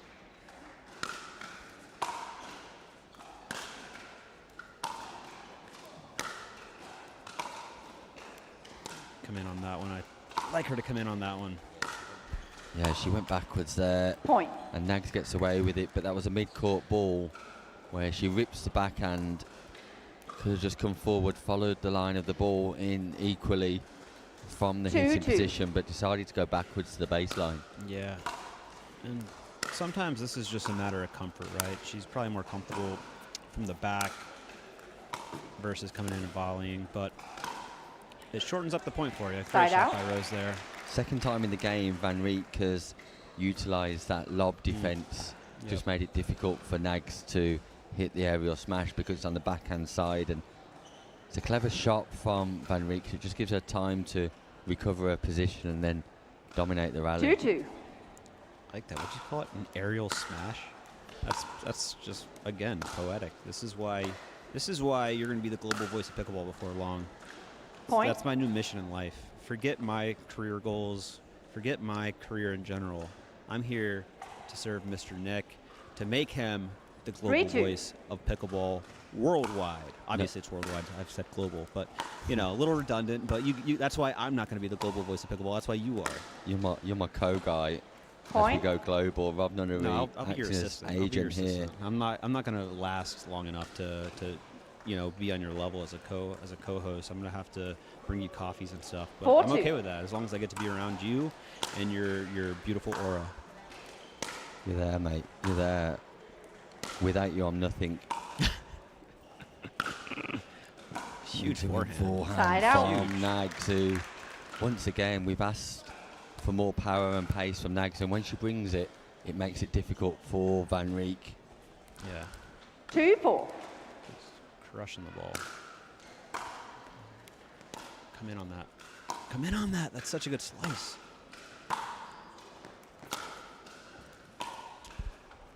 That's just Side wide. out. That's just wide.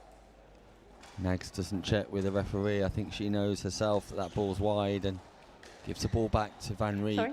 And Molly's looking. I mean, she's looking obviously a bit You have winded, a one bit tired. timeout. It's. I think it's in her best interest to come in and cut these points off a little shorter, because if you don't, you're going to have to hit 2, 3, 4 more balls from the baseline. Not too sure what Nags is speaking to referee Creasy about here, but she definitely needs a breather. Maybe a medical timeout. Let's Yeah, see. possibly.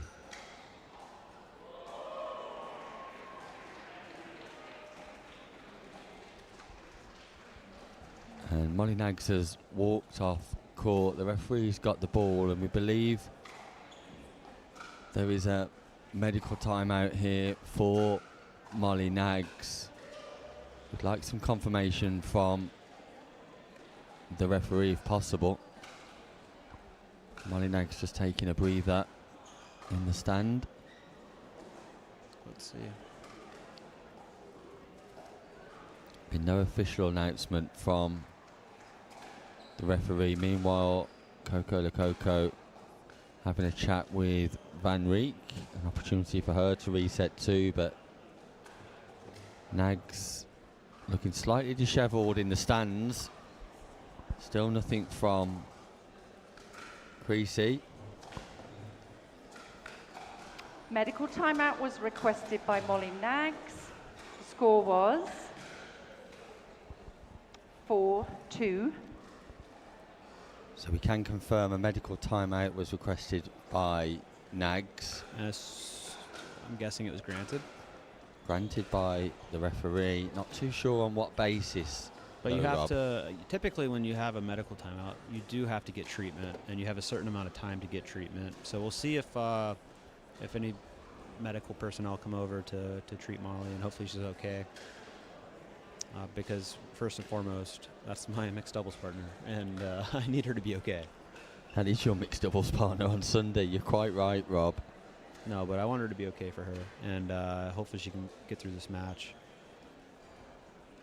But it is sneaky hot and humid in here when you start playing. Like, I know you don't feel it because you're just cool and confident all the time, and even if you're wearing a blazer. And this is, by the way, it's a nice new look for you today.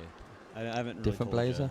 Yeah, you've gone with the teacher vibe, the old professor vibe with the tweed the last few days, and this is like the GM, executive version of Nick, and I respect it.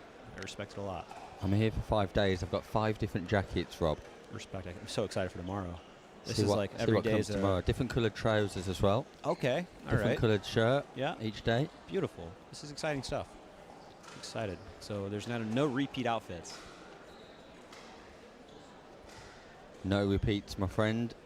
As it shouldn't not be. even the underwear or socks. You're a trendsetter. Well, let's hope not underwear or socks, but at least you showered today. I didn't shower today. Remember we talked about this earlier. It's not noticeable, my friend. Even after you're playing, that's how good you are on court. You're not sweating one bead. You've been out practicing, hitting balls, I'm soaking wet. drilling. It's not even noticeable. All right, well, I appreciate that, but I'm soaking wet and I smell myself, so very kind of you. Maybe it's just the pheromones, and you don't smell me because of that. Just all man, Rob Nunnery, just all man. Where's the camera? Where's the camera? Where's the camera?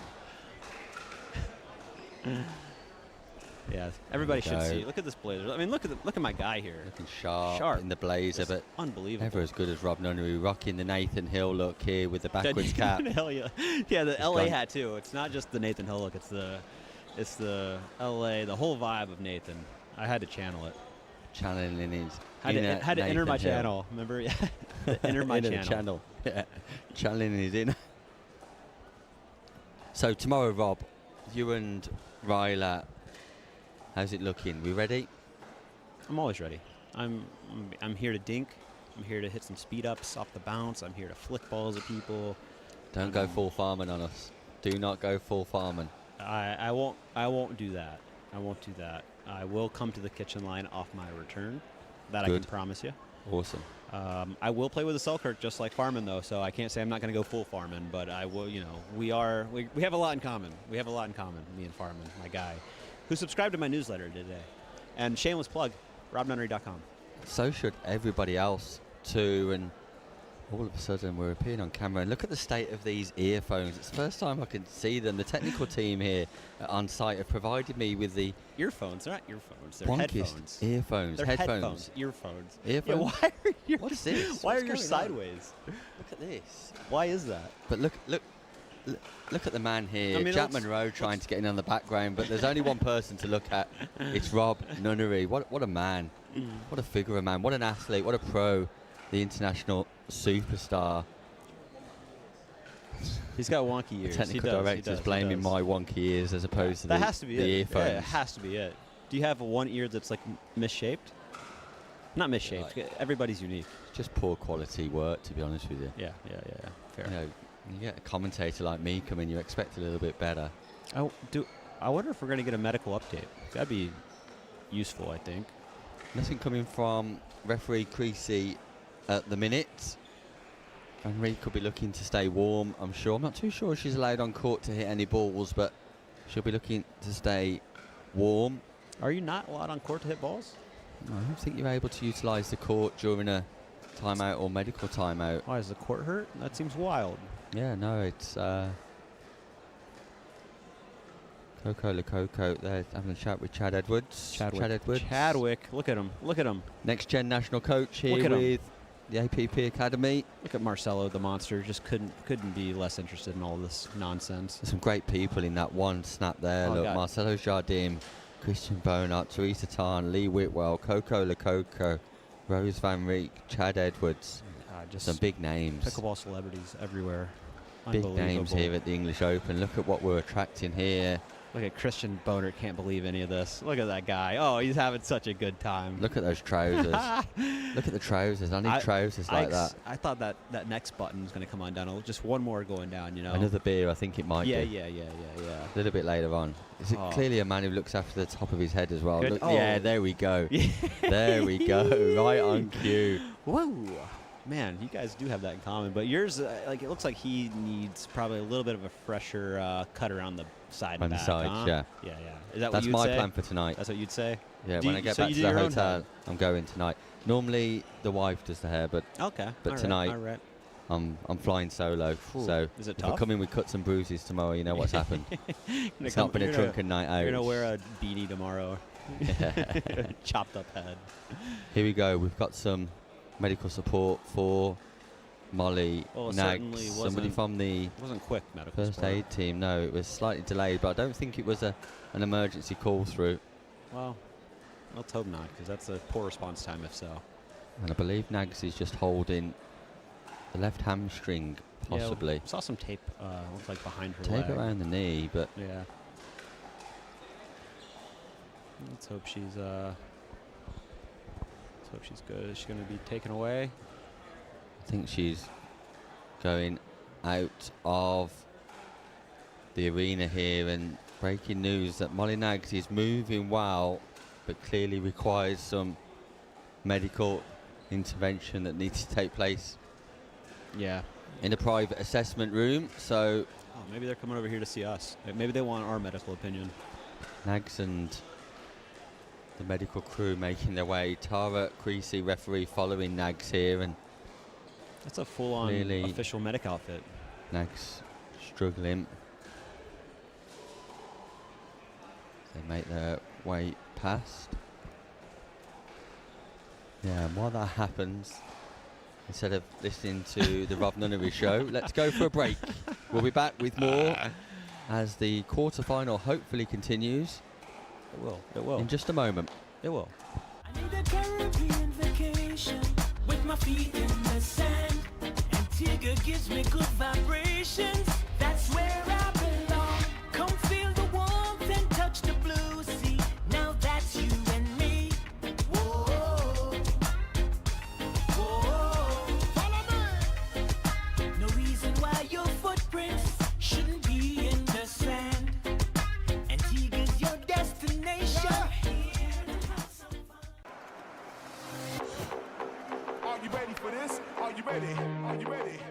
Are you ready for this? I run the space, I run the scene that light up the face. Check the mirror, see the reflection. Ain't nobody quite like me, see I'm perfection. Unique vibe, can't duplicate. Swag is so cool, every day I celebrate. No copycat, just one original. Couldn't hide out, even if I was invisible. Pull it in the breeze, fresher in the air. No comparison, I'm beyond comparing. Now it's not the time to give up, but to give in. I won't allow it. You won't allow it. I mean, the couch doesn't own you. You own you. Am I right? Of course I'm right. You can do this. Well, maybe not this, but you get the idea, right? Don't be a couch potato. Find a doctor at you'llbeback.com. Arnold says, do it now.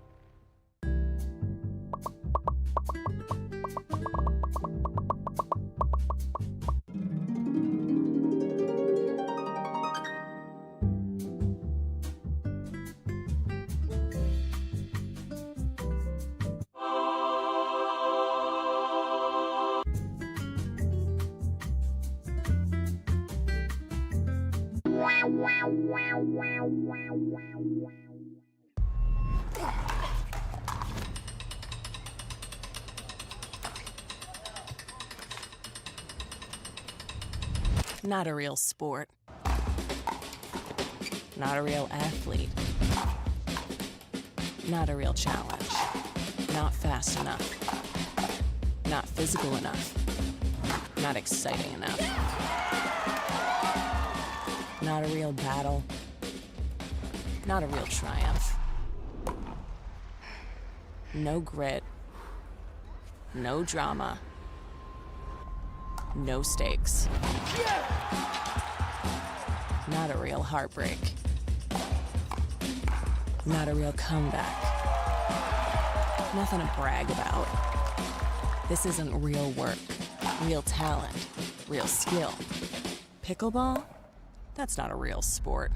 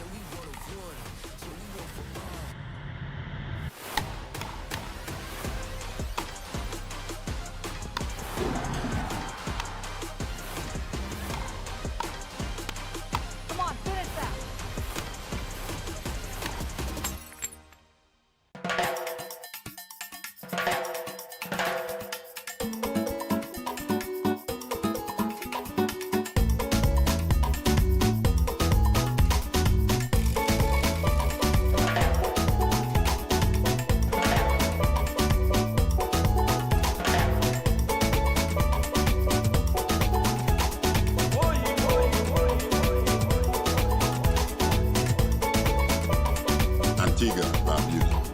The beach is just the beginning.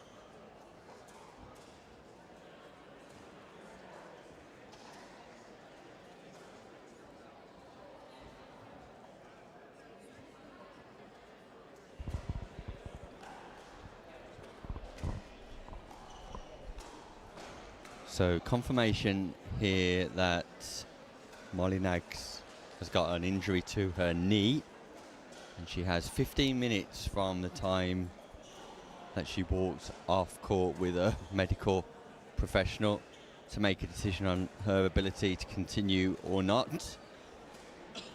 So I think we're about 5 minutes into that, so in 10 minutes time we'll know if Nags is fit to continue this quarter-final or will need to retire with injury. When we've got more news, we'll bring it to you here live from Telford. Thanks for sticking with us as the English Open continues here.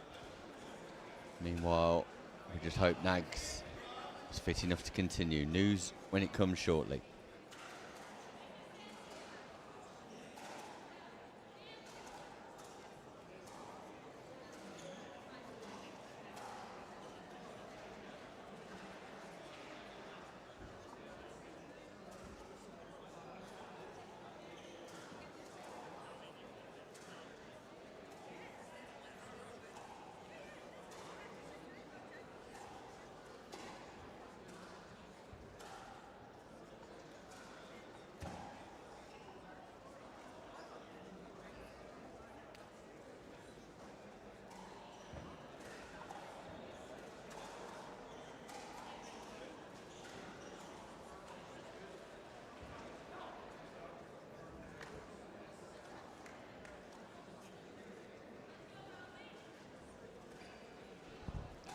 So as you can see from your screens, the medic has finished with Nags, and it's a knee injury.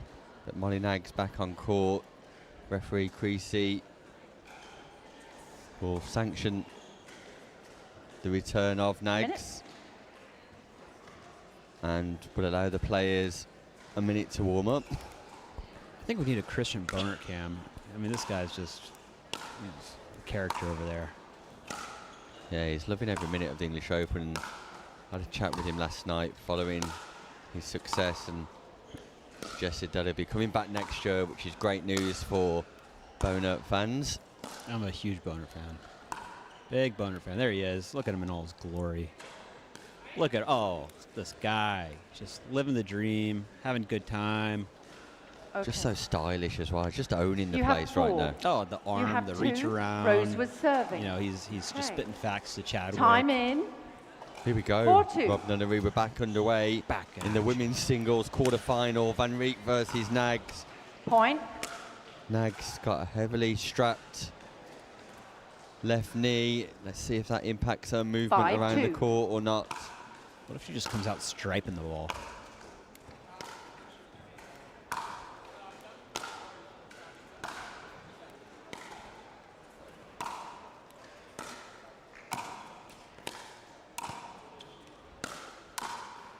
Great volleys. And there is no way past the wall, the Australian playing wall that is Van Rijk. Coco Lacoca claiming her as Australian here live on air. We know she's really from the Netherlands. Point. But Coco's saying she's very much an Aussie girl now. Yeah, she spends a lot of time there and plays MLP Australia, all the PPA events there, plays a lot of Asian events. Great player. And 7-2. probably the favorite to get to the final here.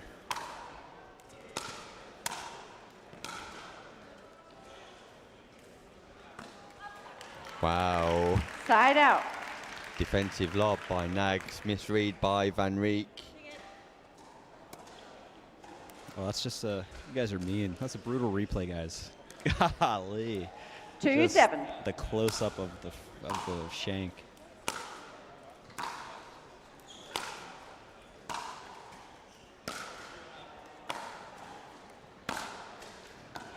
Molly can step into it. She can really crush it. You don't see a drop shot too often in pickleball, but Rose seeing the bandages, seeing Molly after the medical timeout. 3-7. Thinks let's make her move a little bit. That's wise.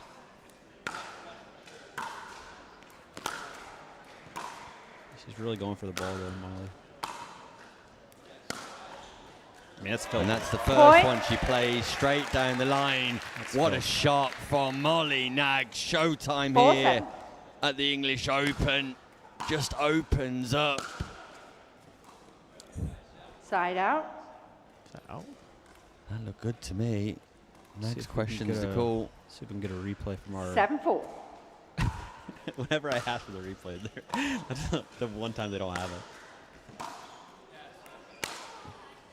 Goodness gracious. That is Nags is hitting this ball hard. I mean, that's actually absurd because you don't see many just straight out winners off the ground strokes in pickle. That's just 4-7. That's unbelievable. Nags is fighting. She's painting some lines too. Playing great. Wow. Side out. Van Rijk turns defense into attack. Just didn't do enough of that volley there. Had a high volley. Just kind of bunted it back to Rose, and Rose had an easy pass there. Had to work hard to get there, though. Had to work hard to get there. I mean, Molly set up the point brilliantly. Just couldn't do much with the volley. Great get.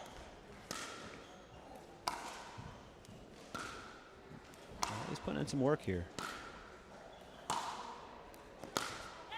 Wow. Point. The forehand just goes awry for Nags. But great exchanges here. I like how she's hitting the slice. Hitting the slice really well, really getting it down.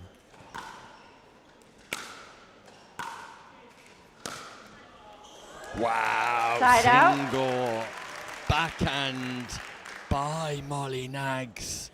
Look at the finish. Man, that's just like it's just fun to watch. 4-8. There's a Federer there.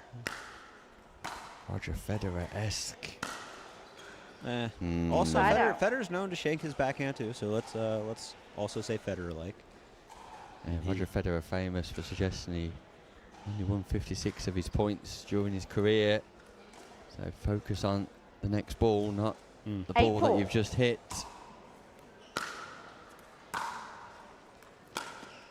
That hits the line. What a rescue from Nags. Great balls by Vanri just finding some nice angles here on court. Really good job opening up the court with that first angle and then 9-4. striping it near the baseline on the backhand side. I mean, crazy return. So good. Point. Couldn't execute on that, but I mean that return, I can't tell you how tough that ball is.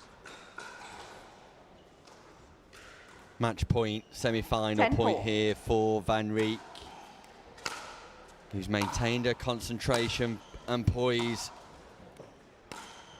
since the medical timeout. Point. Game Nags match. attempts 11-4. a showtime shot, but the plaudits go to Rose Van Rijk. 11-6, 11-4 victor here in the quarterfinals. She advances through to the semis, and the gold medal winning Molly Nags of 2024 exits the competition slightly wounded. However, she'll be back, I'm sure. Coming up next, Yuri Santiago takes on Alexander Minogue-Stone in a round of 32 match. And when we return, we've got news of other matches happening in the round of 16 men's draw. So don't go anywhere, because updates to come are plenty after a word from our sponsors. Are you ready for this? Are you ready? Are you ready? Are you ready for this? I run the space, I run the scene that light up the face. Check the mirror, see the reflection. Ain't nobody quite like me, see I'm perfection. Unique vibe, can't duplicate. Swag is so cool, every day I celebrate. No copycat, just one original. Couldn't hide out even if I wasn't visible. Pull it in the breeze, brushes in the air. No comparison, I'm beyond comparing.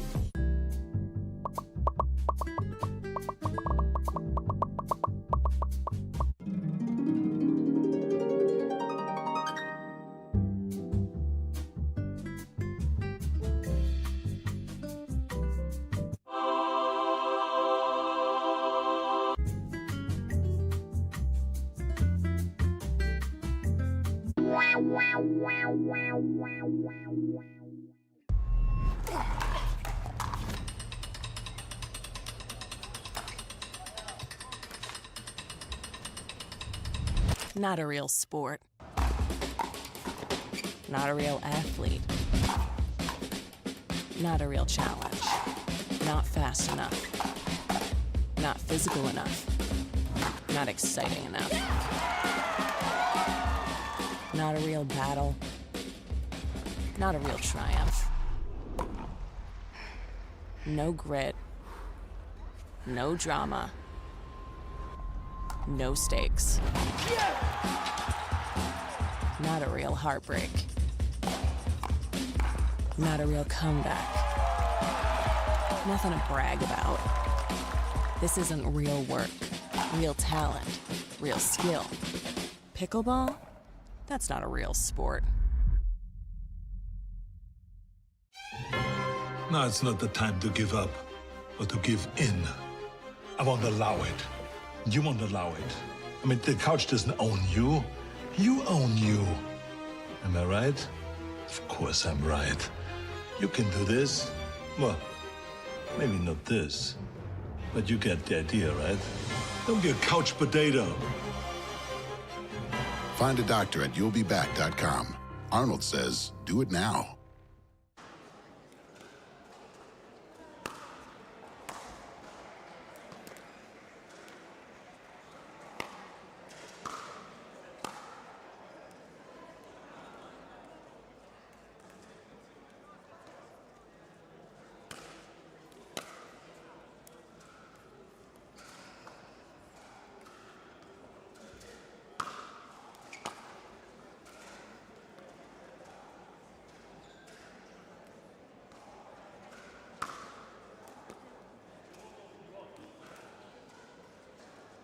One more each.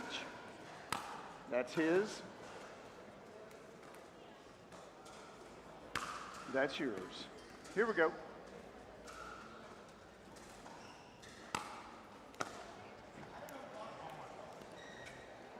Here we go. You like that ball? Good. You're serving.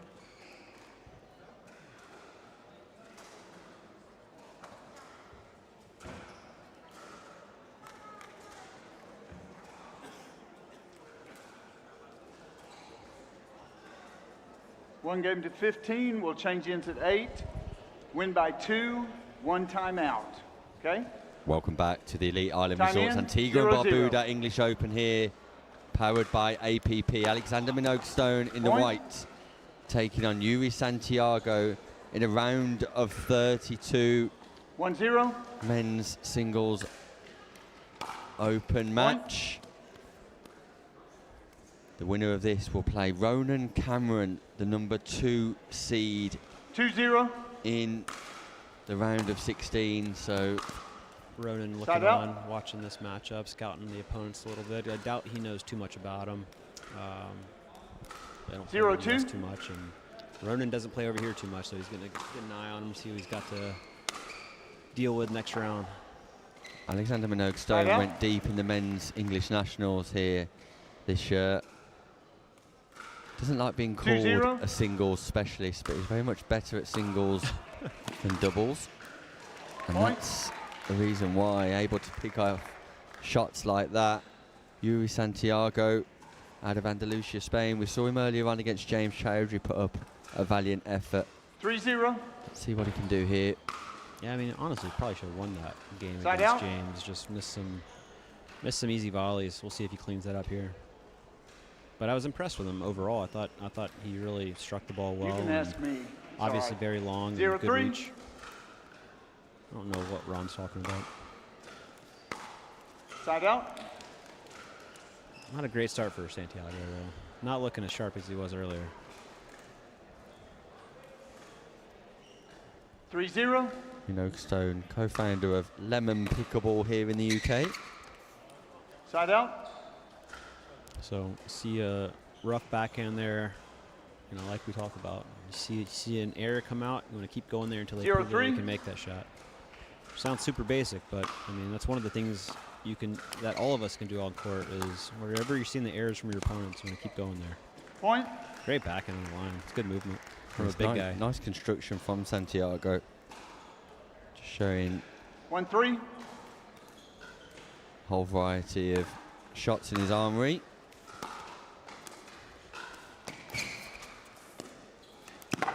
Oh, great backhand Side all out. across court. That's what Megan Fudge was coming to say. Hello, she is. Nice little wave from What's she Megan looking Fudge for? here. What's on that screen? Is that the draw?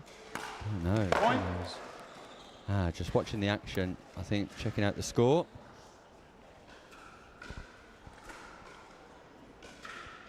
Four 1. Megan Fudge in action tomorrow.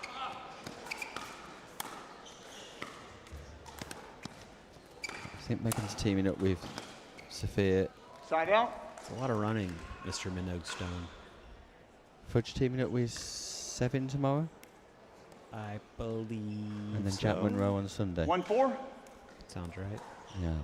Look how short Side Jaden out. Broderick shorts are. These kids nowadays love wearing like the mid thigh tight shorts. It's odd. It's odd stuff, but it's like a trend with all the kids in the States. I don't know, 4-1. Is that like that here? Like I think he's probably wearing normal size shorts. He's just a tall guy. It's yeah, probably extra larges. It does come up to his mid thigh. Point. He's a tall fella. He is a tall guy. Meanwhile, Minogue-Stone just putting the ball in the right areas here and getting some 5-1. results. There's the fruit of his Side out. growth. Quick shout out to Ben Costa, and said he's loving the comps from Thailand. 1-5. Wish he was here. Yeah, we miss you, Ben Corston. Point. Doesn't feel One right of for him the- not to be here. No, one of the top players in the world, Ben Corsten. I met Ben in Dubai. Had an epic battle with him in mixed. I thought he played great. Really good player. I was impressed. And fast hands. Yeah, super fast hands. Just, I know he's a great racket sport athlete, and it's translating well to pickle. So cool to see him playing a lot, and I'm assuming he's playing in Thailand. 5-2.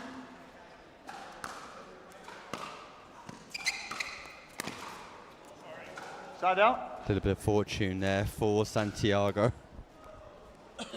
Meanwhile, through to the quarterfinals. 2-5. Sorry, the round of 32. Ryler Dehart taking on Jack McGregor. Alexander Serrano taking on Drake Palm. Side out. Aditya Ruhila taking on Mateusz Matisic.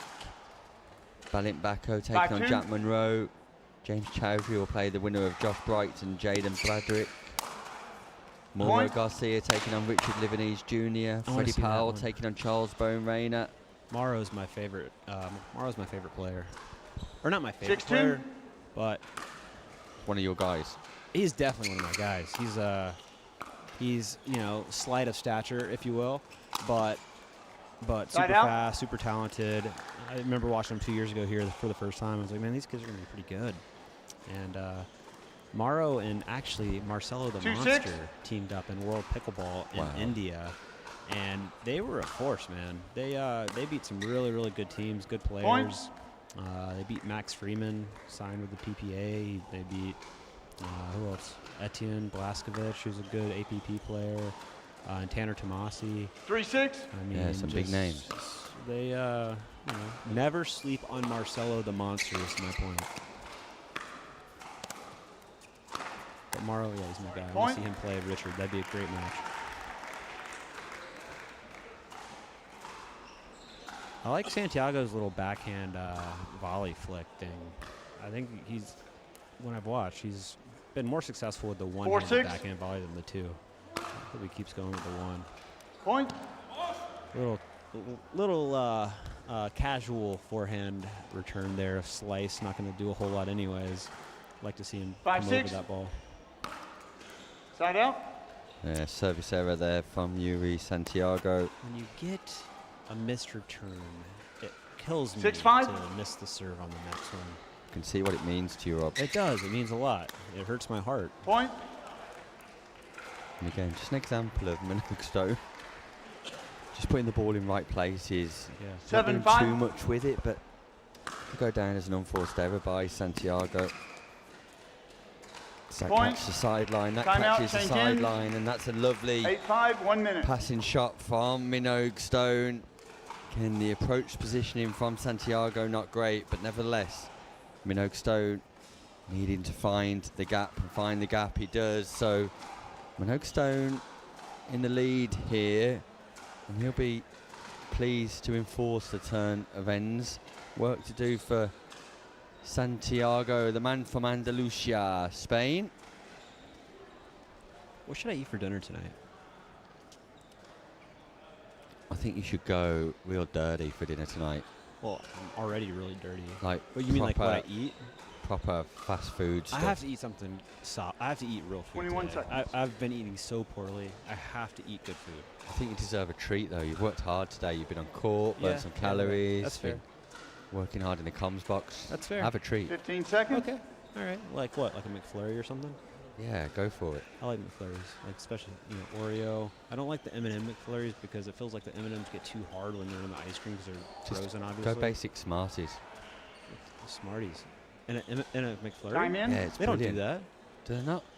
I don't know. Do they? I think so. Smarties. 8-5. That'd be something. Here we go.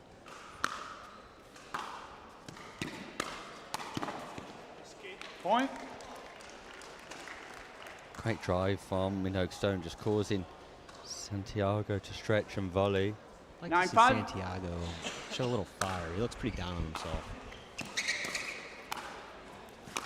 You know what? Actually, you know what actually works well? Sometimes you just gotta fire yourself up, even if it's forced. You know what I mean? It's just, if you're feeling a little down, you gotta fake your way into action. Some commands, some Just start yelling a gotta bit and raising the volume, raising the manufacture temperature. the energy. Manufacture the energy, and then it does carry over, and it's important. Get some blood flow 6-9. around the body. Blood flow around the body. You heard it here. That's what Santiago needs. That's my top tip. Point. If I had a daily newsletter and a top tip page, that's what would be going in. Mr. Santiago, you need some blood flow. Get some blood around flow. the body. 7-9. I like that. It's a reasonable tip, and it's probably, honestly, you're probably right. Point. Good pressure there into the backhand. That's what we'd like to see more of, right? Is Santiago getting big, hitting nice deep approaches to the backhand corner. Right back in it. 8-9.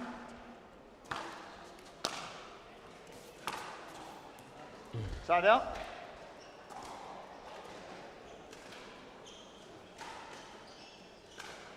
Love to have seen a little inside out forehand roll cross court on that one. He's so 9-8. big. It doesn't even have to be like you don't even have to hit a pass. Just hit a nice little roll and follow that thing in. Get big. And the reach is so good.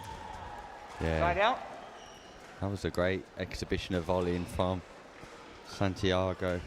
I'm ready but for a great exhibition of taking the ball early as well. Yeah. So if you allow that ball to bounce, that gap, that space, 8-9. that opportunity's gone. So taking that ball early before it bounces, critical. Yeah, you take away time and space. Side out. Both very important in pickleball. Ronan Cameron watching on here. Do you think he'll be worried, Rob? I think Ronan is going to 9-8. probably wreck both of them. But you never know. It's singles pickleball. Anything can happen. But Ronan's a good player. He's Side out. fast, and I saw him jump rope 8-9. and doing like some, actually doing some band work. It feels like he's locked in. But maybe it's all show, and he's just trying to scare Santiago and Minogue Stone. Point. Minogue Stone misses the easy volley, and there you go. Bit of passion. Yeah. Some voice from Good to see some positive energy. Santiago. 9-9.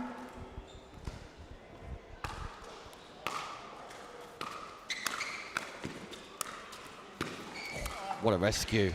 Santiago's everywhere. Great point. Oh, the overhead right at him. Then Wow, then whips it. Minogue Stone. Time out. Time Hit out. the receiver. timeout 10-9. straight. 1 minute. Hit the timeout. Not He's hit the the- timeout now, but he's hit the overhead. Straight at Santiago. Just work the angle. Could have gone anywhere. Just work the angle. Maybe he thought Santiago was going to guess one way or the other, and he went middle. But he had such a good angle out wide to that backhand side. That's a game changer. That's an absolute game changer. And Santi, look at Minogue Stone on his haunches over the sponsorship hoardings. He's pretty gassed. As Santiago straight back on court. He's ready for more. What a hustle from Santiago in that point. I want to see Santiago get the jump rope, start doing jump ropes on court. Just the ultimate or maybe just start doing sprints back and forth to the net and back. Just to really, we need more Demonstrate of that. how ready he is. Just be an animal out there. Look at him. He's pacing. He's pacing. He's a caged tiger. He's ready to it. He's ready to go. He's ready to go. He's hunting. Doesn't want to stand 15 still. seconds. Santiago.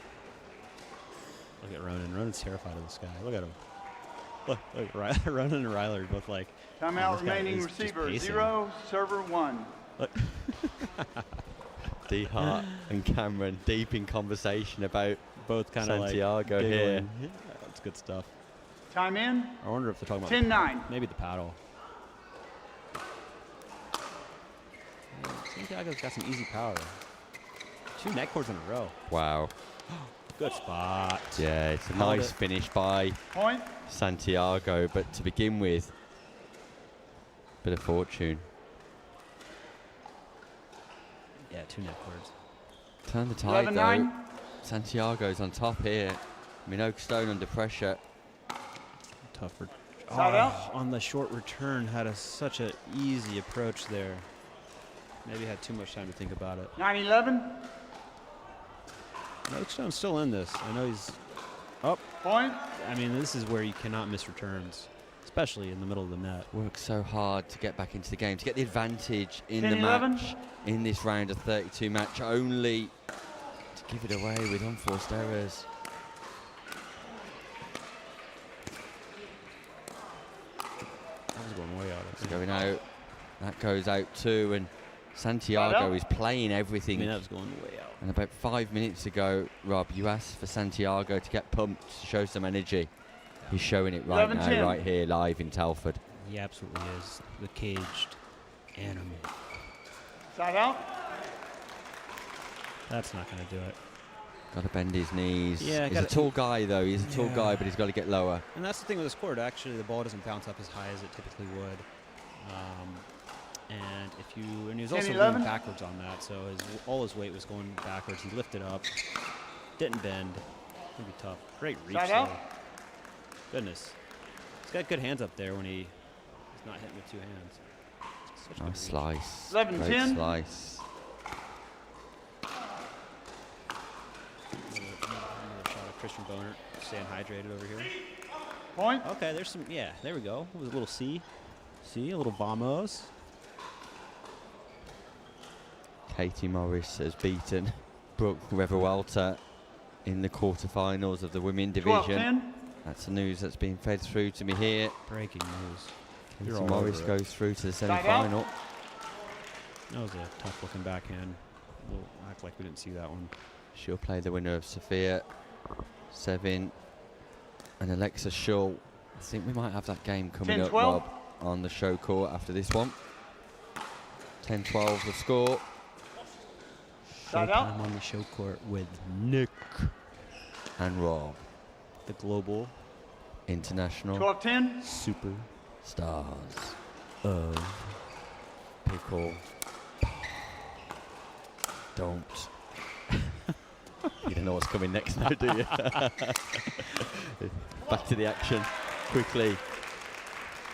And there's a bit of crowd support, but a home crowd support here for Minogue Stone. 10-12. 2 point difference. Minogue Stone work to do. Scoring opportunity. Short return. Doesn't take advantage. It's like they're all. Maybe I just have a weird angle. It feels like they're all going out.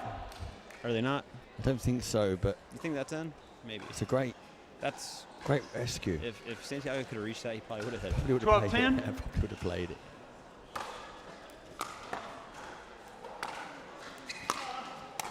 Santiago gets to the net first. Point.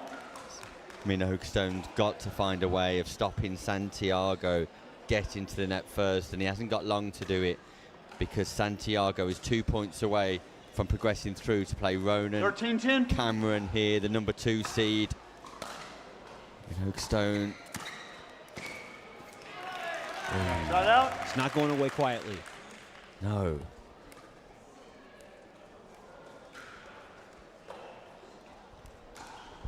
10-13. Side out. It's going to be tough to get back into it, missing serves. Yeah, not good at all for 13-10. Minogue Stone, and is the writing on the wall. It is with shots like that. What a backhand drive down the line. Minogue Stone gave him the offering. Santiago took 14-10. it. Just catches the sideline. Side and then out. sends his serve wide. This is, I mean, these are the things that we've seen a lot 10-14.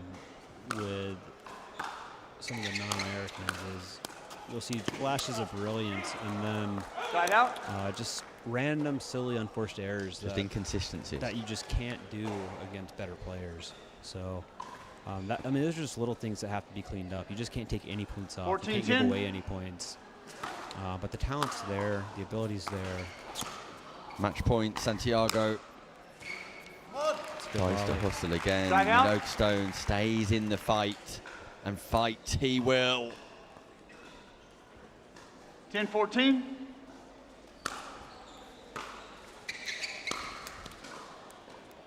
Side Just out. got to get the ball in the court. No matter what, just got to get the ball over the net, make him play a volley. 14-10. Third match point, Yuri Santiago.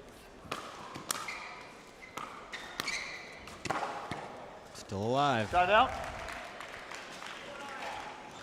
It just feels like if Minogue Stone can just get off 10, that he could maybe get something going here. It just feels like he's been stuck on 10-14. serve.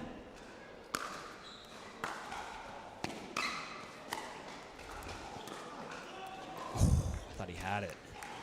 What space was there down the line, personally? 14-10. Milkstone, I think, is pretty gassed. Oh, not the There net it cord. is, there it is. It's a net cord winner. And Yuri Santiago over the moon, gestures to the crowd.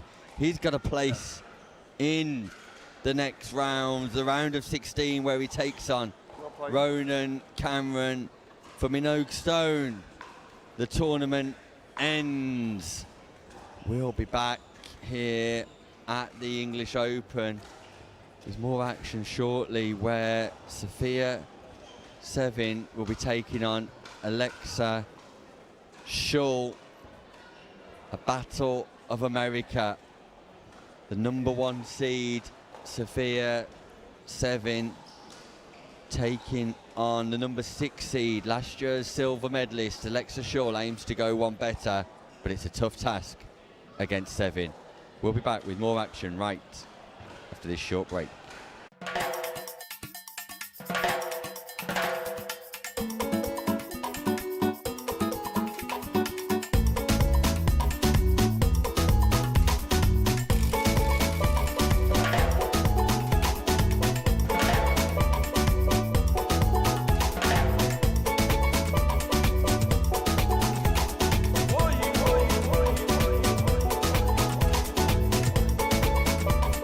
Antigua, Barbuda. The beach is just the beginning.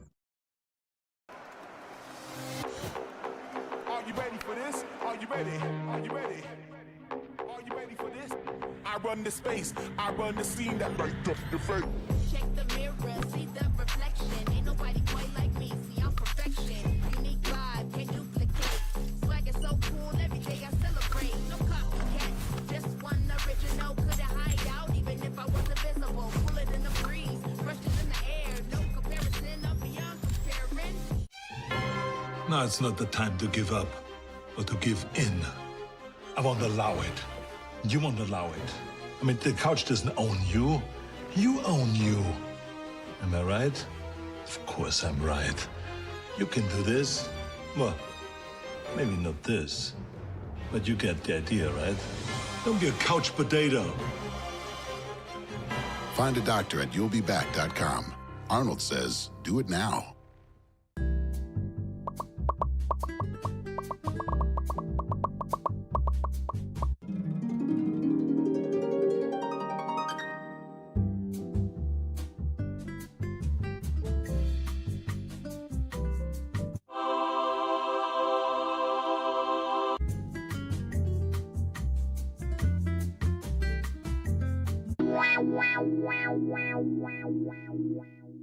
I need a Caribbean vacation with my feet in the sand. Antigua gives me good vibrations. That's where I belong. Come feel the warmth and touch the blue sea. Now that's you and me. Whoa, whoa. Follow me. No reason why your footprints shouldn't be in the sand. Antigua's your destination.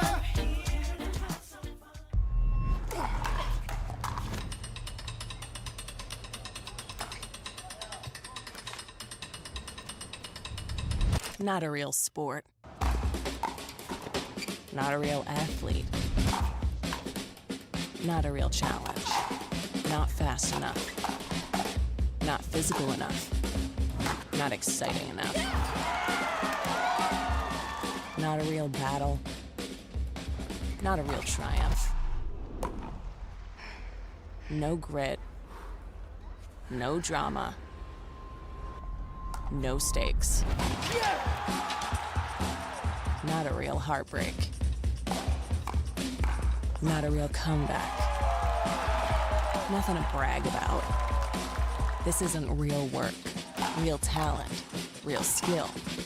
Pickleball? That's not a real sport.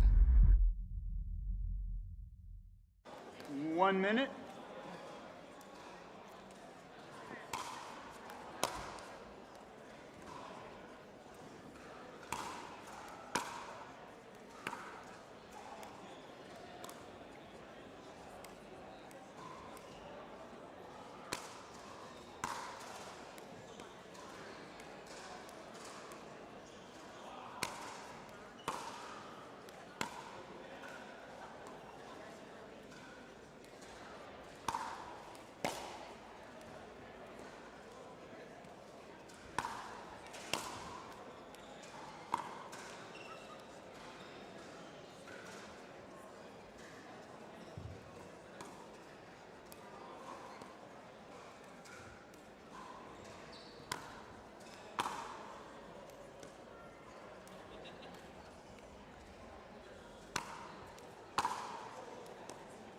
Here we go.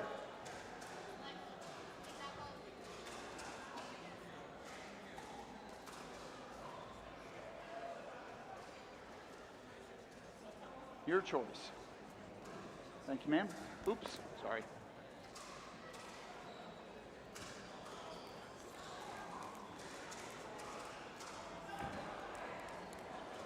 Game 1, time in. Welcome back 0-0. to the Island Resorts Antigua and Barbuda English Open.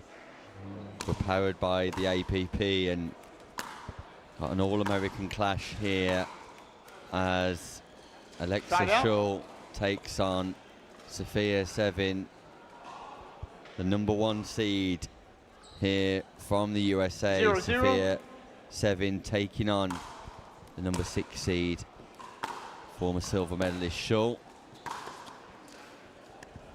Point. Pretty good. That's pretty good, my friend, indeed. Got her on the outside of it, hooked it back around. Good stuff. Look at Freddie Powell. 1-0. Look at the single specialist, Freddie Powell. Wow, Sevin off to a great start here. Does a really good job getting around the outside of the ball. 2-0.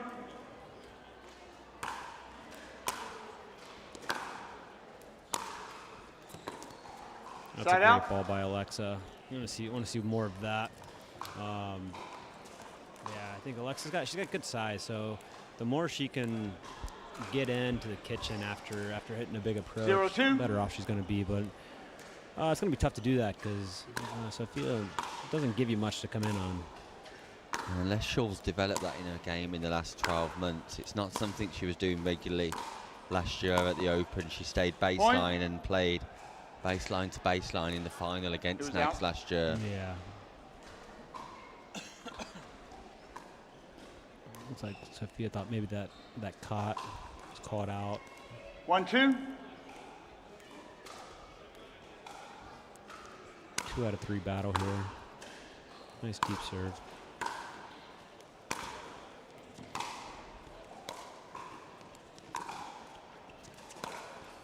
Slice approach from Sevin, left a little the gap. Yeah. You don't typically want to slice approach cross court, especially. You leave the line pretty exposed, but got away with it there.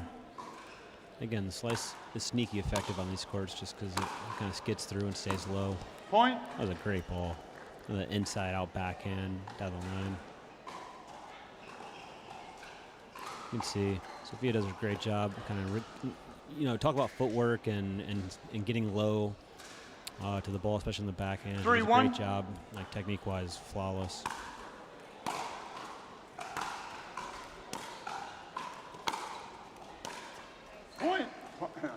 Point. Oh, Ron Ponder perhaps needs a little bit of medicine over there, losing his voice temporarily. He needs to come over and get some throat cheese from you. 4-1. To offer him a little bit of throat cheese.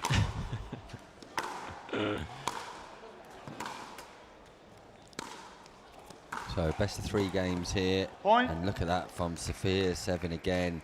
Yeah. Pace control, speed of the drop, hybrid drop drive, Rob. Yeah, absolutely. A little hybrid.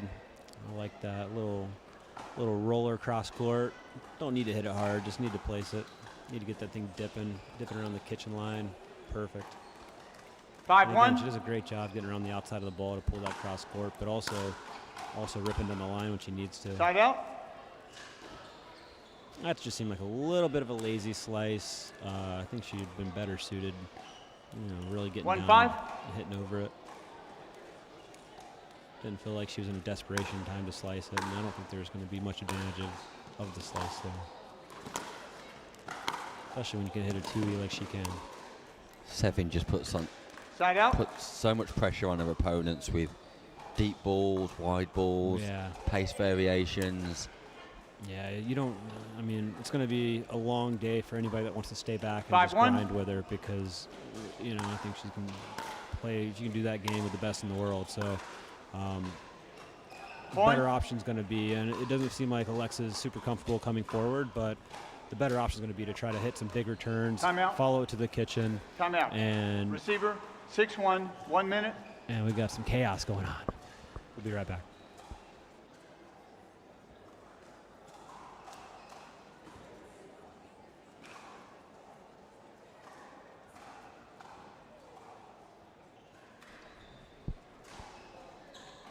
Timeout called here by Shaw. Just has a word with Coco Lococo, and here comes Chad Edwards just to offer some advice to Shaw.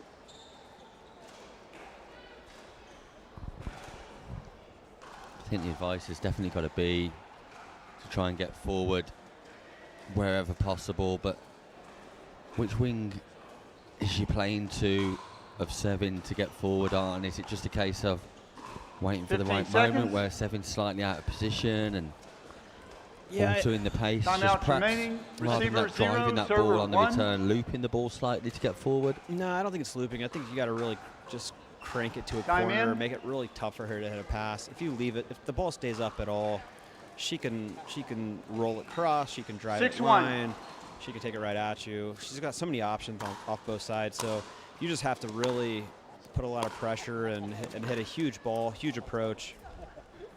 Side out. It's good, right? Out wide, get forward. Yeah. I mean, I think that's going to be really her only chance in making this work and making this a ball game. Even Shaw's presence at the non-volley zone puts pressure on the passing shot by Sevin. All of a sudden, their accuracy levels need to go up a notch or two.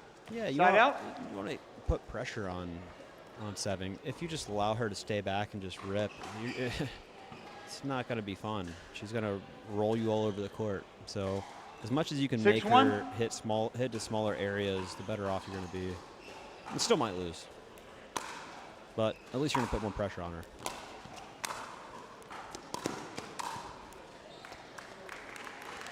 But this is kind of like where, like, I was known in tennis. I played trash tennis. I was a decent player. I played Division I in the States, but like my coach would always say, if you just saw me like warming up, they'd think I was like the number 8 player on the team, and I was the number 1 player. But I like solving problems like this on the court. Pickleball too. It's just, okay, you got to find ways to throw Sevin off her rhythm. 8-1. You know, whether it's chipping short, making her come forward, whether it's, so we're seeing some different things. Great ball there by Alexa. So it's just problem solving. It's like, you don't want to play Sevin's game. You want to make her uncomfortable as best as you can and not just play into her strengths. 1-8. So how to do that? I mean, I would just do weird stuff. I would chip. I would chip short, make her come forward, because she wants to stay back as she comes forward, of course. That's nice by Shaw, though. Great construction, brings Sevin forward, gets the nice drop, then capitalises on the volley by getting forward herself. And it's 2-8. Very rare, especially in women's singles, to see both players at the non-volley zone. But Shaw adopting the right strategy there. And what she did there, which we kind of talked about in terms of mixing it up, she didn't hit a pass. She hit a nice drop to the backhand, a nice dipper to the backhand, and you got a pop-up because Sevin couldn't handle it on the backhand side. Gave a pop-up. Alexa moved forward. I don't know what's going on here, but maybe Ron doesn't either. We've got a little static on the speakers, if that's something that y'all can control. Oh, it's us. Here we go. 8-2. Ron Ponder just letting us know there's a bit of static, bit of feedback. On his speaker? No, on the court speakers. Point. But yeah, uphill battle here, obviously. I think 9-2. Like to see Alexa just keep mixing it up, trying different things, seeing if there's anything that she can do to that end. Point. Goodness gracious. Wow. Sophia Sevin brings up game point here in the first game of the women's singles open quarterfinal. 10-2. In significant style too. It's dominant by Sevin. ball Point. striking Game. 11-2. at its Time best, out. and Sophia Change Sevin ends, 2 minutes. completely in command of this women's singles quarter-final. Alexa Shaw not got the answers so far, but I'm not too sure many would, because the number 1 seed here, impressive on court, able to play passing shots, winners, backhand and forehand, and when she's at the non-volley zone, her volleying ability also second to none. Shaw with lots to think about, and Rob Nunnery might be the problem solver. Not even Just get weird sure. out there. Get weird out there. Do Get weird weird. stuff. Don't make her comfortable. Don't allow her to do things that she wants to do. Chip, lob, I don't care. Get weird. Gotta get weird sometimes. Gotta get weird. Yeah. Go strange. Gotta get strange. But Stranger things here at the English Open. it's been a long day for you, Nick. It's been a long day. It has been a long day, yeah, you're right. Are you going on, what, 12 hours now? Yeah, we're going to hit 12 hours in about half an hour's time. Oh, goodness gracious. You're just an absolute animal. Manimal. 13 hours Wednesday, 12 hours yesterday. We've already hit 12 hours today. 2 days to come.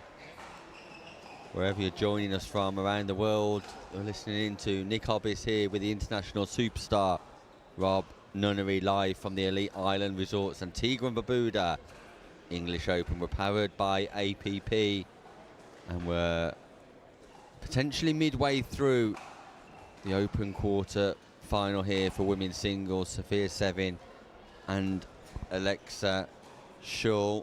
Who's up next?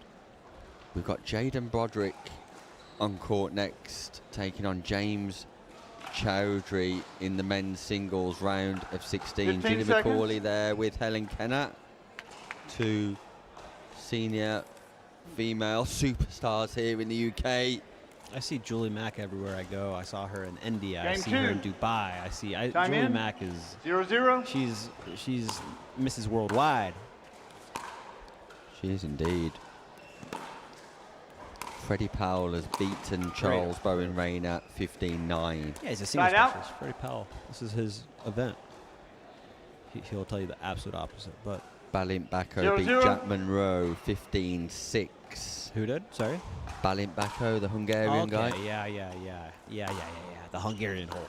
The Hungarian Hulk, that's him. Alexander Serrano beats Drake Palm 16-14.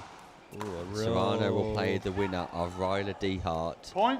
and Jack McGregor. Yeah, I think Ryler's gonna handle his biz.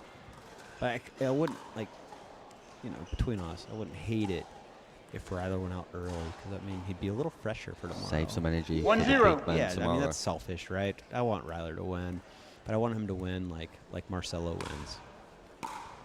Side Rose out. Vanri will play Dominika Turkovic in the women's singles semi-finals. Turkovic comfortably dislodging Thadia Locke 11-4, 11-8 in the women's quarter-finals. Sophia Sevin or Alexa Shaw will play Katie Point. Morris. And at the moment, with shots like this, it looks like Sophia Sevin. Look at the cross-court angle. It's just tough to approach to a corner like that, because it 1-1. just opens up just the geometry of the court, right? You have so many places to go, especially if you can hook the ball like, oh, that's a nice little hook. Side That's out. a nice little hook too. But yeah, Double-handed it's- backhand from Shaw. Loops into court, and I don't think Sevin was expecting the ball to go 1-1. there. No. And that's what you say about changing it up, creating a little bit of Yeah, carnage. get weird. Get Get weird. That was it. Get weird. Get strange. Just Yeah. do something out of the ordinary. Yeah, Side I mean, out. that's not weird like that, where we're missing big, passes 5 Just feet weird with the wide. ball going in. Yeah, weird with the ball going in. You get it. Yeah, I'm on it. You're coaching. 1-1. So even Sophia's getting a little weird, throwing a little lob, so respect. Side out. Even when that ball came off her paddle, just watching it, it's like, who knows? That might go in because she can hook that thing around. It didn't, but it made me think maybe it was It going could. in. Yeah. Yeah, 1-1. that's something.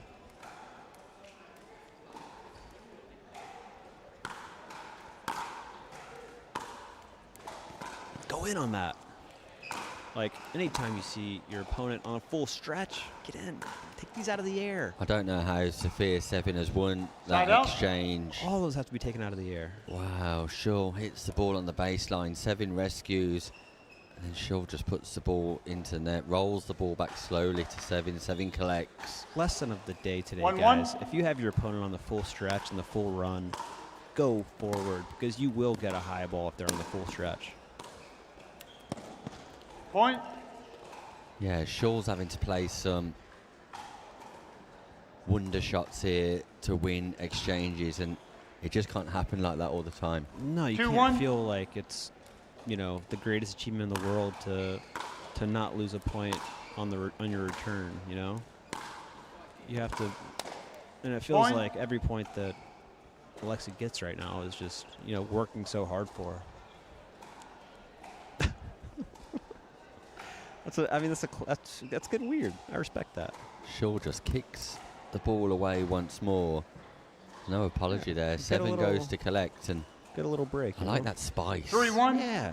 Let's have a bit more drama and spice into proceedings here. Might fire Shull up. Let's see what she does with this. Oh, she gives it back. Nick, I've got so many college tennis stories that would make your jaw drop in terms of spice. Not what I've done, from what I've seen people do. There's some absurd stuff that cannot be talked about on the air, but I'll tell you off air. Yeah, I look forward to listening to those over a glass of water later. Yes, sir. At 2 a.m. when you finish here. 1-4. Please don't. Please don't. I don't mind. I'm loving every minute of the English Open. Yeah, you are. I mean, you're just a great ambassador for the sport. That's all there is to it. Too kind. And Shaw stays back. 7 just continues to serve. Yeah, slow roll. Slow roll back. Like Sophia's just like, okay. Okay, can you please This hurry will up? impact 4-1. nobody at all, because 7 is like, I'm just ready to play pickleball. And pew. Mid-court ball. And clear frustration from Scholl here. Shaw just rolls the ball back once more, slowly, and I think 5-1. Shaw will be delighted when this is over.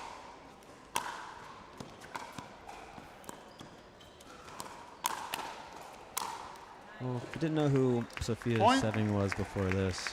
Timeout receiver, 6-1. Remember the name. It's not Sophia Sewing. It's not Sophia Suing. It's Sophia 7.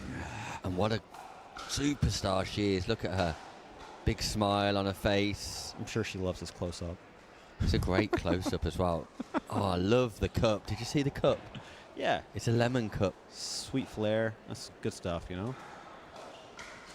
Drinking water out of the lemon cup. Megan Fudge in the corner, and look at the outfit on Megan Fudge. Earlier on, Julia McCauley wanted to give her best outfit of the day. Looks just like look Sam at that. Bassford. That goes to Megan Fudge. What an outfit Megan Fudge is wearing. Yeah, it's the Sam Bassford colours. Have you seen Sam Bassford around Sam Bassford, the English Open Sam arena today? Bassford, Megan Fudge, same outfit today. Good I stuff. think Fudge looks prettier in pink than Sam, though. 15 seconds. Oh, Sam's just standing here beside us. Yeah, Sam's behind us. Don't worry. I just said Timeouts remaining. Receiver 0. Beside. Server like, 1. Like behind, but beside. I like the amalgamation of the two words. True American intelligence in. here in the comms box. 6-1. I'm Canadian. I go by Canadian now. Canada doesn't want me, though. Point.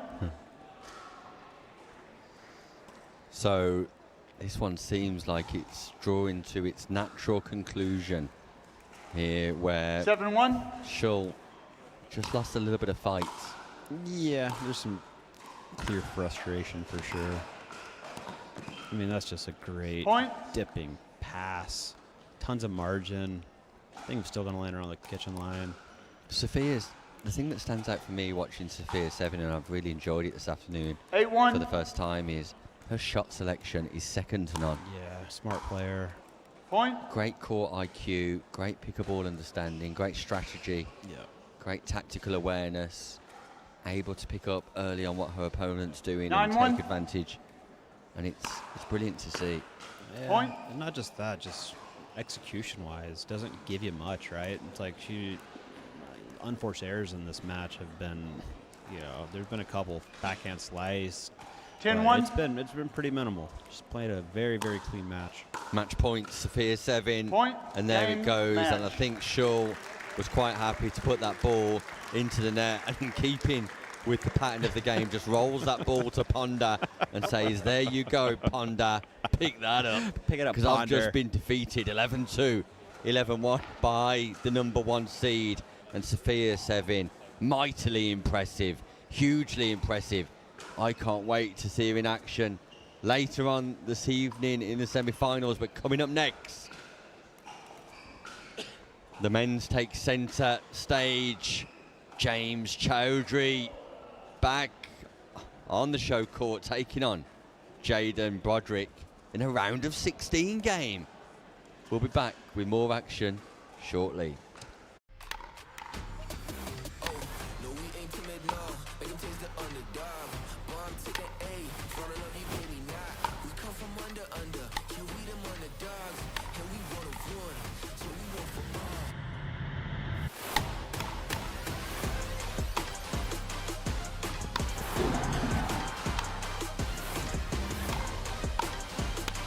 Come on, finish that.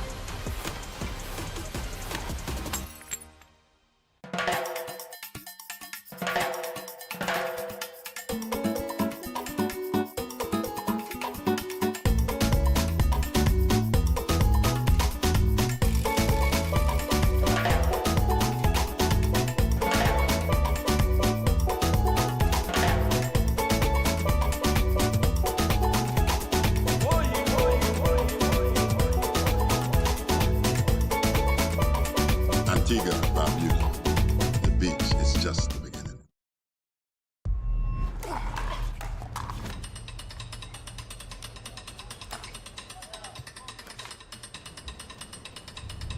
Not a real sport. Not a real athlete. Not a real challenge. Not fast enough. Not physical enough. Not exciting enough. Not a real battle. Not a real triumph. No grit. No drama. No stakes. Not a real heartbreak. Not a real comeback. Nothing to brag about. This isn't real work, real talent, real skill. Pickleball? That's not a real sport.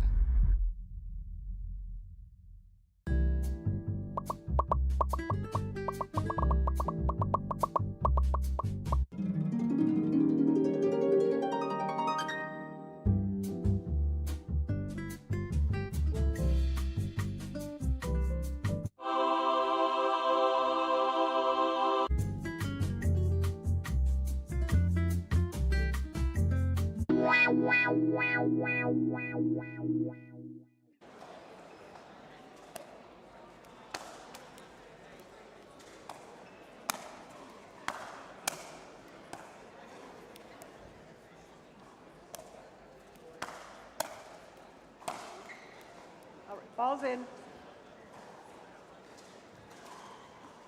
So, Jaden, you were serving. Which ball would you like? Okay, very good. Okay, very good.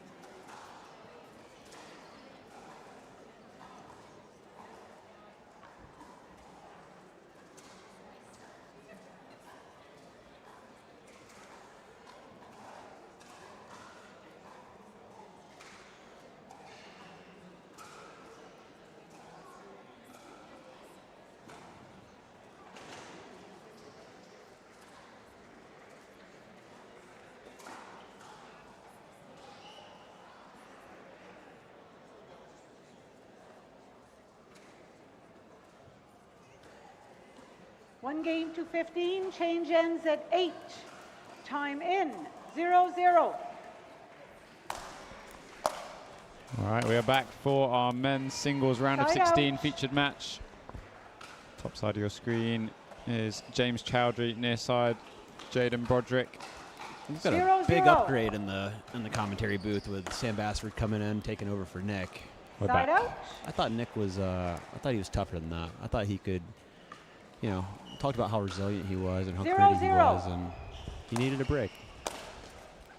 Point. He's only been going 13 hours. It's not great. It's crazy. Soft. 1-0. Either way, here we are. Stop play. Questionable whether you're contacting the ball above your waist. I'll His recall the waist score. is higher than my head. I mean, he could. 1-0. I don't think it's questionable. He does hit the living snot out of the ball, though. That out? Point. Oh, yeah. Just long. 2-0. I mean, he just destroys the serve. It's crazy. Point. Easy high volley missed by Chowdry. Wishes he had that one back. Didn't have to do too much with it. Have you played either of these at singles, Rob, before? No, nope, I have not. Or doubles? Doubles, Jaden and I 3-0. were teammates in the Global Sports League, so plenty of doubles. I think I've played James in doubles as well. I don't quite remember. It all kind of blends together, you know, at this point.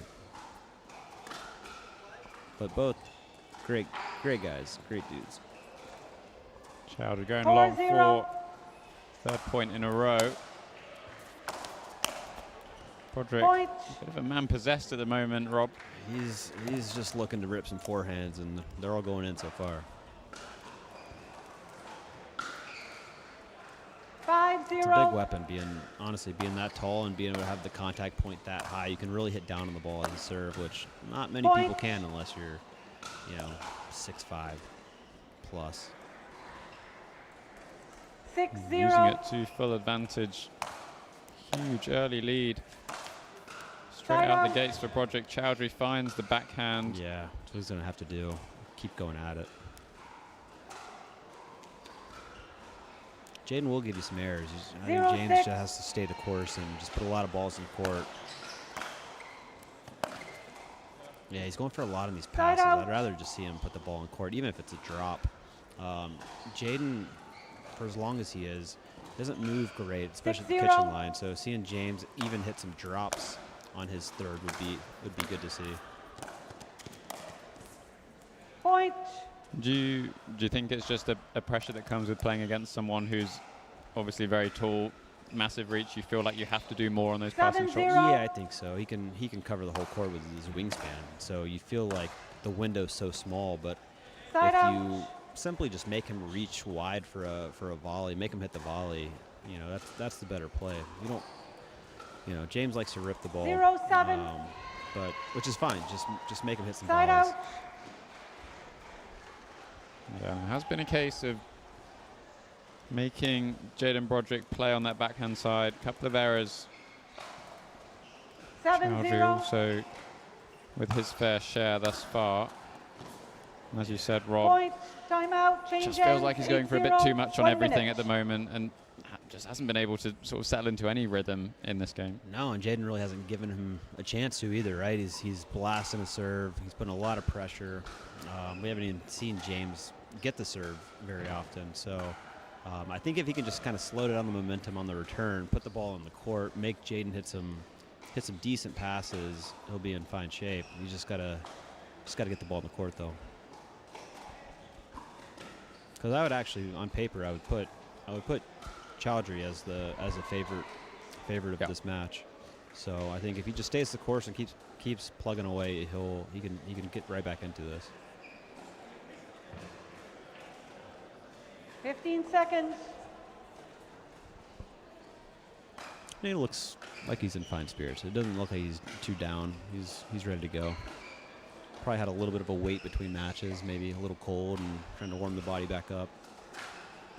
Yeah, it has been a long day here at the Elite Island Resorts English Open. Plenty more to come as well.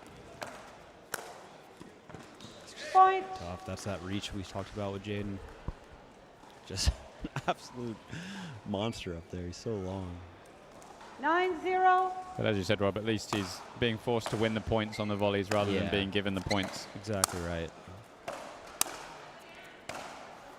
There you go. Side out. And even like, honestly, he's ripping that, and he got that one. But I'm telling you, even like a little roll drop, just to get in a little bit of the cat and mouse. Like James moves, obviously much older than Jane, but moves 0-9. much, much better, especially around the kitchen line.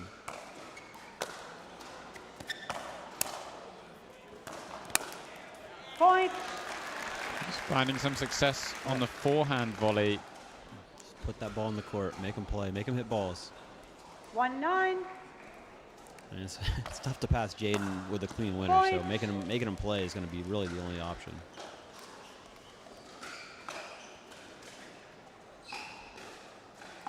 2-9. To really see big serves to Jaden's backhand. Yep, there he is. Knew it was only a matter of time before Chowry got going. You know, he's too good to go quietly. Such a strength of James Chowry as well, holding on the forehand and just waiting to see where his opponent goes. He's got the ability to go both ways very late. You see there again, just waiting a little bit longer on the forehand. And you hear about that often with dinks and speed ups from the kitchen line, but less so from the baseline, and still very, very relevant. There's plenty of players that are really good at holding that forehand, especially to the very last minute to pull it cross or to go line. And every split second helps. Side out. Big backhand down the line. I'm fine with that. I mean, it was a good pass.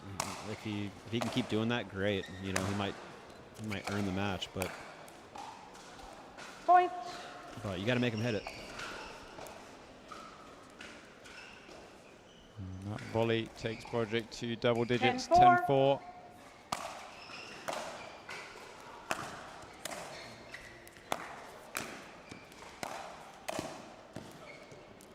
Point. It's a little wide on the volley by Chowry. Playing a good point, but honestly, this is as well as I've seen Jaden play. 11-4. You know, in quite a while, especially in singles. I mean, the serve's gigantic. It's really setting him up for the rest of the point. Great Side ball. out. That's the ball I'd like to see him hit a little bit more often, which is that hybrid kind of roll that lands at the kitchen line. You don't have to go for too much. Yeah, garners a nice round of applause from the British 4-11. crowd, who I'm sure would love to see Chowry build his way back into this round of 16 match. Side One of out. the bigger British hopefuls in the men's singles. Freddie Powell also made his way 11-4. into the quarterfinals. Oh, unlucky Point. for Chowry there. Clips the net, gets tangled up. Getting to crunch time here, 12-4 down. 12-4.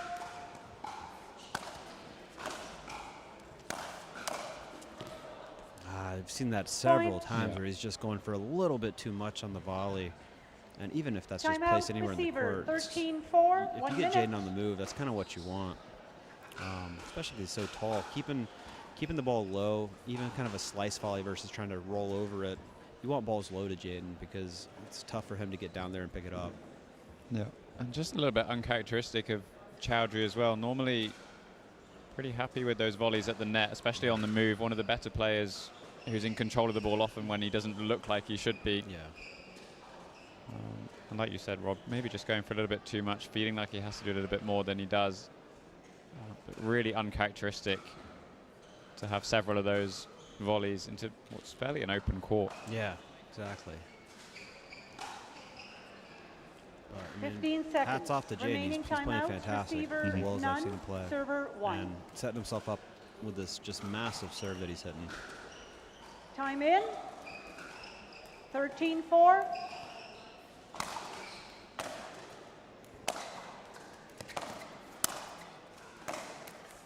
Point. Once again, dominant up at the net. Super solid from Jaden Broderick. Sets himself up 14-4. with a match point here.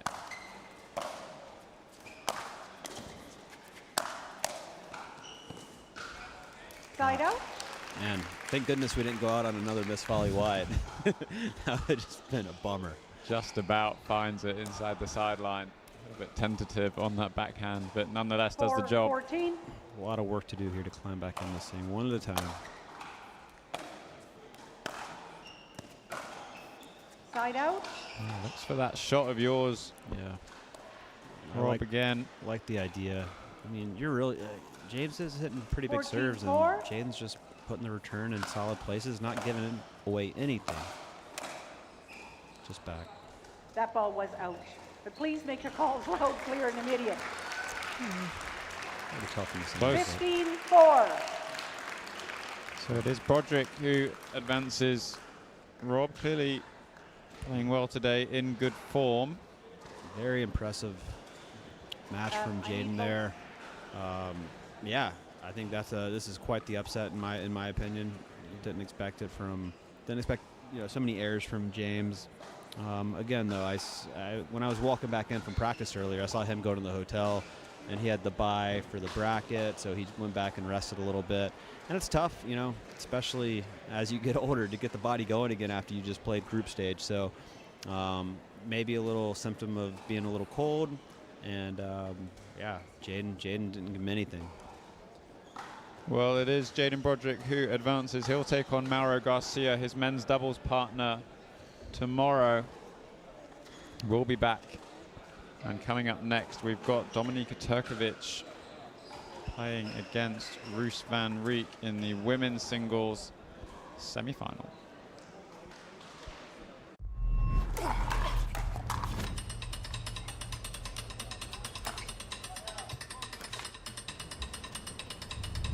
Not a real sport. Not a real athlete. Not a real challenge. Not fast enough. Not physical enough. Not exciting enough. Not a real battle.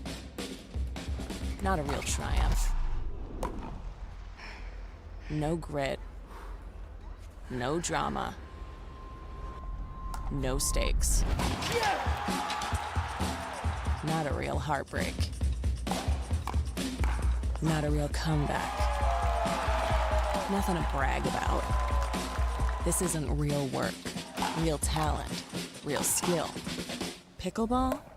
That's not a real sport.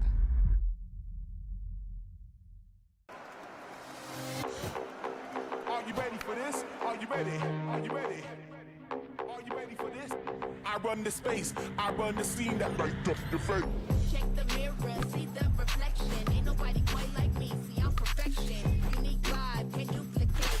Swag is so cool, every day I celebrate. No copycat, just one original. Couldn't hide out even if I wasn't visible. Pull it in the breeze, brushes in the air. No comparison, I'm beyond comparing.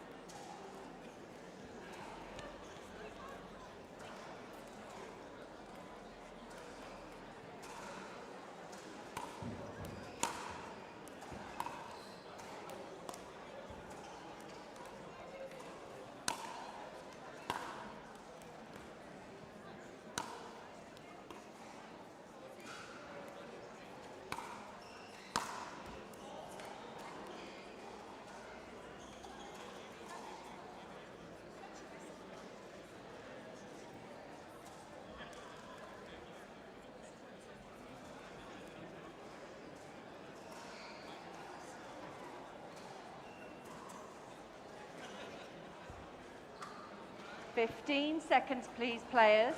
15 seconds.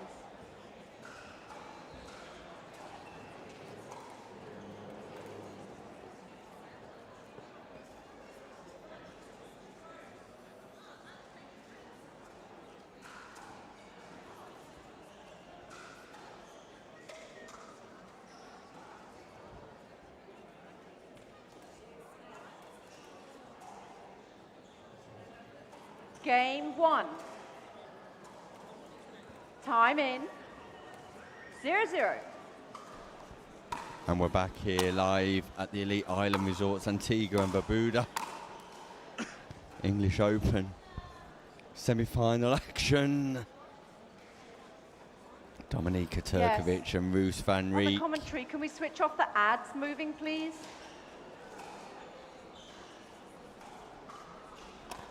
Do you need to... Okay. Point. Just 1 second, ladies. Okay. Okay. Hear me?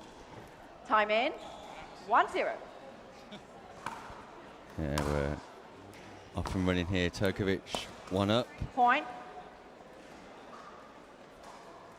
That's 2-0 to 2-0. Dominika Turkovic. A fast start here in the women's singles semi-final.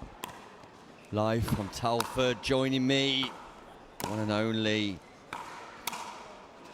Sam Basford. Sam, good evening to you. Point. Good evening, Nick. Good to have you back. How was the game with Rob 3-0. Munnery without me? It was a pleasure. But An enhancement. I'm more than happy to be back with you. Everybody Side wants out. to be with Sam Basford, really. Nevertheless, 0-3. this is going to be exciting. We've got Vanri from the Netherlands playing out of Australia against Turkovic from Serbia playing out of Point. the USA. Sorry, from Croatia, not Serbia. From Croatia. Don't want to get those countries Dangerous. mixed up, do you? Turkovic, the number 3 seed, against the number 2 seed Vanri. And one of Vanri's strengths today has been her ability to volley at the non-volley zone. When she gets forward, there's no passing her, really. 2-3. Yeah, you could see that in just a couple of points ago. Bit of a brick wall up at the net. Side out. Turkovic been super solid though all day. 3-2. Yeah, Turkovic's ball striking ability as good as anybody here. Point. Dismissed. Yeah, it's the construction though, over to the backhand of Van Rijk, then the forehand. 4-2. The approach shot is good.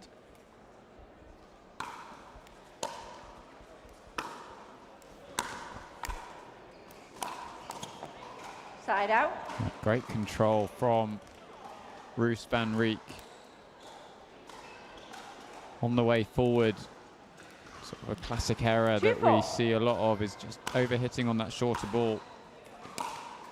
That's a beautiful backhand Point. pass as well. Brings her back to within 1. Nick, pardon my ignorance. Are we 1 game to 15, best of 3, do we know?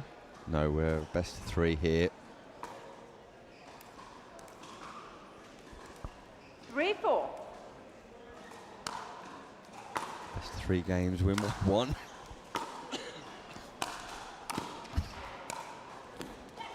Point. That's lovely from Van Rijk, just keeping Turkovic playing. And one of the things that stood out to me today with some of these top level pros, the international pros, is 4-4. they don't really play for lines. They play high percentage pickleball that challenges their opponent but without specific Side out. danger. And that's an example there from Turkovic, just putting that ball into a difficult position, not looking to overplay, placing that ball nicely with a hybrid drive 4-4. drop.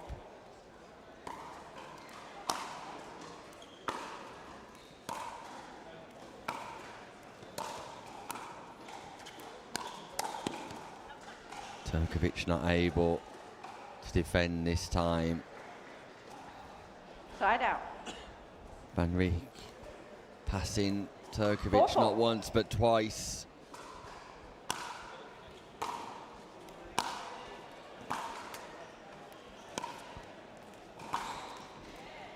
Point. Great approach by Vanri once more. Utilises the net tape, but puts the ball into a difficult position where it's forcing Turkovic to do something special. Just managed to build herself back into this game. Vanri. Turkovic certainly had faster start, but Vanri just stabilised in the last few moments. Like that volley though from Turkovic, gone cross court with that one a few times, just holds it a little bit later. 4-5. Opens up the paddle face and sends it down the line. That ball just goes long. I think it's a nice leave by Turkovic. 5-5.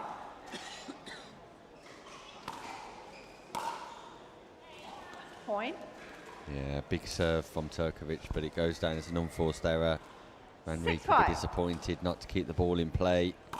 Something she's done so well at all day today. Side out. And that's also an unforced error from Turkovic. So tight exchanges midway through the first 5-6. game here of the women's singles semi-final.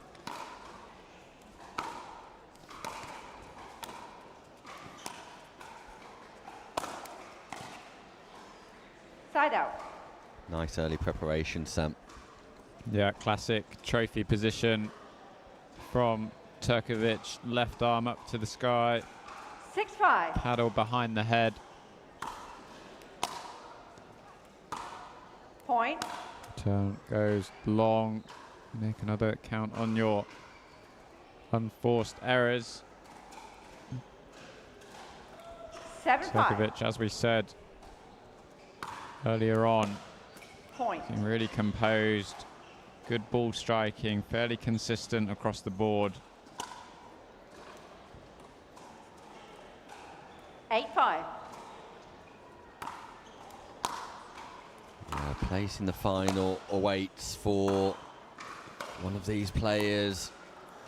Side out. That's a lovely drop from Vanri, just forcing Turkovic to play. Ball dropping below the height of the net. Turkovic not able to respond, and timely intervention from Vanri.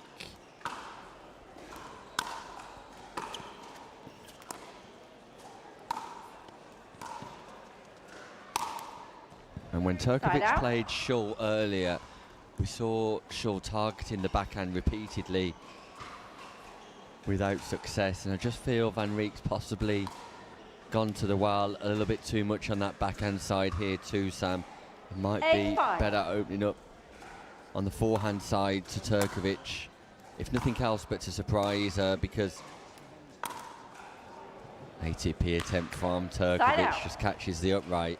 If nothing else, just to surprise Turkovic. She's a great anticipator of the ball, a great reader, and gets herself into nice early positions, great positions on court as a result of being able to read the patterns of play, and sometimes it would be beneficial. Van Riek just changed the pattern. Side out. And there's the frustration from Van Riek. Just hits the paddle against the outside of her leg after placing that volley out wide, too wide.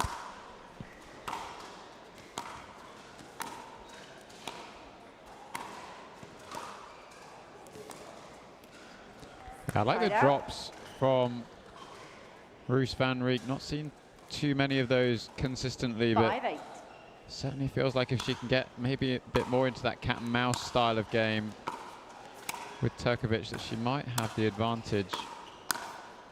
And there you said, Nick, volleys like a brick wall up at the net. Volleys are working nicely at the moment, side to side, one on the backhand into the open space with the forehand. 6-8. You can see why Rose van Riek is such a highly decorated doubles player. Great hustle from Turkovic.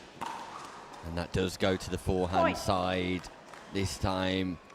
Turkovic expecting that ball to go backhand wing. Vanri changes the flow, the pattern, and goes forehand wing. Lee Whitwell in the corner of Turkovic, just about to offer a few words of advice, but Rose Van Riek, who has Coco Lococo here in her corner, just offering some advice, and Van Riek just checking with referee Tara Creasy if they're allowed timeouts, I believe. The answer is yes, and Van Riek also asking for the ball to be changed, it seems.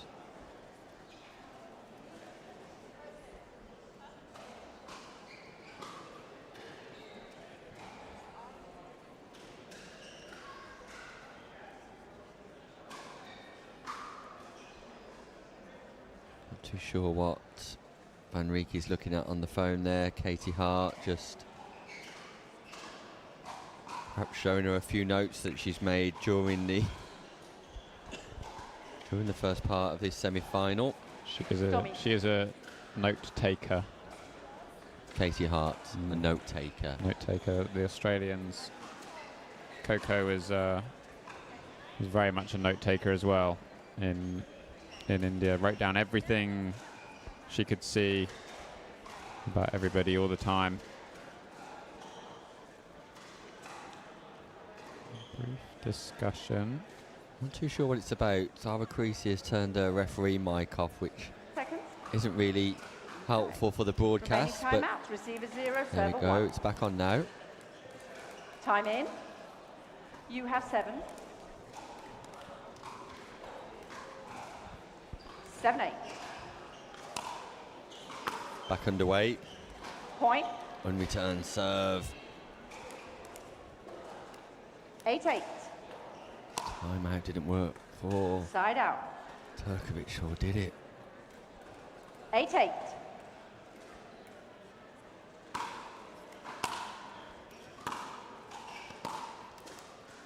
Point. Like the approach from Turkovic once more, deep and wide on the backhand side of Van Riek. Takes her to within 2 points of taking the first game in her quest for a place in the final.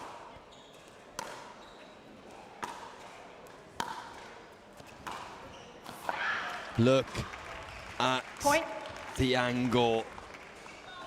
Look at the accuracy from Turkovic.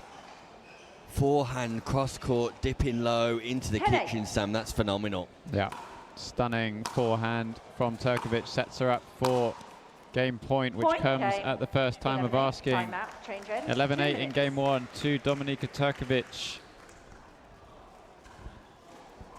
Plenty more to come in this semi-final. I think Nick Roos Van Riek with work to do.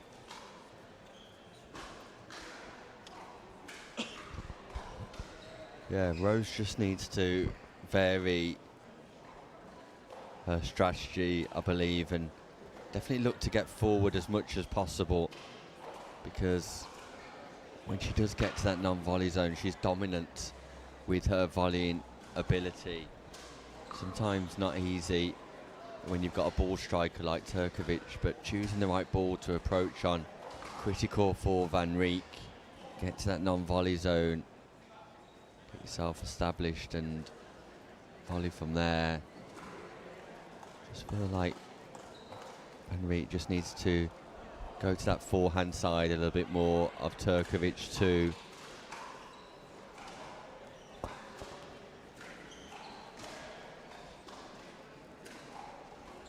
Alexa Shaw found some joy earlier on in the round robin stages, going towards the forehand side of Game 2. Time in. 0-0. Point.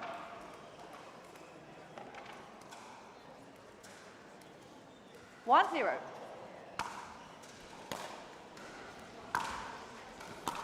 Side out. So second game underway.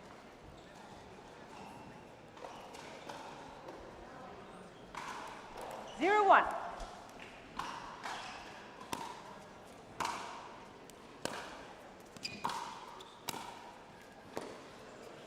Point.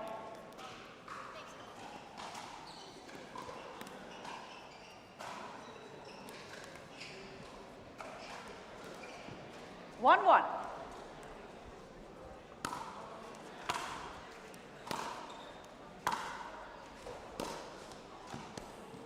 Point.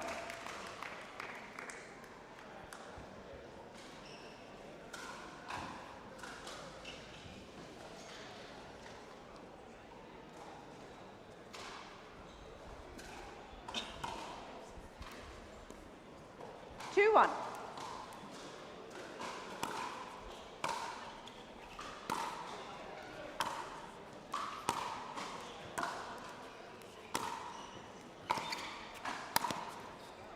Turkovic Point. dominant once more, and every time Turkovic advances to the non-volley zone, down towards the backhand side of Vanri, she gets success. Yeah, and once the ball goes up to the backhand of 3-1. Turkovic, when she's up at the net, it just feels like that ball is always going to be put away one way or another. Side out. Just finds the top of the net with this backhand. 1-3.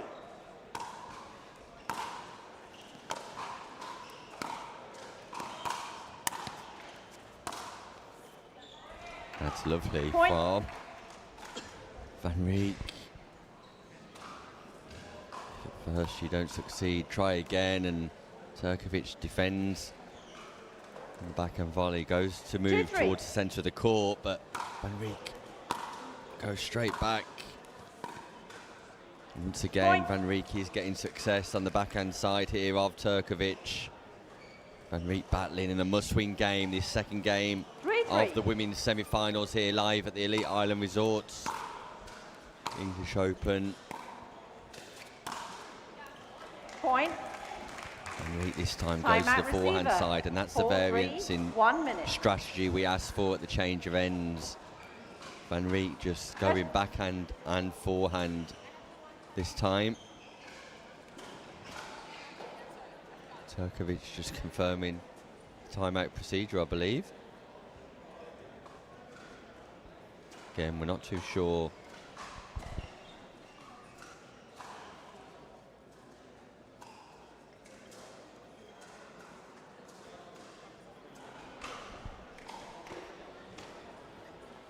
So Turkovic just taking a breather.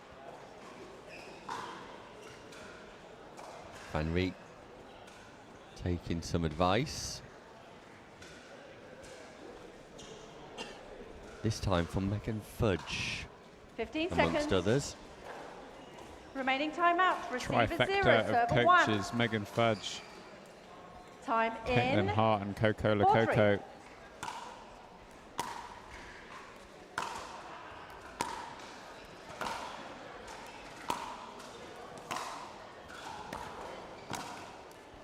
Yeah, that's Point. great strategy from Vanri. Goes to the forehand not once but twice. Hits the backhand, comes in and plays the 5-3. volley. Perfect pickleball from Rose Vanri. Point. All of a sudden, the tide is changing here on Championship Court. Vanri 6-3. looking uber confident.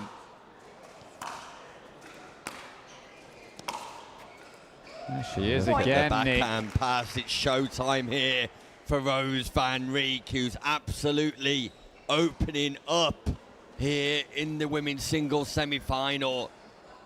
Rose Vanri is turning this semi-final on its head. She's turning it around, and it's Turkovic who's under pressure. 7-3. Called the timeout, but nothing's changed. Vanri has got her foot down to the Point. floor. And he's accelerating away in the second game. 8-3. She's a grinder. She's a shot maker, Vanri. Point.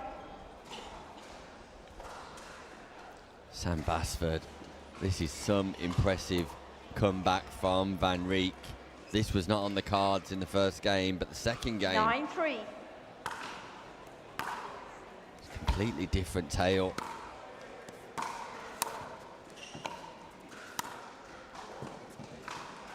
Side We out. referenced it before, that double hand volley on the backhand side from Turkovic, strong.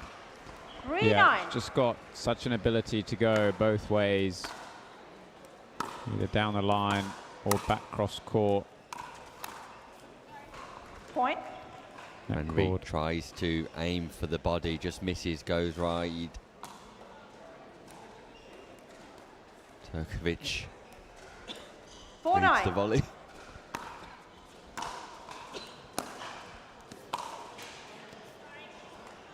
Side out. Back-to-back points with influential net chords. Vanri back serving just 2 points away from forcing a deciding third game.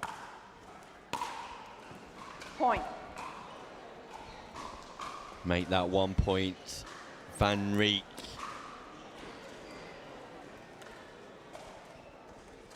$10-4. Has game point here. And gets the job Point done. game, And listen to the 11-4. yell. Timeout. And look Change at the ends, 2 response minutes. from Turkovic of Croatia. She claps her hands as if to say, yes, Rose, that was impressive. Challenge laid down to Dominika Turkovic. Vanri is not only here to play, she's here to stay. Vanri wants the final. How much does Turkovic want it? Can Turkovic turn this semi-final upside down once again? Because as it currently stands, Sam Basford, it looks like there can only be one winner from here. Yeah, definitely swung into favour for Roos Vanri. Turkovic just looked a little bit devoid of ideas in that second game, but it was an absolute roller coaster ride 15 seconds. of power, precision, control from Vanri.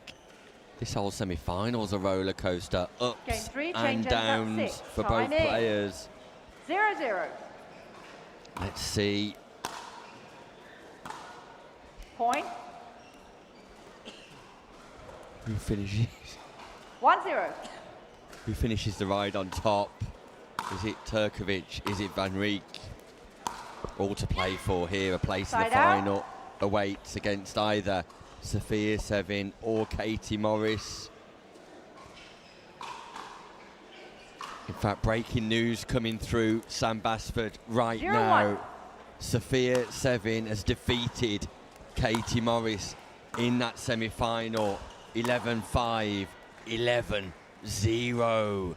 A pickle in the second game. Sophia Sevin is into the women's singles 1-1. open final. But who will join her?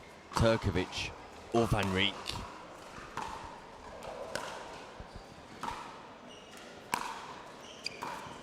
It's the first, just in that penultimate point, it's the first double-handed backhand volley we've seen Turkovic miss. So far, Vanri with the lead. Applying pressure once again to the You have forehand two. side of Dominika Turkovic. 2-1.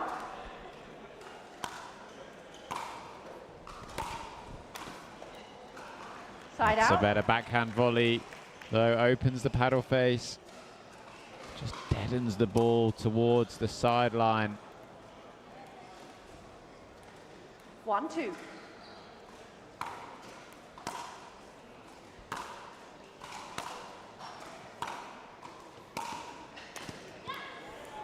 Side out.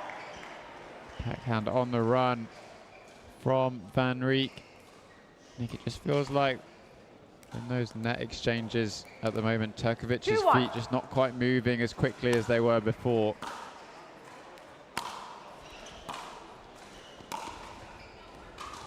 Side out. Yeah, possibly due to a little bit of tension, maybe a little bit of nerves from Turkovic. 1-2.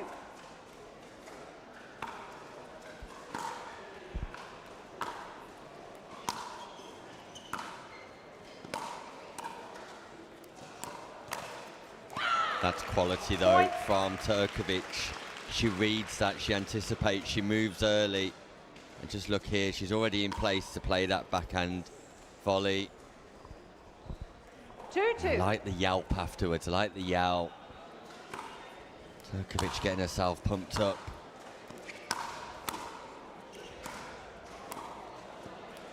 Side out. Vanri just going body there. Not giving Turkovic the angle to be able to play the volley or the space. 2-2. Just tying her up in and around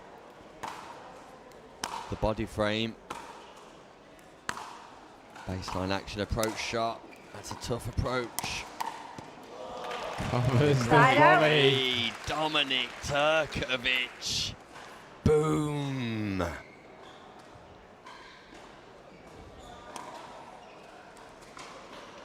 As soon as Vanri shaped up for that backhand, looked like for all 2-2. intents and purposes she was going to be the winner at that point. Turkovic just covering it off. And the semi-final is quickly becoming an absolute slog for both of these players. Point. War of attrition, and Turkovic just drops that ball nicely. And at this stage, it's about physicality as well as technical ability. It's about psychological aspects of your game.